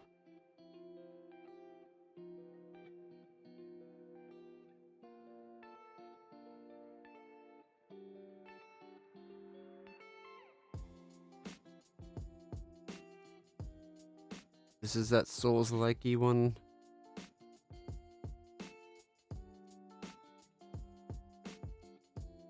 Was that a map? Do you get a map of it as you go? Like, this looks awesome. This one might have been a demo that was only for the period of time around that particular Next Fest. Although I did check it, it was at least the week following it was still there, so they've since removed it. Alright. Uninstall. What about Into Evil? Is this one? This one's probably gone too.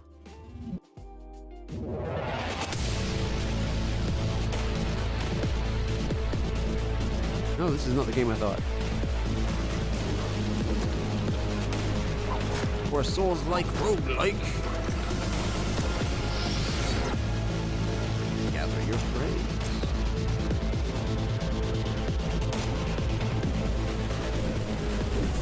And descend into horror.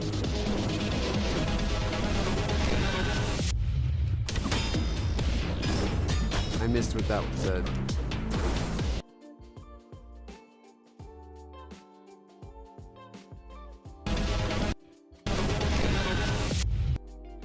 You are not prepared. You're all going to die down here.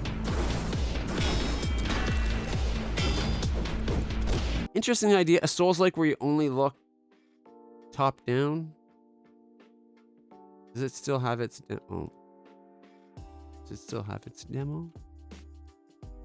This one's demo is still live. Okay. What else did we have? We had Oblivion Override, Twist Tales.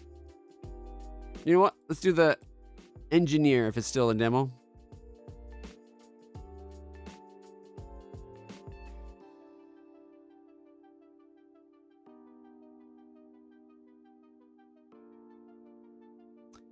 Ooh, is it doing? It's opening.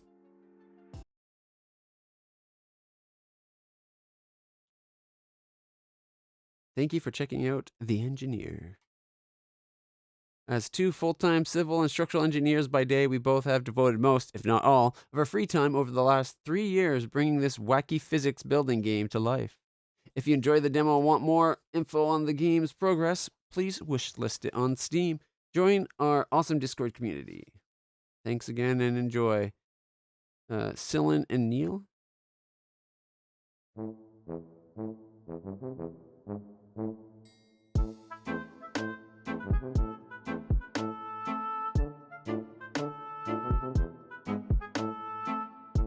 Forty. As 30. I hate French keyboards. Oh my god, do I hate French keyboards. I have a French keyboard at work. But it's not full French, it's the Canadian half French thing. It's like a mix between QWERTY and AZERTY, and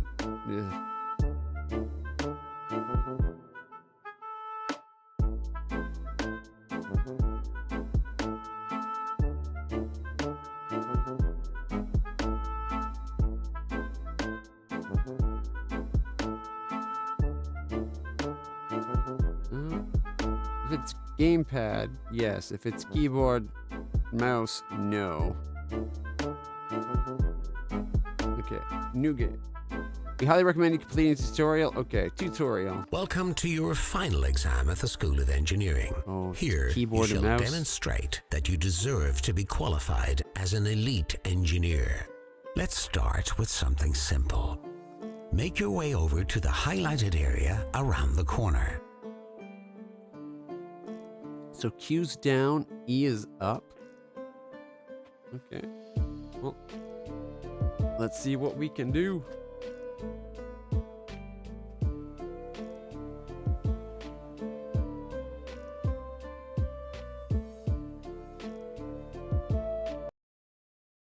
One second. Since it's keyboard and mouse, do not invert that y-axis. Thank you. There we go. Wow, fantastic job. You're a natural. Now, let's start building. Show me what a beam is. Okay, now hit the build button at the top left of your screen. Usually they work better when you actually fix them onto the wall. Try again. This time with a fixed beam. Okay, now hit the build button at the top left of your... Show me how you would brace these two beams together. Okay, we only got one piece.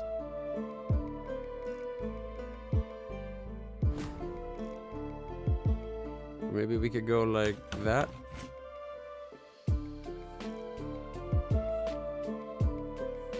Great! You finally did something on your first try.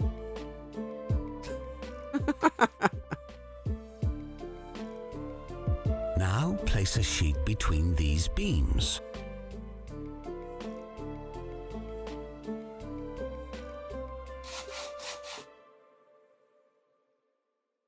Try nailing it to the beams this time. You mentioned nothing about nails.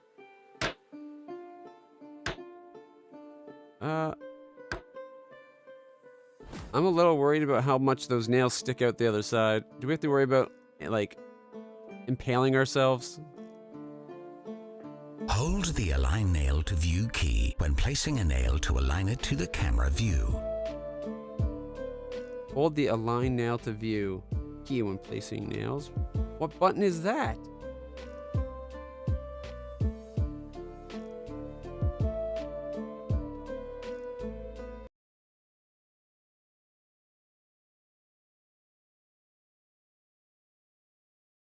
Okay, physics, objective, guide. Okay, move forward. Scale is caps lock. Ugh, I do not like that. I hate when games use the caps lock in game. You come out of the game and you have no idea if you're going to be caps or not. Move left foot, left arm, right arm. Oh my goodness, they're all separate. All right. I don't see that align key to view button.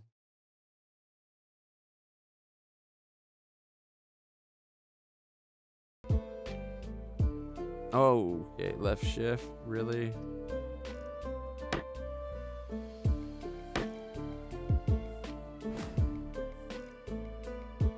Build.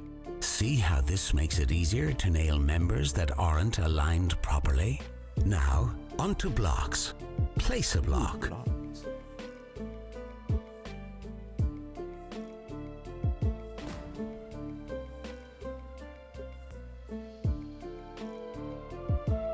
Well, okay, I can place it beside, but it's just gonna fall. Blocks and mortar. Click the build. It's just gonna fall.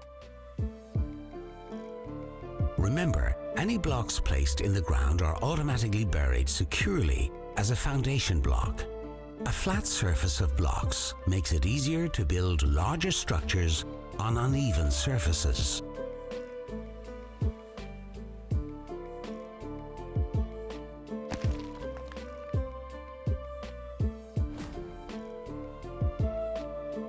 Place the final wheel on this cart and nail it on securely.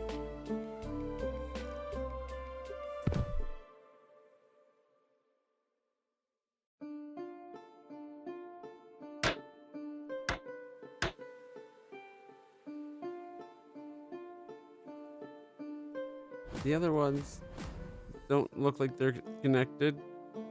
We could make a mechanical engineer out of you yet. Show me an example of a freely rotating joint.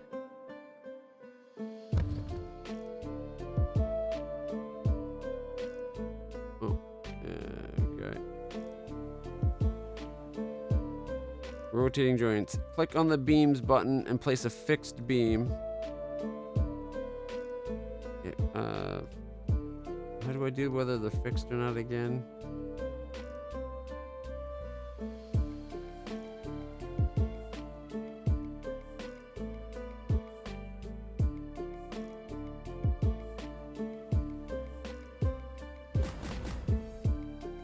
Okay.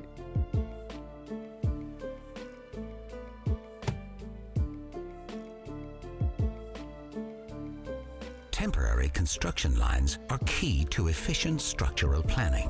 Place a vertical construction line on the right-hand block and then connect the two vertical construction lines with a horizontal construction line.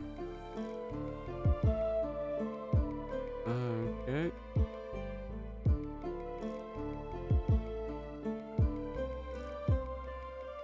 These will help you design more complex structures. Don't tell anyone, but sometimes even engineers make mistakes. Show me how you would remove building materials.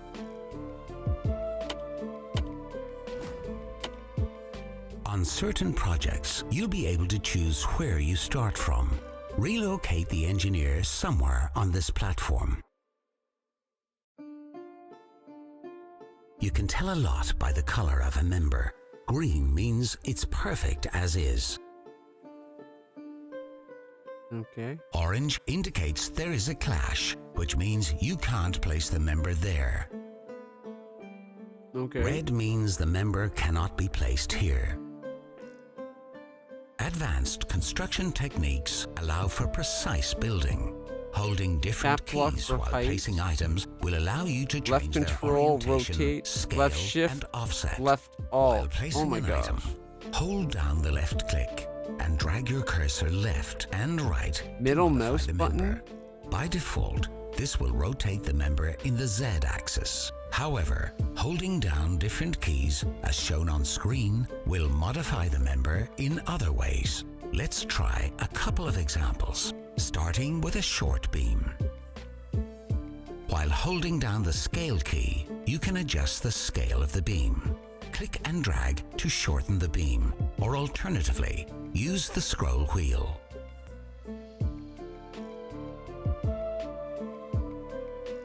There's Alt. At least it shows you what you're going to do when you do it. But it's caps lock.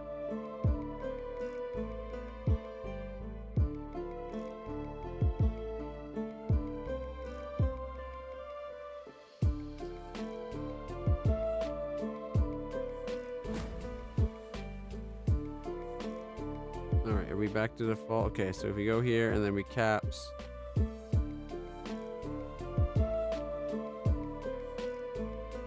While placing a sheet between 2 points, hold the offset key and then scroll up or down to offset the sheet.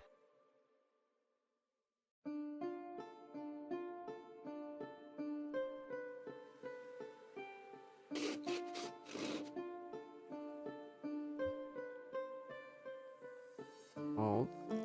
But see, it doesn't.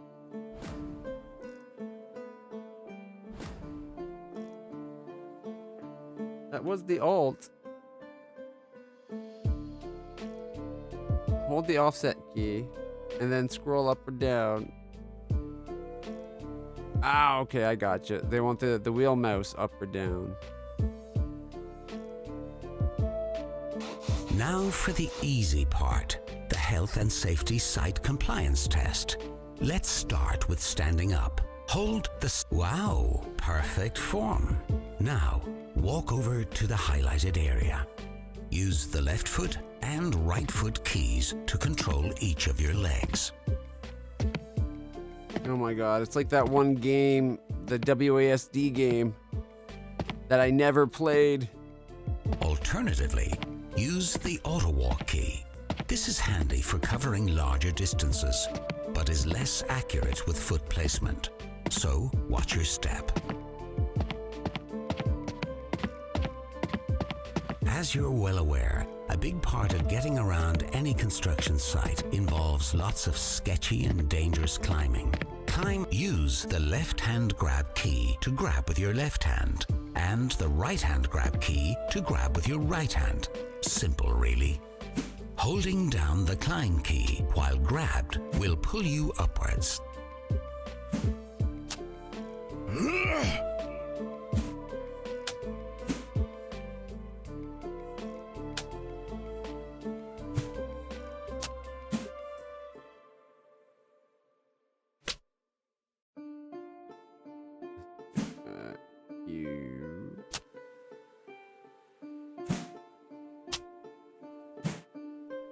Great, you made that look very easy. Climbing clearly comes very naturally to you. Now, grab hold of this cart and then push it to the highlighted area. Look at our legs. Why are we spreading our legs so far? Make sure you're well clear of the edge before standing.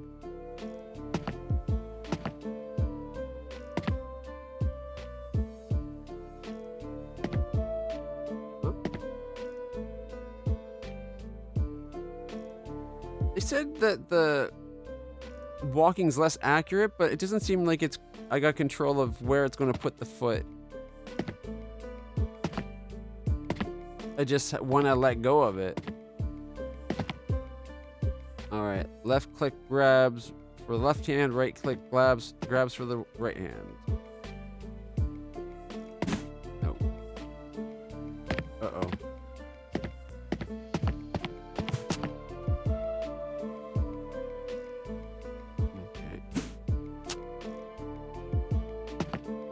Congratulations, you're now a qualified engineer.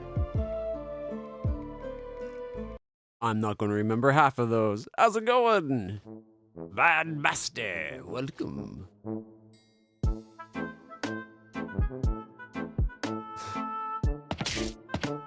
Oof, that sounded like he just broke an ankle. Let's check out what the demo has for this one. Okay, we did the train. See, why couldn't it just brought us to this and gave us the training here? Oh wait, this is new training. Okay, never mind. I guess this Welcome is to in the tutorial. continuing professional development area. Here, you'll be able to put the theory you've learned into practice. At the top right of your screen, you will see all of the missions available in a given level, with their difficulty rating next to it. Click on the mission to get more information, like what type of mission it is, and how much money you get for completing it. There are a wide variety of different mission types. Character-based missions are the simplest, where you are tasked with just reaching a destination, which might involve walking, running, or climbing. You might even be asked to transport a given item to a destination.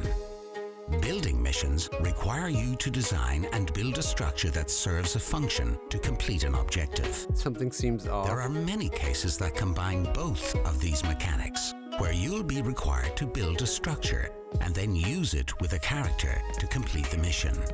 Upon completion of a mission, you'll be given a scorecard explaining in detail how you achieved your score and thus your financial compensation. The better you score, the more money you make. Easy. You can retry missions as many times as you like, but bear in mind, you'll only earn money on actual improvements and efficiencies to your designs. Right, now that you know the basics, let's get started. Sounds good. Okay, walk to destination. The most basic mission type will require you to reach a destination by running to it. In these instances, your bonus reward will depend on how long it takes you to complete. All right. As much as 25 coins. This is a simple character mission, which just requires you to reach a destination. Walk to the highlighted area at the end of this path. Remember, to view the character controls, press the guide key.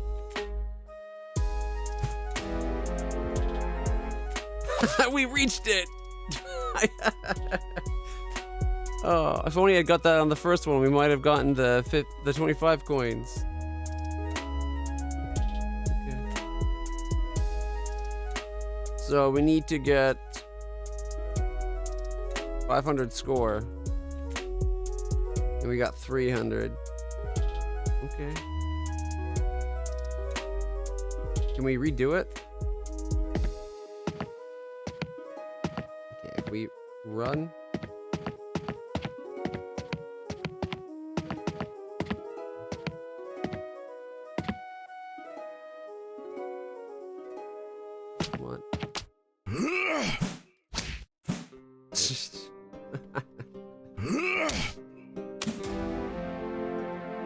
Oh, I don't even try. Okay, I got a better idea. I tried to grab it, right?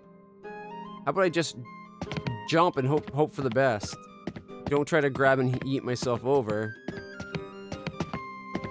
Just. Oh, no. Come on. Come on. Stand up. Why can't you stand up, Mom?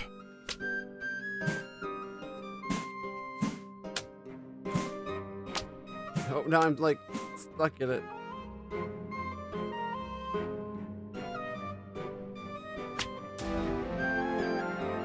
I don't know why my leg jutted out. We'll take the B.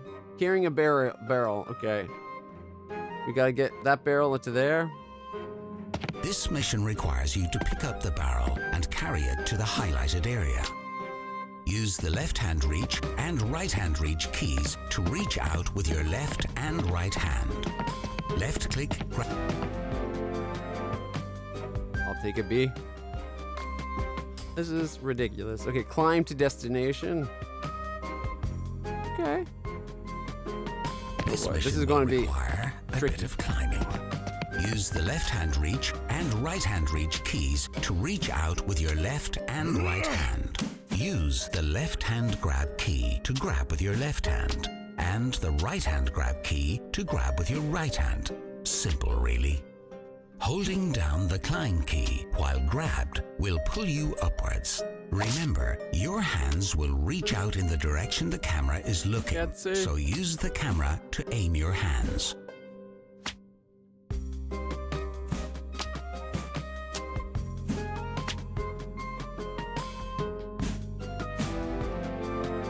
E minus. Okay, I'm starting to get the hang of it. Oh. Okay, start mission.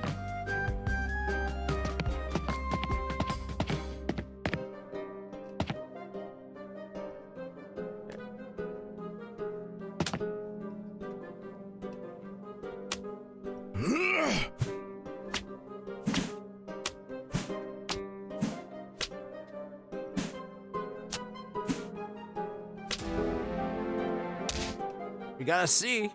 That's better. I think I might be able to get a B.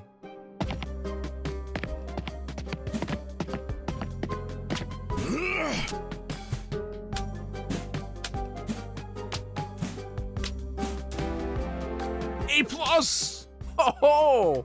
Ignore the falling to her death afterwards. All right. Keep a box in the volume. All right. Hopefully This is a building mission where you have to build a platform capable of holding up this box above the ground for at least 8 seconds. Remember, when you have a member equipped, the guide on the left of your screen displays the different controls for that member, including how to scale, rotate, and offset it.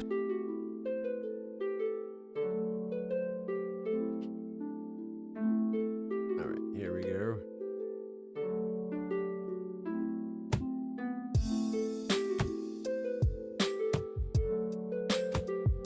I probably should have put some connection guides. Let's see.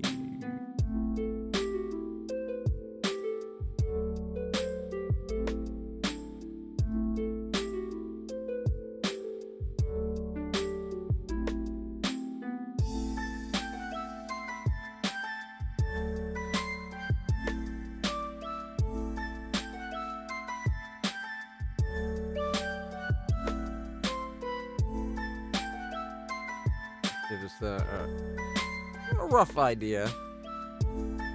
All right, so then we can brace it.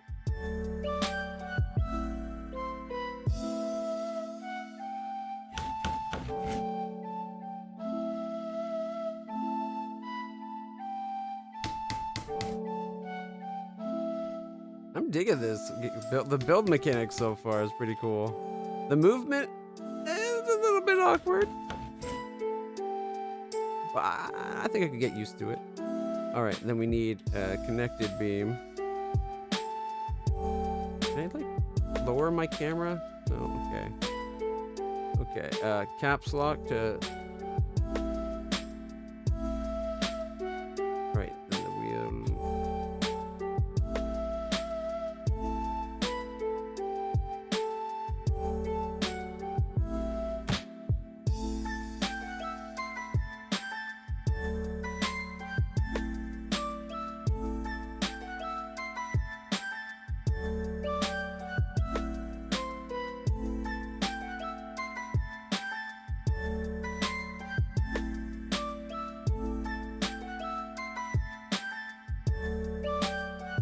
How come this one seems like it's like the other one fit? Right? They're probably not equally distant from each other. Fine, take that off.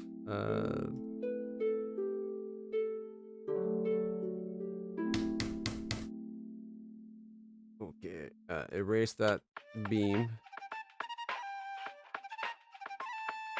Put some more bracing.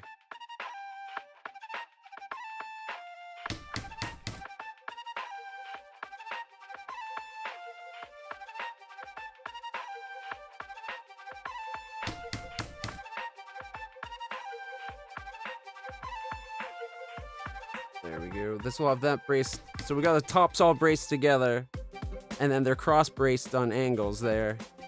And now we can put a sheet. Honestly, that might hold it already. Can we test it?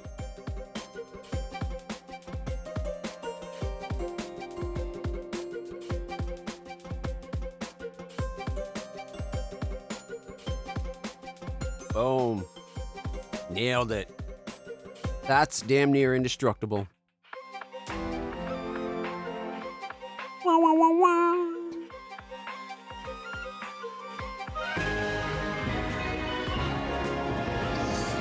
Nailed it. A plus 580. Details. What? We are 20 points shy.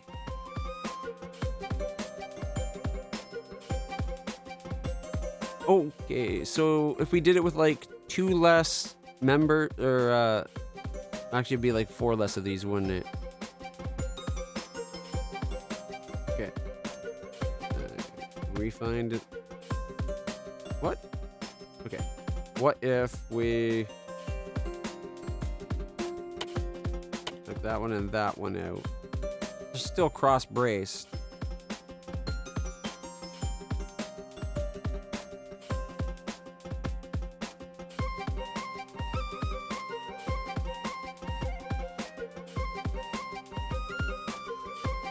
It held. Didn't say what angle. 10 points? Oh, we have to move 2 more. Okay, refine design. If they can fix it so it doesn't take so long to refine the design. What if... You know what? We don't need that one. Or that one. Because it's braced at the top.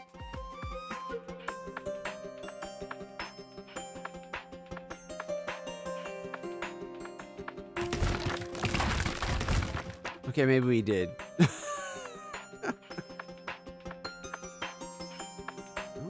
jeez.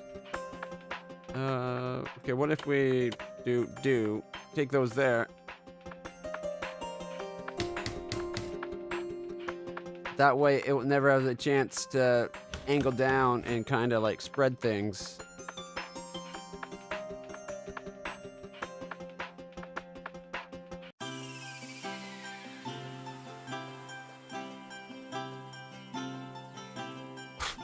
Bulletproof. Oh, maybe box proof would be a better explanation. A plus. All right. There we go. Building cross a bridge. Okay. Some missions will require you to build a structure and then use it to complete a task. For example, build a bridge to allow you to reach the target area. In these instances, your bonus reward will depend on how long it takes you to complete the task, the amount of materials used, and the number of connections. Right, and the amount, yeah, that break once the physics has been turned on. Okay, start mission. This mission is one that combines building and the character. First, you must design a bridge and then cross it to the highlighted area with the character. When attaching a beam to a wall, remember to use a fixed connection to ensure the beam is securely fixed to the wall. A beam placed on a wall with a free connection will not actually be attached to the wall and would just fall down when built. You can toggle between free and fixed connections in your building bar under connection type. The free connection is red and the fixed connection is green.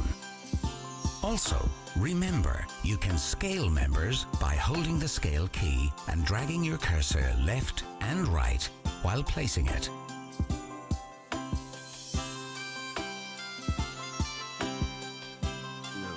Now that I know that they're on the same plane, can we actually build off of that? Oh, we can too. Look, we could be like, boop,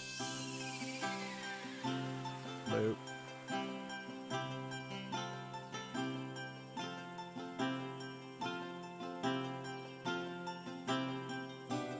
Let's see, we got what? Big, too big and a small, too big a small, too big a small, too big and a small. It kind of means it might be like.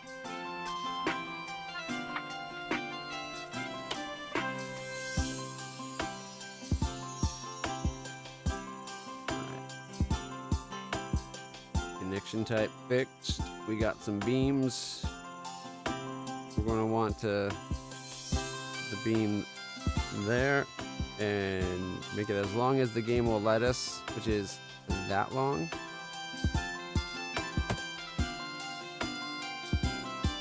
All right.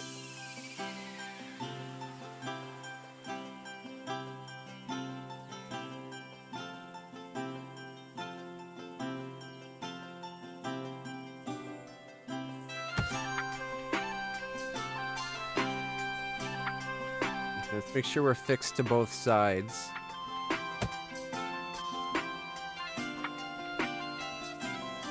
Oh, why is it going on an angle there? What the heck?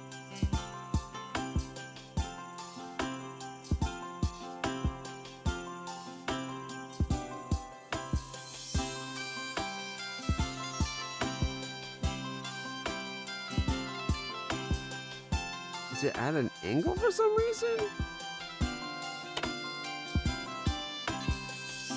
Oh, from when I did it on the corners to get just the line up.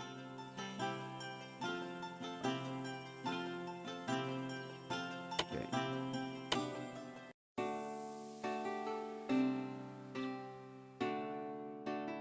I hope those two being above don't cause problems.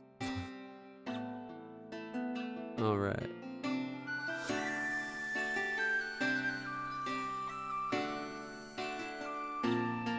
Well, we'll find out.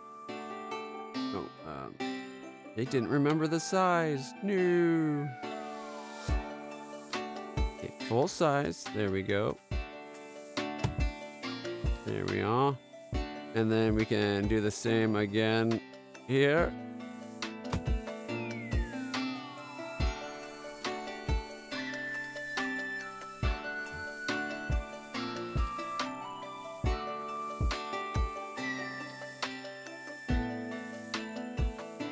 Oh, actually, that might be good because it'll give us a way to like nail them together.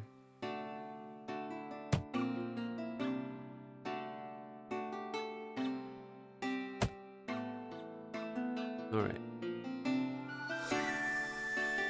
Okay. E goes up. Yep, there we go.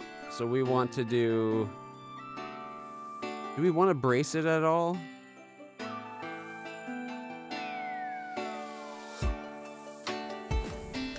I don't know. Let's just do sheets. As long as they'll let us right about there, and then caps lock. How wide can we make these sheets? And then it's Alt.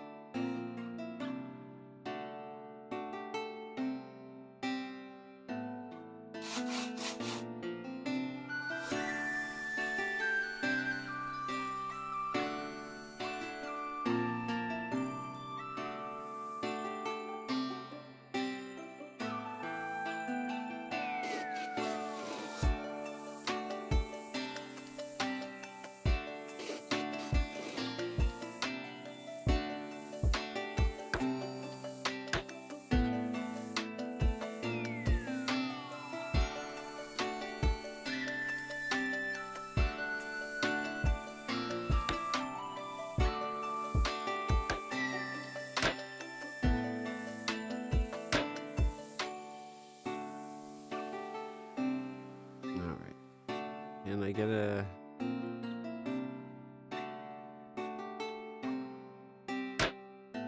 That should get both of those.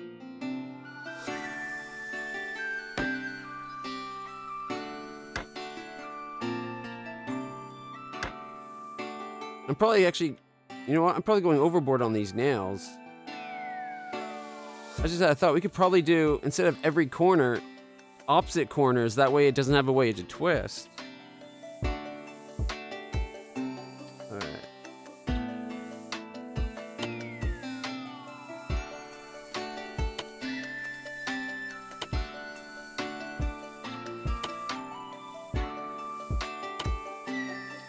Leave that one in.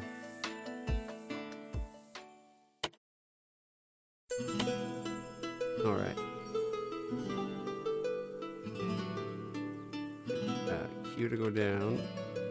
So it's in that one. So we definitely want to end this one because if we can, we want to do that whole get both thing.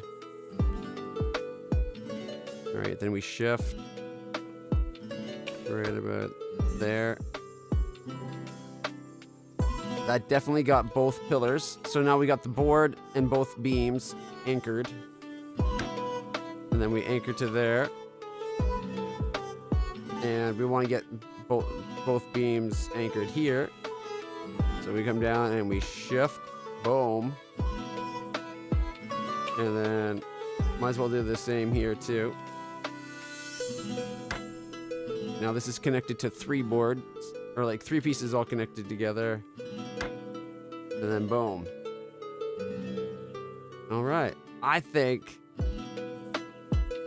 we're good. Let's build it.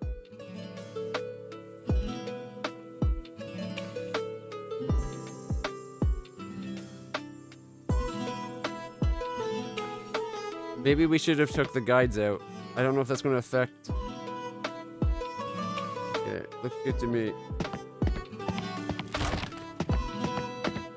Something broke. We still got an A.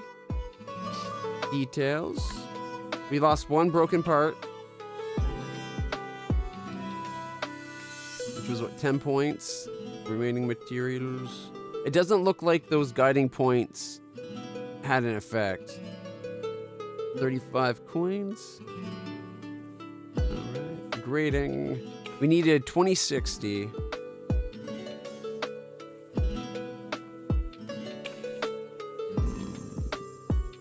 That's a fair amount of points.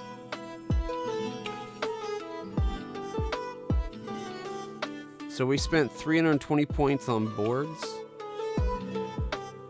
I'm betting if we take the last one out, we can save us 320 points. We'll just have to jump. That saves us all the cost of all those nails.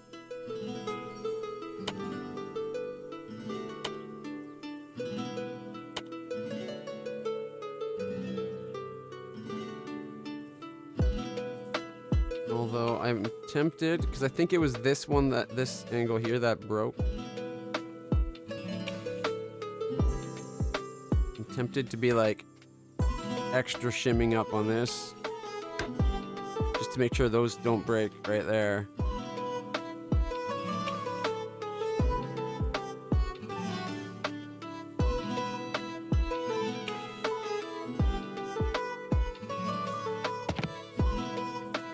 All right, yeah, it looks good to me.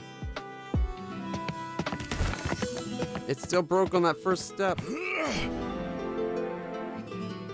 1955.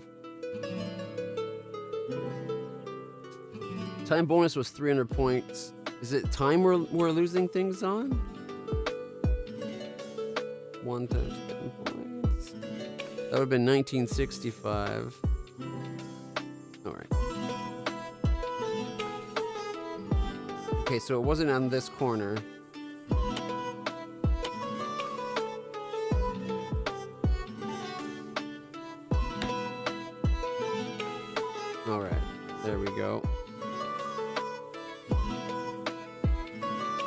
Building. Okay. Looks good to me.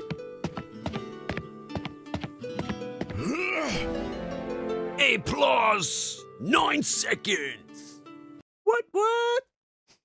No broken parts? Because it didn't like twist on that thing to break the other corner of the nail. But man, I was able to get.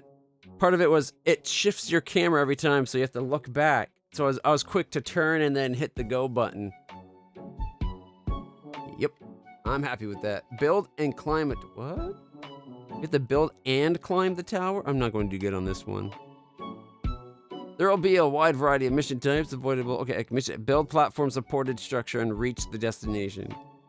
Build a structure to support the platform and then test it out to make sure it can hold your weight to complete the parameters. Don't let the platform fall and remain in target location for 5 consecutive seconds.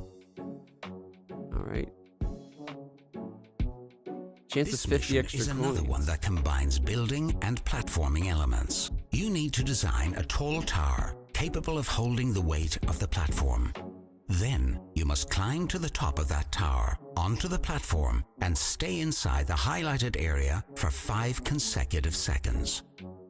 Pro tip: when designing a structure made to hold weight at height, it's always wise to properly brace your structure. You don't say. It won't let me put guides off of this thing, so...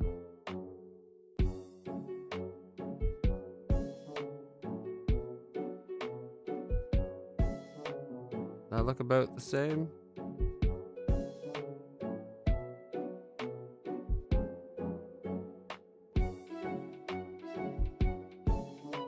Just use the up arrows.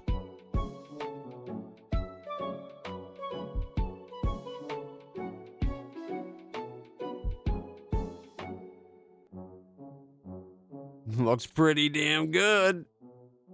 All right.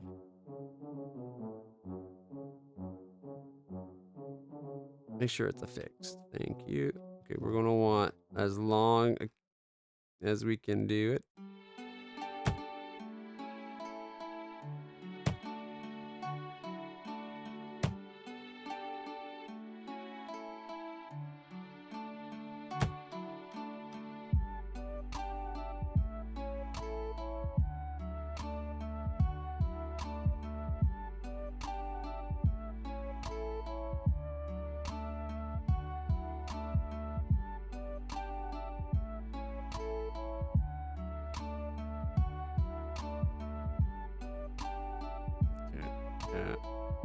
Oh, show. Here we go.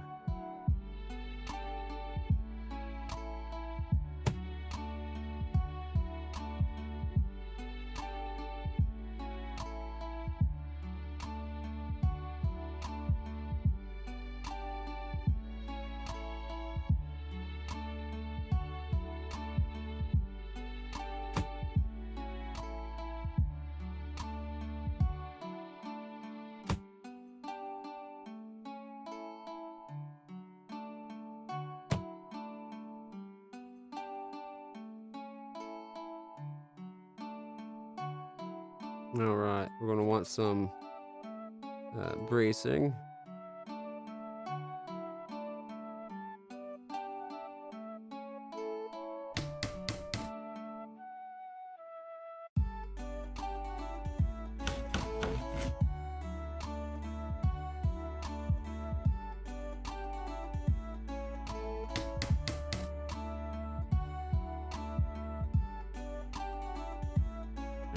I didn't think of this sooner.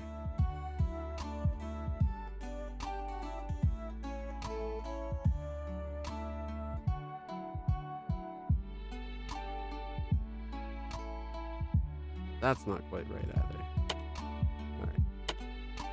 Yeah, let's take that out first, just for a second, so we can use this one to get points.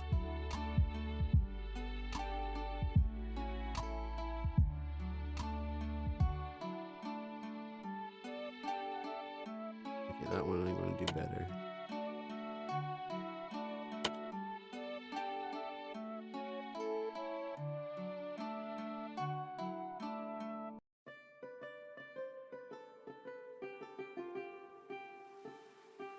Alright. Looking like two. Which means...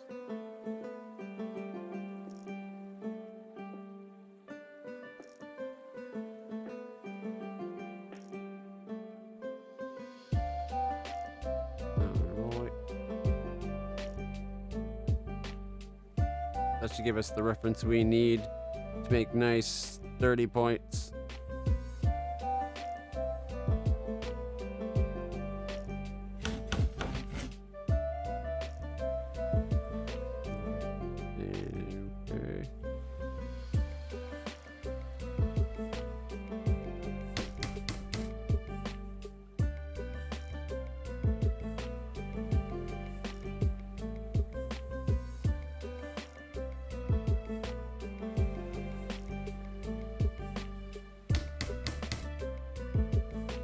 Okay. So that's rigid that ways.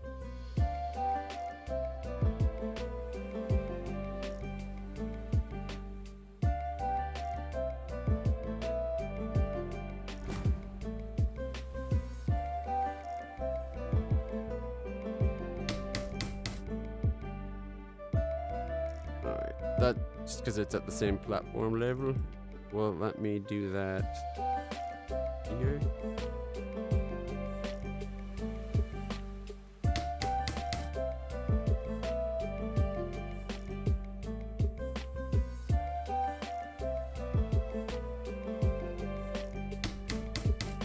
All right, now we just need the where we can climb, right?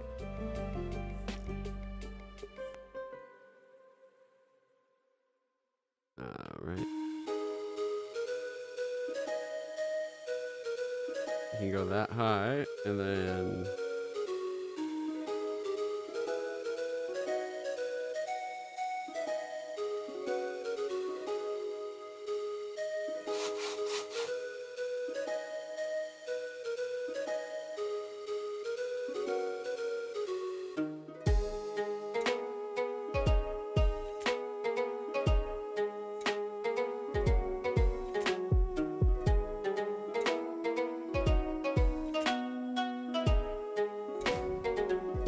I think I need to just be a little bit higher.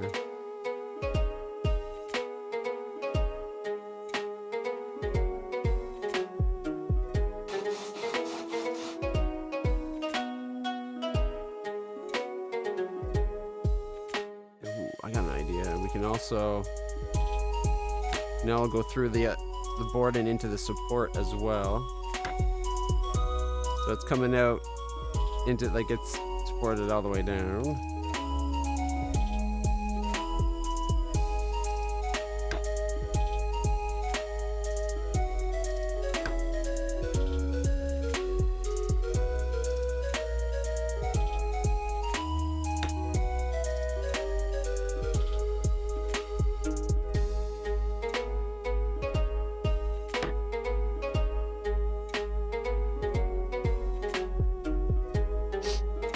That, you think 2 nails is enough to hold us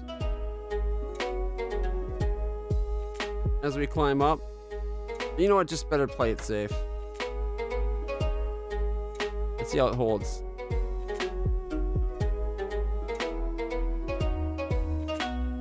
I actually like the building in this game, surprisingly intricate. I'm enjoying the building. Oh, it holds.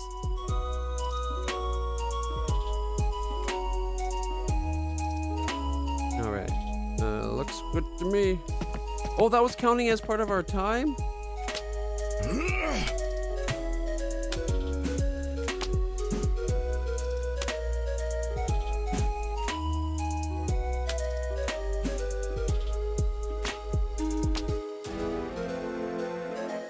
A plus on the first attempt.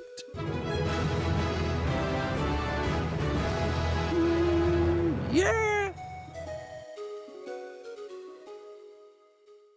You needed 1985 or better. Oh, that's 2 points from in real life. And we got 2095. We obliterated it. All right. Look at that.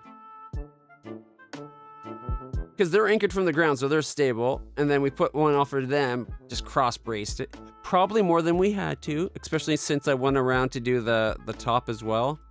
But I wanted to make sure the top didn't move at any when the thing landed on it. So that was extra bracing, because I didn't leave room to put a surface there. All right. Mission list.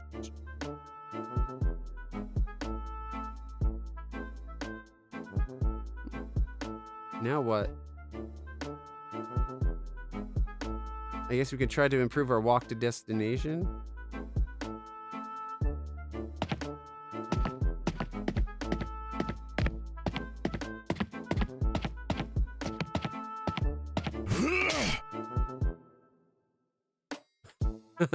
Nope. Oh, okay. I think I can do better now.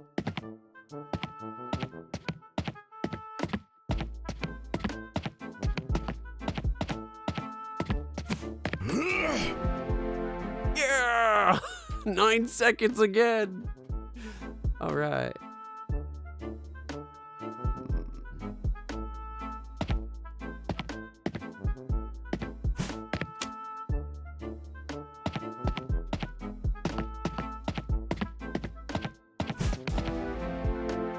You can throw it.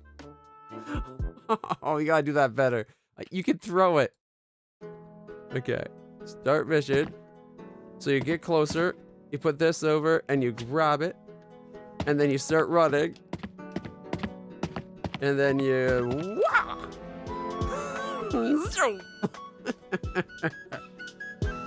They didn't say how to walk it there. Just move it from A to B.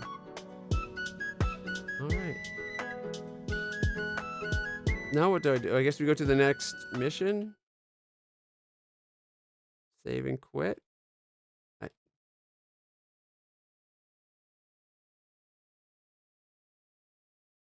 There really should be a way of like proceed to next mission or something.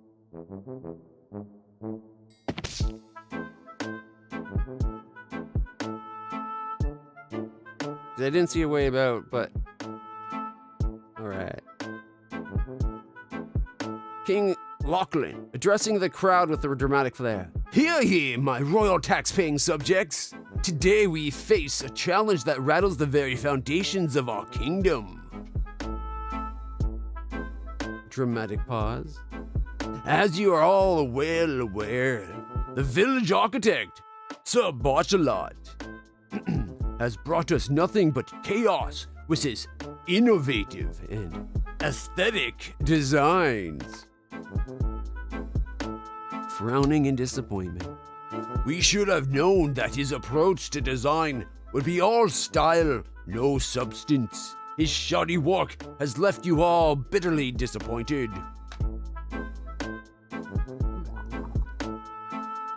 Hard on the throat.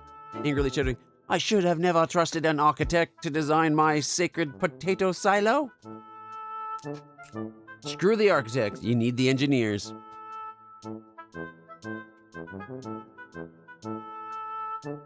Alright, can we just keep going? We need to build a fence, pick fruit, build a water tower, obstacle course.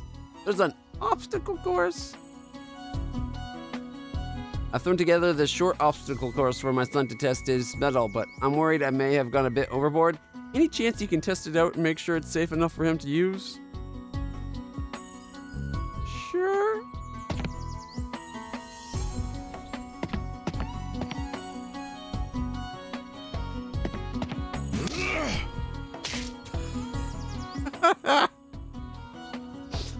Okay.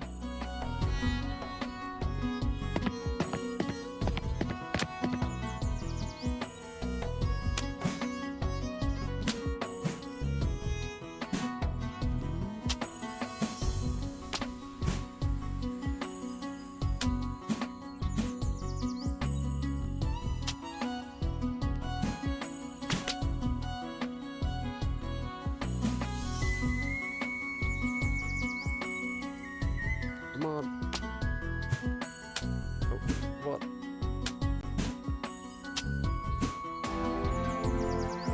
Okay, well, it's possible. Didn't do very good. However, I just noticed, guys, the time is 10:30. It's time for movie night. So we're going to call it there. If you guys are up for a movie, meet me on the Discord for anime movie night. I'm not sure what we're going to watch, to be honest. I'm thinking that, there was that animated one we looked at another week that I'm like, maybe that. I think we might do that one. But we'll figure it out once I'm on there. For those of you guys who haven't yet hit the follow button, please do. If you're on Twitch and subscribe and all that for YouTube, you know what things you have to do for what platform you're on. Like, subscribe, share, all that jazz. Hit the follow button, become a subscriber. You do you, you know you. And you know what you need to do. Until then, everybody, stay happy, stay healthy, and stay awesome. I'll see you tomorrow for some more of Coral Island and the Thaumaturge. Till then, stay happy, stay healthy, and awesome again, apparently. Double awesome. You know you can do it. Do it. See you all again soon.